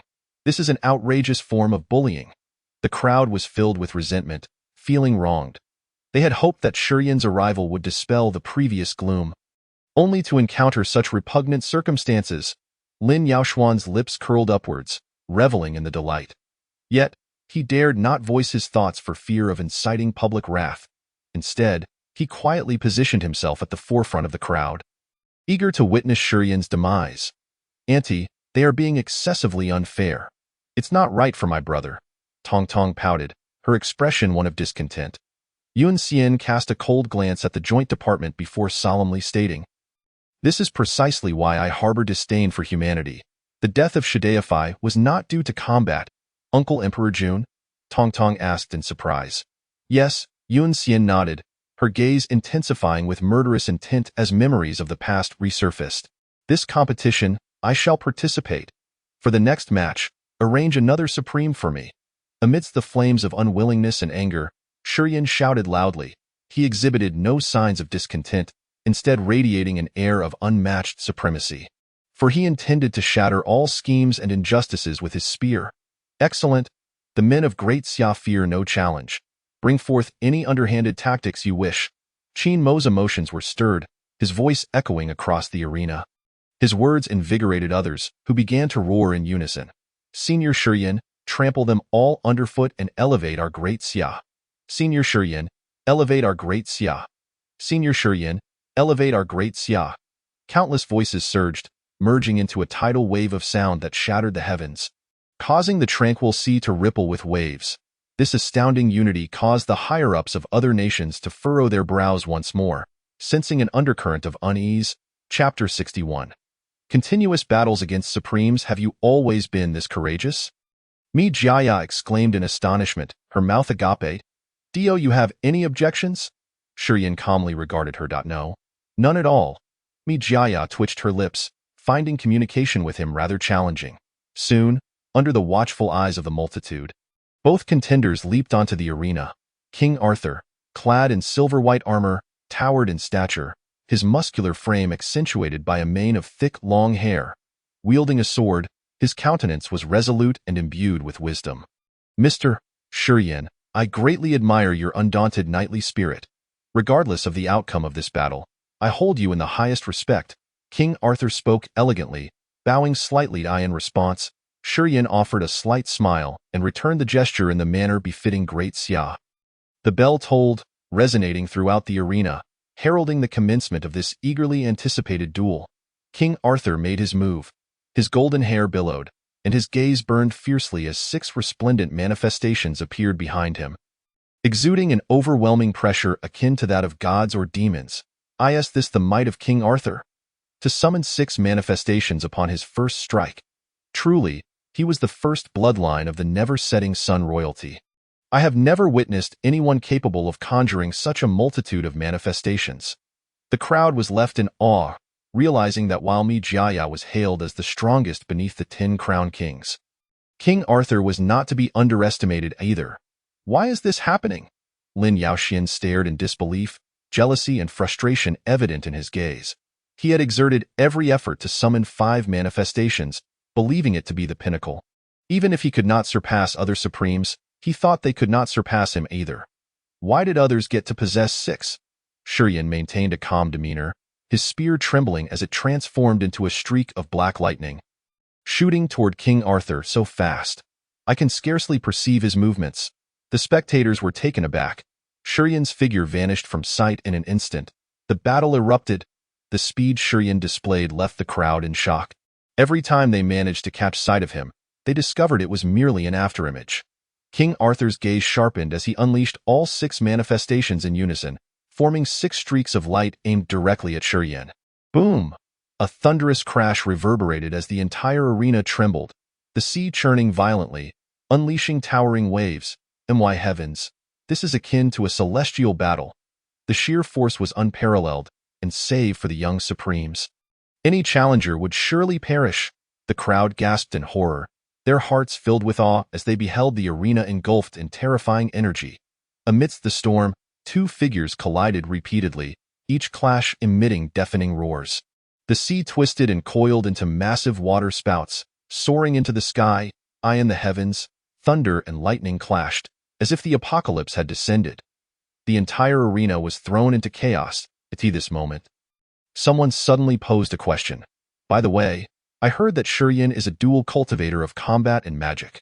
Why has he yet to reveal his manifestations? Upon hearing this, perplexed expressions spread among the crowd. Indeed, it stands to reason that given Shurian's formidable combat prowess and physical resilience, he must possess no fewer than 6 law avatars. Could it be that he is still concealing his true strength? Upon hearing this, the crowd collectively gasped, rendered speechless by the sheer magnitude of the revelation. Could this possibly be an exaggeration? If that is indeed the case, I can only conclude that Meat-Sai's defeat is hardly unjust. It appears he is aiming for the title of 10 Crown King. The main event has yet to unfold.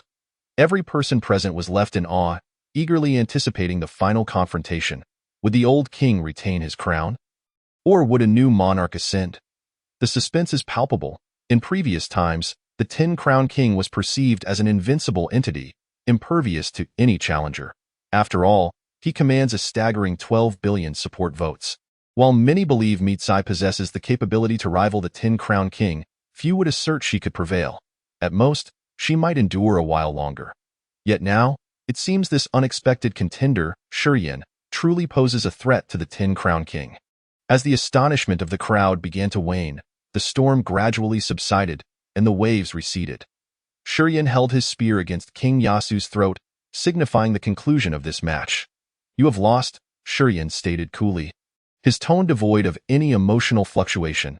I have lost, King Arthur replied with a bitter smile, his eyes clouded with regret. Suddenly, a thunderous cheer erupted from the Great Xia region, as all voices rallied in praise of Shurian. Their eyes gleaming with excitement and Joyto have triumphed over a supreme so swiftly. Such an impressive feat could hardly fail to elicit exhilaration. Just how many cards does he still hold close to his chest? Meat-Sai stared dumbfounded at the scene, her expression somewhat dazed. Brother Yin is magnificent? Ji Yunfan clapped enthusiastically like an ardent admirer. All right, enough with the howling. Ji Hongyue rolled her eyes, clearly exasperated with her brother's antics. Nevertheless, the smile tugging at her lips was enough to betray her inner delight. King Arthur struggled to his feet and bowed deeply to Shurian. Mr. Shurian, I thank you for your mercy. I am indeed no match for you. You have already attained the strength to contend with the 10 Crown King. Shurian smiled faintly, returning the gesture with a respectful clasp of his fists. As he turned to descend from the arena, the voice of the judges suddenly rang out. Next match, from the Great Xia Nation, Shurian versus the Brahmin of the Ganges Nation. At this announcement, the entire venue was thrown into uproar. What? We're starting the next match already? This is far too swift. Not even a moment's respite for Shurian. This is utterly unfair. the expressions of the great Xia crowd darkened, their anger directed towards the United Department, their frustration reaching a boiling point. Shiyan paused, turning around with a smile, yet his gaze had grown increasingly formidable, like a slumbering lion awakening. The starfall in his hand emitted a low hum, eager to embrace the battle. "Come forth. I await you." Shiyan addressed the Ganges region, his tone as calm as still water, betraying no hint of joy or anger. However, the regal aura emanating from him compelled the youth of the Ganges nation to bow their heads. Too intimidated to meet his gaze, only their young supreme dared to look up at Shiyan, yet the fleeting glimmer of wariness and tension in his eyes revealed his inner turmoil. Interesting. The 10-crown king smiled slightly. His interest peaked. Behind him, the elder from the Sakura nation, "In no way Tenka," sneered, "Are you truly strong? I shall see just how strong you are and how long you can endure." The elderly Andy from the Eagle nation could not suppress a smirk. Exchanging a satisfied glance with the higher-ups of the United Department, "Go ahead. Shiyan is exhausted now. If you can defeat him, your name will echo as the loudest beneath the 10-crown king." The leader of the Ganges nation nodded gently, encouraging the Brahmin. Chapter 62. 9 consecutive victories, none dare to challenge. The Brahmin, also known as the son of the high priest, is the heir of the highest caste of the Ganges nation. Clad in a pristine white robe, adorned with a twisting headpiece and a plethora of magical artifacts draped around his hands and neck, his skin, in stark contrast to the Ganges' dark complexion, gleamed as flawlessly white as mutton fat jade. Signifying purity and nobility, as the battle commenced amidst the anticipation of the masses, Shiyan moved like lightning, instantly traversing dozens of meters to stand before the Brahmin. With a flick of his spear, it transformed into a black dragon, surging forth with tremendous force towards the Brahmin, so swift. This momentum is even more terrifying than the previous match. The audience gasped in disbelief, their eyes wide with astonishment. The Brahmin's expression shifted slightly, clearly taken aback by Shiyan's astonishing speed. In a moment of urgency, he summoned all his true energy, creating a golden shield before him in an attempt to withstand Shiyan's onslaught. Boom! With a resounding crash, the golden shield shattered instantly, and the Brahmin was sent staggering back several steps, a trickle of blood escaping the corner of his mouth. What? The Brahmin has been injured so swiftly? The supreme of the Ganges nation, the strongest among the youth, has been bested in a single move by Shiyan. The crowd was in a state of shock, disbelief etched on their faces. Is this truly his real strength? The Brahmin seems unable to hold out much longer.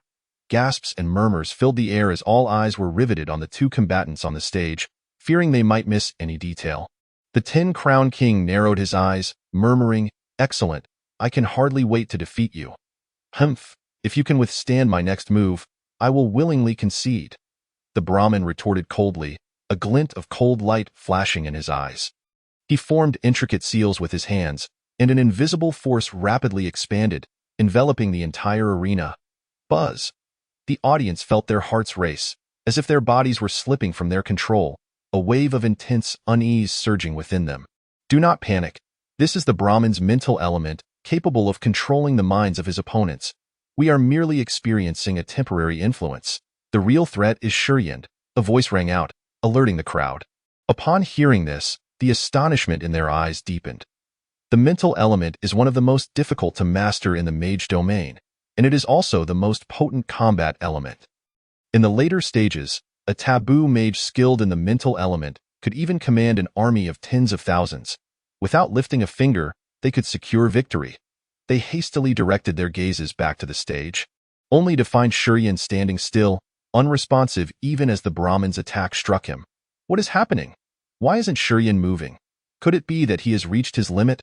Gasps of confusion and complexity rippled through the crowd. If a burgeoning supreme from the great Xia were to fall in such a manner, it would indeed be rather absurd and disappointing. Ha ha ha, this kid is nearly finished. It would be best to eliminate him. That way, Mitsai and her contract would be naturally dissolved. The Eagle Nation erupted in derisive laughter, their tones dripping with mockery. The Sakura Nation echoed the sentiment, wishing fervently for Shiyan to kneel and beg for mercy. Is this all? He doesn't even have the qualification to stand before our supreme, someone scoffed. The 10-crown king stood at the forefront, observing Shiyan on the stage, disappointment flickering in his eyes. He shook his head and said softly, I overestimated you. I in the Great Xia region. The crowd wore expressions of concern, fists clenched tightly, palms slick with sweat. Every movement and expression betrayed their anxiety and tension.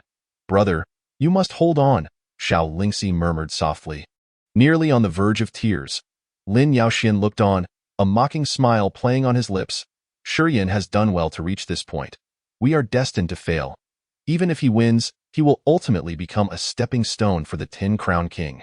In the crowd, Tong Tong clasped her hands in prayer, her small face etched with worry. Turning to her side, she asked, Auntie, will brother be all right? Yun Xian smiled gently, her gaze towards Shiyan filled with affection. Yenner is not so easily defeated. No sooner had she spoken than the sky erupted with thunder, dark clouds gathering as if in response to her words. Boom! To the astonishment of all, a bolt of lightning, as thick as an arm, struck down upon Shiyan. The next moment, he regained his freedom, striding towards the Brahmin with measured steps. A wicked smile graced his lips, a smile that starkly contrasted with his prior demeanor. Within the regal aura of dominance, it now radiated an indomitable spirit that seemed willing to embrace death for rebirth. The crowd was utterly dumbfounded. This is simply too ruthless. What a fierce individual, so fierce he even struck himself. They gaped in disbelief, completely taken aback. They racked their brains, unable to fathom Shiyan's method of breaking the impasse. Such resolve is not something many would dare attempt, for it could lead to one's own demise. All right, I admit it. I am thoroughly impressed by him, someone exclaimed in admiration. In the rear of the Great Xia region, Meat-Sai's beautiful visage was etched with astonishment. After a prolonged pause, she regained her composure, instinctively giving a thumbs up. You truly are not an ordinary brave. Meanwhile, the other young people from the Great Xia displayed a calmer demeanor, their reactions not as animated as one might expect. Ha! What is this? Senior Shiyan has done far more ruthless things than this. A young man proudly proclaimed. 3 years of my essence nourished, 10 years guarding the borders, single-handedly breaching enemy territory, and enduring 3 years of torment among them. My cultivation obliterated. Is that event any less brutal? You have triumphed. I concede. On the arena, the son of a Brahmin decisively spoke. Shiyan nodded, a wild expression gracing his face as he pointed his spear toward the United Department. Next, arrange someone swiftly. The faces of several high-ranking officials from the United Department turned ashen. Provoked by a mere junior. One elder furrowed his brow and remarked, prepare him a challenger. I wish to see how many he can defeat in succession. Soon, the battles recommenced. The astonishment etched on the spectators' faces never faded. They had witnessed Shiyan forge one legend after another. The supreme champion of the pickled vegetable nation fell. The supreme champion of the Great Yu nation fell. The supreme champion of the French nation fell. The supreme champion of the Roman nation fell. Within the span of a single day, Shiyan had vanquished the supreme champions of 9 nations. Standing on the arena, he wielded his spear like an immovable mountain. His gaze, sharp as lightning, swept across the surroundings, radiating an absolute confidence and control, as if all things in the world lay beneath his dominion. His presence was so formidable that the very air around him seemed to solidify, with each subtle movement imparting a profound sense of oppression to those around him. Who dares to challenge him now? He is invincible. Whoever steps forward shall meet their doom. Now, all eyes were turned towards the 10-crown king to see if he could subdue Shiyan. The crowd was utterly dumbfounded, deeply awed by the ferocity Shiyan exhibited. They understood that the true spectacle was yet to come. The 2 most powerful champions were about to clash. Should Shiyan prevail, his name would become known far and wide. Conversely, if the 10-crown king were to win, no one from the younger generation across the entire Blue Star would ever rival him again. Chapter 63.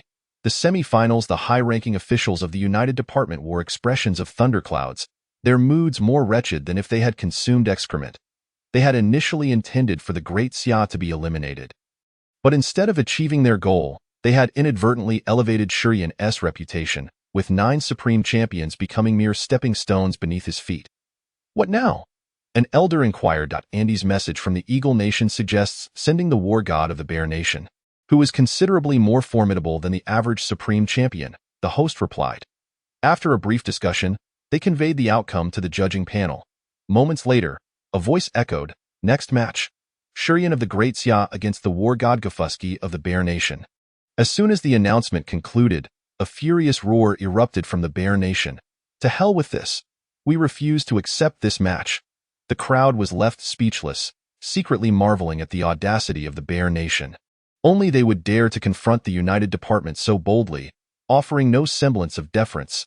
Andy frowned, casting an irate glance towards the Bear Nation. But almost immediately, a figure shot back a glare brimming with murderous intent, exclaiming, "What are you staring at? If you're dissatisfied, come and fight." The high-ranking officials of the United Department were so incensed that their faces turned crimson, but they were left with no choice but to arrange for representatives from other nations. However, after the Bear Nation set this precedent, every other nation followed suit, refusing the proposal without exception. They were not fools. Shurian had established an unparalleled dominance, and his momentum was soaring. Who would willingly send their young supreme champion to serve as cannon fodder? Not only would it be humiliating, but they would gain nothing from it, purely offering up points as a gift. Is there no one left? Then I shall descend. Shurian surveyed the arena before slowly stepping off the stage. The United Department officials were left speechless and had to readjust the matches according to the previous rules. The competition resumed swiftly, featuring two ordinary prodigies taking to the arena. Having fought 9 consecutive matches, Shurian found himself sidelined for an extended period, waiting patiently. A day passed. Finally, it was time for the 10-Crown King to take the stage. The pressure he exerted upon his opponents was immense. Merely standing on the arena instilled such fear that they dared not make a move. Consequently, aside from the young supreme champions, nearly all other contestants chose to forfeit upon encountering him. Even the young supreme champions could scarcely last a few rounds against him before succumbing. Remarkably, the 10-Crown King never exhibited his true prowess, maintaining a relaxed and effortless demeanor throughout the match. This scene left the spectators in awe once more, unable to suppress their admiration for the 10-Crown King's overwhelming presence. Had it not been for the risk of losing face, it was likely that many of the young supreme champions would have surrendered outright. "Hey, how long do you think you can endure under the 10-Crown King?" Micaiah approached Shurian with a mischievous grin, inquiring. "Mind your own business regarding my affairs," Shurian replied coldly. Micaiah's lips twitched in irritation. A magnificent, 8-winged seraph, a being of divine lineage, she was accustomed to being revered and adored wherever she went. Moreover, she was exceedingly confident in her appearance and figure. Even the iciest of men could not help but steal a glance or two. Yet here, before Shurian, she seemed perpetually at a disadvantage. "You might as well kill me. I refuse to endure this indignity," she huffed. "If you find me intolerable, you may take your own life." Shurian responded calmly. "You?" Micaiah nearly ground her teeth in frustration. She regretted signing that divine contract. If given another chance, she would rather perish on the arena floor. After 3 arduous days of combat, the semi-finalists were determined. They were Shurian of the Great Xia, the 10-Crown King of the Cherry Blossom Nation, the War God of the Bear Nation, and the 8-armed son of the Elephant Nation. Damn it! Andy from the Eagle Nation gritted his teeth, a twinge of resentment arising from regret. The semi-final slots should have included them. However, in his eagerness to eliminate the Great Xia during the group stage, he had sent Micaiah to face off and not only failed but also ended up as their servant at this point. Nearly everyone understood that the ultimate champion would inevitably arise from the clash between Shurian and the 10-Crown King.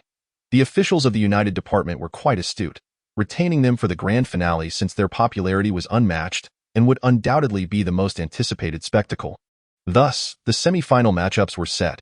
Shurian versus the 8-armed son and the 10-Crown King versus War God Gafuski. You are strong, but you will ultimately serve as a stepping stone for the 10-Crown King. He is terrifying. For a millennium, he has instilled despair in all prodigies. In the previous 10 tournaments, I have heard that your Great Xia prodigies were ruthlessly trampled underfoot by him, never to rise again. On the arena, the 8-armed son wore a mocking smile, seemingly foreseeing Shurian's fate. Shurian scoffed dismissively, casting a scornful glance at him. You concern yourself too much with the future. Perhaps you should focus on how to endure a little longer under my hand. At this, the 8-armed son's brows furrowed in anger. Had it been the 10-Crown King delivering such words, he might have accepted them. but for a sudden contender like Shuryen to speak so disdainfully was simply intolerable. "You are indeed arrogant, but I am not one to be trifled with." With a furious roar, the eight-armed son unveiled his unique skill, sprouting 8 arms, each wielding a weapon of exceptional quality. Shuryen's spear trembled as he launched the first assault, charging towards his opponent with astonishing speed. As anticipated by all, the 8-armed son could only withstand a mere few dozen exchanges before Shuryen severed 2 of his arms, reducing him to the 6-armed son. The crowd was not surprised, some even yawning, eagerly awaiting the final match. Shortly after, the Tin Crown King began his battle against Gafusky.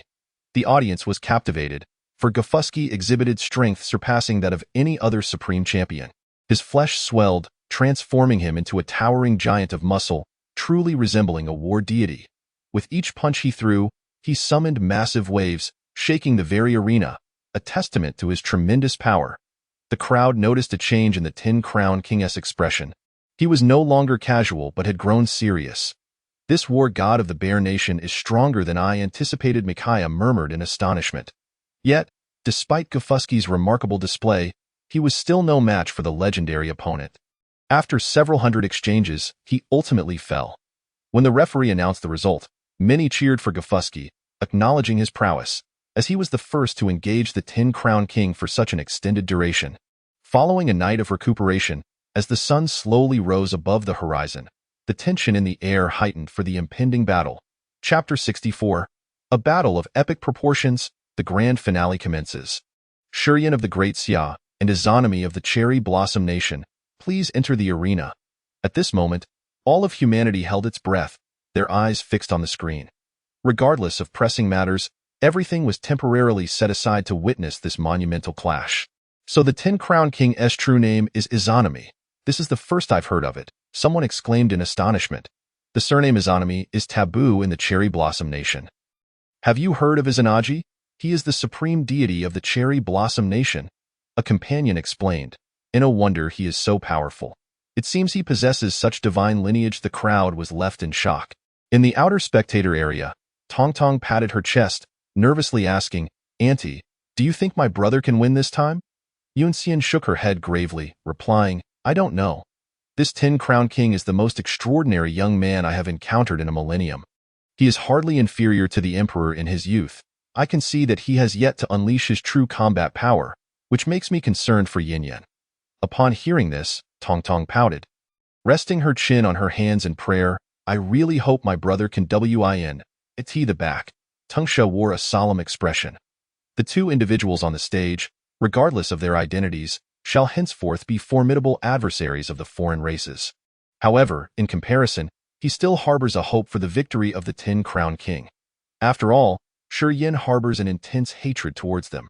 Should he rise to power, he could potentially give birth to a second emperor.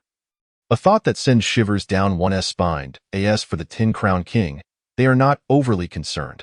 Even if a war were to erupt with the human race, Sakura country has never been particularly proactive. A millennium ago, during the Great War, it was entirely the Daxia that bore the brunt of the struggle, while other nations scarcely contributed. At times, they even dealt a treacherous blow to Daxia. "Tianqi, who do you think will emerge victorious?" Bai Yuxian inquired curiously, stroking her chin. "Need it be said? Without a doubt, it shall be the Tin Crown King." Tianqi replied resolutely, "I too believe it shall be the Tin Crown King. He is inscrutable, and to this day, I have yet to fathom him," said the heir of Yinglong. Shuryen has come this far, which is indeed remarkable. However, I fear this is where his journey shall conclude. Nodded the heir of Jinwu in agreement. In the Daxia region, Qin Mo first spoke gently to Shuryen. "Child, give it your all. Irrespective of victory or defeat, you are the pride of Daxia." His demeanor then shifted dramatically, exuding an overwhelming aura as he drew his sword and exclaimed, "Come, let us rally for Shuryen." In the next instant, the 100,000 combat troops behind him roared in unison. Roar. This surge of energy shattered the heavens and stirred colossal waves. The resounding echoes reverberated throughout the seas, causing every heartbeat to quicken. Especially for Tang Shi, who felt this deeply, having led the demonic beasts in numerous battles against Daxia a millennium ago. "Shuryen, Senior, bolster our Daxia. Shuryen, Senior, bolster our Daxia." The remaining 200,000 students also shouted fervently, eager to transmit every ounce of their strength to Shi Yin. Though they understood the overwhelming might of the Tin Crown King, their hearts were united with Shi Yin. Even if the outcome were defeat, they would have no regrets. Go. Xiao Lingxi clutched her skirt tightly, her palms slick with perspiration. She feared that speaking too much would burden Shi Yin, so she silently cheered for him in her heart. Ji Hongyue and Ji Yunfan's gazes remained fixed upon Shi Yin, their hearts equally tense. Mi Jiaya, still fuming, gritted her teeth and snarled, "Go ahead and pretend. Once you are defeated by the Tin Crown King, I shall come to mock you every day." Lin Yaoshuan's expression revealed anticipation. He had long awaited this moment, yearning to witness Shi Yin crushed beneath the Tin Crown King's foot. Only then would his heart feel a sense of satisfaction. Within Daxia, every viewer guarding their screens clenched their fists, their hearts racing. "Shi Yin, you must prevail." Countless prayers arose from the land, blessings for Shi Yin. A millennium. Daxia has endured 1,000 years of humiliation, 1,000 years of oppression, and 1,000 years of ridicule from other nations. At last, a figure has emerged capable of contending with the Tin Crown King. How could they not feel exhilarated?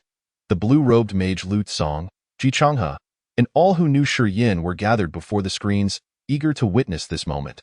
The people of Sakura country maintained a calm demeanor. Devoid of excitement in their hearts, the Tin Crown King was invincible, and no matter how remarkable Shi Yin might be, he would ultimately fall before the Tin Crown King, a notion that had seemingly become a law. For a millennium, it had always been thus. Daxia, your path is nearing its end. In no way Tianhua jeered, exuding absolute confidence in the Tin Crown King.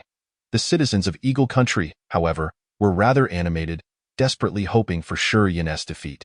Only with Shi Yin's damaged resolve and shattered indomitable spirit would their goddess have a chance to return.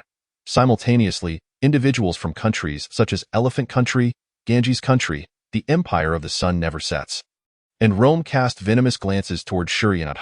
You presume to rival the Tin Crown King. May you meet your demise soon.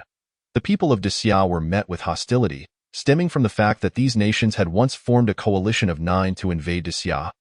Believing victory was assured and that they could carve up Daxia's territory, little did they know that a sudden emperor had emerged, causing them to flee in disarray. Though a millennium has passed, their resentment towards Daxia has scarcely diminished. Bang, bang, bang. The resonant tolling of 3 bells signaled the commencement of the final showdown. This time, the bells rang louder and more resoundingly. Come now, reveal your true strength. I shall not hold back either. The Tin Crown King smiled faintly, his aura surging dramatically as he brandished a long spear. This spear, uniquely shaped like a serpent, bore 8 serpent heads at its tail, emanating a mysterious power that was clearly extraordinary. The Tin Crown King had drawn a weapon, indicating his intent to fight with full force. Indeed, he had never before revealed a weapon. This long spear, it is said, was forged from the bones of the Yamata no Orochi by Izanagi, a legacy passed down through generations. Upon hearing this, the crowd gasped in astonishment, their eyes filled with awe. The Yamata no Orochi was a fearsome beast from ancient times, possessing 8 heads and 8 tails. Its enormous body a terror to behold. It was only slain when it wreaked havoc upon humanity by Izanagi. I have lingered at the pinnacle of the unparalleled realm for a millennium. And from observing your previous battles, it seems you have only just reached the 6th stage of the unparalleled realm, correct? What do you intend to contest with me? The Tin Crown King polished his spear, his words laden with significance. What? Shi Yin has only reached the 6th stage of the unparalleled realm. Upon hearing this news, the crowd was filled with shock. Previously, Shi Yin had always reserved his strength during battles, leading everyone to believe he was at the pinnacle of the unparalleled realm, only to discover this was not the case. Yet, the opponents he had defeated were all supreme beings at the pinnacle of the unparalleled realm. Reflecting on this, the crowd cast incredulous glances at Shi Yin. Chapter 65.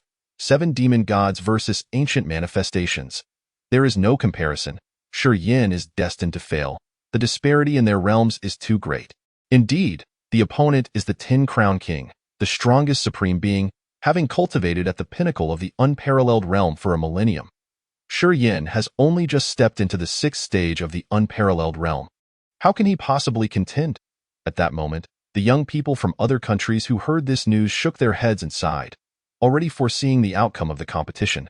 Meanwhile, within the Daxia region, an atmosphere of indignation permeated the AI art. It is all Lin Wu's fault.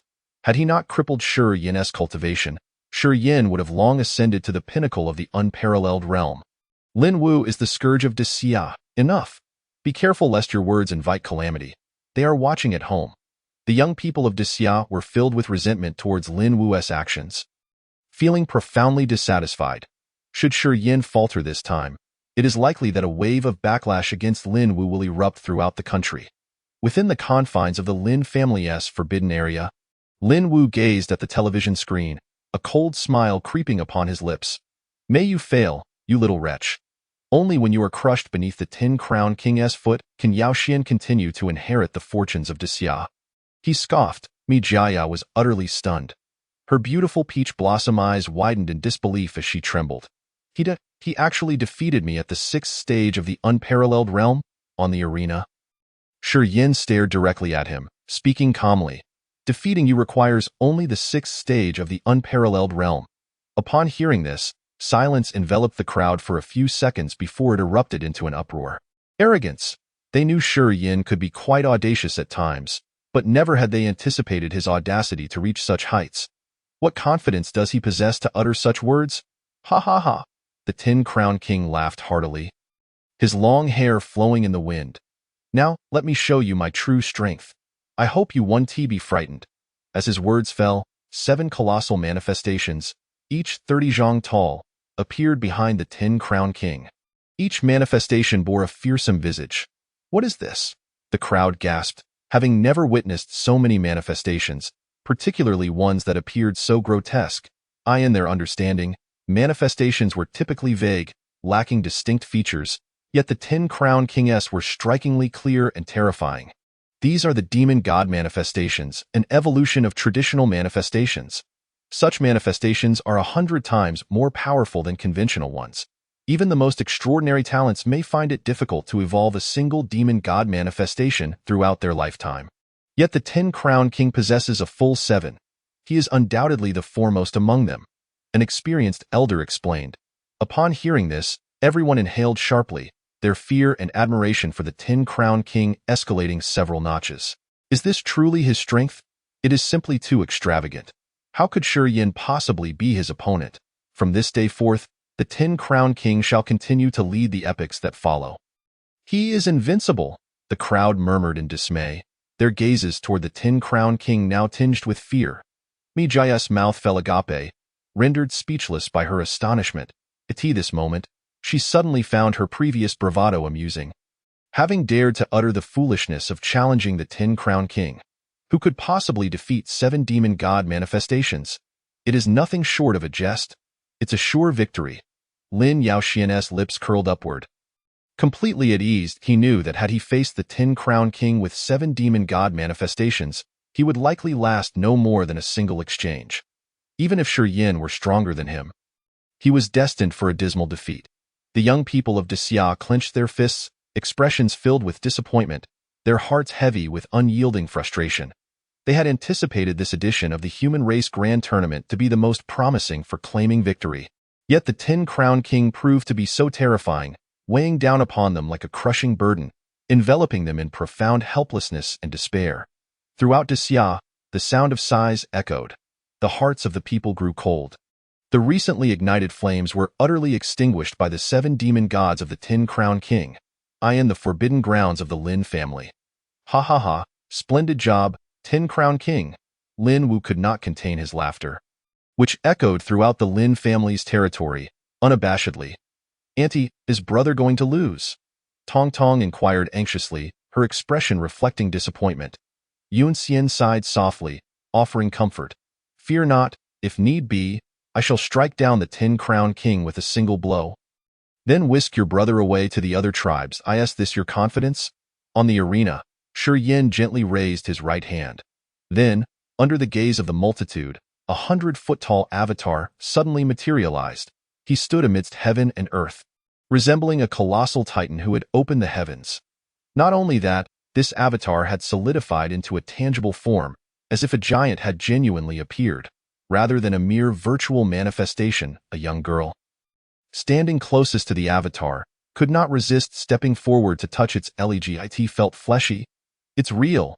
The avatar has materialized. Upon hearing this, the crowd was momentarily rendered speechless, their eyes betraying profound astonishment. Impossible! How could an avatar be so towering? Is this even something a Wushuang realm can conjure? I have only encountered the concept of a materialized avatar in books. The audience struggled to fathom what sort of monstrosity this was. As it transcended their understanding, countless gazes turned upward, where they beheld Shi Yan's avatar, which appeared quite ordinary, clad in animal skin and wielding a bone staff, as if it had emerged from ancient times. Those eyes, the size of pawns, gazed down upon everyone below, as if all present were mere ants in his sight. This was an ancient avatar, evolved from the fusion of 7 avatars, an elderly man from the Bear Nation exclaimed. His eyes gleaming with shock. Upon hearing this, the crowd gaped in disbelief. The impact Shi Yan had on them far surpassed that of the 10 Crown King. The fusion of 7 avatars, I have never heard of such a thing. No wonder his avatar is so immense. How did he achieve this? Even ancient texts do not record such feats. The audience was utterly dumbfounded. What manner of beings are these? The series of events they witnessed today utterly overturned their perceptions. Is this truly his real strength? Meat's eyes stood stunned, finding it hard to accept. Impossible, that absolutely impossible. Lin Yaoshuan's face turned pale as he involuntarily retreated several steps. Tangsha twitched his lips, his expression grim, even as a royal-level beast. He could not help but concede. Now, who do you think will win? Bai Yuxian blinked and inquired. Tianqi, Yinglong, and Jinwu opened their mouths, momentarily at a loss for words. They were unsure now. Previously, they believed the 10 Crown King would completely dominate Shi Yan. But now it appeared that Shi Yan was also a legendary figure. Yunxian's expression radiated unmasked excitement as she murmured to herself, Yener, I am proud of you. Nearby, Tong Tong jumped up, waving her hands, eager for everyone to hear her voice. Chapter 66. A Clash of Titans. The 10 Crown King, brandishing a long spear, squinted his eyes and said, You truly surprise me. I find you quite surprising as well. Shi Yan replied with a faint smile. With that, both sides sprang into action. Boom! The initial clash erupted in a dazzling burst of light, causing the entire arena to tremble. The surrounding seawater surged in, as though a seismic event had occurred beneath the ocean, waves reaching heights of 100 feet, heralding the ferocity of this confrontation. With each swing of the 10 Crown King's spear, the overwhelming power of the 7 demon gods surged forth, as if it sought to cleave everything in its path. Roar! Shi Yan's ancient avatar let out a furious bellow, a boundless killing intent enveloping the entire sea, as his massive fists followed his lead, seemingly intent on shattering heaven and earth. Even a powerful mover of mountains would find it difficult to contend with. This is terrifying. The residual force alone is nearly too much to bear. The crowd was shaken, struggling to comprehend the might that a Wushuang realm could unleash. Seeing this, the aides from various nations began to conjure shield after shield in front of their territories, protecting the spectators from the fallout. In the Daxia region, Qin Mo stepped forward, personally hoisting the Daxia banner, shouting, Shi Yan. In the next moment, the 30,000 people of Daxia responded in unison. Shi Yan. Shi Yan. The deafening wave of sound pierced the heavens, drowning out all other noise. Across the entire blue star, no one could resist the awe inspired by this momentum and unity. The fact that a general would personally rally for him attested to Shi Yan's esteemed status in the hearts of the people. A testament to his worth in Daxia. Before the screens, countless Daxia citizens felt their blood ignite, joining Qin Mo in their fervent cries. Even though they knew this sound would not reach the arena, nor enter Shi Yan's ears at this moment, the emotions of Daxia's populace were profoundly stirred, erupting uncontrollably in support of him. This cry for Shi Yan was not merely a blessing or a hope. It was a release of their 1,000-year-long oppression. In the Sakura Flower Nation's territory, Jing Shang Tianhua's face darkened, his gaze fixed on Shi Yan with murderous intent, and no matter who you are, we shall not allow Daxia to birth a second emperor. He declared coldly. Simultaneously, in the Eagle Nation's territory, Andy furrowed his brow, his expression equally menacing. He exchanged a glance with Jing Shang Tianhua, and they nodded, as if reaching a tacit understanding in the Lin family's forbidden grounds. Lin Wu observed this scene, his eyes flickering with apprehension and unease. His fingers trembled slightly, for the first time feeling a sense of dread towards a junior in the Wushuang realm. He thought to himself, I cannot allow him to grow, no matter the cost. Even if I am despised by all of Daxia, regarded as a discarded scion by my family, I shall strangle him in his cradle. Lin Wu's voice was icy, resolute in his determination. His enmity with Shi Yin had long been established. He must respond, or the entire Lin family would be thrown into chaos. On the arena, the battle intensified. Both sides reached their utmost speed. The spectators could only catch glimpses of fleeting shadows. But soon, even those shadows became indistinguishable. A terrifying storm erupted upon the arena. Colossal waves of energy surged violently, and various elemental phenomena emerged in abundance. Both combatants were no longer merely sparring with their physical bodies. They had unleashed elemental techniques. Whether it was the Tin Crown King or Shi Yin, both were adept in combat techniques, leaving neither at an advantage. Crack, a sudden, peculiar sound caused the hearts of the crowd to leap into their throats. What was that? The sound of the arena shattering. They were breaking the arena apart. Upon hearing this, the crowd erupted once more. Gasps of shock escaped their lips. How ferocious! This arena had been sealed with powerful enchantments. Yet it was being destroyed. This was the first occurrence of such an event in 1,000 years, was it not? The strength of the Tin Crown King and Shi Yin had surpassed the limits of what the arena could endure. The audience's understanding was once again profoundly shaken. This arena was constructed by the high-ranking officials of over a dozen nations using special methods, capable of withstanding the full force of several movers of mountains. Who would have thought it could be demolished by two in the Wushuang realm? Such a scenario had never been witnessed before. The high-ranking officials of the Joint Department reacted swiftly, with several soaring into the air to employ secret techniques to conduct basic repairs on the arena. Boom, boom, boom. The sky darkened, thick clouds rolled in, and countless silver serpents danced as bolts of lightning struck down. The scene was utterly breathtaking. Both combatants wielded lightning elements, transforming the area into a thunderous pool, as if a fearsome creature from the depths of the sea was undergoing the heavenly tribulation. You dare to challenge me with that broken spear? The Tin Crown King's gaze was sharp, as his long spear erupted with a dark glow, slicing directly towards Shi Yin. As that dark light approached Shi Yin, it unexpectedly transformed into a massive eight-headed, eight-tailed serpent, filling the skies of the surrounding SEIS. This the Yamata no Orochi. This is terrifying. The Tin Crown King's abilities are indeed formidable beyond measure. Although still in the peak of the Wushuang realm, he has already surpassed the average mover of mountains. The crowd was appalled. Some of the weaker young individuals trembled uncontrollably at the sight of the ferocity of the Yamata no Orochi. One can only imagine the immense pressure it exerted.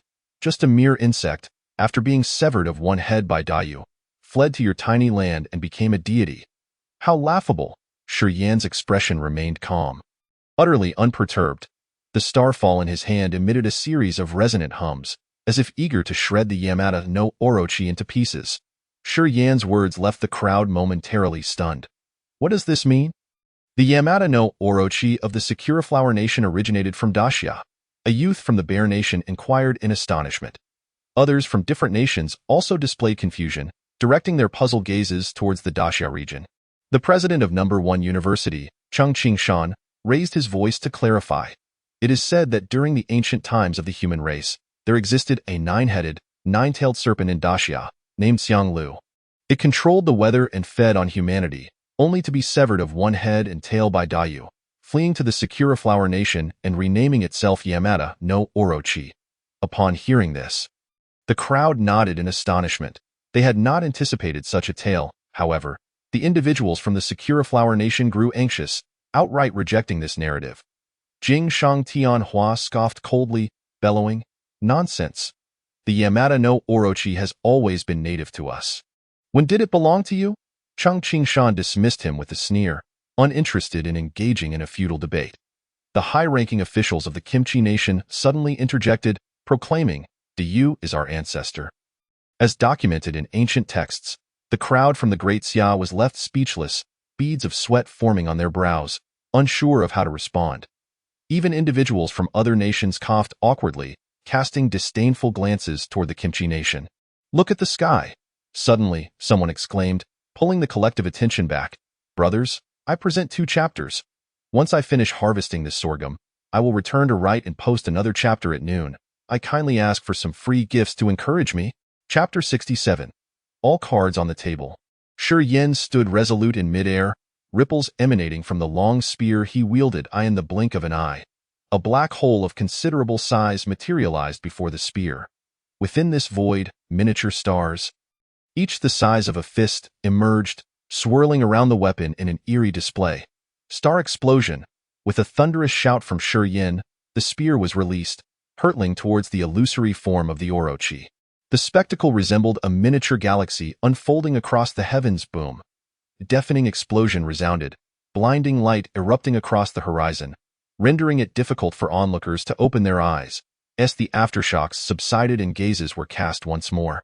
The 10-crowned Orochi had vanished, along with the miniature stars surrounding Shi Yin's spear. The 2 forces clashed once more, engaging in fierce combat. Was this the power of Starfall? No wonder the Emperor had bestowed such a name upon it. It was utterly astonishing. The crowd was left in a state of profound shock, their awe at the true strength of the 2 combatants palpable. The unease within Tang Shi grew increasingly intense. He had witnessed the might of Starfall firsthand. It was all the fault of the Black Phoenix King. Why couldn't he guard this weapon more vigilantly? Tang Shi was at a loss. When Shi Yin was captured, Starfall had fallen into Yun Luo's hands. He had once implored her to lend it to him for a couple of days, only to be met with a scathing rebuke, ultimately leaving in defeat. Little did he expect it to return to Shi Yin's grasp. "Yun Luo, you are far too incompetent. You must take responsibility for this." Tang Shi twitched his lips, feeling exceedingly displeased. The nearby heirs of the royal family had long since been left dumbfounded. The battle between the 10-crowned king and Shi Yin transcended the capabilities of their generation. Even if they exerted their utmost effort, they could not endure for long. Only Bai Yuxian appeared unique, leisurely cracking sunflower seeds as if watching a film. Rumbling bang! In midair, the battle had escalated to a fever pitch. Each strike was accompanied by earth-shattering waves of power, the cacophony of explosive sounds reverberating throughout the realm. Thunder roared within the dark clouds. Amidst flashes of lightning, countless bolts danced like serpents in the sky, each strike seemingly intent on tearing the very sea asunder. Beneath the surface, a storm brewed, a massive vortex spun, devouring all objects that ventured too close. Even the colossal beasts of the ocean dared not show themselves, fearful of becoming casualties in this clash. The collision of power between the 10-crowned king and Shi Yin produced a deafening roar. The waves surged to heights of 100 feet, like mountains rising abruptly, only to collapse instantaneously, transforming into a torrential downpour that mingled with the lightning above, creating a cataclysmic tableau. "Shi Yin, your journey ends here. Defeat shall be your final resting place." The 10-crowned king, hair disheveled, had long forsaken his earlier calm demeanor, charging forth accompanied by 7 demonic entities. "Had I emerged a millennium earlier, you would have never attained the title of champion." Shi Yin responded fiercely, wielding his spear to form an impregnable defense against the ancient law of 100 feet. Boom! The 2 continued to exchange blows, each encounter fueled by their full might. This monumental confrontation had persisted from dawn till dusk.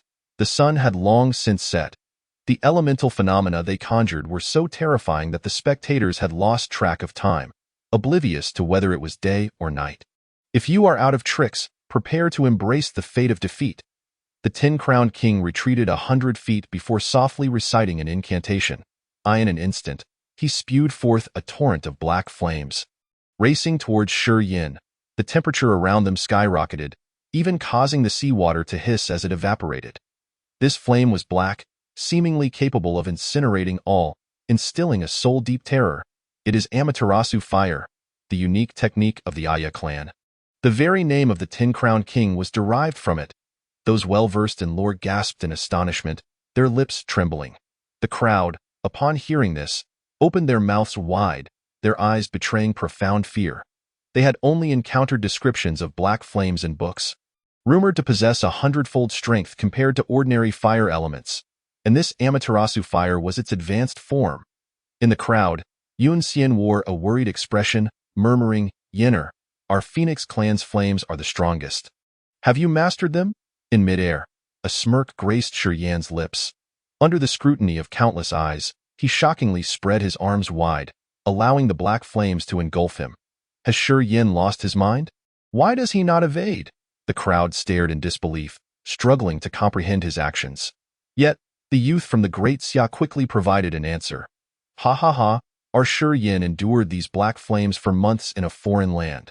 Did you not expect it? Shi Yan fears no fire. Upon hearing this, the crowd was left dumbfounded, scrambling to locate Shi Yan amidst the inferno. Before long, they beheld him emerging, his body charred black, yet his expression suggested he had sustained little harm. The temperature was bearable, though slightly lacking in intensity. Shi Yan chuckled lightly, revealing 2 rows of gleaming white teeth. You truly surprise me. The Tin-Crowned King shook his head. Although astonished, he remained unperturbed, as if he still held cards close to his chest. Oh, really? Then allow me to show you another surprise, Shi Yan replied softly. With a single wave of his hand, he bellowed, "Fire! Come forth!" In that instant, a curtain of black and white flames erupted behind Shi Yan, racing toward the Tin-Crowned King in accordance with the direction of his finger. What in the world is this? I am utterly baffled. Can someone tell me what kind of flames Shi Yan has conjured? Why are there 2 colors? I don't know, I'm even more clueless than you. This is madness. The world has truly gone mad. Today, I have witnessed too many legendary phenomena. The crowd was rendered incapable of coherent thought. As if the 2 combatants on the stage existed in entirely different realms. I have at least seen the Amaterasu fire documented in books, but this black and white flame, I have never heard of it. Neither have I. Perhaps it is something Shi Yan invented himself. Tianqi furrowed his brow, a look of confusion etched upon his face. After a moment of hesitation, he stammered, I can't shake the feeling that this flame closely resembles that of the Phoenix clan." Beside him, Jinwu nodded in agreement. "Yes, I share that sentiment." Seeing this, Tangxi quickly interjected with a serious expression, "Do not jump to conclusions.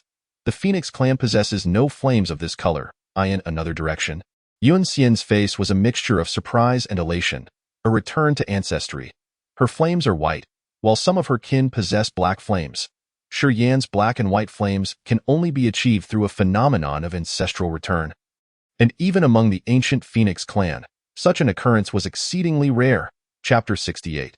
The Tin-Crowned King, driven to madness, a flicker of panic flashed in the Tin-Crowned King's eyes as he hastily summoned the black flames to shield himself from the Phoenix fire. Simultaneously, he recited an incantation, erecting walls of ice from the ground. Shi Yan burst forth from the flames, thrusting his spear towards the king's chest. Unfortunately, the Tin-Crowned King's reflexes were too swift, evading this lethal strike. Though it merely grazed his shoulder, however, in his eagerness to attack, Shi Yan neglected his defenses and was struck hard by the demonic entity's law, causing him to wipe the blood from his mouth and transform into a blur. Re-engaging in close-quarters combat with the Tin-Crowned King, they have drawn blood. After such a prolonged struggle, both have finally sustained injuries. It seems they have reached their limits, someone could not help but exclaim. The others remained transfixed, their gazes riveted on the 2, unwilling to blink even for a moment, fearing that a fleeting glance might determine the victor of this celestial battle. In the ensuing confrontation, the Tin-Crowned King and Shi Yan fought with a ferocity that transcended all prior limits. They scarcely had a chance to utilize elemental spells, their focus solely on physical combat, the clang of their weapons echoing across the sea. Each blow landing with bone-crunching force. A night passed, and the sun once again rose over the horizon. Why now? The 2 had battled for a full day and night. It was utterly terrifying. Did they not feel fatigue? How long would this continue? The hearts of the spectators were subjected to successive waves of intense shock, rendering them almost speechless. This clash would undoubtedly be inscribed in the annals of human history. Boom!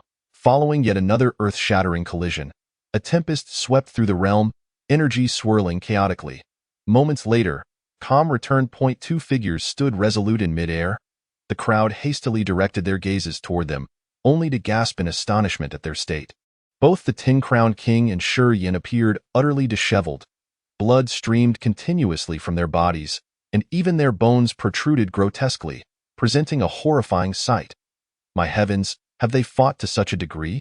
Unbelievably, the Tin-Crowned King, who had towered over the masses for a millennium, was now reduced to this pitiful state. The emotions of the crowd were a tumultuous blend of admiration and awe for Shi Yan's formidable strength. "Look, what is that?" someone exclaimed, as if they had seen a ghost. Not just him. At this moment, many voices of disbelief erupted. "No way! The Tin-Crowned King is wresting 3 systems simultaneously. He is incredibly powerful." Shi Yan is endangered. In midair, the Tin-Crowned King radiated a brilliant green light, dazzling in its intensity. This luminescence coursed across his body, swiftly healing his injuries and restoring his stamina and magical energy.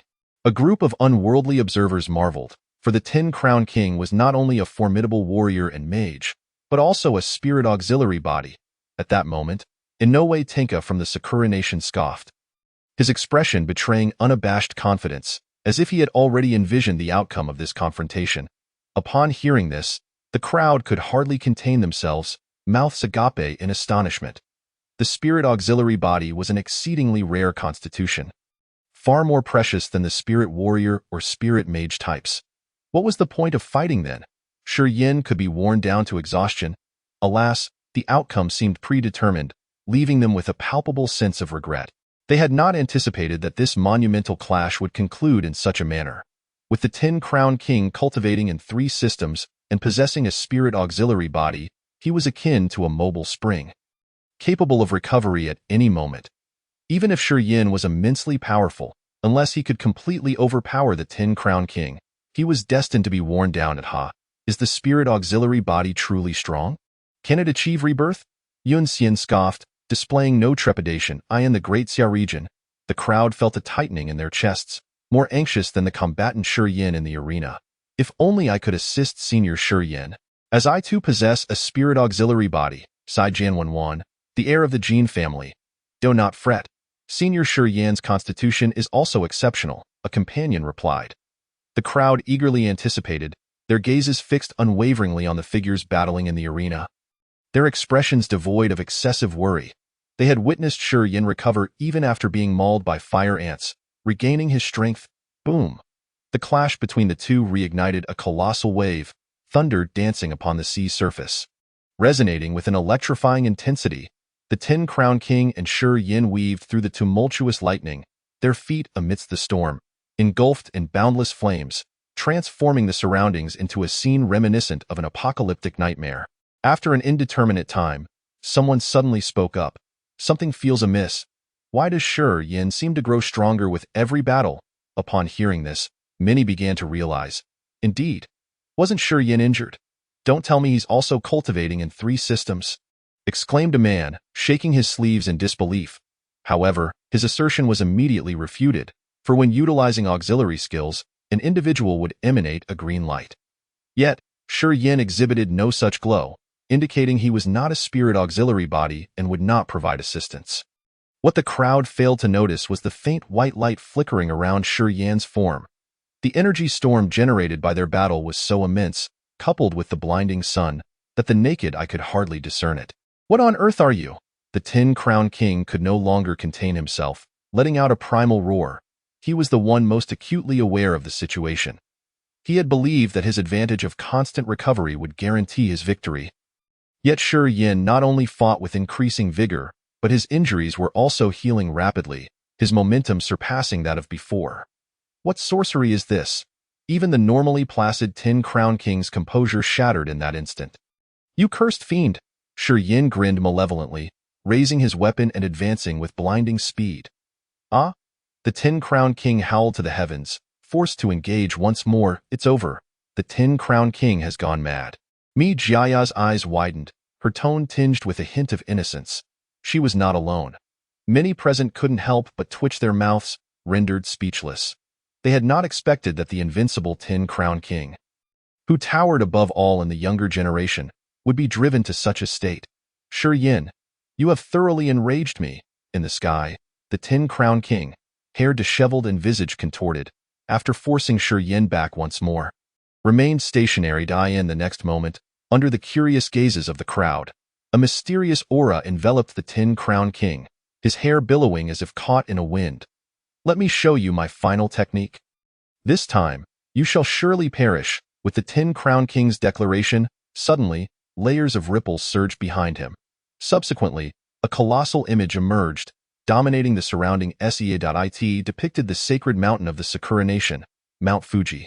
However, atop the mountain coiled a gigantic serpent with 8 heads and 8 tails, winding from the peak down to the base, engulfing the entire mountain. It appeared exceptionally terrifying. "This is the Tin Crown King's manifestation. The dragon coiling the mountain," an astute observer exclaimed. The so-called dragon was the Yamata no Orochi. It seemed the Tin Crown King had indeed been pushed to his limits. This must be his ultimate trump card. Chapter 69. The threat from other nations. The astonishment among the crowd had not yet subsided. Within the manifestation of the dragon coiling the mountain, another image materialized, creating a stunning juxtaposition. It was a charred expanse of land, devoid of any vegetation, showing no signs of life. Smoke filled the air, and skeletal remains littered the ground, dried bloodstains evident everywhere, a scene of desolation and devastation. How is this possible? How can one person simultaneously wield 2 manifestations? Nothing is impossible, for he is the Tin Crown King, a paragon among the supreme. The crowd gasped, their eyes wide with disbelief. Manifestations were inherently rare, a treasure beyond compare. To possess even one was to command respect among peers. Never had they heard of someone mastering 2. The shock the Tin Crown King delivered far exceeded that of the previously mentioned spirit auxiliary body. Even the young supremes fell silent, a flicker of jealousy flashing in their eyes. For some among them had yet to manifest even a single phenomenon. These 2 manifestations will elevate the Tin Crown King's strength to new heights. "Shi Yin is in grave peril," the youth lamented. "Give it a rest. Every time you say Shi Yin is in trouble, he defies the odds and creates miracles. I believe nothing anymore. I even suspect he could conjure a 3rd manifestation," a nearby girl retorted. Others shared her sentiment, their thoughts mirroring hers.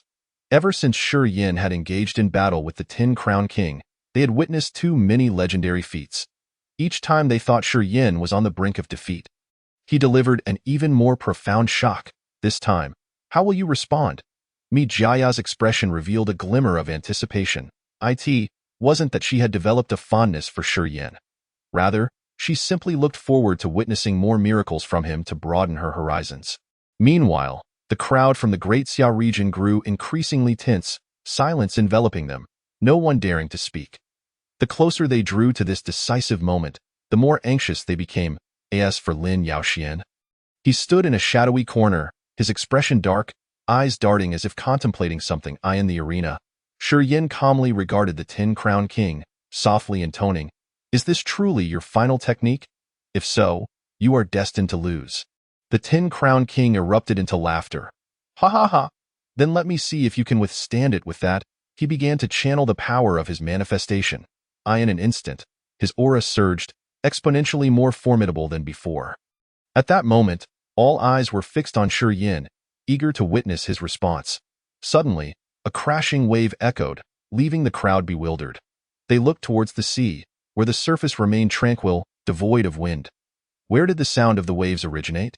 "It's Shi Yin! Look behind him!" someone cried out, panic evident in their voice. "It's he." The crowd instinctively turned their gaze. In the next heartbeat, they all clasped their mouths, eyes wide with shock. Impossible, absolutely impossible. Despite having held Shi Yin in high regard and knowing he must have a backup plan, the audience had maintained a semblance of calm, believing they would not lose their composure again. Yet, when they beheld the spectacle before them, they could not contain their astonishment. A vast expanse of azure ocean had materialized in the air behind Shi Yin. A luminous moon gradually rising from the horizon, casting a silvery glow upon the waters, creating a dazzling spectacle. But that was not the crux of the matter. What truly astonished them was that the seawater flowed continuously, cascading down into the real Pacific Ocean below. It felt as if the heavens and earth had flipped. A young girl cupped a handful of seawater in her delicate palm, bringing it to her lips for a taste. "It's a bit salty." The manifestation had materialized. Shi Yin had conjured a genuine sea. She then uttered words that left the crowd in disbelief. The long silent tongue, she is utterly dumbfounded. After a long pause, he exclaimed, "This defies science." Even he, a royal beast, was so taken aback, while the four young royals beside him reacted even more dramatically. Bai Yuxian rubbed her eyes, questioning her own perception. This kid is not human. No human could accomplish such a feat. Tianqi's composure had been shattered. At that moment, not only did the arena erupt in chaos, but every person of the human race before their screens, except for Ling Feng, felt an overwhelming shock. Even Yulan and Zhang Changhe sprang to their feet in astonishment. Meanwhile, the other 12 elders of the National Assembly exchanged glances, each seeking answers in the other's eyes. The term manifestation materialization was a phrase conjured by the crowd on the spot. Perhaps there was a more fitting name, yet none knew what it might be. For such an occurrence, throughout the entire history of the human race, was unprecedented, with no records to reference. Shi Yin had truly paved a new path. My goodness, it feels almost honorable to be your subordinate. Meet Sai, in a daze, sensed a heaviness clouding her mind. In the crowd area, Yun Xian furrowed her brows, suddenly overcome by an ominous premonition. She could not fathom why, as she should be elated for her son, yet an unsettling feeling gnawed at her, as if Shi Yin was destined to tread a treacherous path, one that would burden him with countless weights. Ha ha ha ha ha. The 10-time champion had completely lost his mind. He laughed maniacally, his eyes shimmering with a fierce resentment. This resentment seemed potent enough to pierce the heavens, striking deep into the hearts of all present. Come, the final battle. With that declaration, the 10-time champion charged forward, enveloped in an aura of extraordinary phenomena. At this moment, he was in his true peak form.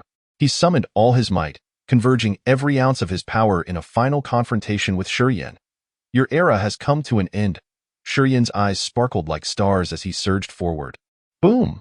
The clash between the two sent tremors through the heavens and the earth, akin to two meteors colliding. As the residual waves dissipated, the crowd began to search for the two figures in the sky. Where are they? Have they perished together? Someone asked, puzzled. No. Within Shi Yin's manifestation, he has drawn the 10-time champion inside. An elder explained. In the Eagle Nation area, Andy waved towards the Sakura Nation. Soon after, Inoue Tenka flew to his side.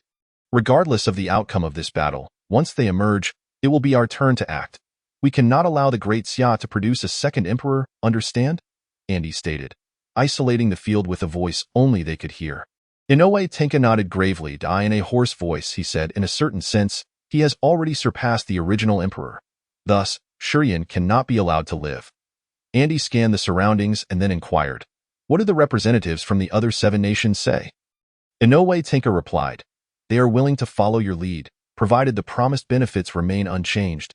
Upon hearing this, Andy smiled with satisfaction. He turned his gaze towards the Great Xia region, a hint of coldness in his eyes. I will hold back Chinamo.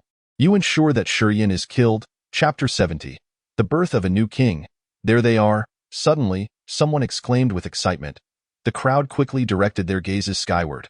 Within Shi Yin's manifestation, he and the 10-time champion emerged from the sea. Thunder, flames, storms, and ice. Various magical elements filled Shi Yin's domain. The apocalyptic scene that had once existed outside reappeared within. I am invincible. The 10-time champion's roar resonated deeply. He wielded his manifestation, channeling all his strength toward Shi Yin. No one dares to claim invincibility. With a flick of his right hand, Shi Yin commanded the entire sea to surge forward.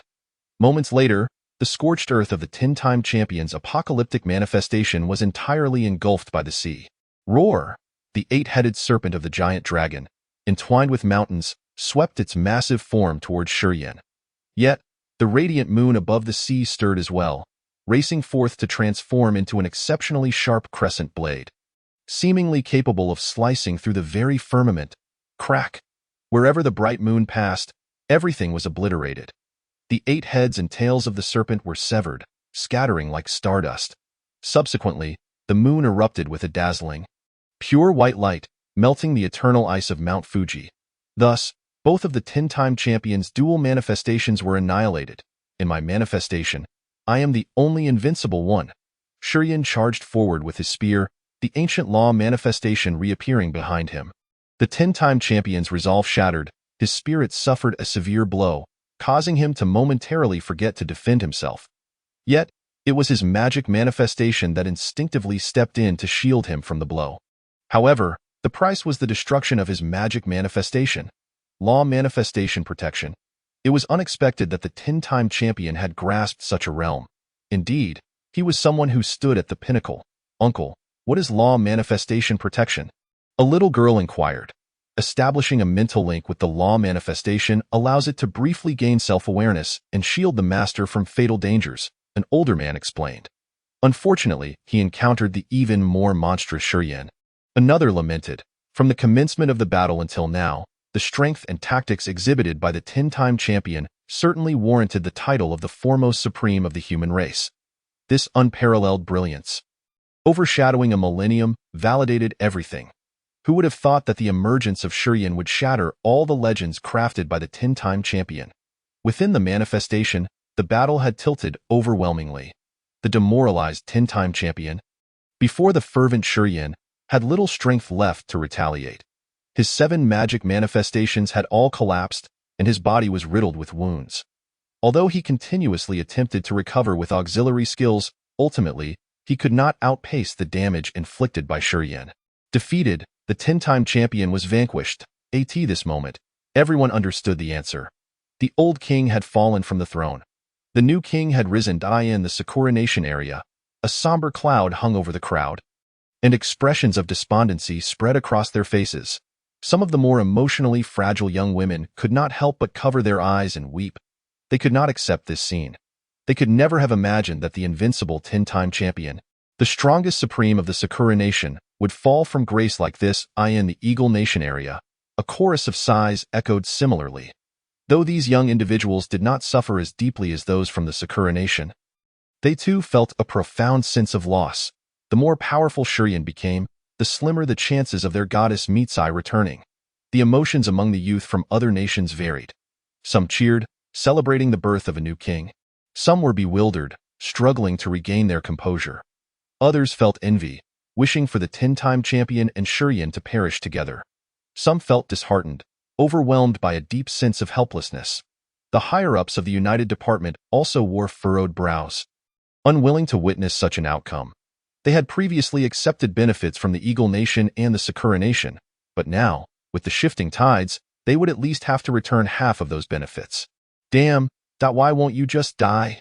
Lin Yaoxuan's eyes turned crimson, his fingertips nearly digging into his flesh. He could sense the aura that had once blessed him fading away in this moment. It was the national fortune.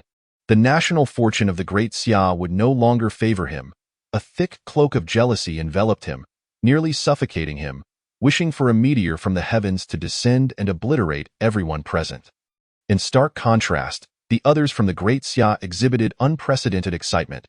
As Shurian shattered the 7 magic manifestations and pierced the spear into the 10-time champion's body, Chinamo once again took up the banner.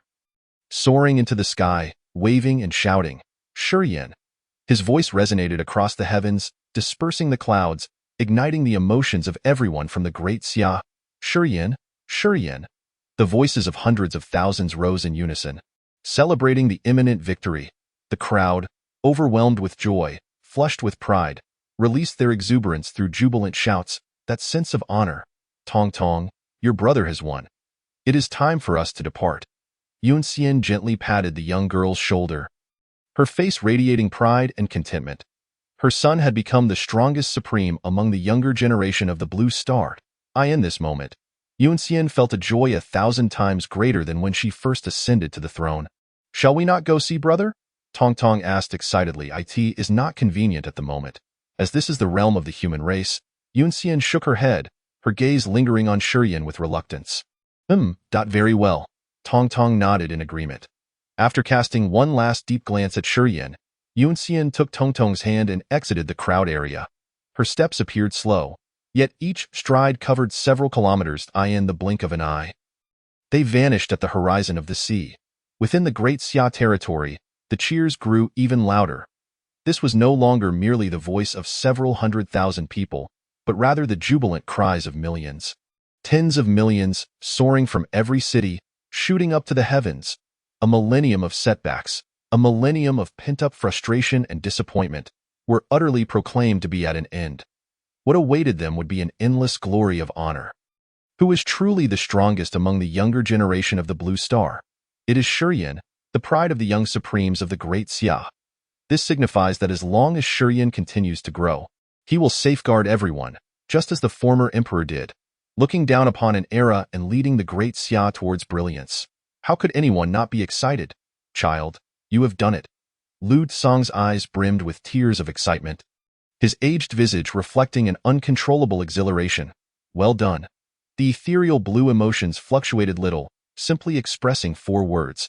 She trusted Shiyin, believing from the outset that he could defeat the 10-time champion. Little Yin, the Great Xia is proud of you. Ji Changhe's eyes sparkled with determination. He had resolved to protect Shiyin until he became the second emperor of the Great Xia. In the Lin family's forbidden grounds, Lin Wu watched the scenes on the screen, his lips curling into a mocking smile laced with malice. Ha, an emperor? Young man, you have strayed down the wrong path. The Great Xia does not need someone like the emperor. With that, he turned and soared deeper into the Lin family estate. Over the sea, amidst the thunderous shouts, calm gradually returned. The elements of thunder, storms, and flames faded from the spectator's sight. It is over. The crowd gazed upon Shiyin's manifestation as he dragged the battered form of the 10-time champion. Slowly emerging in that moment, he was the focus of all eyes. He stood against the sea, the radiant moon atop his shoulders, spear in hand, his gaze resolute and profound, coupled with an air of sovereignty and composure. He painted a breathtaking tableau. For a moment, the entire sea was enveloped in silence. Everyone stood still, their gazes shifting in tandem with his steps. Yet beneath this tranquil atmosphere, a potent aura of murderous intent began to rise slowly. Qin Emo sensed it. The momentum surrounding him surged rapidly, his icy stare sweeping across all present. A threat and a warning. Chapter 71. A shocking turn. The anomaly disappears. Shiyin stood once more upon the shattered arena. Beneath him lay the heavily injured and unconscious 10-crown king. I hereby declare the overall champion of this human race grand competition. Shiyin from the Great Xia, the host of the judging panel, proclaimed loudly. As his words echoed, the arena erupted into a cacophony of cheers. Besides those from Great Xia, other smaller nations that held a favorable view of them also chanted Shiyin's name. They wholeheartedly recognized this supreme being. On the arena, envoys from Sakura Nation lifted the 10-crown king away. As Shiyin descended from the platform and the crowd's attention gradually shifted away, a thunderous sound erupted. Suddenly, a colossal hand, sweeping through the endless waves, aimed for Shiyin's head. The assailant was none other than Inoue Tenka. You dare. Qin Emo had been keeping a close watch on Shiyin and immediately surged forward. General Qin, do not be hasty. Let us spar. Andy flashed into view, delivering a swift strike. You dog, Andy. How dare you obstruct me? War with the Eagle Nation begins tomorrow. Qin Emo roared, channeling all his strength into his fists as he clashed with him. Ha ha ha, if war it is, then so be it. Who fears whom? Andy laughed maniacally, each strike embodying his utmost power. Protect Shiyin, Chung Qingshan bellowed, charging toward the arena, followed closely by 9 other headmasters. However, no sooner had they made their move than powerful figures from the Eagle Nation, Sakura Nation, the Never-Setting Sun Nation, the Roman Nation, and the Ganges Nation swiftly approached to intercept them. Kill! Kill! 100,000 battle troops roared in unison, their voices like thunder. Acting without orders, they coalesced into a torrent of iron, racing towards the Sakura Nation's territory. Simultaneously, within the realm of Great Xia, Yulan and Ji Changhe vanished from their spots, racing at extraordinary speed toward the heart of the Pacific Ocean in an instant. These changes unfolded, too swift for anyone to react. The sea became chaotic. All stood upright, mouths agape, their eyes reflecting sheer disbelief. Boom! A tremendous sound reverberated. Inoue Tenka, at the filling sea level, casually struck, reducing the entire arena to dust. Fortunately, Shiyin was quick enough to evade this lethal blow using his spatial skills. Otherwise, the consequences would have been dire. Brother Yin, Shiyin, Senior, the youth from Great Xia exclaimed, their voices laced with anguish and worry. They could do nothing. In a battle of this caliber, their involvement would render them mere cannon fodder. Ji Yunfan, Xiao Lingxi, and Ji Hongyue, their faces etched with urgency, were about to charge recklessly forward. Yet before they could act, Shi Yan's voice halted them, though not approach. Protect yourselves and each other. In the midst of his words, Inoue Tenka's next strike came crashing down. Shi Yan had no time to evade in a moment of peril. The ancient law avatar behind him stepped forth, blocking the fatal blow before dissipating into a shower of light. Shi Yan established a mental connection with the law avatar. It was truly terrifying. Someone exclaimed, "What use is that? He is about to die. Before a being of the filling sea level, he is but an ant that can jump," a companion remarked. The ancient law avatar had not absorbed all the power. As Shi Yan's cultivation was too low, the residual force of that strike slammed into Shi Yan's body. Pfft. He spat a mouthful of blood, his gaze dimming, his breath faltering. "Inoue Tenka, I will annihilate your entire family." Qin Mo's eyes widened with rage, the murderous intent palpable as he forced Andy back and charged toward Shi Yan's side. However, the 9 nations had long since made their plans. They would not grant him an inch of opportunity. In mere moments, several formidable figures stood before him, blocking his every advance. Kill. Annihilate all from Sakura Nation and Eagle Nation. A youth from Great Xia could no longer endure, drawing his sword and rushing toward Sakura Nation's territory. Others followed suit, their bloodlust palpable, disregarding everything as they pursued. Shi Yan faced a life-and-death crisis. Their supreme was being hunted. How could they stand idly by? Even if they could not partake in such a battle, they would seek to vent their frustrations on the youth of other nations. At this moment, it was no longer merely Shi Yan's battle. It had escalated into a true national war. We need not intervene. There are too many who seek your life. Lin Yaoxian smirked, unable to contain his excitement. He did not linger, however, but instead armed himself and rushed out with the crowd, for appearances must be upheld. Damn it! Shi Yan cannot be harmed. Otherwise, I too shall perish. Mi Jiaya was in a panic, beads of sweat forming. She had entered into a master-servant contract with Shi Yan. Unless he dissolved it, should her master perish, she would follow suit. Why this sudden turn of events? Why not inform me beforehand? Am I merely a pawn to be discarded? Mi Jiaya glared resentfully at Andy, then gritted her teeth and charged toward Shi Yan with her massive sword. In the unstable H2 zone, Ling Feng issued commands to his deputy before leading tens of thousands of troops onto airships, their destination set for the Grand Competition Sea area. For the first time in 3 centuries, he departed from his guarded borders. Meanwhile, within Great Xia, quick, the war has begun. A general urged, organizing troops to board airships. Aside from him, forces stationed elsewhere received orders and hurried to the scene. Inside the National Congress headquarters, Chaos Reign. 2 elders had already rushed over, while others discussed subsequent strategies, making urgent deployments to ensure a swift response should war truly erupt. A portion was also reaching out to other nations to ascertain the reasons behind these events. Inoue, what are you dawdling about? Quickly slay him, Andy shouted, his tone frantic. In this impromptu operation, we have no reinforcements. By the time Great Xia's reinforcements arrive, it will all be too late. Inoue Tenka, upon hearing this, lost all patience. His aura surged, 3 towering law avatars materializing, forming a domain that ensnared Shi Yan within. Run? How can you escape now? Inoue Tenka sneered, delivering another strike.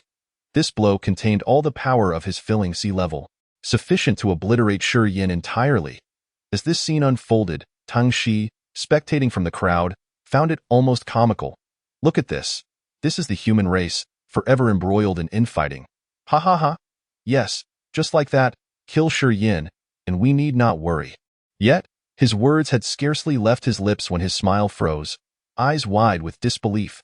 Impossible.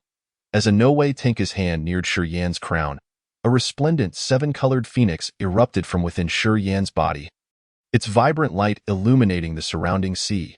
With a cry that pierced the heavens, the sound resonated far and wide, reaching Yun Xian, who was nearing the borderlands.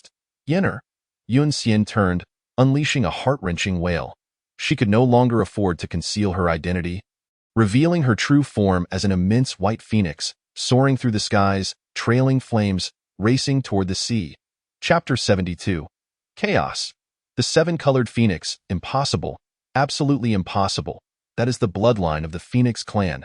Tengshi quivered, unable to accept this reality.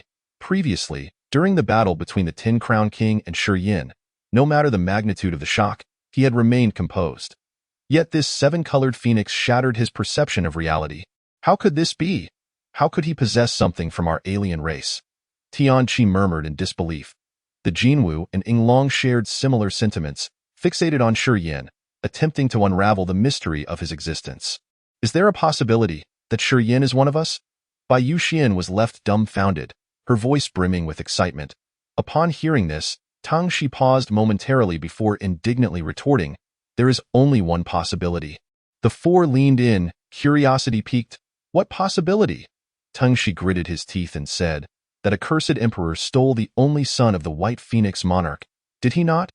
Everyone believed the emperor had snuffed him out in the cradle. In reality, he must have foolishly brought him back to the human race, sealing him for a millennium, only to have him born in this prosperous age. Upon hearing this explanation, the four nodded in unison, fully endorsing it. Bai Yuxian huffed, resentful, "The emperor is truly vile. Does he not have a son of his own? Why must he steal ours, that despicable thief?" Tianqi sighed, shaking his head. "After all this, it turns out he is one of our own." I am dizzy. After the seven-colored phoenix blocked the fatal blow for Shi Yin, it dissipated into the ether. "Inoue, what are you doing? Is it so difficult to kill a mere junior of the unsurpassed realm?" Andy bellowed as time swiftly dwindled for them. His heart was overwhelmed with an acute sense of urgency. "You are not unaware that he is no ordinary individual. Why not step in yourself?" in an irritable tone. Inoue added. Despite his words, his inner fury reached a boiling point. Here he was, a formidable figure from the sea-filling realm, a general of the Sakura nation, and yet he had failed to eliminate a single young prodigy from the boundless realm after 3 attempts. Which was indeed a blow to his pride. In a fleeting moment of distraction, Shi Yin had already vanished from his position, plunging into the Sakura nation's territory, wreaking havoc. "Ha ha ha! You wish to use your might against the weak? Then I shall ensure that your nation's youth accompany me to the grave." He brandished his spear, unleashing elemental forces without restraint, every strike infused with his utmost strength. Each blow claimed the lives of dozens in an instant. In the mere blink of an eye, hundreds of Sakura nationals were buried beneath the waves. The remaining individuals scattered in terror, daunted by Shi Yan's prowess, unwilling to confront him head-on. For them, it was akin to a dimensional strike. "General Inoue, save us!" Countless panicked cries erupted, and the spirits of the young individuals from Sakura were profoundly shaken. Shi Yin resembled a deity of death, leaving desolation in his wake. The other great Xia nationals were similarly consumed by bloodlust. Converging towards Shi Yin, seeking to rally around him. "Do not approach me. Get away!" Shi Yin roared in fury, driving them back. The imminent strike from Inoue could come at any moment, and he wished to shield the other great Xia individuals from harm. "Youngsters, you shall meet your demise." Several principals from Sakura advanced, all of them from the mountain-moving realm. Andy gritted his teeth and, after repelling Cheng Qingshan before him with a powerful palm, charged towards Shi Yin. Simultaneously, in the Ganges nation, the sun never sets nation, in the German nation, supreme beings began to soar into the skies. They could no longer remain passive. It was imperative to eliminate Shi Yin right then and there. Having boarded the treacherous vessel of Inoue and Andy, they were committed to seeing this through to the end. "Kill!" Chinemo, radiating a crimson glow, shattered the elderly figure from the Ganges nation with a single punch and let out a thunderous roar. His eyes blazed with fury, and the murderous intent within them was nearly tangible. The others were momentarily taken aback, stunned into inaction. "Chinemo, have you lost your mind? Are you truly willing to burn your essence to battle us? Does that boy hold such significance for you?" An elder exclaimed incredulously. This manner of burning one's essence, though it could temporarily amplify one's strength several-fold, would leave one utterly crippled after the fact. "Even if they survived, I will eradicate each and every one of you." Chinemo uttered no further words, howling as he charged towards them. In that moment, he was on the brink of madness, fixated solely on bringing Shi Yin back safely. Meanwhile, the battle forces and youth from the Eagle Nation, having received Andy's command, also joined the fray, clashing with the great Xia nationals. Chaos ensued. The entire expanse of the sea had transformed into a battlefield. Those from other nations, who had previously remained uninvolved, were now utterly dumbfounded, rendered speechless. Some of the more astute individuals quietly retreated to a safer distance, fearful of being caught in the crossfire. "You all need to hide," Tang Shi said with a serious expression to the four. "What are you planning to do?" Bai Yuxian inquired, perplexed. "To fight. If Shi Yin is indeed the prince of the Phoenix clan, I cannot allow him to perish. It is the responsibility of our royal-grade beast," Tang Shi declared, transforming into a streak of light, racing towards the heart of the battlefield. "Should we follow?" Tian Qi softly suggested.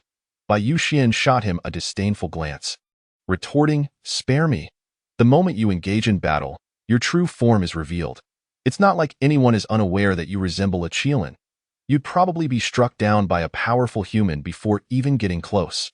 After entering the battlefield, Tang Shi coalesced a black orb in his hands and hurled it towards Andy, who was about to strike Shi Yin. The orb appeared capable of devouring everything, absorbing all the surrounding energy in its path. "Who are you?" Andy roared in anger as his movements were obstructed. "Don't ask. Just know that I am your grandfather." Tang Shi's aura surged, intertwining with Andy's. Enraged, Andy could only reluctantly engage with this unexpected sea-filling realm powerhouse. "In no way. Those who achieve greatness do not sweat the small details. Do not hold back," he shouted furiously towards the Sakura Nation's domain. Inoue clenched his teeth, a glint of ruthlessness and decisiveness flashing in his eyes as he struck downward. Though many young individuals from the Sakura Nation lay below, the arrow was already drawn and could not be unloosed. Should he miss this opportunity, once Shi Yin matured, the death toll in the Sakura Nation would only rise. Boom! A colossal surge of energy reverberated, shaking the entire sea. Inoue's strike transformed the area below into a vacuum, resulting in at least 1,000 Sakura nationals being reduced to blood mist. "Shi Yin, brother!" At that moment, all combat ceased, and every gaze turned towards the now vacant space. There stood Shi Yin, unwavering amidst the chaos. Behind him, Mi Jia collapsed, drenched in blood, resembling a flower withering rapidly. Above Mi Jia, an angelic phantom shrouded in a divine halo slowly dissipated into the cosmos. Shi Yan's expression froze, his eyes reflecting an indescribable complexity. "This deity has suffered greatly for you." Law what? FCK Mi Jia managed a bitter smile before closing her eyes. This treacherous individual had even sacrificed her divine essence to save him. Andy was seething with rage. Chapter 73. Mother and son reunion. Why can't I just crush this insect beneath my foot? Why? Inoue's eyes widened furiously as he roared. Thousands of his own had perished at his hands, yet Shi Yin remained alive, driving him to the brink of madness. Since the enmity had been established, he was prepared to pay any price to eliminate him today. A middle-aged man from the Ganges nation temporarily abandoned his confrontation with the 10 leaders of Great Xia, racing towards Shi Yin at full speed. Kill Shi Yin first. The leader of the Sun Never Sets nation understood that further delay was untenable and rushed towards the Sakura nation's territory with all his might. Simultaneously, from among the 9 great nations, supreme beings surged forth one after another, intent on eliminating Shi Yin here and now. They all understood that if Shi Yin were to survive this day, he would become a nightmare for their nations in the future. A being more terrifying than an emperor was destined to be born. 1,000 years ago, the emperor had merely repelled them, but this Shi Yin would undoubtedly be 100 times more ruthless. He might even enact the destruction of nations. In an instant, over a dozen terrifying presences locked onto Shi Yin. Each one was a supreme being, the weakest among them being at the 7th stage of the mountain-moving realm. "You filthy bastards! I will annihilate you all!" Boom! Chinamo exerted every ounce of his strength, obliterating a sea-filling realm expert before him into a mist of blood. However, the enemies were simply too many, overwhelming to the point of despair. His life force was rapidly dwindling, his essence nearly burned out, and the flame of life was slowly extinguishing. "Quickly, let us unite to slay Chinamo. He is on the brink of collapse." To let Great Xia lose a general of such caliber would be a monumental achievement. An elder from the German nation exclaimed excitedly, preparing to unleash his most potent attack. Chinamo spat blood, his gaze gradually losing its luster. "Master, forgive me, Dai Xiaomo, am too weak. I couldn't protect him." 2 tears slipped down Chinmo's cheeks. He struggled to rise, preparing to face his final fate. Memories flashed through his mind at lightning speed, ultimately crystallizing on a profound statement. Xiaomo, in the prosperous age 1,000 years hence, Great Xia will give rise to a young supreme being. Should you encounter him, please look after him. The one who spoke those words was none other than the Emperor of Great Xia. Although the Emperor had never formally accepted him as a disciple, having only occasionally offered guidance in Qinmo's heart, he had long regarded him as his most revered teacher. He etched that statement deep within his heart, striving diligently until he finally reached this era. He had once believed that person to be Lin Yaoxian. However, after careful observation and in light of the recent human competition, he finally discerned that the individual the Emperor spoke of was Shi Yin. Shi Yin was the true supreme being of Great Xia. Thus, he fought with such fervor. Get lost, you fool. If anything happens to Shi Yin, we will wage a war of annihilation against the Eagle Nation, Tengshi roared, repeatedly battling the urge to reveal his true form. You are not from Great Xia. Who exactly are you? Andy furrowed his brow. The man before him exhibited extraordinary prowess in both technique and physicality, yet he felt distinctly foreign. I have told you. I am your grandfather? Tengshi, unable to contain his rage, launched a punch. Just as he finished speaking, events unfolded in rapid succession. Inoue, observing the other figures, felt a flicker of displeasure. He had to personally eliminate Shi Yin. He could not allow anyone else to seize the opportunity. Die. With those words, he poured all his might into a strike aimed at Shi Yin. Brother. Ji Yunfan's eyes turned crimson as he was ready to charge forward recklessly. What are you showing off for? Ji Hongyue yanked him back, then shouted into the void. Father. Why are you always late? I hate you. Brother. No. Master. Why haven't you arrived yet? Xiao Lingxi's heart-wrenching cries echoed through the air. In that moment, everyone held their breath, their gazes fixated on the battlefield. Under the onslaught of over a dozen supreme beings, no one believed that Shi Yin would survive. Some of the more emotionally fragile young individuals from Great Xia collapsed to the ground, their eyes brimming with rage and sorrow, unable to accept such an outcome. Ha ha ha ha. In the face of death, Shi Yin displayed not a trace of fear upon his countenance. He laughed heartily towards the heavens. Shielding Micaiah behind him, a man, born of heaven and earth. What does it matter if he meets his end? Yet, if I do not perish in the days to come, I shall surely stain your lands with your own blood. A resolute determination gleamed in Shi Yin's eyes as an overwhelming battle spirit surged within him. The starfall emitted a series of resonant hums, breaking free from Shi Yin's grasp, its barrel igniting with a crimson glow. Poised for self-detonation, however, at that moment, the sky underwent a dramatic transformation. A searing heat wave assaulted them, causing the very sea to recede at an observable pace. Across the ocean, a red haze enveloped half the sky, resembling a sun descending. You shall perish. All of you shall meet your demise here. A voice laden with unfathomable murderous intent echoed from the heavens, penetrating the ears of every individual present. This intent was beyond description. Infused with the wrath of annihilation, as if it sought to eradicate all living beings. The hearts of the crowd tightened, trembling as they gazed towards the opposing shore. There, a white phoenix, wreathed in flames, soared forth, causing the sea to surge backward, the very air crackling with the heat. Its speed was astonishing. When the crowd first beheld it from across the water, in the blink of an eye, it had already appeared above the head of Jing Shang Tianhua. The white flame burst forth from Yun Xian, first melting Jing Shang Tianhua's attack against Shi Yin. Then, before the horrified gazes of the onlookers, it transformed into a stunning woman clad in a white brocade robe, striking with an unfathomable speed. Bang! With a mere flick of her hand, she unleashed an irreversible force. Jing Shang Tianhua had no time to evade, shattering into a mist of blood in an instant. This scene unfolded with such swiftness that the crowd could scarcely register it. The entire venue fell into a deathly silence, all eyes fixated upon the figure of the beautiful woman, chilled by the overwhelming murderous aura radiating from her. Alien race. Andy's hands trembled slightly from within his sleeves, his eyes betraying unabashed terror. The white phoenix. Sister Xian, it's me, little snake. Tengshi exclaimed excitedly, preparing to transform into his true form to greet her, but suddenly recalled something. Suppressing his impulse, at this moment, he had become convinced that Shurian was indeed the prince of the Phoenix clan, the sole heir of Yun Xian. In that instant, Tang Shi contemplated many things, particularly recalling how Yun Luo had scorched Shurian with fire, thinking her heartless, only to realize it was all an act. The White Phoenix has arrived. Shurian was indeed one of their kin. Qilin, Bai Zhe, Jin Wu, and Ying Long all appeared enlightened, their expressions alight with excitement.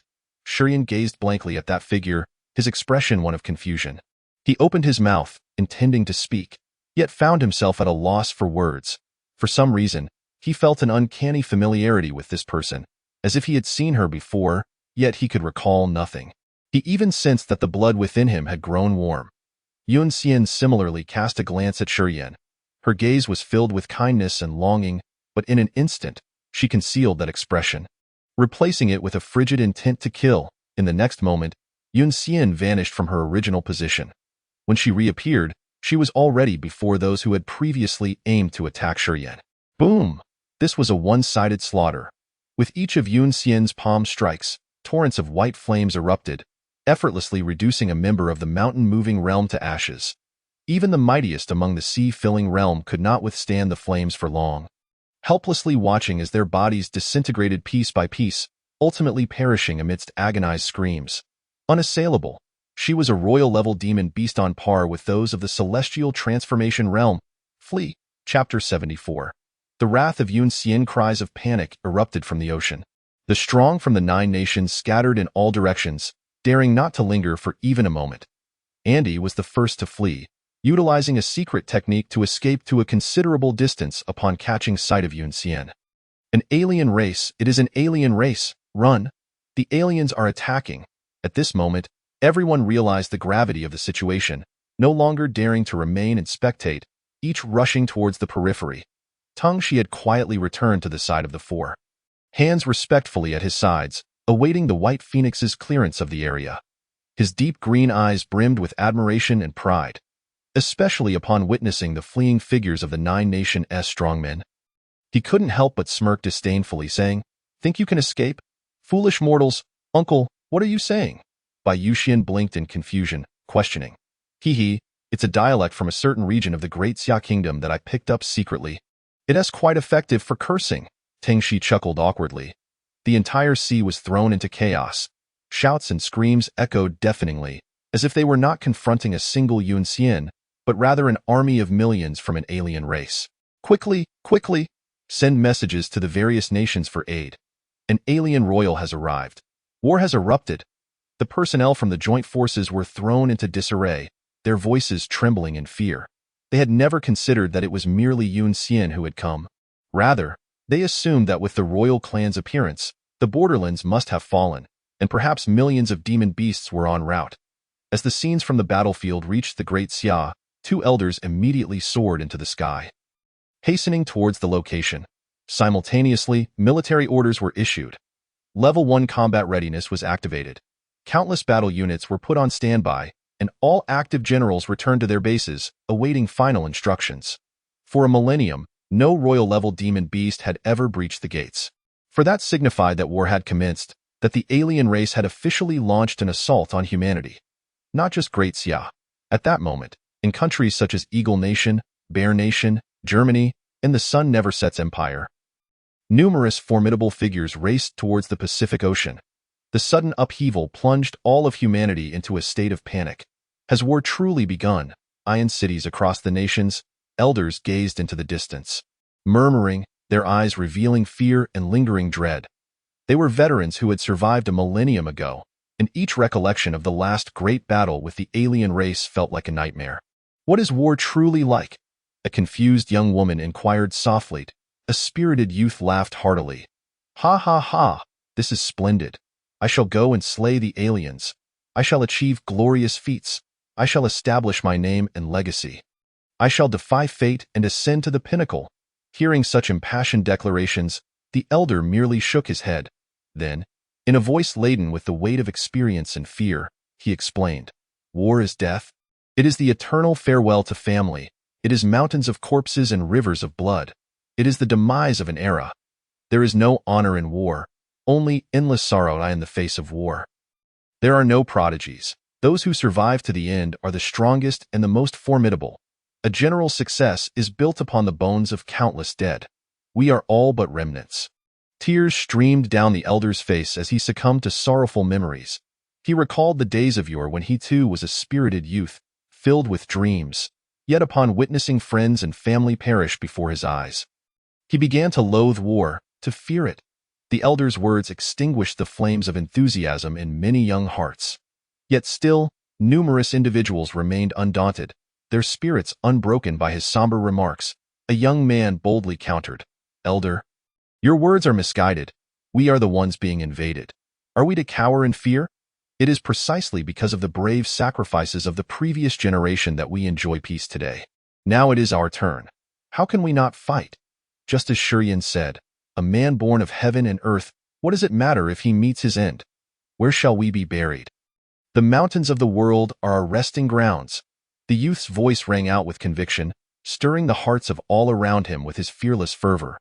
His words pierced through the sorrow and confusion in the crowd, igniting the blood and resolve within many. In that moment, people seemed to glimpse a new hope.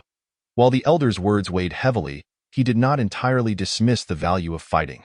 Rather, his narrative illuminated the brutality of war and the significance of peace. Conversely, the youth's rebuttal served as a reminder that peace is forged through struggle. One must strike first to prevent 100 retaliations. This was a clash of two eras. At this moment, many were prepared to embrace the impending war. For a millennium, they had heard enough, seen enough, and now that it was their turn to take the stage, they would not yield to fear.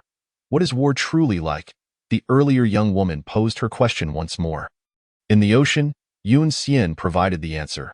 She unleashed a sea of fire, and in an instant, tens of thousands of soldiers from the Sakura nation were reduced to nothing but ash. Following that, another wave of flames surged forth, claiming yet another multitude of lives. Thus, within mere minutes, the 100,000 soldiers and their commander sent by the Sakura nation were annihilated at the hands of Yun Xian. The sight left the onlookers in sheer terror, as if the sky had collapsed upon them. Some of the more timid women had lost the strength to flee, despairingly collapsing to the ground. Resigned to their fate, after completing her grim task, Yun Xian pursued the previously fleeing strongmen from the 9 nations. Her singular objective was clear: to eradicate all who dared to threaten her son. "Go, run, Shurien!" Cheng Qingshan cried in panic as he rushed forward. "Senior Shurien, flee quickly. This demon beast is too terrifying." The other students from Great Xia also voiced their urgent concerns. A segment of individuals, taking advantage of Sakura Nation's waning resistance, relentlessly pursued their youthful generation, fueled by deep-seated animosity. Shurien gazed vacantly at the sky, his pupils filled with the image of a white figure. A throbbing pain coursed through his head, as if some long-buried memory were on the verge of resurfacing. An instinctive urge from his vocal cords compelled him to utter those 2 words, yet as they hovered on the precipice of his lips, Shurien forcefully swallowed them back. Mother. He remained oblivious to the identity of his mother, having never heard tales of her, for no one had ever confided such stories to him. Nevertheless, whether during his time among the foreign races or in the myriad potentials and reactions residing within his own being, Shurien could not deny the possibility that he was, indeed, the child cradled by the Emperor. Chapter 75. The 4 Great Dark Clans. Brother, are you all right? Yanga, we must retreat quickly. Fortunately, the royal-level beings of the foreign races are solely fixated on the strongest, which indirectly spared you. Xiao Lingxi and Ji Yunfan hurriedly approached, ready to escort him to safety. Shurien retracted his dazed gaze and looked at the unconscious Mijia, his heart heavy as he spoke. "Take her back for treatment. I will go rescue General Qin." Xiao Lingxi and the others nodded, subsequently carrying her to the spirit assistance body, Jin Wanwan. After locating the gravely injured Qinimo, Shurien slashed his palm, forcing his vital blood to nourish him. He was uncertain of its efficacy, yet recalling how he had naturally recovered from prior injuries to his essence, he believed it must correlate with his unique constitution. "Child, are you all right?" Cheng Qingshan and the others rushed over, standing vigilant around him, their eyes scanning the surroundings. "I am fine, thank you all," Shurien replied softly, expressing his gratitude. "We should return General Qin to our homeland for Master Tianqi to treat him," Cheng Qingshan urged anxiously. Master Tianqi cannot heal injuries to the essence, Shiyan replied, shaking his head. He then continued, Principal, you all should retreat first. I am unscathed. He understood that as long as the White Phoenix Emperor remained present, no one could harm him further. Although Shiyan could not yet be entirely certain that the figure was indeed his mother, the depth of her gaze towards him conveyed a profound connection. No, if we are to return, we shall do so together. We will never abandon you. Cheng Qingshan firmly refused. News just arrived. Reinforcements are on their way. Many supreme beings are coming. This royal-level beast cannot escape. Another principal exclaimed excitedly. Upon hearing this, Shiyan felt a jolt in his heart. He glanced towards the direction in which the White Phoenix Emperor had departed, a flicker of worry igniting within him. Before long, the blood-soaked Yun Xian returned with a vengeance. Her presence incited renewed trepidation among those gathered. Among the remaining million or so human beings, each bore expressions of terror, caught in a paralyzing indecision. Fearing that Yun Xian might suddenly unleash her wrath, Yun Xian's icy gaze swept across the area, ultimately settling upon the Eagle Nation territory. She had nearly eradicated the strongest of the 9 nations, with only Andy managing to elude her grasp. Since the elder has fled, let the youth accompany him to the grave. With that, Yun Xian struck down with a forceful palm. Those from the Eagle Nation who had just boarded their airship, unable to retreat in time, were instantly engulfed by a sea of flames, tens of thousands of lives extinguished in that moment. Perhaps fatigued from the slaughter, Yun Xian finally ceased her assault, slowly turning her attention towards Shiyan, who was tending to Qin Imo. Observing this, Cheng Qingshan stepped forward, positioning himself protectively in front of Shiyan. With a tone tinged with desperation, he implored, White Phoenix Emperor, you have taken enough lives. Please depart now. They are but students. Grant them a chance at life. The Daxia region fell silent, every gaze fixated upon the woman hovering in the air. They understood that in the presence of such a figure, any attempt at resistance would be futile. The best course of action was to remain silent, avoiding provocation or reckless speech, in the hope that she might show mercy and refrain from overwhelming the weak. Of the 100,000 combat troops, after the clash with the 7 nations, only 50,000 remained. Following the deputy commander's directive, they stepped forward, forming a protective barrier in front of all the students. Yun Xian remained silent, merely observing Shiyan's silhouette. Seeing this, Cheng Qingshan grew increasingly anxious. He shifted his approach. Threatening, White Phoenix Emperor, should you dare to harm our young supreme, Daxia will not let you go unscathed. White Phoenix Emperor, I beg you to spare my brother, I implore you. Xiao Lingxi fell to her knees, pleading earnestly before her. Yun Xian regarded these individuals, who risked everything to shield Shiyan, and a warmth blossomed within her. Her expression softened. Just as she was about to speak, Tang Shi rushed forward, shouting, Sister Xian, we must flee. Daxia's reinforcements have arrived. Aunt Yun Xian, do not linger. If we do not leave now, we may never escape. Bai Yuxian urged anxiously. At those words, a glimmer of determination flashed in Yun Xian's eyes. With a wave of her flames, she soared towards the borderlands, accompanied by the 5. Shiyan watched her retreating figure with a sigh of relief. Moments later, Yun Xian, Tang Shi, and others reunited with Tong Tong. Aunt, why did you not take my brother with you?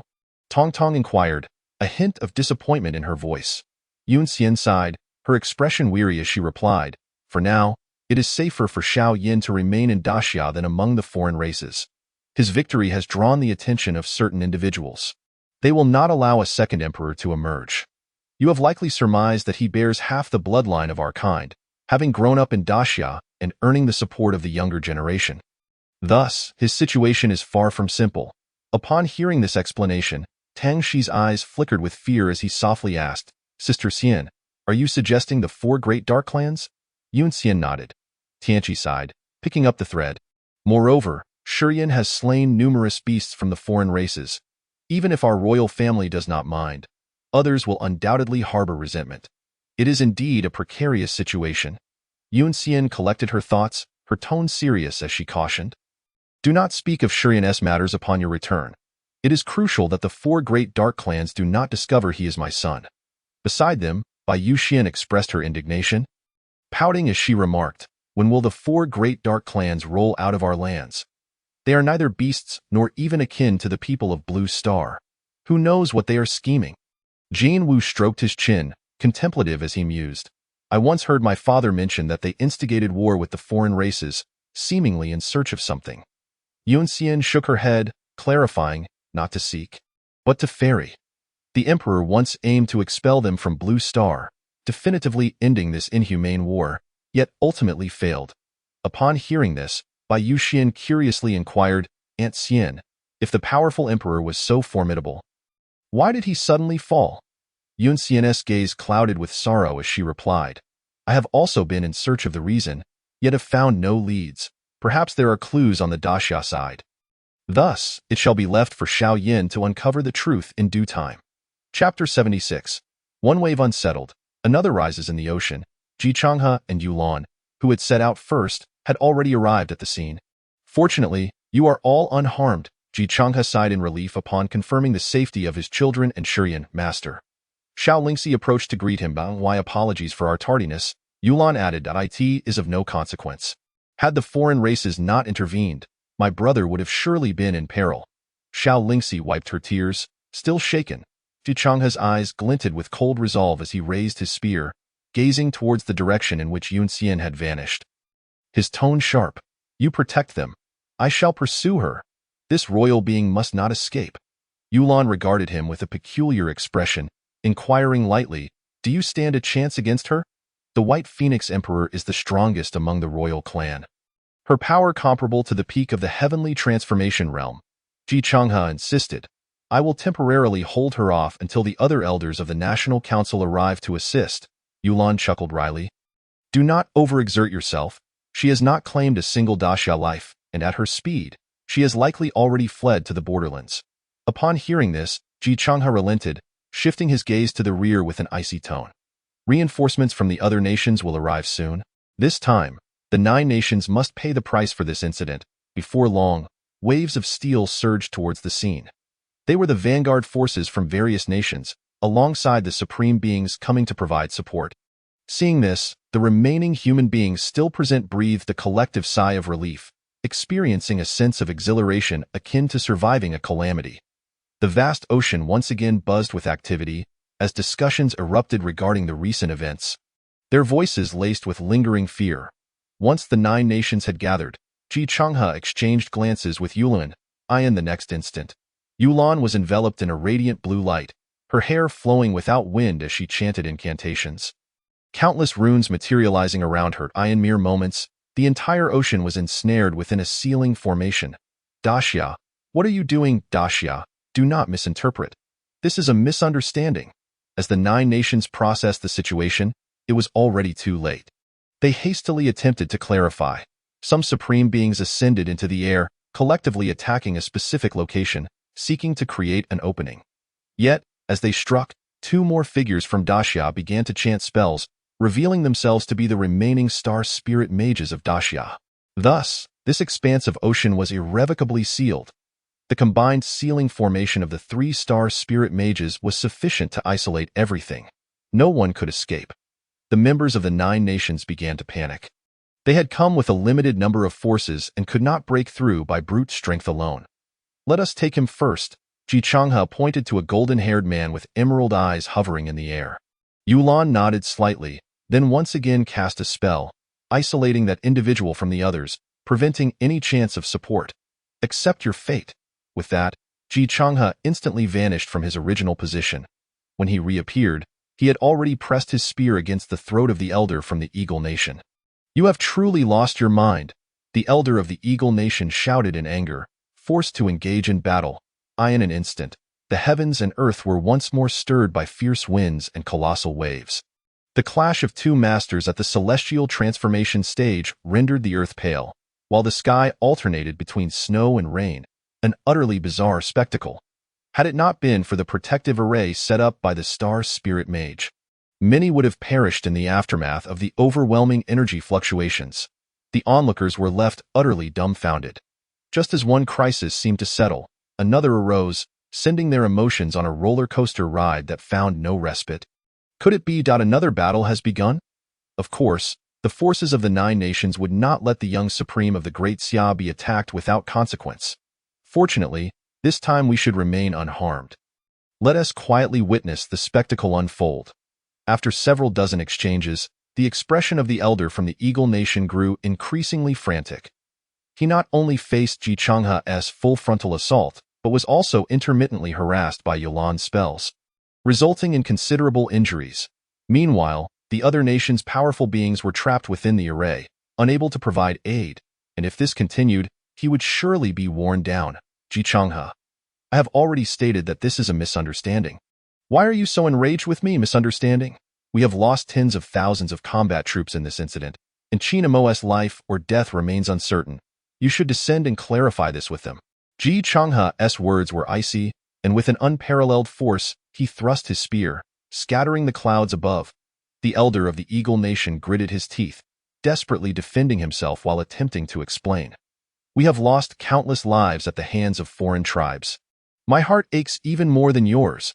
This incident was instigated by Andy's unilateral actions. Our Council of Elders had no prior knowledge. Before our arrival, we clearly explained everything to the Great Xia Council and were willing to provide compensation. Otherwise, I would not have come here alone to offer assistance. The other supreme beings from the 8 nations also spoke up in an attempt to quell the conflict, echoing similar sentiments, claiming ignorance and asserting that their generals acted without permission, even citing the fact that the instigator had already been slain, hoping to soothe Ji Changhe's rage. Yet, Ji Changhe's countenance remained cold, unmoved. After wounding the elder of the Eagle Nation severely with a thrust, he rebuked, "You 9 nations have always harbored ulterior motives. Do you think I am unaware? When you united to assault the Great Xia, it was the Emperor who, out of respect for our shared humanity, spared your lives, and now, you dare to reveal your fangs again, thinking the Great Xia is without defenders." The elder of the Eagle Nation was beaten back, blood flowing profusely, countless wounds marring his body. Within the array, the elder from the Cherry Blossom Nation grew anxious, realizing that if the Eagle Nation was annihilated, he would be next. He quickly shouted, "Ji Changhe, do you wish to represent the Great Xia in war against the 9 nations? Can you bear the consequences?" Ji Changhe chuckled coldly, responding icily, "If war is to be waged, let it be. Old grievances and new ones shall be reckoned together." Meanwhile, within the territory of the Great Xia, Lin Wu arrived at the residence of the Lin family patriarch, knocking on the door urgently. "Father, Shi Yin must not be spared. If he is allowed to grow, he will surely seek revenge." Moreover, regarding the emperor's death, before Lin Wu could finish, the elder Lin Huayuan immediately scolded him. "Silence! Do you wish to die?" "My apologies, I was merely anxious." Lin Wu realized he had misspoken and hurriedly apologized. Lin Huayuan waved his hand and then looked at his son with grave seriousness. He asked, "Xiao Wu, are you willing to bear the infamy for the family throughout the ages?" "I am willing." Lin Wu immediately responded. Lin Huayuan nodded in satisfaction. "In that case, you should eliminate Shi Yin. I will contact others to assist you." "What should I do, father?" Lin Wu inquired. "I have received news that Shi Yin is suspected to be the sole heir of the White Phoenix Emperor. Therefore, you will spread this information, providing justification for his elimination," Lin Huayuan explained. Upon hearing this, Lin Wu paused momentarily. After a considerable time, he gravely asked, "When should I act?" "Once he returns to the country." Lin Huayuan squinted, speaking with profound implications. "Thank you to all the brothers for your comments. I woke up early today at around 4 just to write an additional chapter. Here are 3 chapters for you. In the future, I will strive to update more. Once the farming work is done in the next few days, I will have more time." Chapter 77. The unmatched power of Ji Changhe, the elder of the Eagle Nation, unleashed all his might, causing the heavens and earth to tremble violently, with underwater volcanoes erupting and magma rising to the surface, creating a scene reminiscent of the apocalypse. Yet, despite this, he remained utterly powerless against Ji Changhe, who had already shattered 3 of his manifestations. His own strength was already inferior to Ji Changhe's by 2 tiers, and with a star spirit mage assisting, it was remarkable that he had managed to hold on this long. Hiss! Ji Changhe concentrated all his power into the spear and hurled it with tremendous force, summoning a storm that seemed to tear the heavens apart. The elder of the Eagle Nation attempted to resist, but found his hands ensnared by Yulan's 2 magical ropes, rendering him helpless to witness the spear pierce through his chest. Ji Changhe, if you kill me, the 9 nations will surely wage war against the great Xia. The elder of the Eagle Nation spat out a mouthful of blood, his voice hoarse as he cried out. The inevitable war is something the people of the great Xia have never feared, Ji Changhe coldly replied, gripping the spear's shaft. Just as he prepared to advance further, Ji Changhe, halt! 3 elder council members arrived at the scene. The one who spoke was Ouyang Jing, the patriarch of the Ouyang clan, a close ally of Lin Huiyuan. Halt? Why should I halt? Ji Changhe questioned. Having said that, he not only showed no signs of restraint, but increased the pressure on the spear, wreaking havoc within the elder of the Eagle Nation's body. Seeing Ji Changhe's defiance, Ouyang Jing frowned, feeling displeased. He struck out with his palm, interrupting Ji Changhe's attack while sternly declaring, "The misunderstandings between the Eagle Nation, the Cherry Blossom Nation, and ourselves have been resolved. It was those generals acting unilaterally, and the 9 nations are willing to offer compensation. You need not pursue this matter any further." Upon hearing this, Ji Changhe laughed uproariously. Ha ha ha! You say we should not pursue it? The blood of tens of thousands from the great Xia has been shed in vain. You are nothing more than a coward. Just like Lin Huiyuan, who hides away at home, afraid to step outside. Furthermore, if these individuals had not given their orders, would Andy and Inoue have dared to act independently? Stop deceiving yourself. Ji Changhe's words were icy, as he dodged Ouyang Jing's attack while striving with all his might to eliminate the elder of the Eagle Nation. The young people of the Great Xia also began to voice their support at that moment. The scenes from the previous battle lingered in their minds, and such hatred could not simply be dismissed. Yet, their voices were feeble, and even in their fervent cries, they could not alter the council's decision. Realizing that persuasion was futile, Ouyang Jing turned to the other 2 elders, speaking in a low voice. "You must assist me in this." The 2 elders exchanged glances, their expressions hesitant. One of them helplessly called out to the heavens, "Changhe, cease your actions. The foreign tribes may attack at any moment, and we cannot afford internal strife among our people." Ji Changhe coldly laughed. "They are all tigers and wolves. Why should we distinguish between them?" With that, he thrust his spear forward, severing the head of the elder from the Eagle Nation, and then unleashed another streak of spear light, shattering the opponent's soul amidst the cosmos. The speed was astonishing. The 3 council members had no chance to intervene, left to watch helplessly as events unfolded. This matter is far from over. Should you dare to entertain thoughts of targeting Shi Yin again, your fate will be no different from his. Ji Changhe held aloft the severed head of the elder from the Eagle Nation, his murderous gaze sweeping across the supreme beings of the 8 nations. "Well slain, Ji Changhe, you are magnificent." The region of the Great Xia erupted in thunderous cheers, applauding him. The powerful beings from the 8 nations furrowed their brows in anger, yet found themselves at a loss for words. The onlookers were also rendered speechless, utterly shocked. A supreme being at the celestial transformation stage had fallen here. Such a loss would surely make even the Eagle Nation's heart bleed. Ji Changhe, your actions have violated the principles of the council. You had better provide an explanation. Ouyang Jing scolded. He and Lin Huiyuan had initially reached a reconciliation with the 9 nations, who were willing to offer compensation. However, Ji Changhe's actions had completely derailed all their plans. Explanation? I am sorry, but I have never felt the need to explain myself to others in my life. Ji Changhe scoffed dismissively, shattering the head in his grasp before slowly descending from the heavens. The people of the Great Xia erupted in deafening cheers once more, all praising him. One had expected that the usually low-key and kind Ji Changhe would possess such a domineering side. My father, when did he become so formidable? Ji Hongyue gasped, her face etched with astonishment.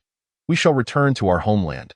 Ji Changhe beckoned to the crowd, personally leading the way as airships began to set sail, blotting out the sun, creating a truly spectacular scene. Yulan and the other 2 star spirit mages also dismantled the array, following closely behind the main force. After the 8 formidable figures extricated themselves from peril, their gazes fixated on the direction in which Ji Changhe had departed, their eyes betraying an unmistakable glint of murderous intent and ire. Ouyang Jing, it would be prudent for you to provide us with a satisfactory explanation. Otherwise, we shall not rest until justice is served, admonished an elder from the Germanic faction.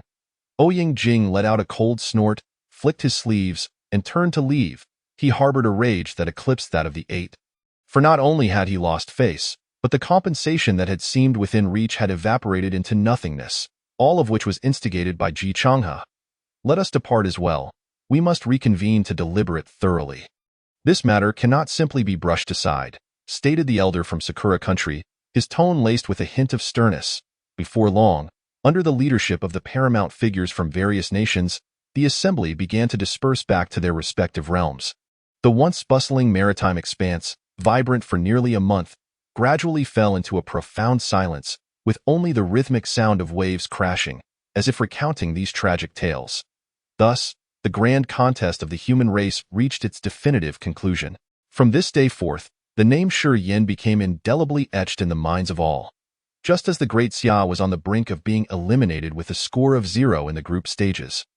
Ridiculed by all, he emerged victoriously, embodying the hopes and expectations of the entire great Xia populace, achieving consecutive victories and trampling upon the supremacy of other nations. Ultimately, he even dethroned the 1,000-year undefeated champion, ascending to the throne of the strongest among the human race. The convergence of 7 into a singular ancient manifested a terrifying recovery capability, surpassing even the celestial body. 5 elemental forces and flames intermingled in black and white.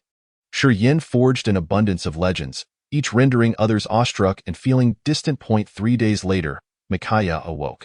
Expressing a desire to explore the picturesque landscapes of Great Xia, she urged Shi Yin not to be overly sentimental, prompting Xiaolingxi to take her on an excursion. Half a month later, Qin Imo awakened. After a lengthy conversation with Shi Yin, he returned to his unit. On this day, Micaiah returned from her travels. After spending a few days by Shi Yin's side, she remarked that he was too stifled, consumed solely by cultivation, which she found uninteresting, and thus slipped away once more. Chapter 78.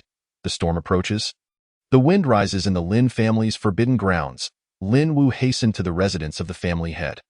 Upon receiving permission to enter, he rushed inside, exclaiming, "Father, that clever lad Shi Yin has been evading us. Hiding within the Ji family. It is challenging for me to take action." Hearing this, Lin Huayuan opened his eyes from meditation. After a moment of contemplation, he replied slowly, "I understand. I will devise a means to draw him out. Await my notification." Lin Wu nodded, preparing to take his leave when suddenly, Lin Yaoxian barged in. "Grandfather, second uncle, trouble has arisen. Ji Changhe has taken away that battlefield reporter from earlier." Upon hearing this, Lin Huayuan furrowed his brow. His voice tinged with anger. "That Ji Changhe has become rather audacious. Father, it seems we must act swiftly before they escalate the situation." Lin Wu's expression revealed his anxiety. "I understand. I will make contact with our allies promptly. You may leave now," Lin Huayuan gestured dismissively. With that, Lin Wu and Lin Yaoxian respectfully bid farewell and exited the room. Along the way, Lin Yaoxian spoke with a hint of disappointment and grievance. "Second uncle, you must ensure Shi Yin is dealt with decisively. My cultivation speed has slowed by more than tenfold, and the fortunes of Great Xia have completely abandoned me." Lin Wu patted his shoulder affectionately, saying, "Yaoxian, your father entrusted you to me before his demise. I will ensure you are nurtured as the successor of Great Xia. Fear not. The fortunes that belong to you cannot be seized by Shi Yin." Lin Yaoxuan's eyes glistened with emotion as he nodded vigorously, filled with boundless anticipation for the future. He never wished to be outdone by others, and the thought of losing the favor of fortune left him uncertain about his path ahead. In the Lin family's forbidden grounds, Shi Yin sat cross-legged atop a mountain peak, meticulously observing the fallen stars. Previously, while being pursued by numerous formidable beings at sea, he sensed an immensely powerful aura within the stars. One that was on the verge of awakening. Even the mightiest by Feng Huang he had encountered paled in comparison. Could it be the Emperor? Shi Yin felt a surge of astonishment. Bai Feng Huang was already a peerless figure at the pinnacle of the celestial transformation realm. If someone were stronger than her, it could only be the Emperor. After all, this was the Emperor's weapon. Could it be that I am truly the son of the Emperor? Shi Yan's expression froze, his thoughts becoming increasingly intricate. At this moment, he recalled much. If Bai Feng Huang is indeed, as I suspect, my mother, then the reason the Emperor took her son was to prevent me from growing up among the other races? Rubbing his temples, Shi Yin felt a headache coming on. To verify all this, he would need to confront Bai Fenghuang directly. Yu Lan. Could she perhaps know some truths? Suddenly, Shi Yan's expression shifted, recalling something. Previously, when Ji Changhe attempted to confront Bai Fenghuang, Yu Lan had intervened. At that time, her gaze and tone suggested a familiarity with Bai Fenghuang. Yingu, my father has requested that you seek him out. As he pondered, Ji Yunfan approached from behind. All right, Shi Yin nodded and followed him into the grand hall. He scanned the surroundings and noticed that aside from Ji Changhe seated in the main chair, a woman was bound below, the very battlefield reporter who had previously edited the video misleadingly. Uncle, what is this? Xiao Yin, I intend to unearth the mastermind behind your earlier entrapment, so I plan to interrogate her, Ji Changhe replied with a smile. Upon hearing this, Shi Yin shifted his gaze, scrutinizing the woman closely. She appeared quite ordinary, bearing numerous fresh wounds, likely having undergone recent torture, her eyes devoid of vitality, remaining silent. Observing this, Ji Yunfan stepped forward to explain. She is stubbornly silent, refusing to speak. We plan to forcibly extract her memories. Upon hearing the mention of memory extraction, the woman scoffed disdainfully and finally spoke. Don't waste your effort. I am merely an ordinary person and will burst apart within seconds under duress. After saying this, she turned her gaze to Shi Yin. Do you think everyone is like you? Unable to be broken? Slap. Ji Yunfan delivered a resounding slap. How dare you speak to my Yin Gu in such a manner? Shi Yin stroked his chin, pondering for a moment before suggesting, perhaps there is someone who can handle her. Who? Ji Changhe inquired with interest. Micaiah, Shi Yin replied. Then let her come and give it a try. Thus, Micaiah, who had been enjoying herself outside, was swiftly summoned back upon hearing the matter. She immediately widened her sparkling azure eyes and feigned anger, exclaiming, What nonsense is this? Don't let my cool demeanor fool you. Inside, I'm a soft girl. How could I dare to engage in torturous acts? Shi Yin shot her an eye roll. I didn't notice your coolness. What do you see then? Micaiah leaned in curiously. A fool, Shi Yin replied calmly. Is this how you treat your savior? Micaiah's expression darkened. I am not jesting. I know you are a cunning woman. When it comes to dealing with women, you must have your methods. Shi Yin stated earnestly. Heh, Micaiah chuckled coldly. Is this how you seek help? Regardless, she still led the reporter inside. As they walked, she clarified. Let me make it clear. I am genuinely a gentle girl.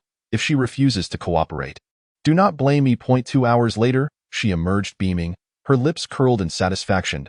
As for the battlefield reporter, she had been thoroughly broken down. She has confessed, Micaiah said with a slight smile. This smile sent a shiver down Ji Yunfan's spine, who inwardly mused that this woman was somewhat terrifying. What did she say? Ji Changhe asked urgently. Speak quickly. Micaiah glared at the reporter. The latter trembled uncontrollably, her spirit shattered, and she hastily confessed that it was the Lin family who instructed me to do this. They wanted me to follow Shi Yan seniors, then record videos and publish them online. Please kill me. After finishing her confession, the reporter knelt before Micaiah, knocking her head against the ground. Indeed, these wretched creatures. They are nothing but parasites of Great Xia. As long as they remain, Great Xia will never know peace. Fury surged within Ji Changhe, and he smashed the jade table before him. Was it all recorded? Shi Yin turned to inquire. They had long suspected the Lin family was behind it, and now they finally had irrefutable evidence it's been recorded and can be released at any time, Ji Yunfan confirmed. Taking a deep breath to suppress his anger, Ji Changhe inquired gently, Xiao Yin, what are your thoughts? I wish to hear your opinion. Shi Yin replied. I believe we should avoid alarming the snake in the grass. They will undoubtedly make further moves. We should remain vigilant and use this time to prepare. Ji Changhe nodded in agreement, recognizing the wisdom in this suggestion. The Lin family wielded considerable influence in Great Xia, with numerous paramount figures aligned with them. This evidence would likely only embroil the Lin family in a whirlpool of public opinion, without inflicting any substantial harm. Indeed, the Lin family could easily push Lin Wu to take the blame. Then we shall proceed as such. Let us observe the subsequent actions of these wretched creatures, Ji Changhe declared coldly. Chapter 79. Shi Yan's plan in the Grey Palace of Eagle Nation, the highest command center of the Eagle Nation. The elders' representatives from the 9 nations had convened to discuss pressing matters. The elder from Sakura Country spoke first. Lin Huayuan from Great Xia sent me a secret message, inquiring whether we would like to eliminate Shi Yin and Ji Changhe. What are your thoughts? A multitude of inquiring gazes fell upon them. How shall we proceed? The elder from the Sakura nation explained with grave seriousness. He has instructed us to send individuals to the Great Xia. At that time, the Lin family will strike first, and our role will merely be to assist. Upon hearing this, the 8 individuals were momentarily taken aback, their expressions laden with astonishment. Among them, an elder from the Sun Never Sets nation scoffed, saying, "To venture into the land of the Great Xia? Is he truly attempting to ensnare us like fish in a barrel? How foolish of him to conceive such a plan." The Sakura Nation's representatives shook their heads. In truth, it is the Lin family who desires Shi Yin's demise the most. Since he has now presented us with this opportunity, I believe we ought to seize it. The elder from the Germanic realm also endorsed this proposal, echoing, "You all heard Shi Yin's fierce declarations in the maritime domain. Should he ascend to the position of emperor, he would undoubtedly seek our ruin." After a thorough discussion among the 8 elders, the majority cast their votes in favor. If we do not grasp this chance, it will indeed be exceedingly difficult to eliminate Shi Yin as long as he remains within the confines of his nation.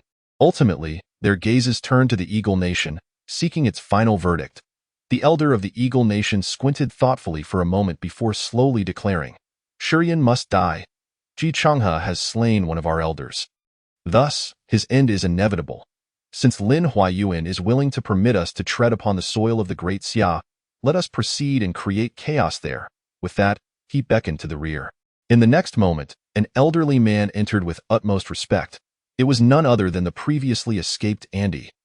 "Andy, you shall accompany Elder Qi on this mission, seeking redemption for past failures. Should you falter again, do not ever return." Andy nodded, confidence radiating from his demeanor as he assured, "Fear not, great elder.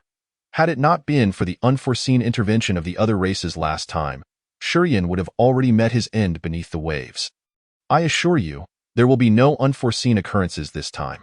Just then, the elder from the Sakura Nation glanced at the communicator before interjecting, "Lin Huayuan has sent word that we may depart in half a month. He intends to take action during the coronation ceremony. Very well, let us return and prepare." The others nodded in agreement, bidding farewell as they took their leave. Once the 8 elders had departed, the elder of the Eagle Nation turned to Andy and said, "Should you encounter Mitsai, dispose of her without hesitation. This traitor is unworthy of being an eagle." Andy's expression faltered, hesitatingly inquiring, "But will the angelic race not have any objections?" The elder of the Eagle Nation calmly explained, "The moment she destroyed her divinity to save Shi Yin, the angelic race ceased to recognize her as one of their own." Meanwhile, within the Ji family, Shi Yin had been engrossed in secluded study of ancient texts. At last, his perseverance bore fruit as he discovered what he sought. "Yunfan, does your family's treasury possess this item?" Ji Yunfan gazed at the illustration in the ancient tome, his face alight with astonishment. "Phantom clay. It can be molded into an exact likeness of oneself?" Shi Yin nodded affirmatively. Ji Yunfan fell into contemplation, and after a moment, his eyes brightened with excitement. "I believe we have some in the treasury. Allow me to retrieve it for you." By afternoon, he returned to the mountaintop carrying a considerable quantity of black clay. "Brother Yin, I have found what you desire. It should be sufficient to shape a person." "Thank you." Shi Yin gazed at the writhing mass of black clay, shimmering with an eerie light, a surge of exhilaration swelling within him. With this, he could realize his final plan. He began following the method recorded in the ancient tome, dripping his blood into the clay and kneading it. Ji Yunfan sat quietly beside him, his eyes glimmering with curiosity. As the sun dipped below the horizon, casting a golden glow upon their faces, Ji Yunfan looked up at the setting sun, reminiscing. "Brother Yin, do you recall when we sat atop the H2 cliff? The scenery was just as beautiful. How swiftly time passes." Shi Yin smiled slightly, imparting with profound meaning. "Yunfan, should you witness a video of my demise, do not grieve, for I shall return." Yunfan's expression faltered, and he glanced down at the nearly formed phantom clay in Shi Yin's hands, incredulously asking, "Are you planning to execute a grand escape?" Shi Yin nodded. "Indeed, I intend to seek out someone I have long wished to meet. I cannot remain a pawn of the Lin family any longer." Ji Yunfan's eyes reflected reluctance as he asked, disheartened, When will you return, Brother Yin? Shi paused, gazing into the distance with unwavering resolve. When I have become sufficiently powerful. However, I shall orchestrate something monumental before I depart. Just how monumental? Ji Yunfan exclaimed in astonishment. This monumental? Shi gestured expansively with his hands. Ha ha ha! The two erupted into laughter. Before long, the phantom clay in Shi's hands had taken shape, perfectly mirroring his height and appearance, lifelike in every detail save for the absence of a soul, rendering it immobile. The following day, Shi sought out Mitsai, who was savoring the culinary delights of the great Xia. What do you want? Mitsai replied testily, sensing no good intentions. I wish to dissolve our contract. Thereafter, you may either return to the Eagle Nation or remain in the great Xia. I shall ensure they look after you. Shi stated. Upon hearing this, Mitsai halted, the morsel poised for her mouth. Are you serious? She blinked, disbelief etched across her features. Serious, Shi affirmed. Very well, let me take a bite. A drop of blood will suffice to nullify it. A glint of mischief flickered in Mitsai's eyes. Shi, taken aback, thought it was too simple, yet extended his arm without further contemplation. Mitsai swiftly seized it and bit down, but instead of drawing blood, she left 2 rows of teeth marks and laughed heartily. Ha ha ha. Fool! A divine contract cannot be dissolved until 3 years have elapsed.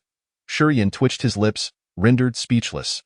This girl is no longer young, yet still quite naive.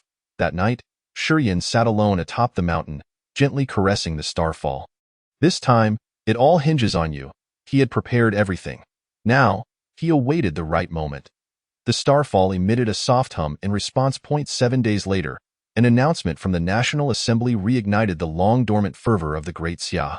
Tomorrow at 9 o'clock, in Yinhuang Square, Shi will be crowned as the unparalleled king. All citizens are urged to carve out time to witness this grand ceremony. In the Ji family's forbidden grounds. Ji Changhe opened his eyes, a glint of sharpness and murderous intent flashing within. At last, the moment has come. Chapter 80. The storm bruised. The issuance of this announcement sent waves of excitement rippling through the populace. Although 2 months had elapsed since the last human race competition, discussions had dwindled. Yet, they had merely suppressed their fervor, awaiting this day. The coronation ceremony also serves as a celebration of the accomplishments achieved in the human race competition, marking a fitting conclusion to the honors and merits garnered by Shi. He rightfully deserves this title as the unparalleled king. From this moment forth, I shall follow in Shi's footsteps, rallying for him. Ha ha ha, what a splendid unparalleled king.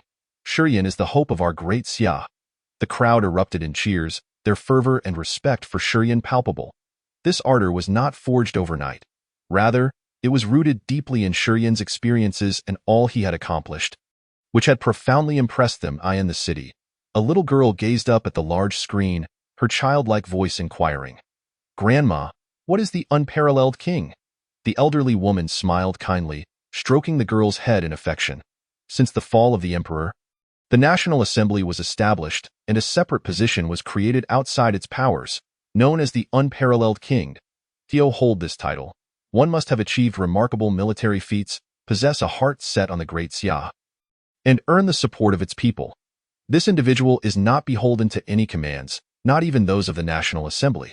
Should the need arise, they may mobilize any combat forces at will. As this position is singular, it is termed unparalleled. For millennia, only Shi has been bestowed with this title.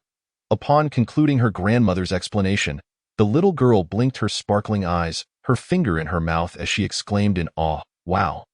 How impressive! Meanwhile, on a small island in the maritime domain of the Great Xia, Lin Huayuan was hosting representatives from 9 nations, strategizing their plans. Great Xia Elder, please speak plainly. When shall we infiltrate? How many reinforcements do they possess? The elder from the Sakura nation inquired impatiently. Lin Huayuan furrowed his brow, feeling displeased. Yet, recognizing the gravity of the matter, he forced a smile, responding in a light-hearted manner.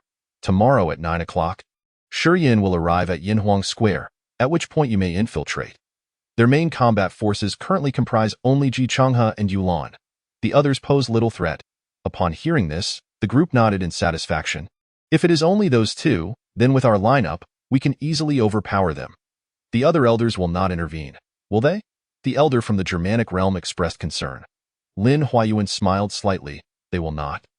I have a plan that will ensure they do not interfere. That is reassuring. The group exchanged knowing smiles, their lips curling into enigmatic grins. Since Lin Huayuan dares to allow them entry, their intentions must extend beyond merely eliminating Shiyan. They are determined to orchestrate further chaos before departing. What's that? Suddenly, the seventh elder of the Eagle Nation glared out the window, his voice cold as ice. Pursue. In the next instant, all present vanished without a trace. Upon their reappearance, they had encircled a white-haired old woman in the center. Jean Lan, are you tracking me? A flicker of murderous intent flashed in Lin Huayuan's eyes as he cast a chilling gaze upon her. The newcomer was none other than the head of the Jean family, one of the current 13 elders. What a Lin Huayuan, colluding with external enemies to conspire against the young sovereign of the Great Xia. This is treason. Jean Lan seethed with fury. She had sensed something amiss with the Lin family recently and intended to investigate, only to stumble upon this heinous act of betrayal. Treason? Lin Huayuan laughed heartily. Ha ha. My feelings for the Great Xia surpass those of anyone else. Upon hearing this, Jean Lan spat in disgust and retorted coldly, Do you even deserve to speak? To invite wolves into the fold and plot against one who is suspected to be the son of the emperor. Either of these charges alone is sufficient to nail you to the pillar of shame. Earning you the scorn of the Great Xia's populace for eternity, Lin Huayuan's smile gradually froze. Narrowing his eyes, he ground out through clenched teeth, The populace. What can they change? They should simply close their eyes and accept our protection. Our Great Xia is perfectly fine as it is. We need not birth another emperor to disrupt the balance. The people from the 9 nations laughed in agreement. Indeed, emperors belong in legends. We can't afford another. Ha ha ha. Witnessing their vile expressions, sorrow welled in Jean Lan's eyes. She mourned for the Great Xia, lamenting the existence of someone like Lin Huayuan, especially one so high in status. She grieved for the emperor, who had safeguarded the Great Xia and the entire human race for millennia, only to ultimately lose even his sole heir. Stop wasting words with her. Kill this old hag. The elder from Sakura Nation struck first. Aware that she could not escape her fate today, Jean Lan chose to burn her essence to unleash her maximum combat strength, hoping to take someone down with her. Do not kill her. Simply seal and imprison her. I have many questions to ask her, Lin Huayuan shouted anxiously. The following morning, the weather was gloomy, casting a gray pall over everything, foretelling a day of unrest. In Yanhuang Square, it was already overflowing with people. A cursory glance revealed at least 1 million individuals, densely packed, all heads. These individuals had occupied their spots a day in advance, fearful that if they lagged even a moment, they would miss the vibrant atmosphere of witnessing the event live. The rest of the Great Xia populace had also risen early, hastily washing up and awaiting the broadcast. Meanwhile, in other nations, many had similarly tuned into the international channel, eagerly anticipating the commencement of the live stream. Though not as fervent as the people of Great Xia, they too wished to witness Shiyan's prowess once more, as the shock he had delivered during the Human Clan tournament was undeniably profound. In the Ji family hall, let us go. Ji Changhe waved his hand, leading the way. Shiyan followed closely behind. Upon exiting the door, they found several familiar faces waiting. Qin Mo, Lu Tsong, the Ji siblings, Xiao Lingxi, Mikaya, and many others acquainted with Shiyan. Wait. Just as they prepared to board the airship, a striking figure in blue descended from the sky. Master, what is it, Yulan? Shiyan turned to inquire. Yulan smiled faintly, offering no reply. Instead, she approached him and retrieved a suit of armor from her nanobag. The armor gleamed in a silver hue, radiating an enigmatic aura, crafted from unknown materials. This is the armor worn by the emperor in his youth. I have preserved it all this time. Today, I bestow it upon you for your ascension to king. Yulan's face was adorned with a nostalgic smile as she carefully donned the armor on him. Her gentle touch akin to that of handling a rare treasure. Upon hearing her words, everyone present, except for Shiyan, was momentarily taken aback. Yet, they refrained from probing further, knowing that Yulan had shared a deep bond with the emperor. It fits perfectly. Yulan patted his shoulder and urged, let us go. Thank you, Yulan. Shiyan smiled softly. At the same time, within the Phoenix forbidden zone of the alien races, a woman resembling Tong Tong hurried to the lake's edge. Clan leader, The little girl who used to be by the emperor's side has sent a message. Who? Yun Xian turned in surprise. The great Xia Mage Yulan, disciple of the emperor, Lu Li explained. Upon hearing this, Yun Xian sprang to her feet, excitement coursing through her. What did she say? Is it related to Yenner? Lu Li nodded and handed over an envelope. Opening it, Yun Xian read, Shermu, at 9 o'clock today. Xiao Yin is to be crowned as the unmatched king. However, this may be a trap. I implore you to come to the borderlands for support and take Xiao Yin away. Without a moment's hesitation, Yun Xian transformed into a streak of light and vanished. Lu Li informed the other 4 royal families to hurry to the borderlands of Great Xia. Her voice resonated in the void. Brothers, the climax is upon us. I assure you, it will be thrilling. Seeking encouragement. Chapter 81. Unmatched King. In Yinhuang Square, the crowd surged. Ordinary citizens and students occupied the intersection, while combat troops stood outside. A long, straight path was left clear, extending from the entrance of the square to the statue at its center, laid with a red carpet. On either side of the red carpet stood formidable combat troops, each boasting considerable strength. All at least at the unmatched realm. The square buzzed with noise, everyone engaged in lively discussions. How strange. Why are so many combat troops present for our great Xia's internal coronation ceremony? Someone whispered. I don't know, perhaps they think it adds prestige. A companion shook their head. At precisely 9 o'clock, a long and resounding chime echoed in every direction. Silence fell over the crowd, the vast square becoming so quiet that one could hear a pin drop. Shi Yin, are you present? A stern-faced elder shouted from beneath the statue. Here, came the response. All eyes turned towards the back, focusing on the tall, familiar figure. Shi Yin appeared calm, his gaze deep as the starry sky. Clad in silver armor and wielding a spear, he advanced step by step. Each footfall seemed to echo upon the hearts of the crowd, stirring a mix of tension and excitement within them. Shi Yin, what is the meaning of bringing a spear to the coronation? One voice questioned. While the spear exists, so too does the man. Should the spear perish, so shall the man, Shi Yin replied coldly. His eyes unwavering. In that moment, a palpable shift enveloped the square, a chilling aura of hostility settling in, raising the hairs on the back of many necks. Some sensitive individuals sensed that something monumental was about to unfold. But a portion of the fervent youth fervently supported Shi Yin, voicing their backing.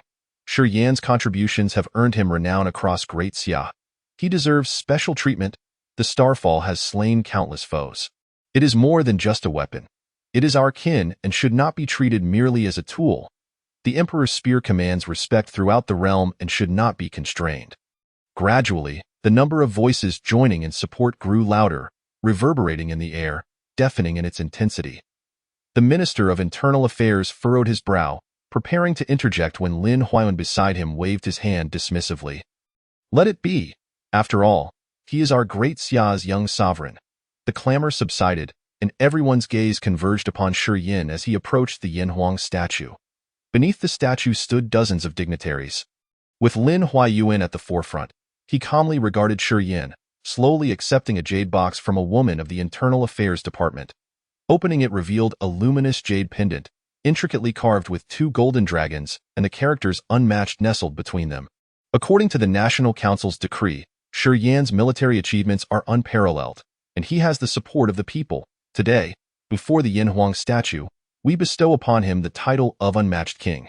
As Lin Huayun's words echoed, he personally placed the jade pendant around Shi Yin's neck. In that instant, Ji Changhe and Yulan's eyes locked onto Lin Huayun, prepared to retaliate should he exhibit any hostility. Stay strong.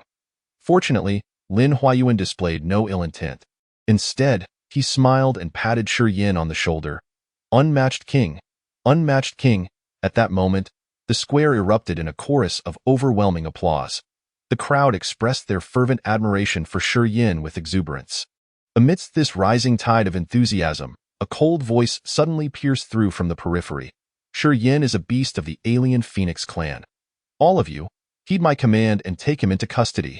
The speaker was Lin Wu, his aura brimming with murderous intent as he strode towards the center of the square, accompanied by a host of formidable warriors. His proclamation. Not only did the audience fall silent, But even the vast population of Great Xia watching the live broadcast was rendered speechless. Expressions froze, minds momentarily unable to comprehend the implications. Shi Yin? A beast? The Phoenix clan? How could these possibly be linked? Thoughts raced through their minds. Could a beast forsake all desires to guard the borderlands for a decade? Could a beast endure inhumane torment from foreign races? Could a beast single-handedly slaughter through alien ranks? Wielding a blade against its kind? Could a beast, after having its powers stripped, still arrive in time for the human clan tournament to turn the tides and help Great Xia claim victory? Countless thoughts and images flooded their minds, and no matter how they pondered, they deemed it impossible. Not just the people of Great Xia, but also those abroad found it unfathomable. It seems Great Xia is in for another internal conflict. This will be quite the spectacle. The dramas of Great Xia are indeed plentiful. It appears only the emperor can rein them in. The Lin family is indeed intriguing. Why is it that such a young and illustrious supreme being is continuously targeted? The answer is quite simple. Some seek to dominate the Great Xia. Foreigners are abuzz with discussions, freely expressing their opinions without fear of retribution from the Lin family, as they are not in the Great Xia. Meanwhile, at the Yinhuang Square, once the crowd regained their composure, an uproar of indignation erupted. Lin Wu, what do you mean by this? Are you trying to stir up trouble again? General, you have already disappointed us once. Please refrain from such nonsense. The Lin family is relentless. What has Shi Yin done to deserve this? Upon hearing the discontented murmurs, Lin Wu's expression remained unfazed. He strode purposefully towards Shi Yin, a palpable intent emanating from him that all could sense. Lin Wu, should you dare to take another step forward, do not blame me for disregarding our camaraderie. Chinamo leaped from the crowd, brandishing his sword in front of him. What do you mean by that? Chinamo? Do not forget you are a general of the Great Xia. Are you contemplating treason? Lin Wu's anger surged, hastily accusing, "It is not I who is treasonous, but perhaps you," Chinamo retorted coldly. Refusing to yield, "General Lin, are you mistaken? How could Shi Yin possibly be a beast?" A voice from the crowd questioned in discontent. Lin Wu paid no heed to him. Such a level of inquiry was hardly worthy of his response. However, Lin Yaoxian among the crowd raised his voice, declaring, "Fellow compatriots, we possess irrefutable evidence that proves Shi Yin is of the Phoenix lineage. First, the black and white flames he wielded are said to be the ancestral power of the Phoenix clan. Second, his physical strength and ability of rebirth are unique to the Phoenix. Third, why did the white Phoenix that suddenly appeared in the Pacific kill all those who threatened him, yet spared Shi Yin? Why did it refrain from attacking the people of Great Xia? With so many inconsistencies, do you not find his identity questionable?" Lin Yaoxian articulated each point, his handsome visage adorned with smugness and derision.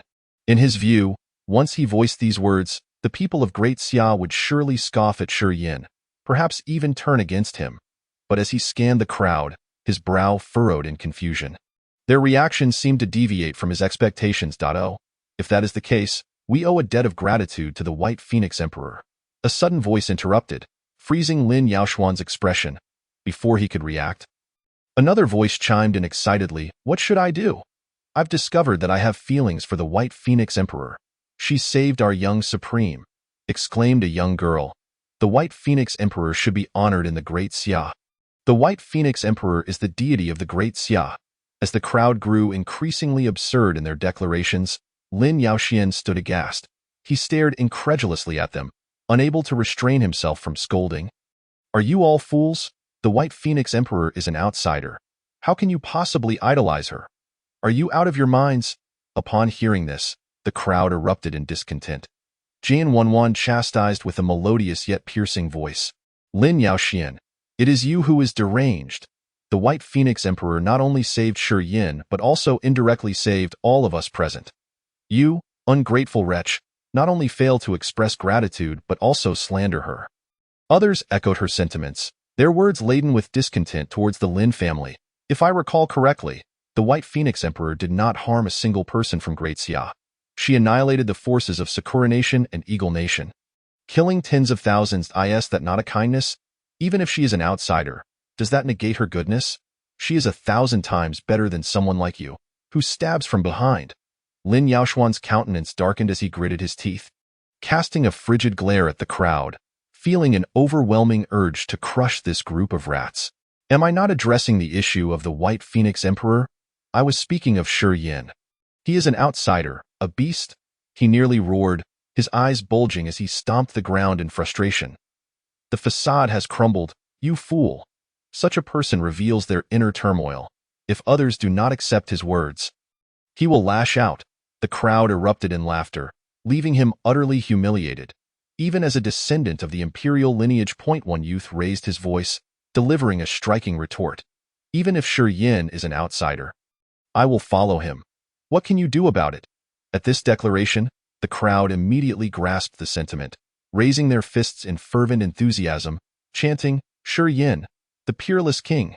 Shi Yin, the peerless king. The roars of over 1 million voices coalesced into a mighty wave, scattering the clouds above. They were not fools. Their hearts were clear. Everything Shi Yin had done over the years had profoundly touched each individual. If even such a young supreme being was unworthy of trust and allegiance, then who in the great Xia could be deemed trustworthy? Thank you all. Shi Yin's eyes glistened with emotion as he silently absorbed the scene, etching it in his heart. These people were worth protecting. He had not strayed from his path. Recently, he had worried about his identity, but now it seemed entirely irrelevant. What mattered was his name, his being. Outside Yinhuang Square, the people of the 9 nations concealed their appearances, masquerading as ordinary folk awaiting developments. Shi Yin had already become a force to be reckoned with. Even in his youth, the emperor had not wielded such unifying power. An elder from Sakura Nation furrowed his brow, a surge of unease rising within him. Damn it. Why hasn't the Lin family signaled yet? I am eager to act. Andy's expression betrayed his impatience. His desire to kill Shi Yin burned fiercely, fearing that delay might invite unforeseen complications. Beneath the statue, Lin Huayuan's eyes flickered with a hint of darkness. This was not the outcome he had anticipated. He had hoped to expose Shi Yin's identity, causing the people of Great Xia to lose faith in him, thus ensuring that even if he personally killed Shi Yin, no one would raise a voice in protest. Yet now, this had only served to strengthen the people's unity. The people of the 9 nations were his trump card, which he did not wish to deploy, for the repercussions could be far-reaching. Perhaps beyond his control, on the red carpet, Lin Wu had entirely lost his patience. Today, Shi Yin must die. If he could not be eliminated now, the Lin family would inevitably suffer. Warriors of the Great Xia, heed my command. Immediately slay this foreign scoundrel before the Yinhuang statue. In reverence to our ancestors. Upon Lin Wu's pronouncement, thousands surged forward, obstructing the soldiers on either side of the red carpet, preventing them from attacking Shi Yin. Lin Wu, if you have the capability, come and kill us all. I wish to see if you dare to wield your blade against ordinary people. Without Shi Yin, in the event of war, we shall die regardless. Rather than that, we might as well perish alongside him today. Do not force my hand. Why must you compel me? Lin Wu roared internally, his eyes ablaze, his weapon clanging in his grip as he struggled to contain the murderous intent swelling within him. Seizing the opportunity, Lin Yaoxian stepped beside him, urging, Second uncle, give the order. It is they who have brought this upon themselves. Do not pity them. A glimmer of malice flashed in Lin Wu's eyes. He then raised his sword to the heavens. Kill, General, do not kill. The tens of thousands of warriors on either side of the red carpet shouted in unison, standing resolutely in place. This act of defiance infuriated Lin Wu. His face darkened with murderous fury as he coldly rebuked, You dare defy military orders? A commander stepped forward, kneeling on one knee. General, according to the laws of the Great Xia, no combat unit may strike against the peerless king unless he commits treason. Lin Wu could no longer contain himself, swinging his sword to decapitate the commander. Immediately kill Shi Yin. Whoever dares to defy military orders will meet the same fate. He believed this action would instill fear in all. Yet the soldiers remained unmoved. General, we cannot harm the peerless king, nor can we lay a hand on ordinary citizens. If you harbor anger, then slay us instead. Tens of thousands of soldiers were misty-eyed, their expressions filled with sorrow. Their duty in the combat unit was to protect their homeland. This was not solely about defending the lands of the Great Xia, but also safeguarding the lives of those who resided there. If they were compelled to strike at ordinary citizens, how would that differ from the enemy? Lin family's forbidden troops, heed my command. Advance at once." Lin Wu, consumed by fury, resorted to his trump card. In the next moment, thousands of dark figures descended from the sky, their murderous aura palpable, blotting out the sun. These were Lin family's loyal forces, personally trained by Lin Wu. Showing no mercy, only obeying the commands of the Lin family. "Block them!" Chinamo bellowed. In an instant, tens of thousands of elite soldiers surged forward from both sides of the square, roaring with defiance. "Chinamo, are you attempting a rebellion?" Lin Wu screamed, his voice hoarse. "This great Xia is not governed by the Lin family. It is you, Lin Wu, who is rebelling." Chinamo replied coldly, his aura rising steadily. "Strike, strike, strike harder." The audience from the Eagle Nation is exhilarated. "Calm down. The minions of the 9 nations are watching you closely." The citizens of the Bear Nation are filled with trepidation, dreading such an outcome. "Cease your actions." Just as the two armies are on the brink of battle, a venerable elder from the Great Xia steps forth to halt the conflict. Asked the third elder, "I command you." The subordinates of Chinamo, to withdraw at once, Ouyang Jing bellowed. Tens of thousands of soldiers remained unmoved. A deputy commander coldly asserted, "I regret to inform you, third elder, that we heed only the orders of General Qin." How audacious! Ouyang Jing's anger surged.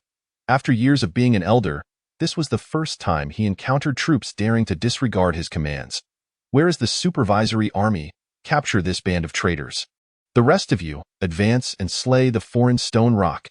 As Ouyang Jing's words fell, a thunderous roar erupted from the distance, as 100,000 formidable warriors rushed forth. They only obey the commands of the council elder, remaining at the rear to supervise unless the flames of war have reached the land of Great Xia. Those who entered the supervisory army are the elite among elites, significantly stronger than ordinary soldiers. Chinamo furrowed his brow, preparing to issue a command to forcibly halt his subordinates when Stone Rock stepped forward, saying, "General Qin, let them retreat." Subsequently, his entire aura erupted, instantly reaching its pinnacle. Asked the unparalleled king, "I command you to halt. Should anyone dare approach further, do not blame me for meeting you with arms." Stone Rock's declaration caused the footsteps of the supervisory army to falter. The title of unparalleled king carried considerable weight in their hearts, granting him the authority to summon any combat forces, yet they were not given the opportunity to decide. Ouyang Jing's voice rang out again, imbued with an undeniable authority. "The supervisory army, slay him. Stone Rock is a foreigner. He has no right to command you." Upon hearing this, the 100,000 supervisory army gritted their teeth, charging towards the square with murderous intent. Beneath the statue of Yin and Huang, Lin Huayuan's lips curled into a silent smile. He awaited this moment. Should Stone Rock dare to wield his slaughtering blade against the soldiers of Great Xia, he could justifiably strike him down with a single palm. Kill! The supervisory army soared into the air, directly bypassing the ordinary citizens attempting to obstruct them. Just as they were about to collide with Stone Rock, Yulan instantaneously positioned herself before them, coldly stating, "Stone Rock is clad in the Emperor's battle armor. Let us see who dares lay a hand on him." With these words, the supervisory army froze in place, hesitating to advance another step. This was not fear, but respect, a profound respect for the Emperor's unwavering legacy. He had led Great Xia for a millennium, safeguarding it with unparalleled merit, becoming the deity of faith in the hearts of all.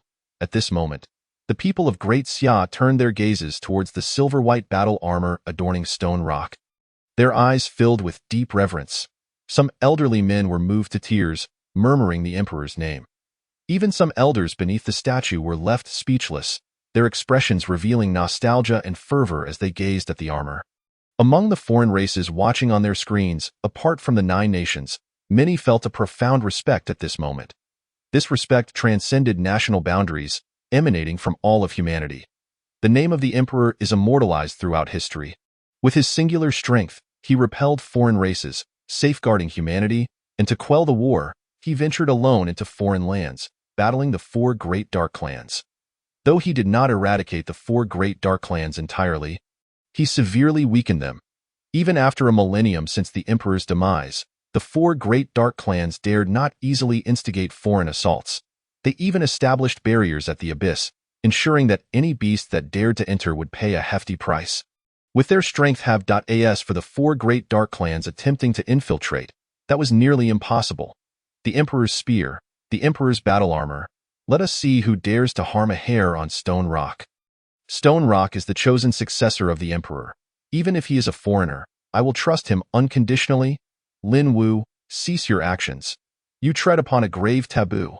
And you, Elder Ouyang Jing, I recall from my readings that the Emperor once saved your life. Is this how you repay him? The crowd's emotions ignited completely. The appearance of the Emperor's battle armor drove them into a frenzy. It seemed that the one standing on the crimson carpet was not Stone Rock, but the true Emperor. Lin Wu's fury reached its zenith. The sudden emergence of the Emperor's battle armor forced him to reassess the situation. Ultimately, he cast his gaze towards his father before the statue. Lin Huayuan nodded at him. Receiving the signal, Lin Wu gritted his teeth and unleashed a sword beam towards the void.in the next instant. Outside Yin and Huang Square, more than a dozen terrifying auras erupted. Ha ha ha! You dare not touch the Emperor's possessions. Then allow me to take action. Stone Rock, today you shall perish. The younger generation of Great Xia, step aside, lest I strike you all down with a single blow. The laughter of the 9 nations was raucous as they raced toward this direction. They had awaited this moment for a long time. If the Lin family did not issue a command soon, they were prepared to take action themselves. Lin family, how audacious of you! To allow the wolves of the 9 nations into the land of Great Xia. Ji Changhe stepped forward, raising his spear to confront the enemy. He had anticipated every tactic of the Lin family but never imagined they would enlist the aid of the 9 nations. Little Rock, flee. Head towards the border. Your mother is on her way. Yolan's expression was frantic as she began to chant a spell. In an instant, pillars of light surged into the air within Yin and Huang Square. You beasts of the 9 nations, come at me if you dare. Stone Rock harnessed the elements of space and time, flickering several times to appear a kilometer away. Racing towards the border, Ji Changhe, prepare to pay with your life. The elder from the Eagle Nation charged forward, targeting Ji Changhe, seeking revenge for the elder he had slain. Andy smirked sinisterly as he pursued Stone Rock.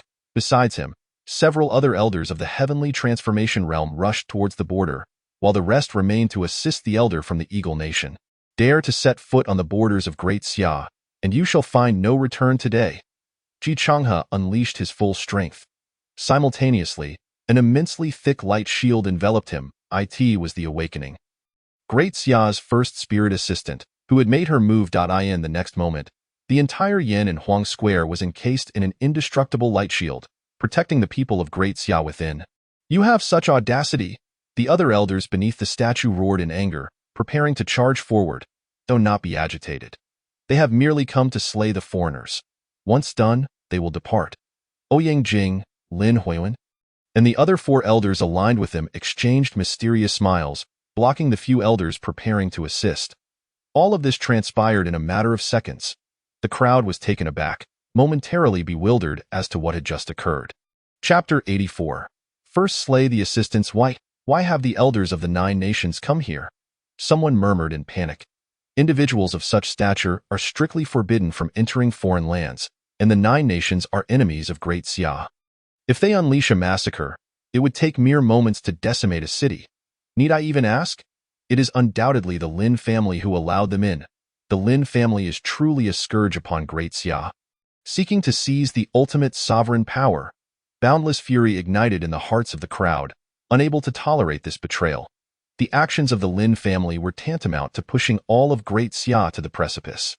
One misstep could lead to an irreversible plunge into the abyss.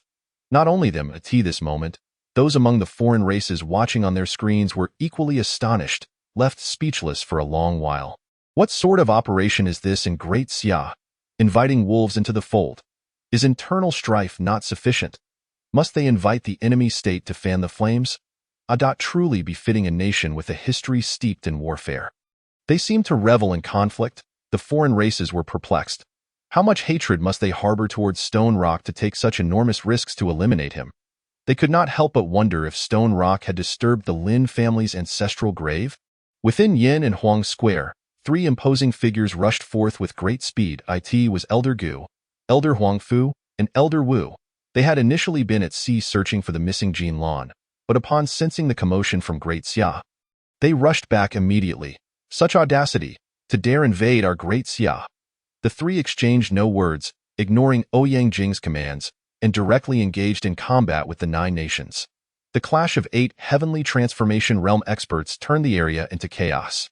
Were it not for the impenetrable light shield provided by the spirit assistants, the gathered crowd would have been reduced to ashes by the residual energy. Yulan, go protect Stone Rock, Ji Changhe shouted urgently.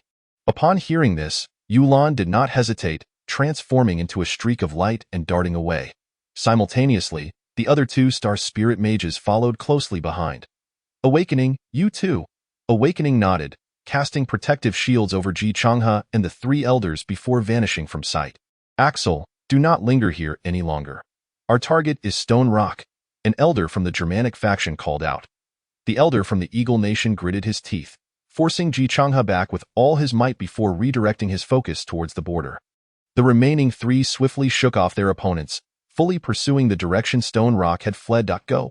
Protect Stone Rock. With Ji Changhe's words, he and the 3 elders transformed into streaks of light and disappeared. Thus, the square, which had earlier resembled the end of days, returned to tranquility. Who knows what has become of Stone Rock? How I wish he had escaped to a foreign land, a young girl expressed her concern. Shiyin, do not look back. You must escape. The young man clenched his fists, his heart racing with urgency. If only the White Phoenix Emperor could appear once more. The crowd prayed for Shiyin, their hearts heavy with anxiety. They longed to rush forward as well, but alas, their strength was insufficient. Not only would they be unable to change anything, but they would also distract Elder Ji and the others. Brothers, wait for me. I will relay the scene back. A battlefield reporter stepped forward, bravely exiting the protective barrier. I will go too. Another person stood up. Before long, dozens of fearless reporters dashed towards the borderlands. Why aren't you following along this time? Ji Hongyue looked at her brother in surprise. This was unlike his usual demeanor. Ji Yunfan replied nonchalantly. Brother Yin said he intends to cause a significant stir. What kind of stir? Ji Hongyue. Micaiah and Xiao Lingxi all cast their gazes upon him. I don't know. He didn't elaborate. Ji Yunfan shook his head. Time dragged on slowly. Each second felt like an eternity for everyone. Their eyes were fixed on the large screen in the square, desperate to know the situation at the borderlands. After an undetermined amount of time, the screen finally flickered to life. It's here. It's here. Their SN image. Upon seeing this, the crowd held their breath, anxiously searching for Shiyin's figure. On the plains, thousands of kilometers away from the borderlands, Shiyin found himself intercepted by the masters of the 9 nations. Damn it, it's not enough. Shiyin gritted his teeth, blood dripping from his palms as he gripped the gun handle, hoping to awaken the mysterious power within the meteorite. Although the radiance on the surface of the meteorite grew increasingly intense, there was a lingering feeling that something was missing. No other reactions were visible. Did I guess incorrectly? A sense of foreboding rose within Shiyin. Yet, there was no time for deep contemplation. Andy had already approached him, sinisterly mocking. Run, kid. Why aren't you running now? As the words fell, a palm struck towards Shiyin. Wherever the palm print passed, mountains crumbled, the earth cracked, and all living beings in the vicinity perished. Shiyin slightly parted his lips, once again employing the fusion of time and space to slow the palm's speed while leaping a kilometer away. You just to flee, incredibly annoying, Andy roared, his fury reaching its zenith. Throughout the chase, he had struck more than 10 times, yet each time, Shiyin had evaded him. At this moment, he finally understood the feeling of being in a situation where one wished to kill but could not. While the opponent continued to dance mockingly before him. Let me seal this realm. An absolute forbidden mage from the Sakura Nation arrived. With a wave, she unleashed 9 beams of light, connecting heaven and earth, firmly trapping Shiyin within. Die. The Emperor should die, and so should you. An elder from Germany arrived, unleashing a palm imbued with overwhelming power towards him. At this critical moment, a light shield enveloped Shiyin, absorbing the devastating blow. It was Tianqi who had arrived. As the light shield around Shiyin shattered, she immediately cast another one. Run, Yulan shouted, dispelling the 9 dragons sealing heaven formation. Meanwhile, 2 other star spirit mages swiftly intervened, blocking the next wave of attacks from the 9 nations. Behind them, Ji Changhe and the 3 elders soared in, reigniting the chaotic battle. However, The situation for Daxia was dire, with only 3 transformational realm experts and 3-star spirit mages. In contrast, the forces of the 9 nations, including those who had just arrived, boasted a total of 9 supreme figures in the transformational realm, not to mention experts like Andy from the sea-filling realm and several absolute forbidden mages. Were it not for Tianqi providing light shields and healing abilities, Daxia would have been defeated in an instant. At last, the crowd comprehended why Master Tianqi was often referred to as Daxia's treasure. With her presence, she was worth more than an army of thousands. We must eliminate that Holy Spirit assistant. She is a malignant tumor, the elder from Eagle Nation exclaimed in exasperation, without needing to be told. The people from the 9 nations had already realized this.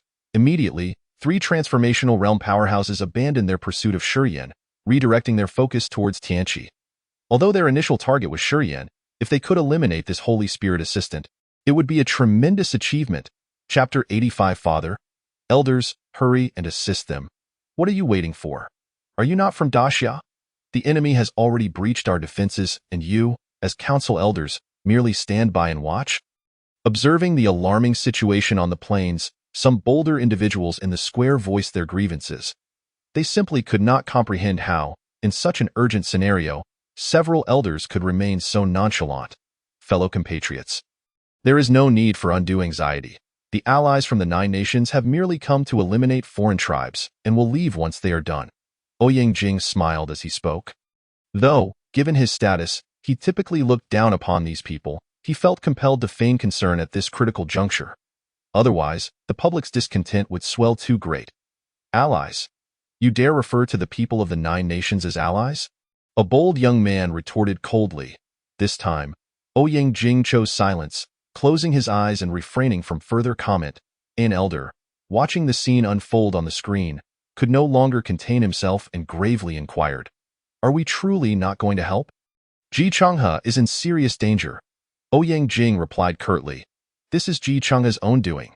He ignored our warnings and insisted on eliminating the elder from Eagle Nation, which has led to this grave mistake." Each time he recalled this, he felt a surge of anger. The 9 nations had initially offered exorbitant resources in compensation, only to have them squandered by Ji Changhe. Alas, an elder sighed, then continued, "What about the other 3 elders? And Tianqi? If they all fall, our combat power in Daxia will suffer immensely." Lin Huayuan, who had remained silent until now, explained, "Do not worry. As long as Shurian is alive, they will retreat." Upon hearing this, several elders could only remain silent, praying for a swift resolution. They did not wish for Daxia to fall, but even more so, they did not want to meet their own demise. Having lived to this age and wielding supreme power, they were indeed very concerned about their lives. If Lin Huayuan and Ouyang Jing did not intervene, relying solely on their own strength to assist would not suffice. They might very well perish. In the square, Ji Hongyue was nearly beside herself, almost stomping her feet in frustration. She clutched her skirt tightly, asking, "When will Shurian unleash his ultimate move? Father is about to reach his limit." Ji Yunfan shook his head, his youthful visage etched with anxiety. He only knew that Shurian had a plan but had never inquired further. Now, it seemed that something was amiss. "Brother, what are you truly thinking?" Xiao Lingxi's eyes brimmed with tears, her heart heavy with unease. "You wouldn't be foolish enough to trap yourself, would you?" Micaiah twitched her lips, increasingly perplexed by Shurian. On the plains, Tianqi, having endured attacks from 2 transformational realm experts, was compelled to shield herself entirely. This left Ji Changhe and the others vulnerable, their burdens multiplied, and they were already gravely injured. Yulan and the others were also in dire straits, each held back by a different elder from the 9 nations. "Kid, there's nowhere left for you to run," Andy pursued from the front, his killing intent palpable. He had always regarded Shurian as his primary target, thus his aura firmly locked onto him. No matter where Shurian fled, he could follow in an instant. "Shurian, accept your fate. If you don't perish soon, those who come to protect you will pay with their lives. If you still care for them, then understand what you must do." Lin Wu's voice echoed from behind, blocking Shurian's retreat. Simultaneously, supreme experts appeared on both sides, forming an insurmountable killing intent. Lin Wu's words caused Shurian to momentarily hesitate. He glanced toward the battlefield of Ji Changhe and Yulan, for the first time contemplating the possibility of abandoning his escape. Seizing this opportunity, Lin Wu rapidly closed the distance behind him. Ha ha ha, die. He laughed maniacally, finally seizing this chance, striking out with his palm in a critical moment. Chinamo intercepted the blow meant for Shurian and turned, shouting, "Go! Do not let Lin Wu confuse your mind."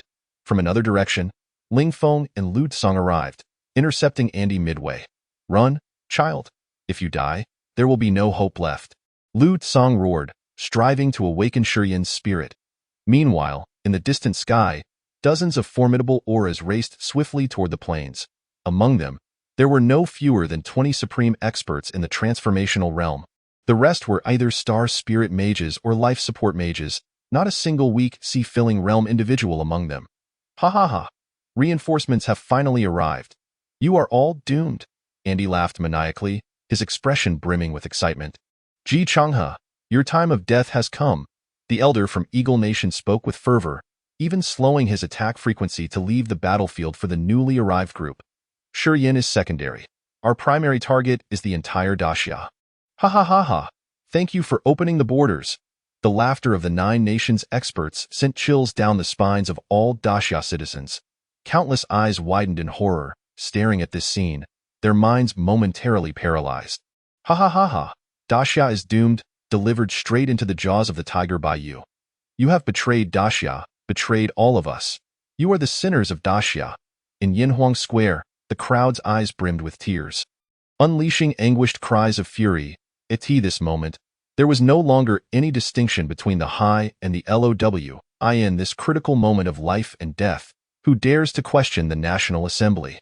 Why Yuan, what on earth is happening? An elder, unable to contain himself, inquired with a tone of panic. Do not fret. Lin Huan feigned calmness, yet his hand trembled slightly within his sleeve, betraying the turmoil within his heart. He had initially been reluctant to seek assistance from the 9 nations out of fear of losing control, never anticipating that the worst possible outcome would ultimately unfold. The wave of despair surged through the hearts of the people of Daxia.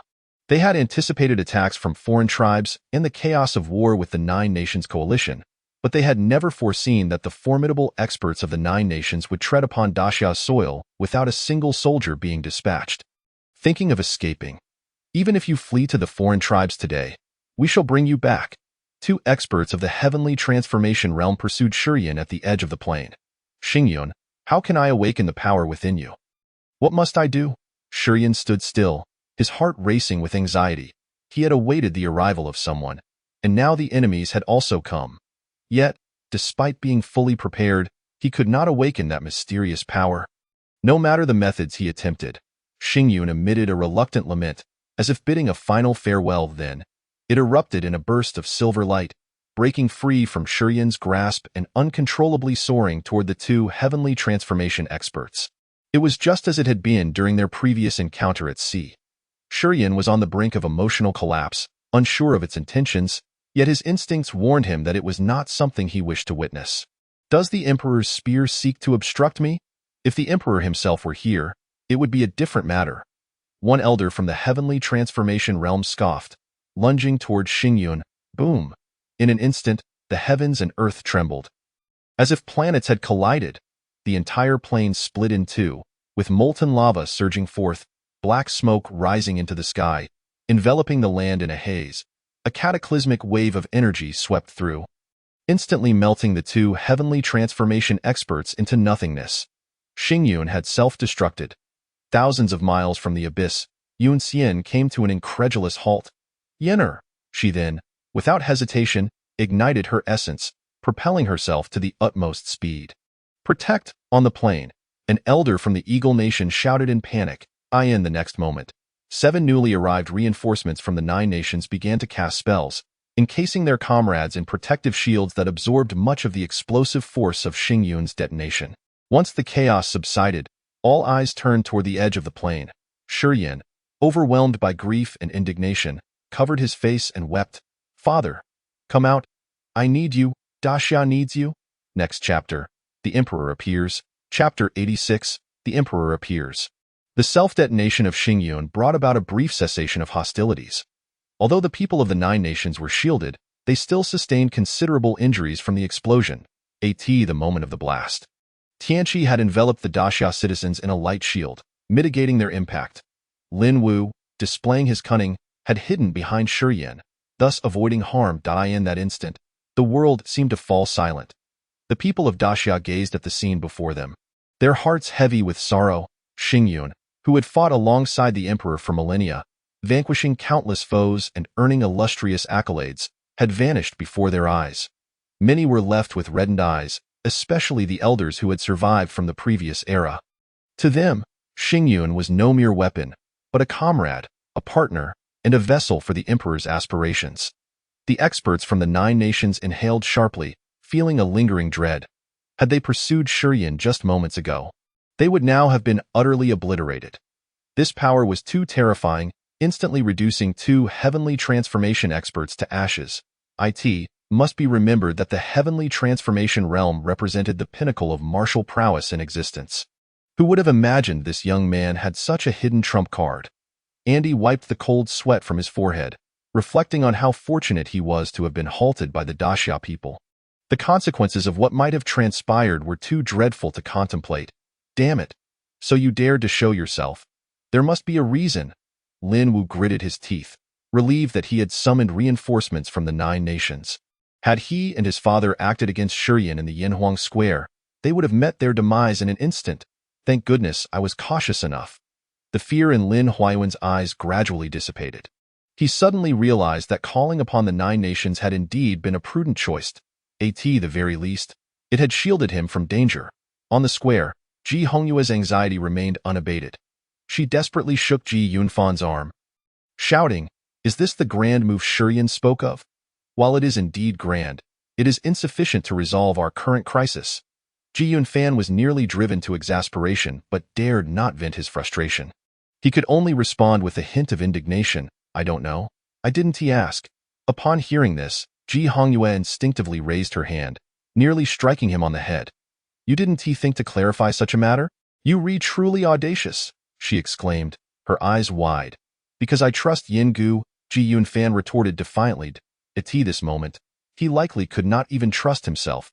Mijaya shook her head, a flicker of compassion crossing her eyes. "No, my brother would never undertake a reckless endeavor. He must have sensed something." Xiao Lingxi spoke with conviction. When Shiyan called out father, a mysterious aura enveloped the heavens and earth.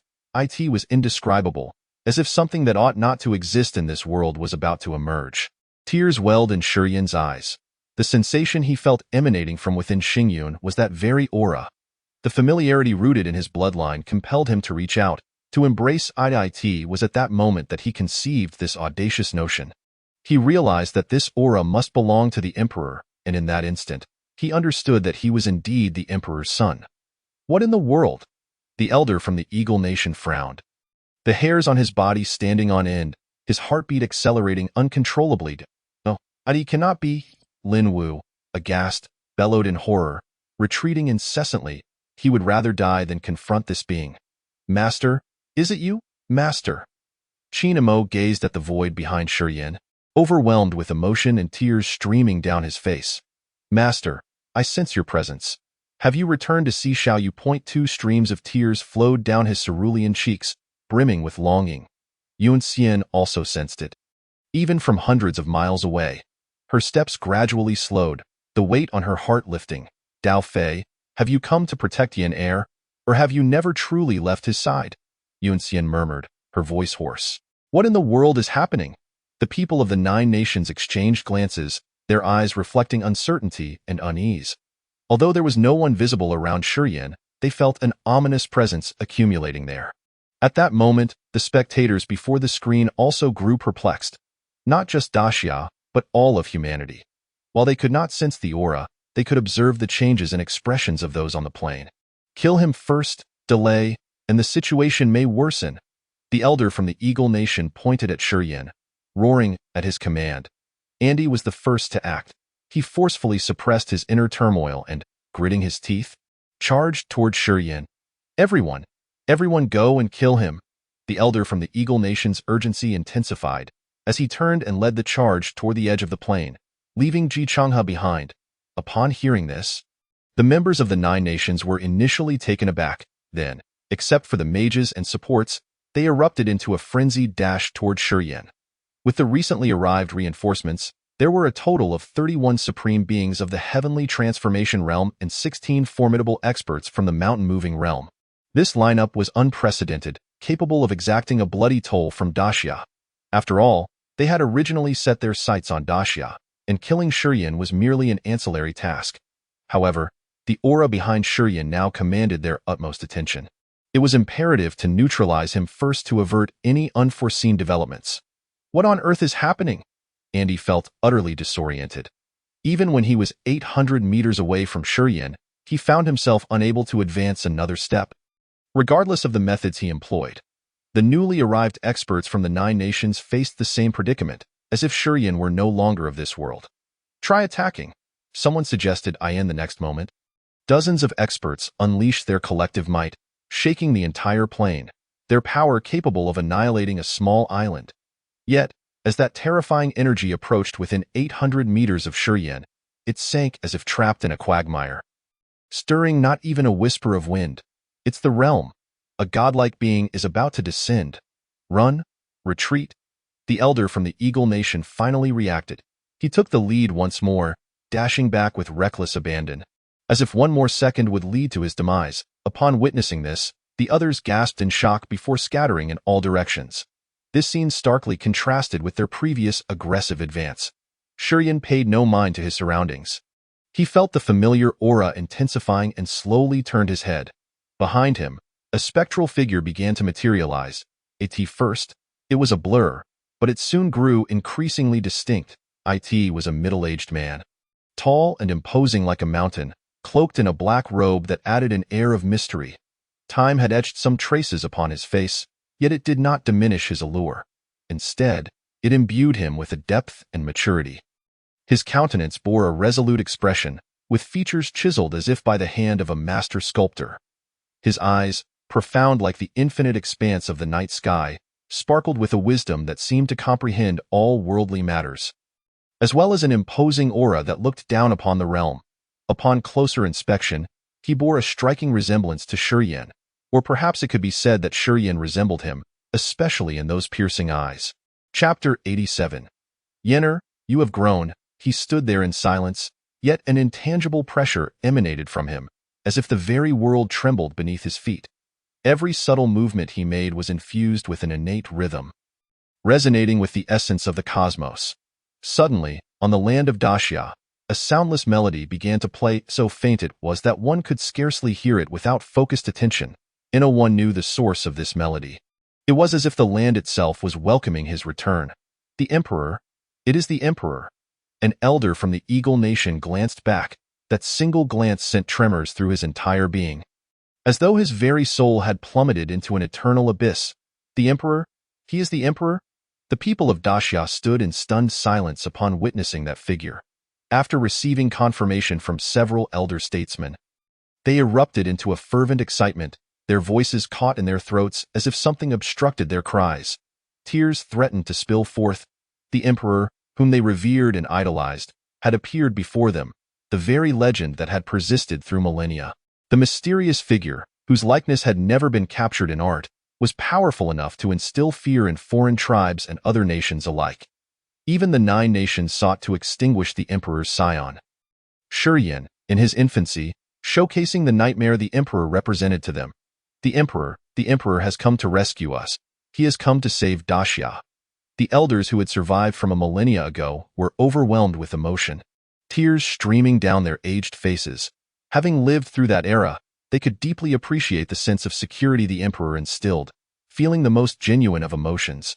The Emperor, the Emperor, the Emperor, the Emperor. The legend was reborn. At this moment, the entirety of Daxia resounded with a thunderous cheer. Some wept, others laughed, yet all were united in their overwhelming excitement. Soldiers raised their spears high, the metallic clashing ringing out, combining with a force that seemed to shatter the heavens, causing the very earth to tremble beneath them. This was their faith. The Emperor, the first and only sovereign of Daxia.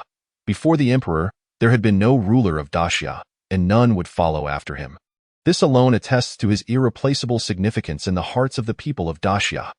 Yet, There were also those who felt sorrow, those who were seized by fear. Before the statue, several elders who had not participated in the battle felt a foreboding sense of dread, fearing retribution for their inaction. Meanwhile, Ouyang Jing and Lin Huayuan displayed unabashed trepidation, akin to mice confronted by a cat. Their bodies trembled slightly, retreating until they were blocked by the statue, with no room left to escape. Impossible. Impossible. The emperor is dead. I witnessed his fall with my own eyes. Lin Huayuan's lips quivered, his resolve shattered, mentally reeling from the impact. On the land of Daxia, the cheers grew increasingly fervent. Everyone shouted the name of the emperor. In that moment, a thought struck them. Once, while accessing Shurian's memories, Lu Tsang had said, "Fear not the war, classmates. Though the emperor may no longer be with us, he has left behind a safeguard, enough to ensure our peace." Now, the crowd understood. Those foreign human tribes, watching from their screens, were equally astounded. Though the emperor was not of their nation, he had left an indelible mark upon their history. As for the exalted beings of the 9 nations, they were engulfed in dread. They had anticipated the arrival of good news from Daxia, yet instead, they were met with the most unfathomable of revelations.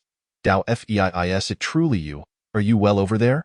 In the desolate wasteland, at the mouth of the abyss, Yun Xian beheld the familiar silhouette from afar, and her tears could no longer be contained, gushing forth like a broken dam. "Sister, take care," Yun Luo, who had hurried to her side, grasped her hand in comfort. Behind Yun Luo stood the newly arrived Kirin Emperor, Yinglong Emperor, Jinwu Emperor, and Baizhe Emperor, the Emperor. Their emotions were a tangled web, their eyes betraying an unmasked apprehension. That man had once rendered them profoundly powerless. Goodness, he has truly returned. If he knows I have spoken ill of him, will he seek revenge? Tang Shi's inner turmoil grew. Surely not, the emperor would not concern himself with someone so insignificant as I. He forced himself to find solace. On the plains, the masters of the 9 nations finally regained their composure. What is happening? Wasn't the emperor supposed to have fallen? The elder from the Germanic nation inquired incredulously. There is something amiss with this emperor. His eyes conveyed confusion and emptiness. Another individual sensed the discord. The elder from the Eagle nation furrowed his brow, pondering for a moment before exclaiming, "It is a fragment of his will. The essence he left within the starfall, the self-detonation of the starfall has brought him to this realm. This will must have been left specifically to protect Shurian." Upon hearing this explanation, the hearts of the 9 nations' inhabitants relaxed significantly. Thankfully, it was not the emperor's true resurrection, for that would have been far too terrifying. A mere fragment of will possesses such immense energy. It effectively formed a barrier, nullifying all our attacks. The elder from the setting sun nation remarked in disbelief. There is only one explanation. The elder from the Eagle nation frowned. What? Inquiries arose from the crowd. He has not perished, and moreover, he has attained a level beyond our reach. For the strength of one's will is contingent upon their own realm. The elder from the Eagle nation explained gravely. Then should we not flee? Someone could no longer contain themselves, wishing to escape this place immediately. The elder from the Eagle nation hastily raised his hand to stop them. Do not flee, and do not emit even a hint of murderous intent. He is currently in an unconscious state, perceiving everything around him. Upon hearing this, the people of the 9 nations quickly steadied their minds. Wishing they could cease breathing altogether, at that moment, all gazes of the human race converged upon the silhouette behind Shurian. Father. This blood bond, stronger than water, was something Shurian had felt before with the White Phoenix Emperor. His soft call seemed to imbue the emperor's bewildered gaze with a glimmer of color. The dark clouds in the sky parted, suddenly giving way to brilliant sunshine, and infinite radiance converged upon him. As if he were the very focal point of the universe, the favored child of the Tao. Under the watchful eyes of the multitude, the emperor slowly lowered his head. Yenner, you have grown. He extended his hand, yearning to caress Shurian's face, yet his crystalline arm merely passed through Shurian's form. He had forgotten. Father was but a fragment of will. Yenner, I think of you and your mother every moment. The emperor's lips curled into a bittersweet smile as he gazed tenderly at his son. His eyes filled with longing and kindness. Chapter 88. God, fathered, I am sorry. The starfall is lost. Tears streamed uncontrollably down Shurian's face. He could not recall the last time he had wept. The most vivid memory was from his childhood, when he fled into the forest with Xiao Lingxi. "Do not cry, my child. The starfall will return, just as I always have." The emperor smiled gently, wiping away the tears from Shiyan's cheeks. "Master, master!"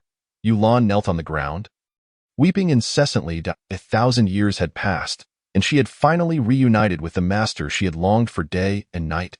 "Little you too have grown, no longer the little girl who clung to my side." The emperor slowly turned his head, raising his hand gently to bring Yulan beside Shiyan. "Teacher." Qin Mo's eyes glistened with tears, filled with longing and respect. "Little Amo, my child, you have endured much." The emperor's tone was laden with admiration and acknowledgement. "Senior, Daxia needs you. We need you." Ji Changhe, the three elders, Tianqi, and the two-star spirit mages flew over, their eyes reflecting respect and yearning. Simultaneously, their expressions softened, for as long as the emperor was present, all would be resolved. "It is wonderful that you are all here." The emperor nodded at them, then turned his gaze toward the sky ahead. "I have returned. Are you all well?"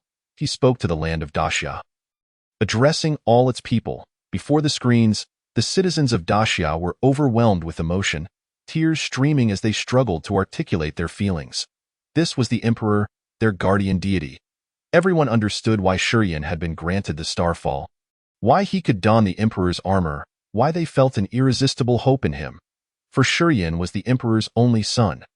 Everything about him mirrored the emperor: his talent, his tenacious spirit, his innate sense of duty to protect, his deep concern for Daxia. This was truly Yin Ji's ultimate move, Ji Yunfan proclaimed with pride. "Goodness, so his ultimate move is the summoning of his biological father," Mi Jiaya exclaimed, her eyes wide with astonishment. Before the statue, Lin Huayuan and Ouyang Jing had completely lost their voices, and overwhelming fear enveloped them, their minds devoid of thought, rendered senseless by the emperor's presence. "Emperor, please vanquish the foreign foes." It was unclear who first shouted this. In an instant, the youth of Daxia echoed with fervent voices. "Emperor, please vanquish the foreign foes. Emperor, please vanquish the foreign foes." Each of these pure and impassioned cries reached the emperor's ears. He began to cast his gaze towards the formidable beings of the 9 nations, who had fled to a great distance. In the next instant, the emperor gently raised his right hand. An inexhaustible tempest of energy coalesced towards his palm. Alongside this, the people of the 9 nations were all forcibly drawn back to the plain. Such immense power left everyone astounded. The crowd could hardly fathom what kind of overwhelming force could accomplish such a feat. More than 30 supreme beings of the celestial transformation realm appeared to the emperor like mere ants. No matter how far they ran, they would ultimately be unable to escape the grasp of his palm. "Emperor Ancestor, we were wrong.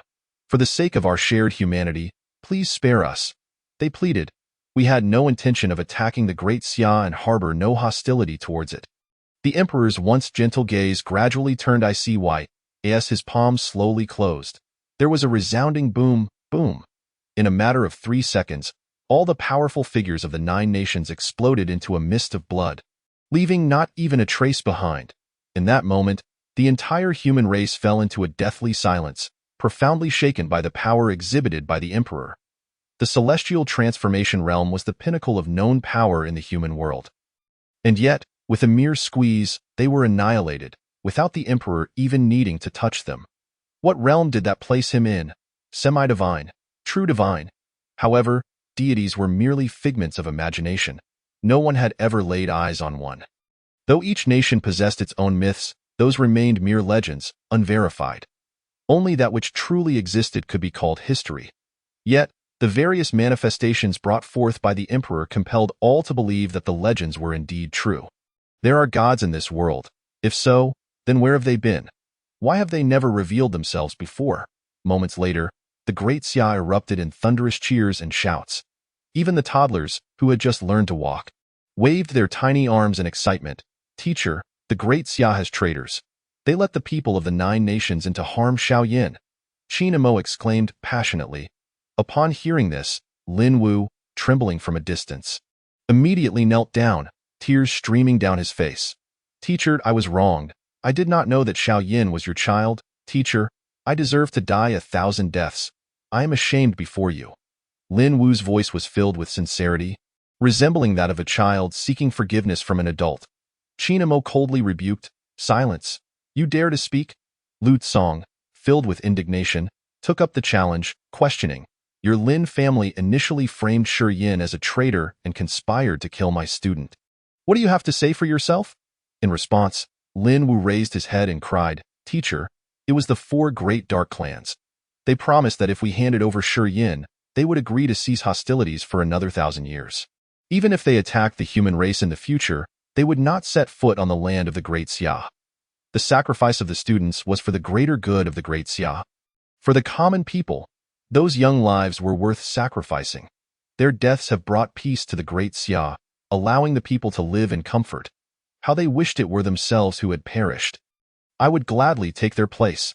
Lin Wu continued to bow his head, blood streaming from his forehead. His fervent pleas nearly swayed the hearts of the onlookers, to the edge of the plain. Yun Luo whispered furiously, "He lies." The four great dark clans were completely unaware of Xiao Yan's existence at that time. Not only her, but at that moment, people from all over the Great Xia were shouting in unison, "Emperor Ancestor! Lin Wu is a sinner. Please do not spare him." Lin Wu's eyes were filled with despair, yet he clung to the last thread of hope. "Teacher, for the sake of our past teachings, spare my life. I am willing to guard the borderlands and never return home." The emperor shook his head, looking at Lin Wu with a solemn expression. "Peace is always achieved through strength, never through compromise." His tone betrayed no hint of anger or sorrow. After speaking, he gently waved his sleeve, and a gust of wind swept through, carrying away the remnants of Lin Wu's blood mist. Lin Wu thus vanished from existence, without even a sound of protest. Chapter 89. The Sending Off of the Emperor. This action by the emperor reignited the flames of fervor within the hearts of the people of the Great Xia, to slay foreign foes and eliminate internal traitors. How could this not stir their blood? How could it not inspire them to raise their voices in exultation? Well done. As all were caught up in their excitement, a sudden voice from beneath the statue drew their astonished gazes. It was none other than Lin Huai. "Emperor Ancestor, you are wise. It is my incompetence, Lin Huayuan, that has raised such a rebellious son. I was blind, failing to see his faults in time. Had I known of this wayward nature, I would have struck him down with a single blow. I never expected him to dare allow the people of the 9 nations to enter. It is my lack of guidance that is my crime." Emperor Ancestor, this declaration left everyone bewildered. Was this truly the revered Elder Lin? How cunning and treacherous he was, judging by these events, although Lin Huayuan had outwardly shown no hostility towards Shi Yin. Even personally bestowing upon him a title, it was absolutely impossible that he was unaware of all that had transpired. With the enemies of the 9 nations at our doorstep, why do you not rise to confront them? A young man questioned. Hearing this, Lin Huayuan seemed prepared. With tears streaming down his face, he lamented, "The power of the 9 nations is indeed overwhelming. We cannot resist, if it were not for the awakening of the Emperor Ancestor's will. I truly would not know what to do." I, along with Ouyang Jing and the other elders, refrained from charging into battle not out of fear for our lives, but to prevent the common people of the Great Xia from following us to their doom. If all the elders of the National Council were to perish, the Great Xia would truly be finished. We intended to use the long river to buy time and lead the people of the Great Xia to retreat to the safe haven, awaiting your return to lead us back into battle. Lin Huayuan knelt on one knee, stripped of all former authority.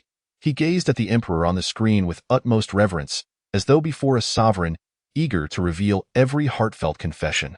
What is this safe haven? Does the Great Xia still possess such a thing? Mi Jia blinked, glancing sideways.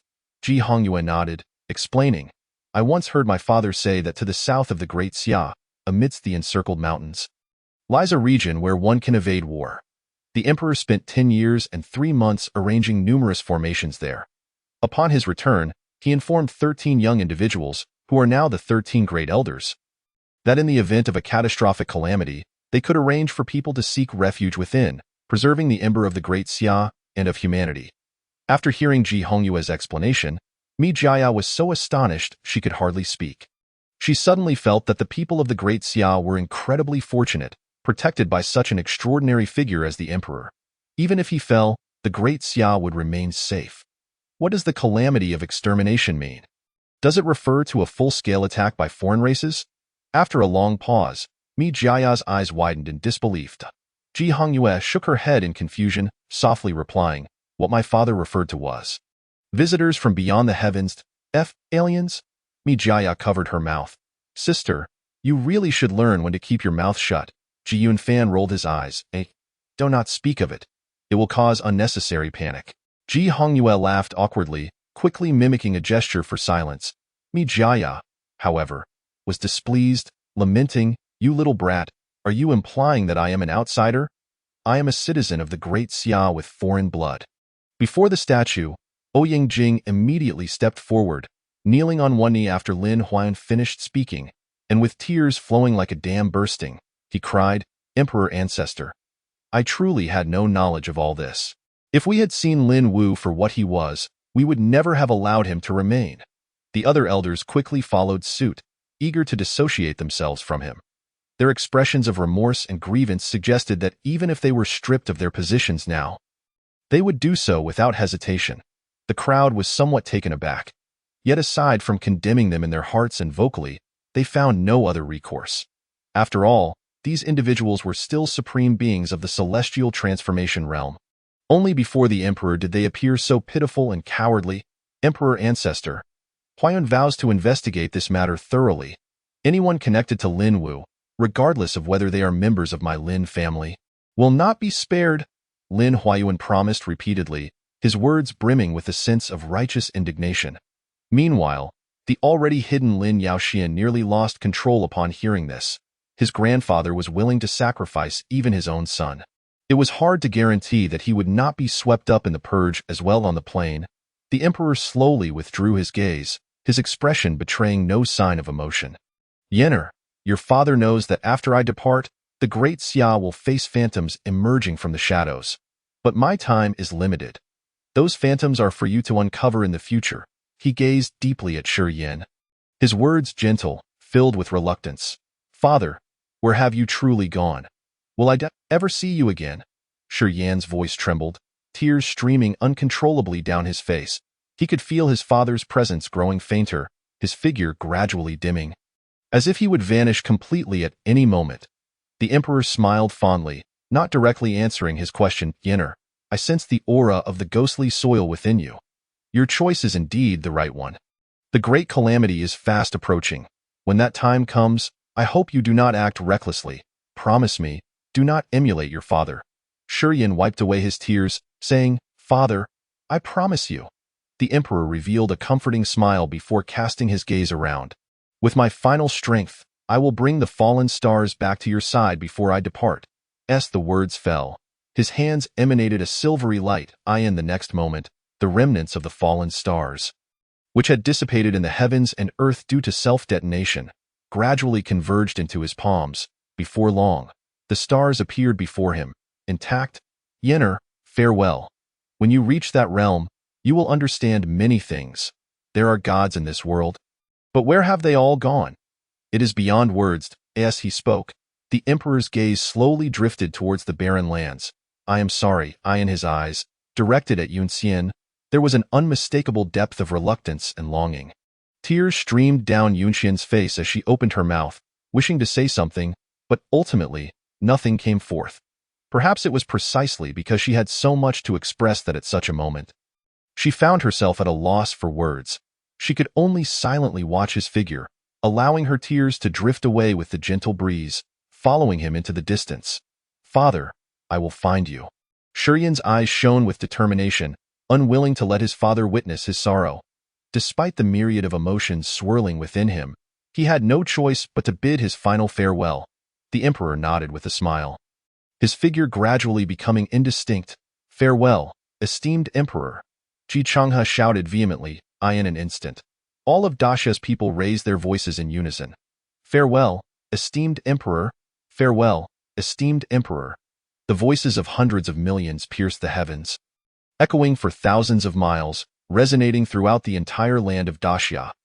Even among the foreign human tribes, countless individuals stood in solemn respect, sincerely watching the emperor depart. In their hearts, the name of the emperor had long transcended national boundaries. For his deeds were not solely for Daxia, but for all of humanity. Chapter 90. The ruthless Lin Huayuan master. Yolan's expression was sorrowful, difficult to bear. After waiting for 1,000 years, their reunion lasted but a few fleeting minutes. The fallen stars hummed and quivered incessantly. Though they could not speak, they bid farewell to their master in their own way. Teacher, journey well. I hope to see your magnificent form again in this lifetime. Qin Mo waved his hand in farewell. In his heart, the teacher had not perished. He had merely gone to a distant place. Perhaps one day, the teacher would truly return, no longer just a fragment of thought. Ji Changhe, the three elders, Tianqi, and others gazed with complex expressions towards the place where the emperor had vanished, a deep discomfort stirring within them. Suddenly, it felt as though a veil of sorrow enveloped the entirety of Daxia. The once vibrant sounds of the earth fell silent. Whether at Yinhuang Square or in front of their screens, everyone's expressions turned despondent. The emperor had departed, and the guardian was gone. They were unaware of what would unfold next. Perhaps war loomed on the horizon. Without the emperor's deterrence, the 9 nations would undoubtedly not relent easily. Their losses this time were catastrophic. 32 heavenly transformation experts, 2 star spirit mages, 7 life assistants, and over 20 sea-filling experts were forever entombed upon the plains. Given the 9 nations' nature, they would surely return for vengeance once they regrouped. When that time came, it would no longer be mere confrontations among supreme beings, but a full-scale war for Daxia, with all living forces summoned to the front lines to slay the enemy. How much time remained for them? This question was at the forefront of the minds of Daxia's youth at this moment. Could Shurian grow in such a short span of time? At this instant, countless hopes rested upon Shurian's shoulders. He was Daxia's young supreme, the unparalleled king. Only when he matured could Daxia hope to contend with the 9 nations and the alien races. However, would the enemy grant Shurian the time to grow? From the events of this incident, had Shurian not awakened the emperor's will, not only would he have perished, but all of Daxia would have faced disaster. Now that the emperor's will had faded, neither the 9 nations nor the lurking forces would let Shurian go easily. Even within Daxia, there were those who harbored ill intentions toward Shurian. Upon this realization, a hint of regret crossed the faces of the crowd. If only the emperor had uprooted the Lin family earlier, but he had not. Though feeling regretful, everyone still supported the emperor's decision, for he was unique, the spiritual belief of Daxia. His choice must have been the most perfect. Made for the sake of Daxia. Beneath the statue, several elders exhaled deeply, their bodies drenched in sweat. Huayuan, what shall we do now? The emperor has departed, and we shall face the wrath of the 9 nations. We cannot seriously retreat to the realm of tranquility, can we? Ouyang Jing's tone carried a hint of panic. If the 9 nations united and waged war, Daxia would stand no chance. However, the only silver lining was that the emperor's actions had obliterated numerous powerful foes, severely wounding the 9 nations, which should delay their united assault for a time. Setting aside the crisis with the 9 nations, they must first address the current public resentment. Lin Huayuan furrowed his brow. Contemplating a strategy, Huayuan, tell me honestly, did you already know that Shurian is the son of the emperor? Ouyang Jing felt a twinge of displeasure. Had he known of Shurian's identity beforehand, he would never have participated in this operation. The stakes were far too high. Not even the greatest benefits would compel him. Do not speak nonsense. How could I dare to covet the emperor's son? It was merely information indicating he was a beast of the Phoenix clan that led me to advise against your participation. Had I known Shurian was the son of the emperor, I would have risked my life to ensure his safety. Do not forget, I personally conferred upon him the title of unparalleled king. Lin Huayuan spoke with righteous fervor, deliberately raising his voice so that all in the square could hear. Ouyang Jing chuckled dryly, naturally skeptical of his words. How cunning and ruthless must one be to remain unflinching even when their own son perished? Lin family guards, heed my command. Suddenly, Lin Huayuan shouted towards the square's outskirts. Here, 100,000 soldiers responded in unison. In my capacity as the head of the Lin family, I order you to conduct a thorough investigation within the Lin family. Any individuals with connections to Lin Wu in this matter, any who knew the 9 nations were coming to Daxia yet chose to conceal it, execute them without reporting. What? Ouyang Jing, upon hearing this, nearly lost his composure. It seemed I have underestimated your ruthlessness.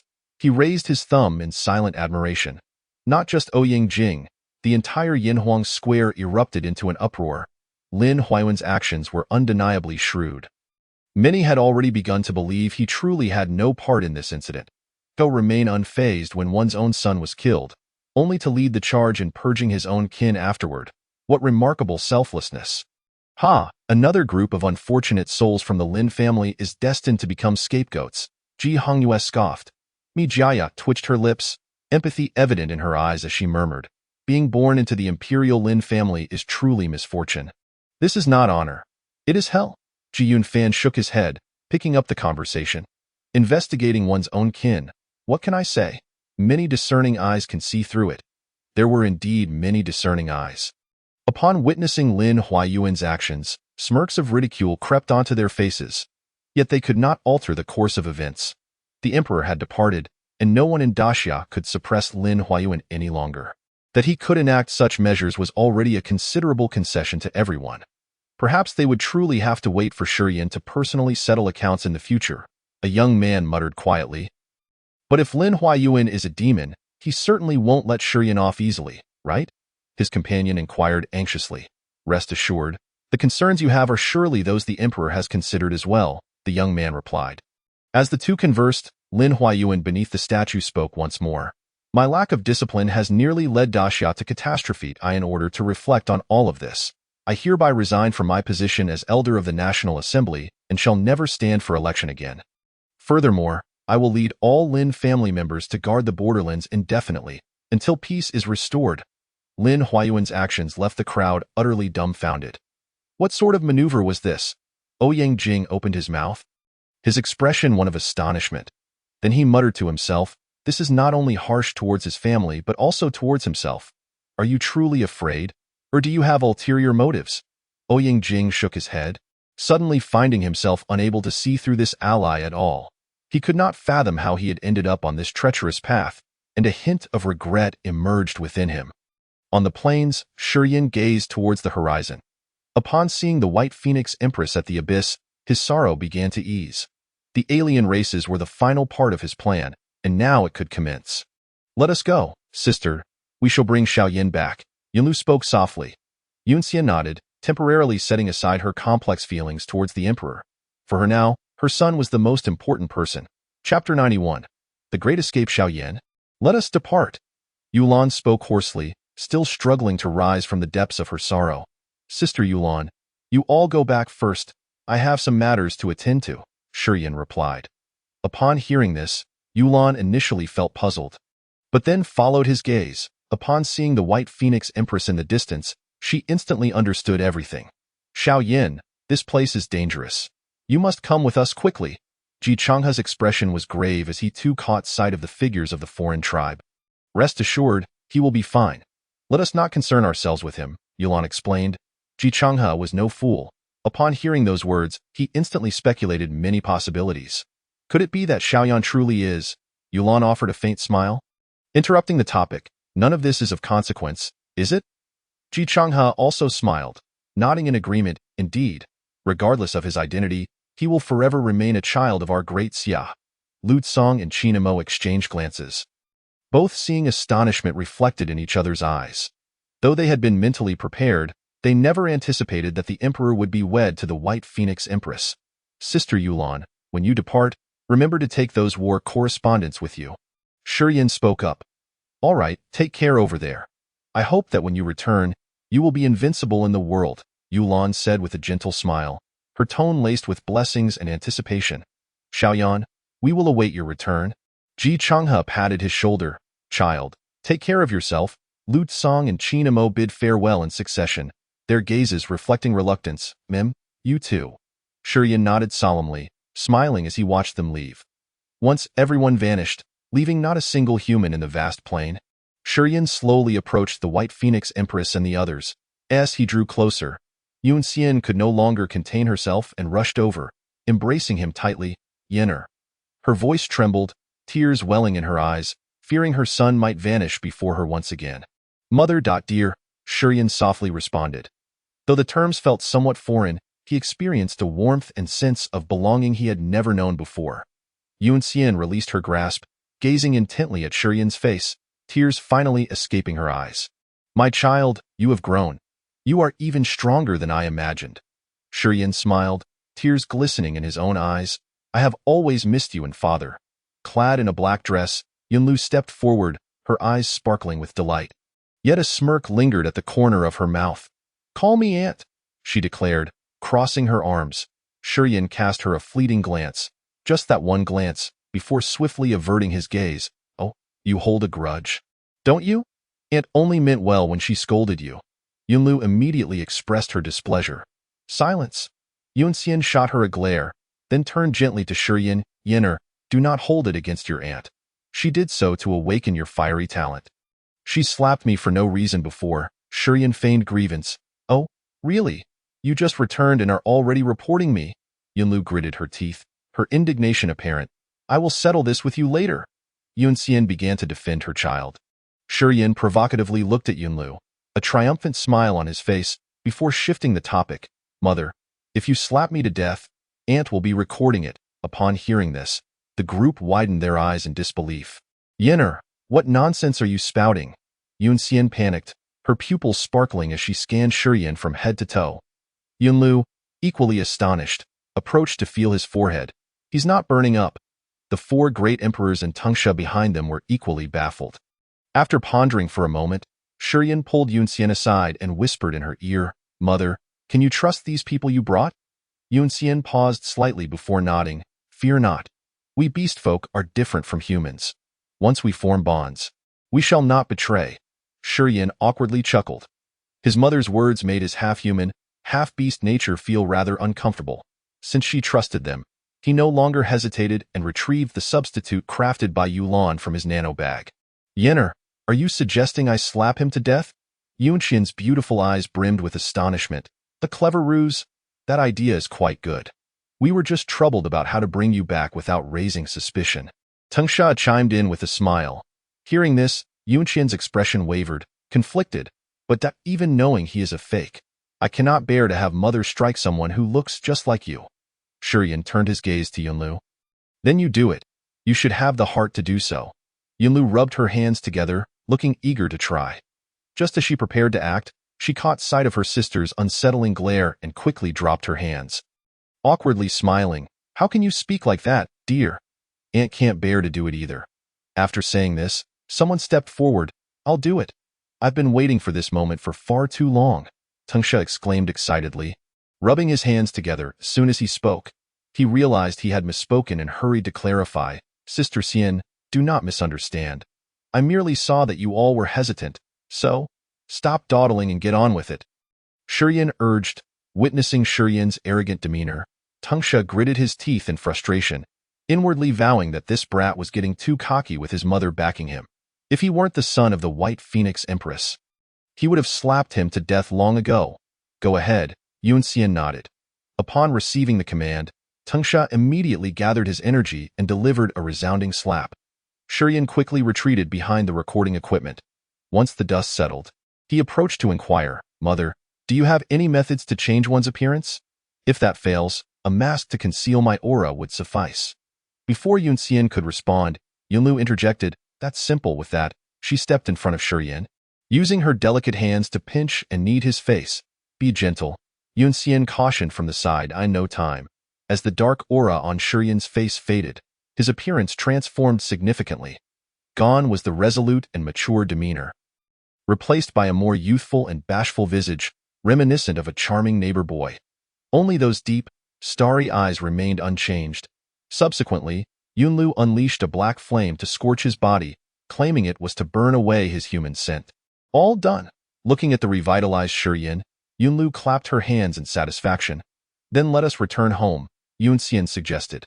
All right, Shiyin nodded, storing the starfall and silver-white battle armor into the nanobag and changing into a set of clothes he had never worn before.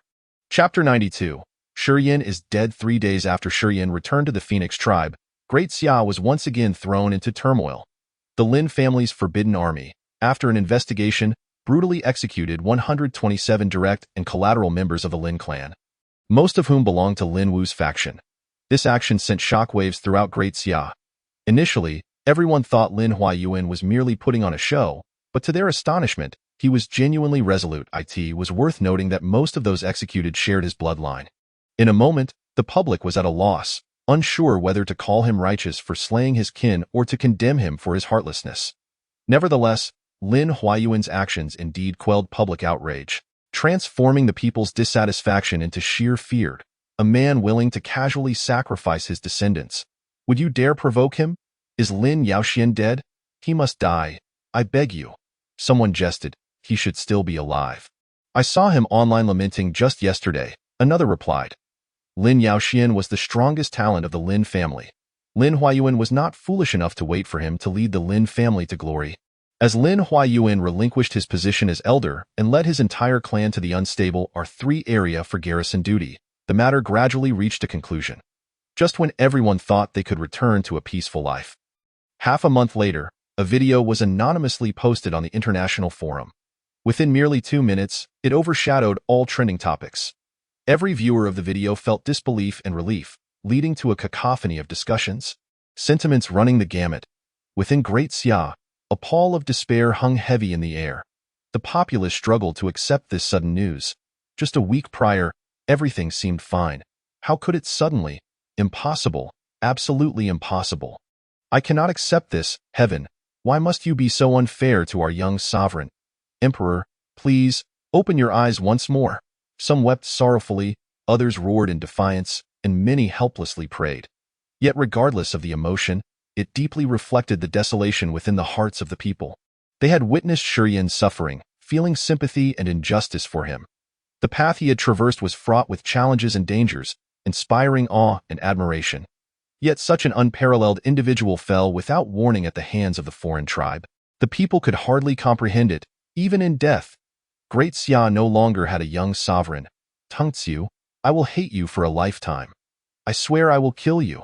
Anguish and fury surged through the crowd. Grief arising from the heart. Shurian had evaded the Lin family's schemes, escaped the pursuit of the 9 nations, yet could not evade the fangs of the foreign tribe. On this day, Tongxia, in seclusion, uncontrollably sneezed over 100 times. He never expected that he had already become a target on the kill list of Great Xia's youth in the restricted area of the Ji family.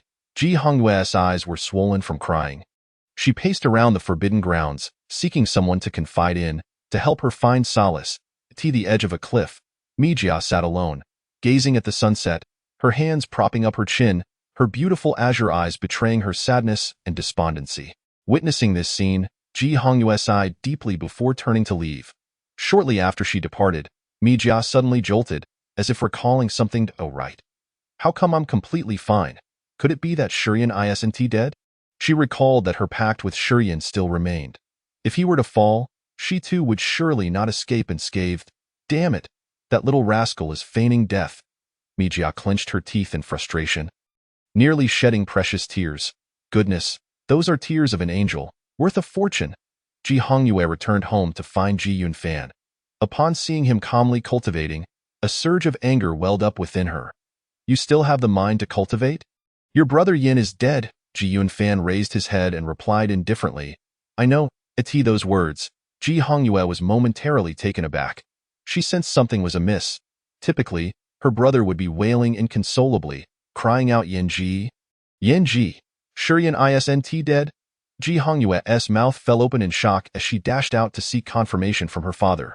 The following day, within the forbidden grounds of the Ji family, white cloths hung everywhere, leading everyone to realize that Shurian was indeed gone. The people of Daxia grew increasingly melancholic. Their sole hope had vanished. A supreme being who once protected them had now faded into the annals of history. What they found most difficult to accept was the brevity of Shurian's glorious existence. He had barely had the chance to grow. When Lin Yaoxian heard the news, he laughed uproariously for an entire afternoon. Ha ha ha! He is dead. You finally died. The future of Daxia will be mine. No one can thwart the rise of Lin Yaoxian. You fool. Who would have thought you would die so pathetically? Ha ha ha ha. He vowed internally that he had never felt such joy. The death of Shurian was even more exhilarating than his own ascension to divinity. As for the human races abroad, their sentiments varied greatly. Some lamented, believing that Shurian, as the strongest supreme, had overshadowed the existence of the 10 crown kings. Given time to mature, he would undoubtedly shine as brilliantly as his father, the emperor. Alas, he had become but a legend. The people of the Nine Nations, however, rejoiced like Lin Yaoxian, particularly in the Eagle Kingdom and the Cherry Blossom Kingdom. Celebrations erupted nationwide, with countless people flooding the streets in jubilant song and dance. The pressure Shurian exerted upon them had been immense. If he had truly grown, he would undoubtedly have invaded their territories, seeking grand revenge. Now that Shurian was dead, the citizens of the Eagle Kingdom and the Cherry Blossom Kingdom no longer had to fear an enemy at their doorstep. Within the ancestral grounds of the Ija clan, the 10-crown king slowly opened his eyes, two beams of brilliance shooting forth from his pupils. At this moment, he exuded a sacred aura, his presence magnified several-fold compared to before. Ever since his defeat to Shurian, his resolve had nearly shattered, teetering on the brink of madness. Fortunately, fate had smiled upon him. By chance, he entered the ancestral grounds of Ija and received a legacy there. I wonder, in my current state, how many layers of power can you withstand? You are fortunate to have entered the cycle early. Otherwise, I would have personally crushed you. Even after suffering a previous defeat, I, Ija Tianzhao, remain invincible in this world.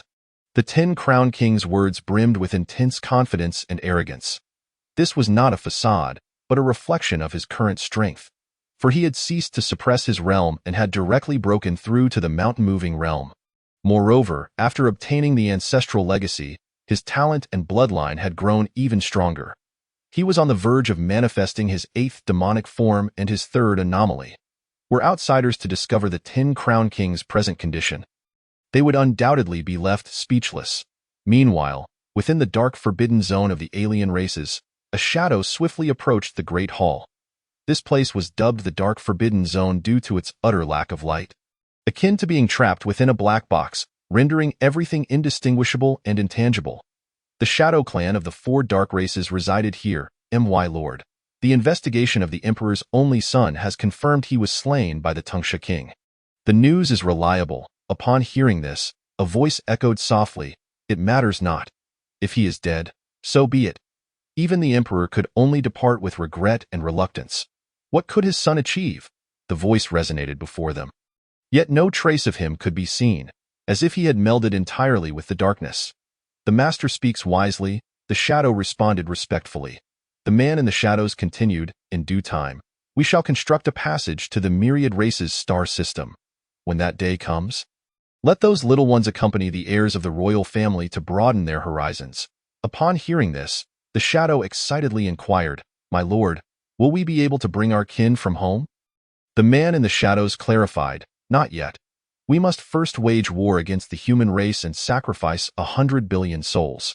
The passage we are currently constructing can only support those of unparalleled realms in traversing wormholes. I understand, brothers, that you feel I am writing less, but I assure you, I am in no way slacking. For I am dedicated to creating captivating and thrilling stories for you, not merely fabricating nonsense. It requires deep contemplation over every detail. As I mentioned at the beginning of the first chapter, I guarantee there will be no filler and the story will remain engaging. Indeed, the climax is approaching once more. Rest assured. Brothers, I will strive harder and aim for a breakthrough." Chapter 93. Bestowing the world with grace. On the 7th day, following the release of the video depicting Shurian's death, battle flags were raised across the entirety of Daxia, including several nations that were friendly towards Daxia. Such scenes had only been witnessed a millennium prior when the emperor had fallen.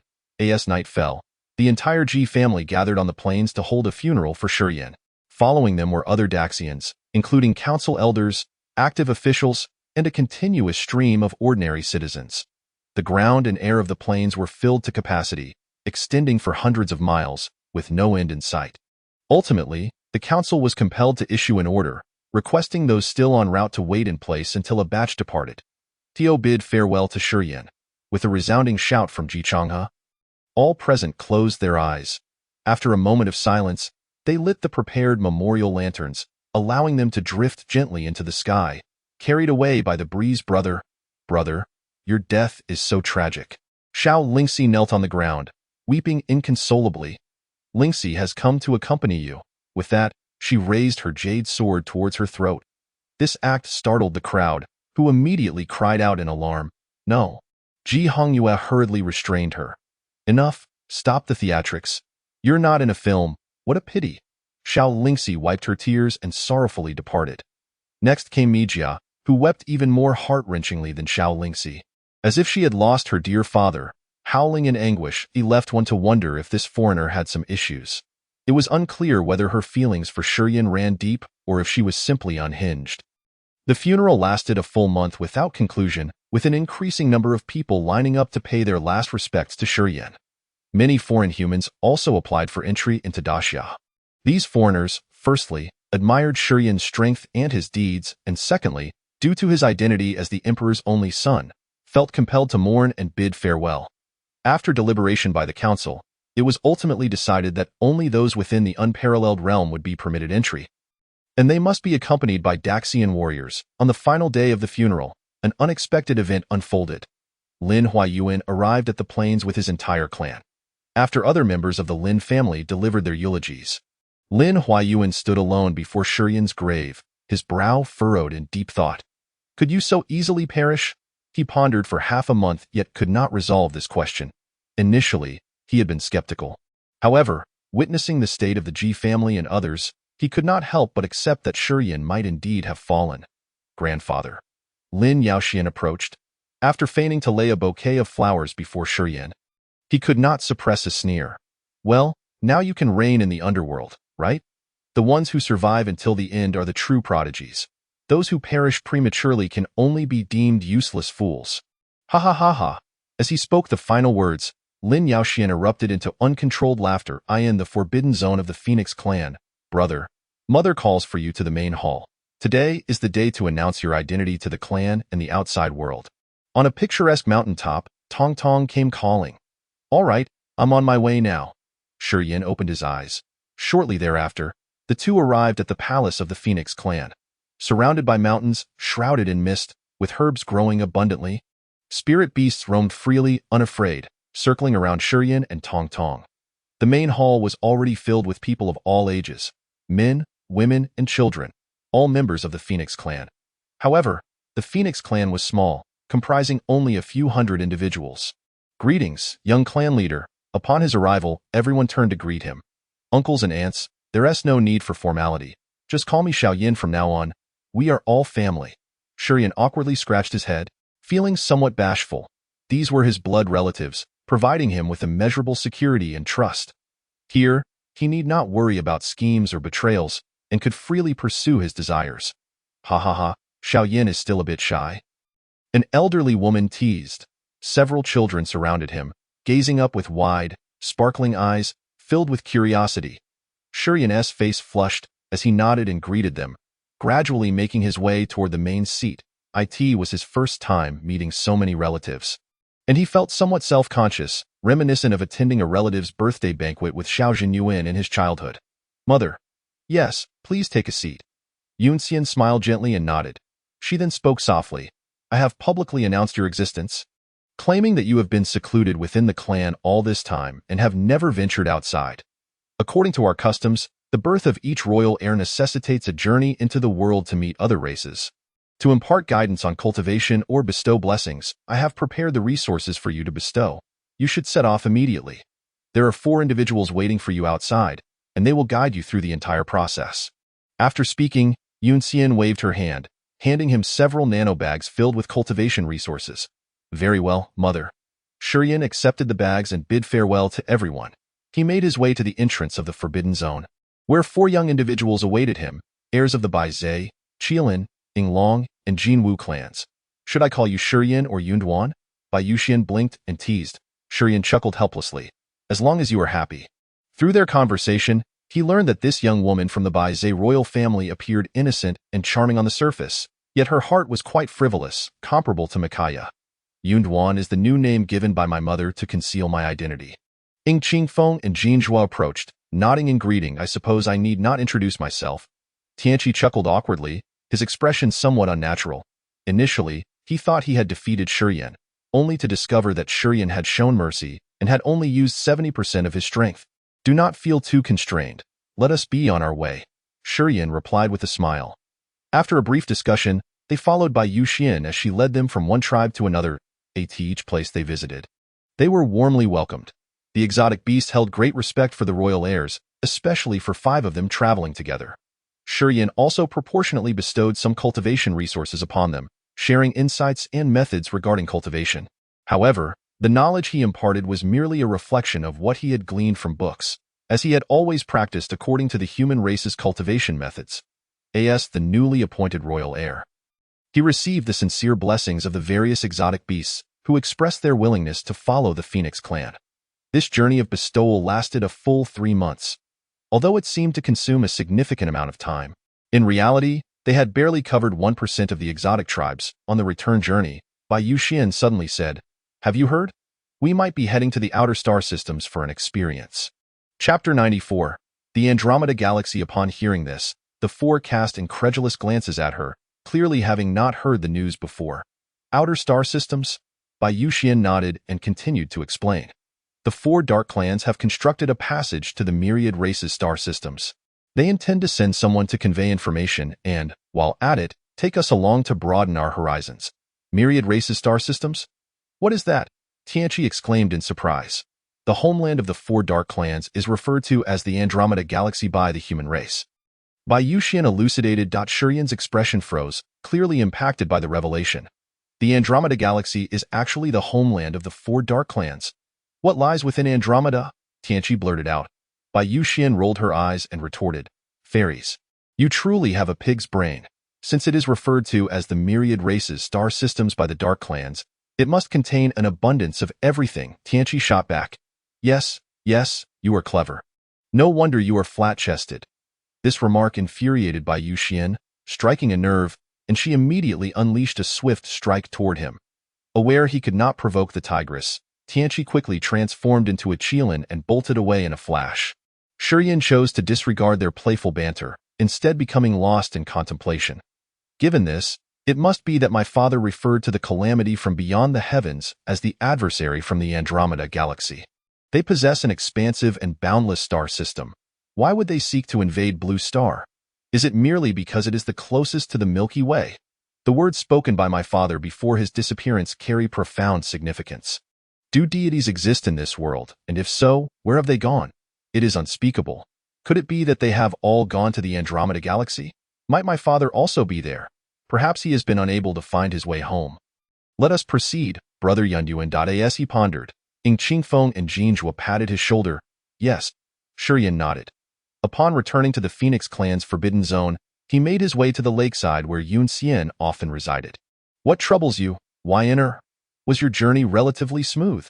Upon seeing Shurian, Yun Xian opened her eyes from meditation, gazing at him with affectionate eyes. Shurian nodded, then shifted the topic. Mother, have you heard about the matters concerning the dark clans? Upon hearing this, Yun Xian's expression gradually grew grave. I have, but I do not wish for you to venture there.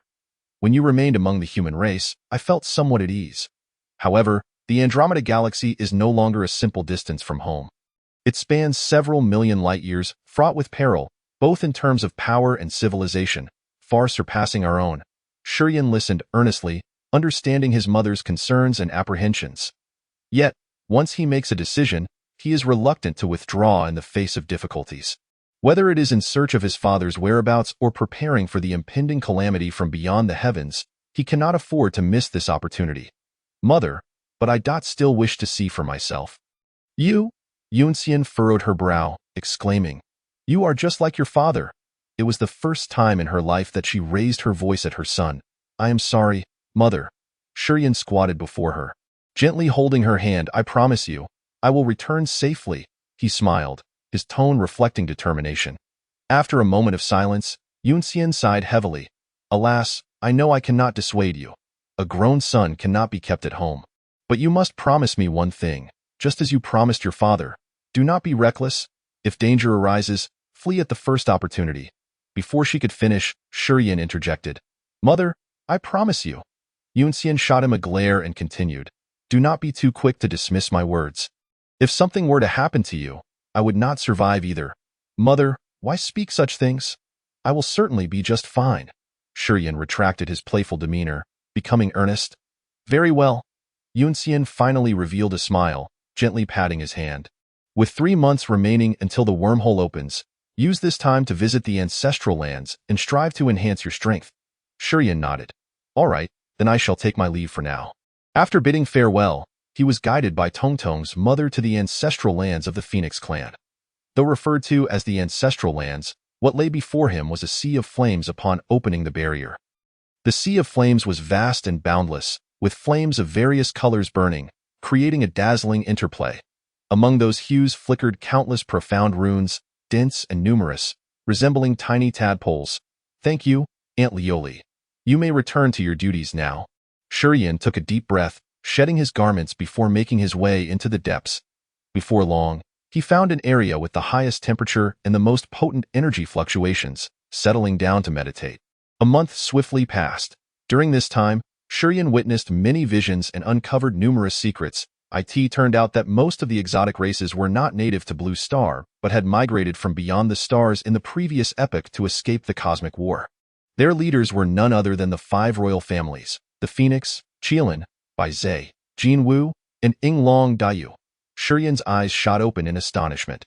Within the memories of the Phoenix clan's ancestors, he beheld Dayu, the progenitor of the Daxia.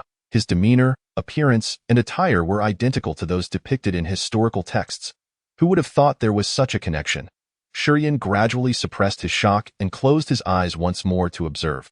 When the exotic races first arrived at Blue Star, they were warmly welcomed by Dayu, who designated the region north of the abyss as their habitat. For thousands of years thereafter, the exotic races and the human race maintained a friendly rapport. Inviting each other to grand ceremonies in gratitude, the exotic races imparted unique cultivation methods to the humans. However, due to the differences in their systems, humans could not possess innate skills like the beasts.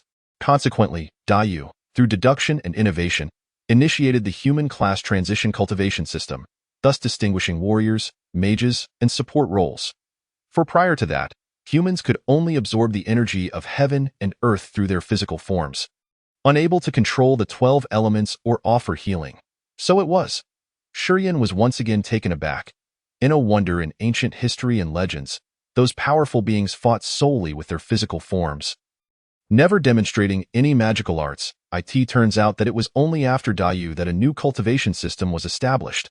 After a few moments of contemplation, Shurian closed his eyes once more to observe. 5,000 years later, the arrival of a celestial meteorite changed everything. The 4 dark clans, as the vanguard of the Andromeda galaxy, malevolently descended upon the lands of the exotic races. They employed secret arts to control the thoughts and actions of the beasts. However, the 5 royal families remained unyielding, pouring the collective strength of their clans into battle. Yet they were ultimately overpowered and defeated. From that point forward, the 4 dark clans dominated the exotic races. Igniting war. The memory abruptly ceased at this juncture, for the ancestors of the Phoenix clan perished in their confrontation with the 4 dark clans. The other 4 royal families sustained severe injuries, their leaders and high-ranking members nearly annihilated. Thus, the remaining members of the royal families were compelled to submit. Chapter 95. Interstellar Journey. In the 2nd month, Shurian had fully acquired the legacy of the ancestral lands. With every breath he took, he stirred a tremendous commotion within the sea of flames. Inhalation caused the fire to blaze even more fiercely, while exhalation brought the inferno to a subdued hush. At that moment, it seemed as though Shurian himself was the very source of this fire, commanding all flames to converge under his authority. He waved his hand, and a cascade of colorful flames erupted forth, instantly causing the other flames to bow in deference, resembling a sovereign amidst a realm of fire. This vibrant flame surpassed the previous monochromatic flames in both temperature and power, for it transcended mere ancestral phenomena. Embodying the legends of the Phoenix clan, even the Phoenix clans of other star systems would be rendered speechless by this spectacle, as it was something never before witnessed in reality. Yenner, you, upon witnessing the resplendent hues above the ancestral grounds. Yuan Xian's eyes brimmed with disbelief and joy. The other clan members were similarly struck with profound astonishment. "Is our Phoenix clan to give birth to an unparalleled genius?" exclaimed Yunel Ui in the 3rd month. Shurian began to elevate his realm. The recent battles had caused an overwhelming accumulation of energy within him, and coupled with the purification of the ancestral grounds, he could scarcely contain it any longer. Unmatched realm, 7th segment. 8th segment, 9th segment, pinnacle. After a month of exertion, Shi Yin achieved the utmost limits of his current capabilities. Moreover, his mastery of the mage class had also breached the extraordinary pinnacle, standing just one opportunity away from the realm of taboo mages. The taboo mage tier is further divided into general taboo and absolute taboo. Shi Yin clenched his fists, feeling the vast power surging within him. Although he had not directly engaged with the mountain-moving realm, he would now find it effortless to lift a mountain peak. After changing his attire and exiting the ancestral grounds, Yun Xian and Yun Luo awaited him. Yinner, are you certain you wish to go? Yun Xian inquired with reluctance and concern. Sister, let him go. He is not a mere infant anymore. Yun Luo chuckled, displaying no worry whatsoever. Sensing Yun Xian's impending ire, Shi Yin quickly interjected, Rest assured, mother, I will be fine. Seeing his resolute demeanor, Yun Xian sighed silently, choosing not to say more. Very well, let us escort you to the assembly point. Shi Yin nodded and followed behind them. Along the way, his mother shared details regarding the 4 dark clans. The Shadow Clan, masters of concealment and assassination, they meld seamlessly with shadows, moving stealthily in darkness, nearly undetectable. Members of the Shadow Clan possess unique shadow powers, allowing their bodies to become ethereal, evading physical attacks. The Night Clan, typically active during the night, they share a mysterious connection with the moon, harnessing its light to augment their strength. The Night Clan often exhibits features associated with the moon, such as silvery hair or eyes. The Spectre Clan, possessing formidable mental powers, they can manipulate the thoughts and consciousness of others, creating mental illusions that plunge their enemies into fear and chaos. The Dark Spirit Clan, masters of the dark elements, they can summon the deceased to battle, with the strength of their summoned spirits increasing with their own realm. It is said that a millennium ago, during a conflict with the Emperor, a dark spirit summoned several fallen deities, enabling them to defeat the Emperor. After approximately 2 hours, the trio arrived at their destination, a vast plain. Here, dozens had gathered, apart from the 5 royal families. The rest were shrouded in shadows, their appearances obscured. However, one young man caught Shi Yan's attention. He bore no remarkable differences from ordinary humans, but emanated an uncanny aura, his expression exuding arrogance, as if he were above all. This individual was named Ing Wu, the heir of the Shadow Clan, known for his treacherous and sinister-natured. Yenner, do your best to avoid conflict with him. If unavoidable, leave no witnesses. Yun Xian whispered earnestly. Understood, mother, Shi Yin replied softly. Upon approaching, he greeted the other 4 royal heirs before directing his gaze towards a platform nestled amidst the crowd. Upon it rested over 100 neatly arranged energy stones, shaped like runes, reminiscent of the ancient sacrificial altars of humanity, yet appearing more enigmatic and sophisticated. Since everyone is present, I shall be brief. A figure cloaked in shadows from the Shadow Clan stepped forward. This interstellar journey comprises 6 individuals. You 5 royal heirs shall follow Ing Wu. Remember, within the wormhole, all that you see is illusory. Do not succumb to its allure. The galaxy of all races, what you refer to as Andromeda, is teeming with diverse races and advanced civilizations. Thus, do not provoke them. 3 months hence, I will return here to guide you. As his words concluded, he nodded to the other members. Subsequently, over a dozen individuals from the Dark Clans produced an assortment of tools. Casting them onto the platform, Shi Yin observed closely. These tools were unfamiliar to Blue Star, likely brought from Andromeda as a means of communication. Once the preparation was complete, the group commenced their incantations. In a matter of moments, a dark point emerged in the void, expanding rapidly until it reached the size of a grinding disc before halting. Shi Yin peered inside, only to encounter an abyss of darkness, obscuring all visibility. Yet, he could sense the terrifying energy fluctuations emanating from within.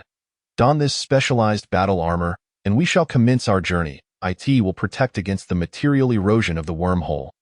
A member of the Shadow Clan stated, retrieving several sets of pitch-black armor from a nanobag. Once all 6 donned the armor, they bid farewell to their elders. Mother, Aunt, you may return now, Shi Yin waved as he followed the others toward the wormhole. Be careful, my dear. Yun Xian gazed longingly at his figure until he vanished into the void. Upon entering the wormhole, a layer of frost immediately enveloped Shi Yin, the temperature plummeting to terrifying lows. Most chillingly, His skin aged rapidly, soon becoming wrinkled and sagging, as though he were an elderly man nearing the end of life. Even his blood and organs seemed to deteriorate swiftly, akin to a decrepit elder. Fortunately, not long after, he began to rejuvenate, regaining the softness of an infant. Yin understood that this phenomenon was due to the time distortion within the wormhole. Moreover, vivid scenes from his childhood began to unfold before him. Strikingly real, it was as if he had genuinely returned to his youth rather than traversing through the cosmos. He glanced at the others, who were similarly affected, particularly by Yin, who oscillated between laughter and tears. Yin intended to offer a warning, but the wormhole devoured all sounds. Resigned, he closed his eyes and silently prayed for their safety. Time passed, and as Yin neared the brink of forgetting the passage of time, a glimmer of light finally appeared ahead. Bang! Accompanying the sudden brightness were several crashing sounds, as the group was violently thrown to the ground. Chapter 96, Brown Rock Star, Where's This? By Yin exclaimed as she regained her senses. The first to do so. The others gradually emerged from their daze, surveying their surroundings. Looking up, the sky was a deep crimson, seemingly veiled by a layer of mysterious gossamer. Enormous gaseous vortices spun languidly in the atmosphere, intermittently flashing with eerie lightning, reminiscent of ancient behemoths roaring amidst the clouds. Gazing down, the ground was barren, devoid of even a blade of grass, save for the dark brown rocks. Look, that must be the Milky Way. Tianqi pointed behind them. Yin followed his gaze and beheld a dazzling, whirlpool-like star river, the entire Milky Way encircled by a colossal halo. The scene matched the photographs he had perused in books almost perfectly. He was profoundly awestruck, never having imagined he would one day stand on another planet, gazing up at his homeland. This must be a satellite of Andromeda, Jinzhou remarked. Silence. Did I permit you to speak? As the group reveled in excitement, Yingwu's voice cut through, sharp and commanding. From now on, I shall grant you permission to speak, and only then may you utter your words, understood? His tone dripped with arrogance. Yin furrowed his brow, feeling a wave of discomfort. While Yingwu had not exhibited any peculiarities on Blue Star, he now revealed his true nature upon arriving in Andromeda, truly believing himself to be their master. The expressions of the other four also grew strained, yet recognizing that they were on his territory, they could only swallow their indignation and fall silent. Pleased with their compliance, Yingwu smiled smugly. Relishing his position of dominance, he then began to flaunt his knowledge as a local. This planet is known as Brown Rock Star. It is a dead star situated on the outermost edge of Andromeda, generally devoid of life. All planets within Andromeda are categorized into 9 tiers, with 1 being the strongest and 9 the weakest. Brown Rock Star belongs to the 9th tier. The deeper one ventures, the higher the planet's tier and the greater the diversity of races. Our next destination is the 3rd tier planet Dreams of Wonder, which is the true dwelling place, boasting a population surpassing that of Blue Star. After concluding, Yingwu cast a disdainful glance at the group. Noticing their lack of response, he irritably remarked, You may speak now. Feel free to ask any questions. Yin was the first to inquire. How do we reach Dreams of Wonder? Their current strength and speed were far from sufficient to traverse between planets. There are interstellar trains that arrive at each planet at irregular intervals. We shall take one when the time comes, Yingwu explained. The others were momentarily taken aback. They hadn't anticipated such advanced means of transportation, and how will we return? Yin asked again. Yingwu replied. 3 months from now, we will return to this location and await my elders to guide us. Upon hearing these words, Yin smiled contentedly. What are you laughing at? Do you have permission to laugh? Yingwu coldly rebuked that it's nothing. Yin calmly replied. Suddenly, the earth trembled violently, as if some colossal creature were about to break through the surface. With a thunderous roar, the ground split open, sending debris and dust soaring into the sky, obscuring the sun. From the chasm emerged a gigantic figure, slowly crawling forth. It was a giant constructed of rocks, towering 100 feet high, its surface pockmarked and weathered, as if it had endured countless years of wind and sun. The Lost Rock Tribe, a horde of mindless fools, only knowing destruction, banished to this dead star to fend for themselves. Yingwu cast a disdainful glance, his tone dripping with contempt. The 100-foot giant let out a deafening roar, its voice resounding like rolling thunder across the heavens. It took heavy strides towards Yin and his companions. each step causing the ground to shudder violently, as if an earthquake were occurring to go and eliminate him.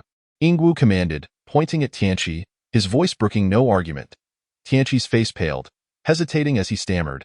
His strength is at least at the 5th stage of the mountain-moving realm, cannot defeat him. Yingwu's expression darkened. You worthless wretch, do you dare defy my command? Tianqi hurriedly explained. I do not that I merely feel that we should fight together. I said, go alone. Yingwu's tone was laced with undeniable authority. Tianqi stood frozen, unable to move. If you dare disobey me, I shall abandon you. Yingwu's voice was as frigid as the depths of the abyss, sending chills down Tianqi's spine. His face turned ashen, and he gritted his teeth, preparing to charge recklessly. However, Shiyan had already stepped forward, engaging the rock giant in combat with his spear.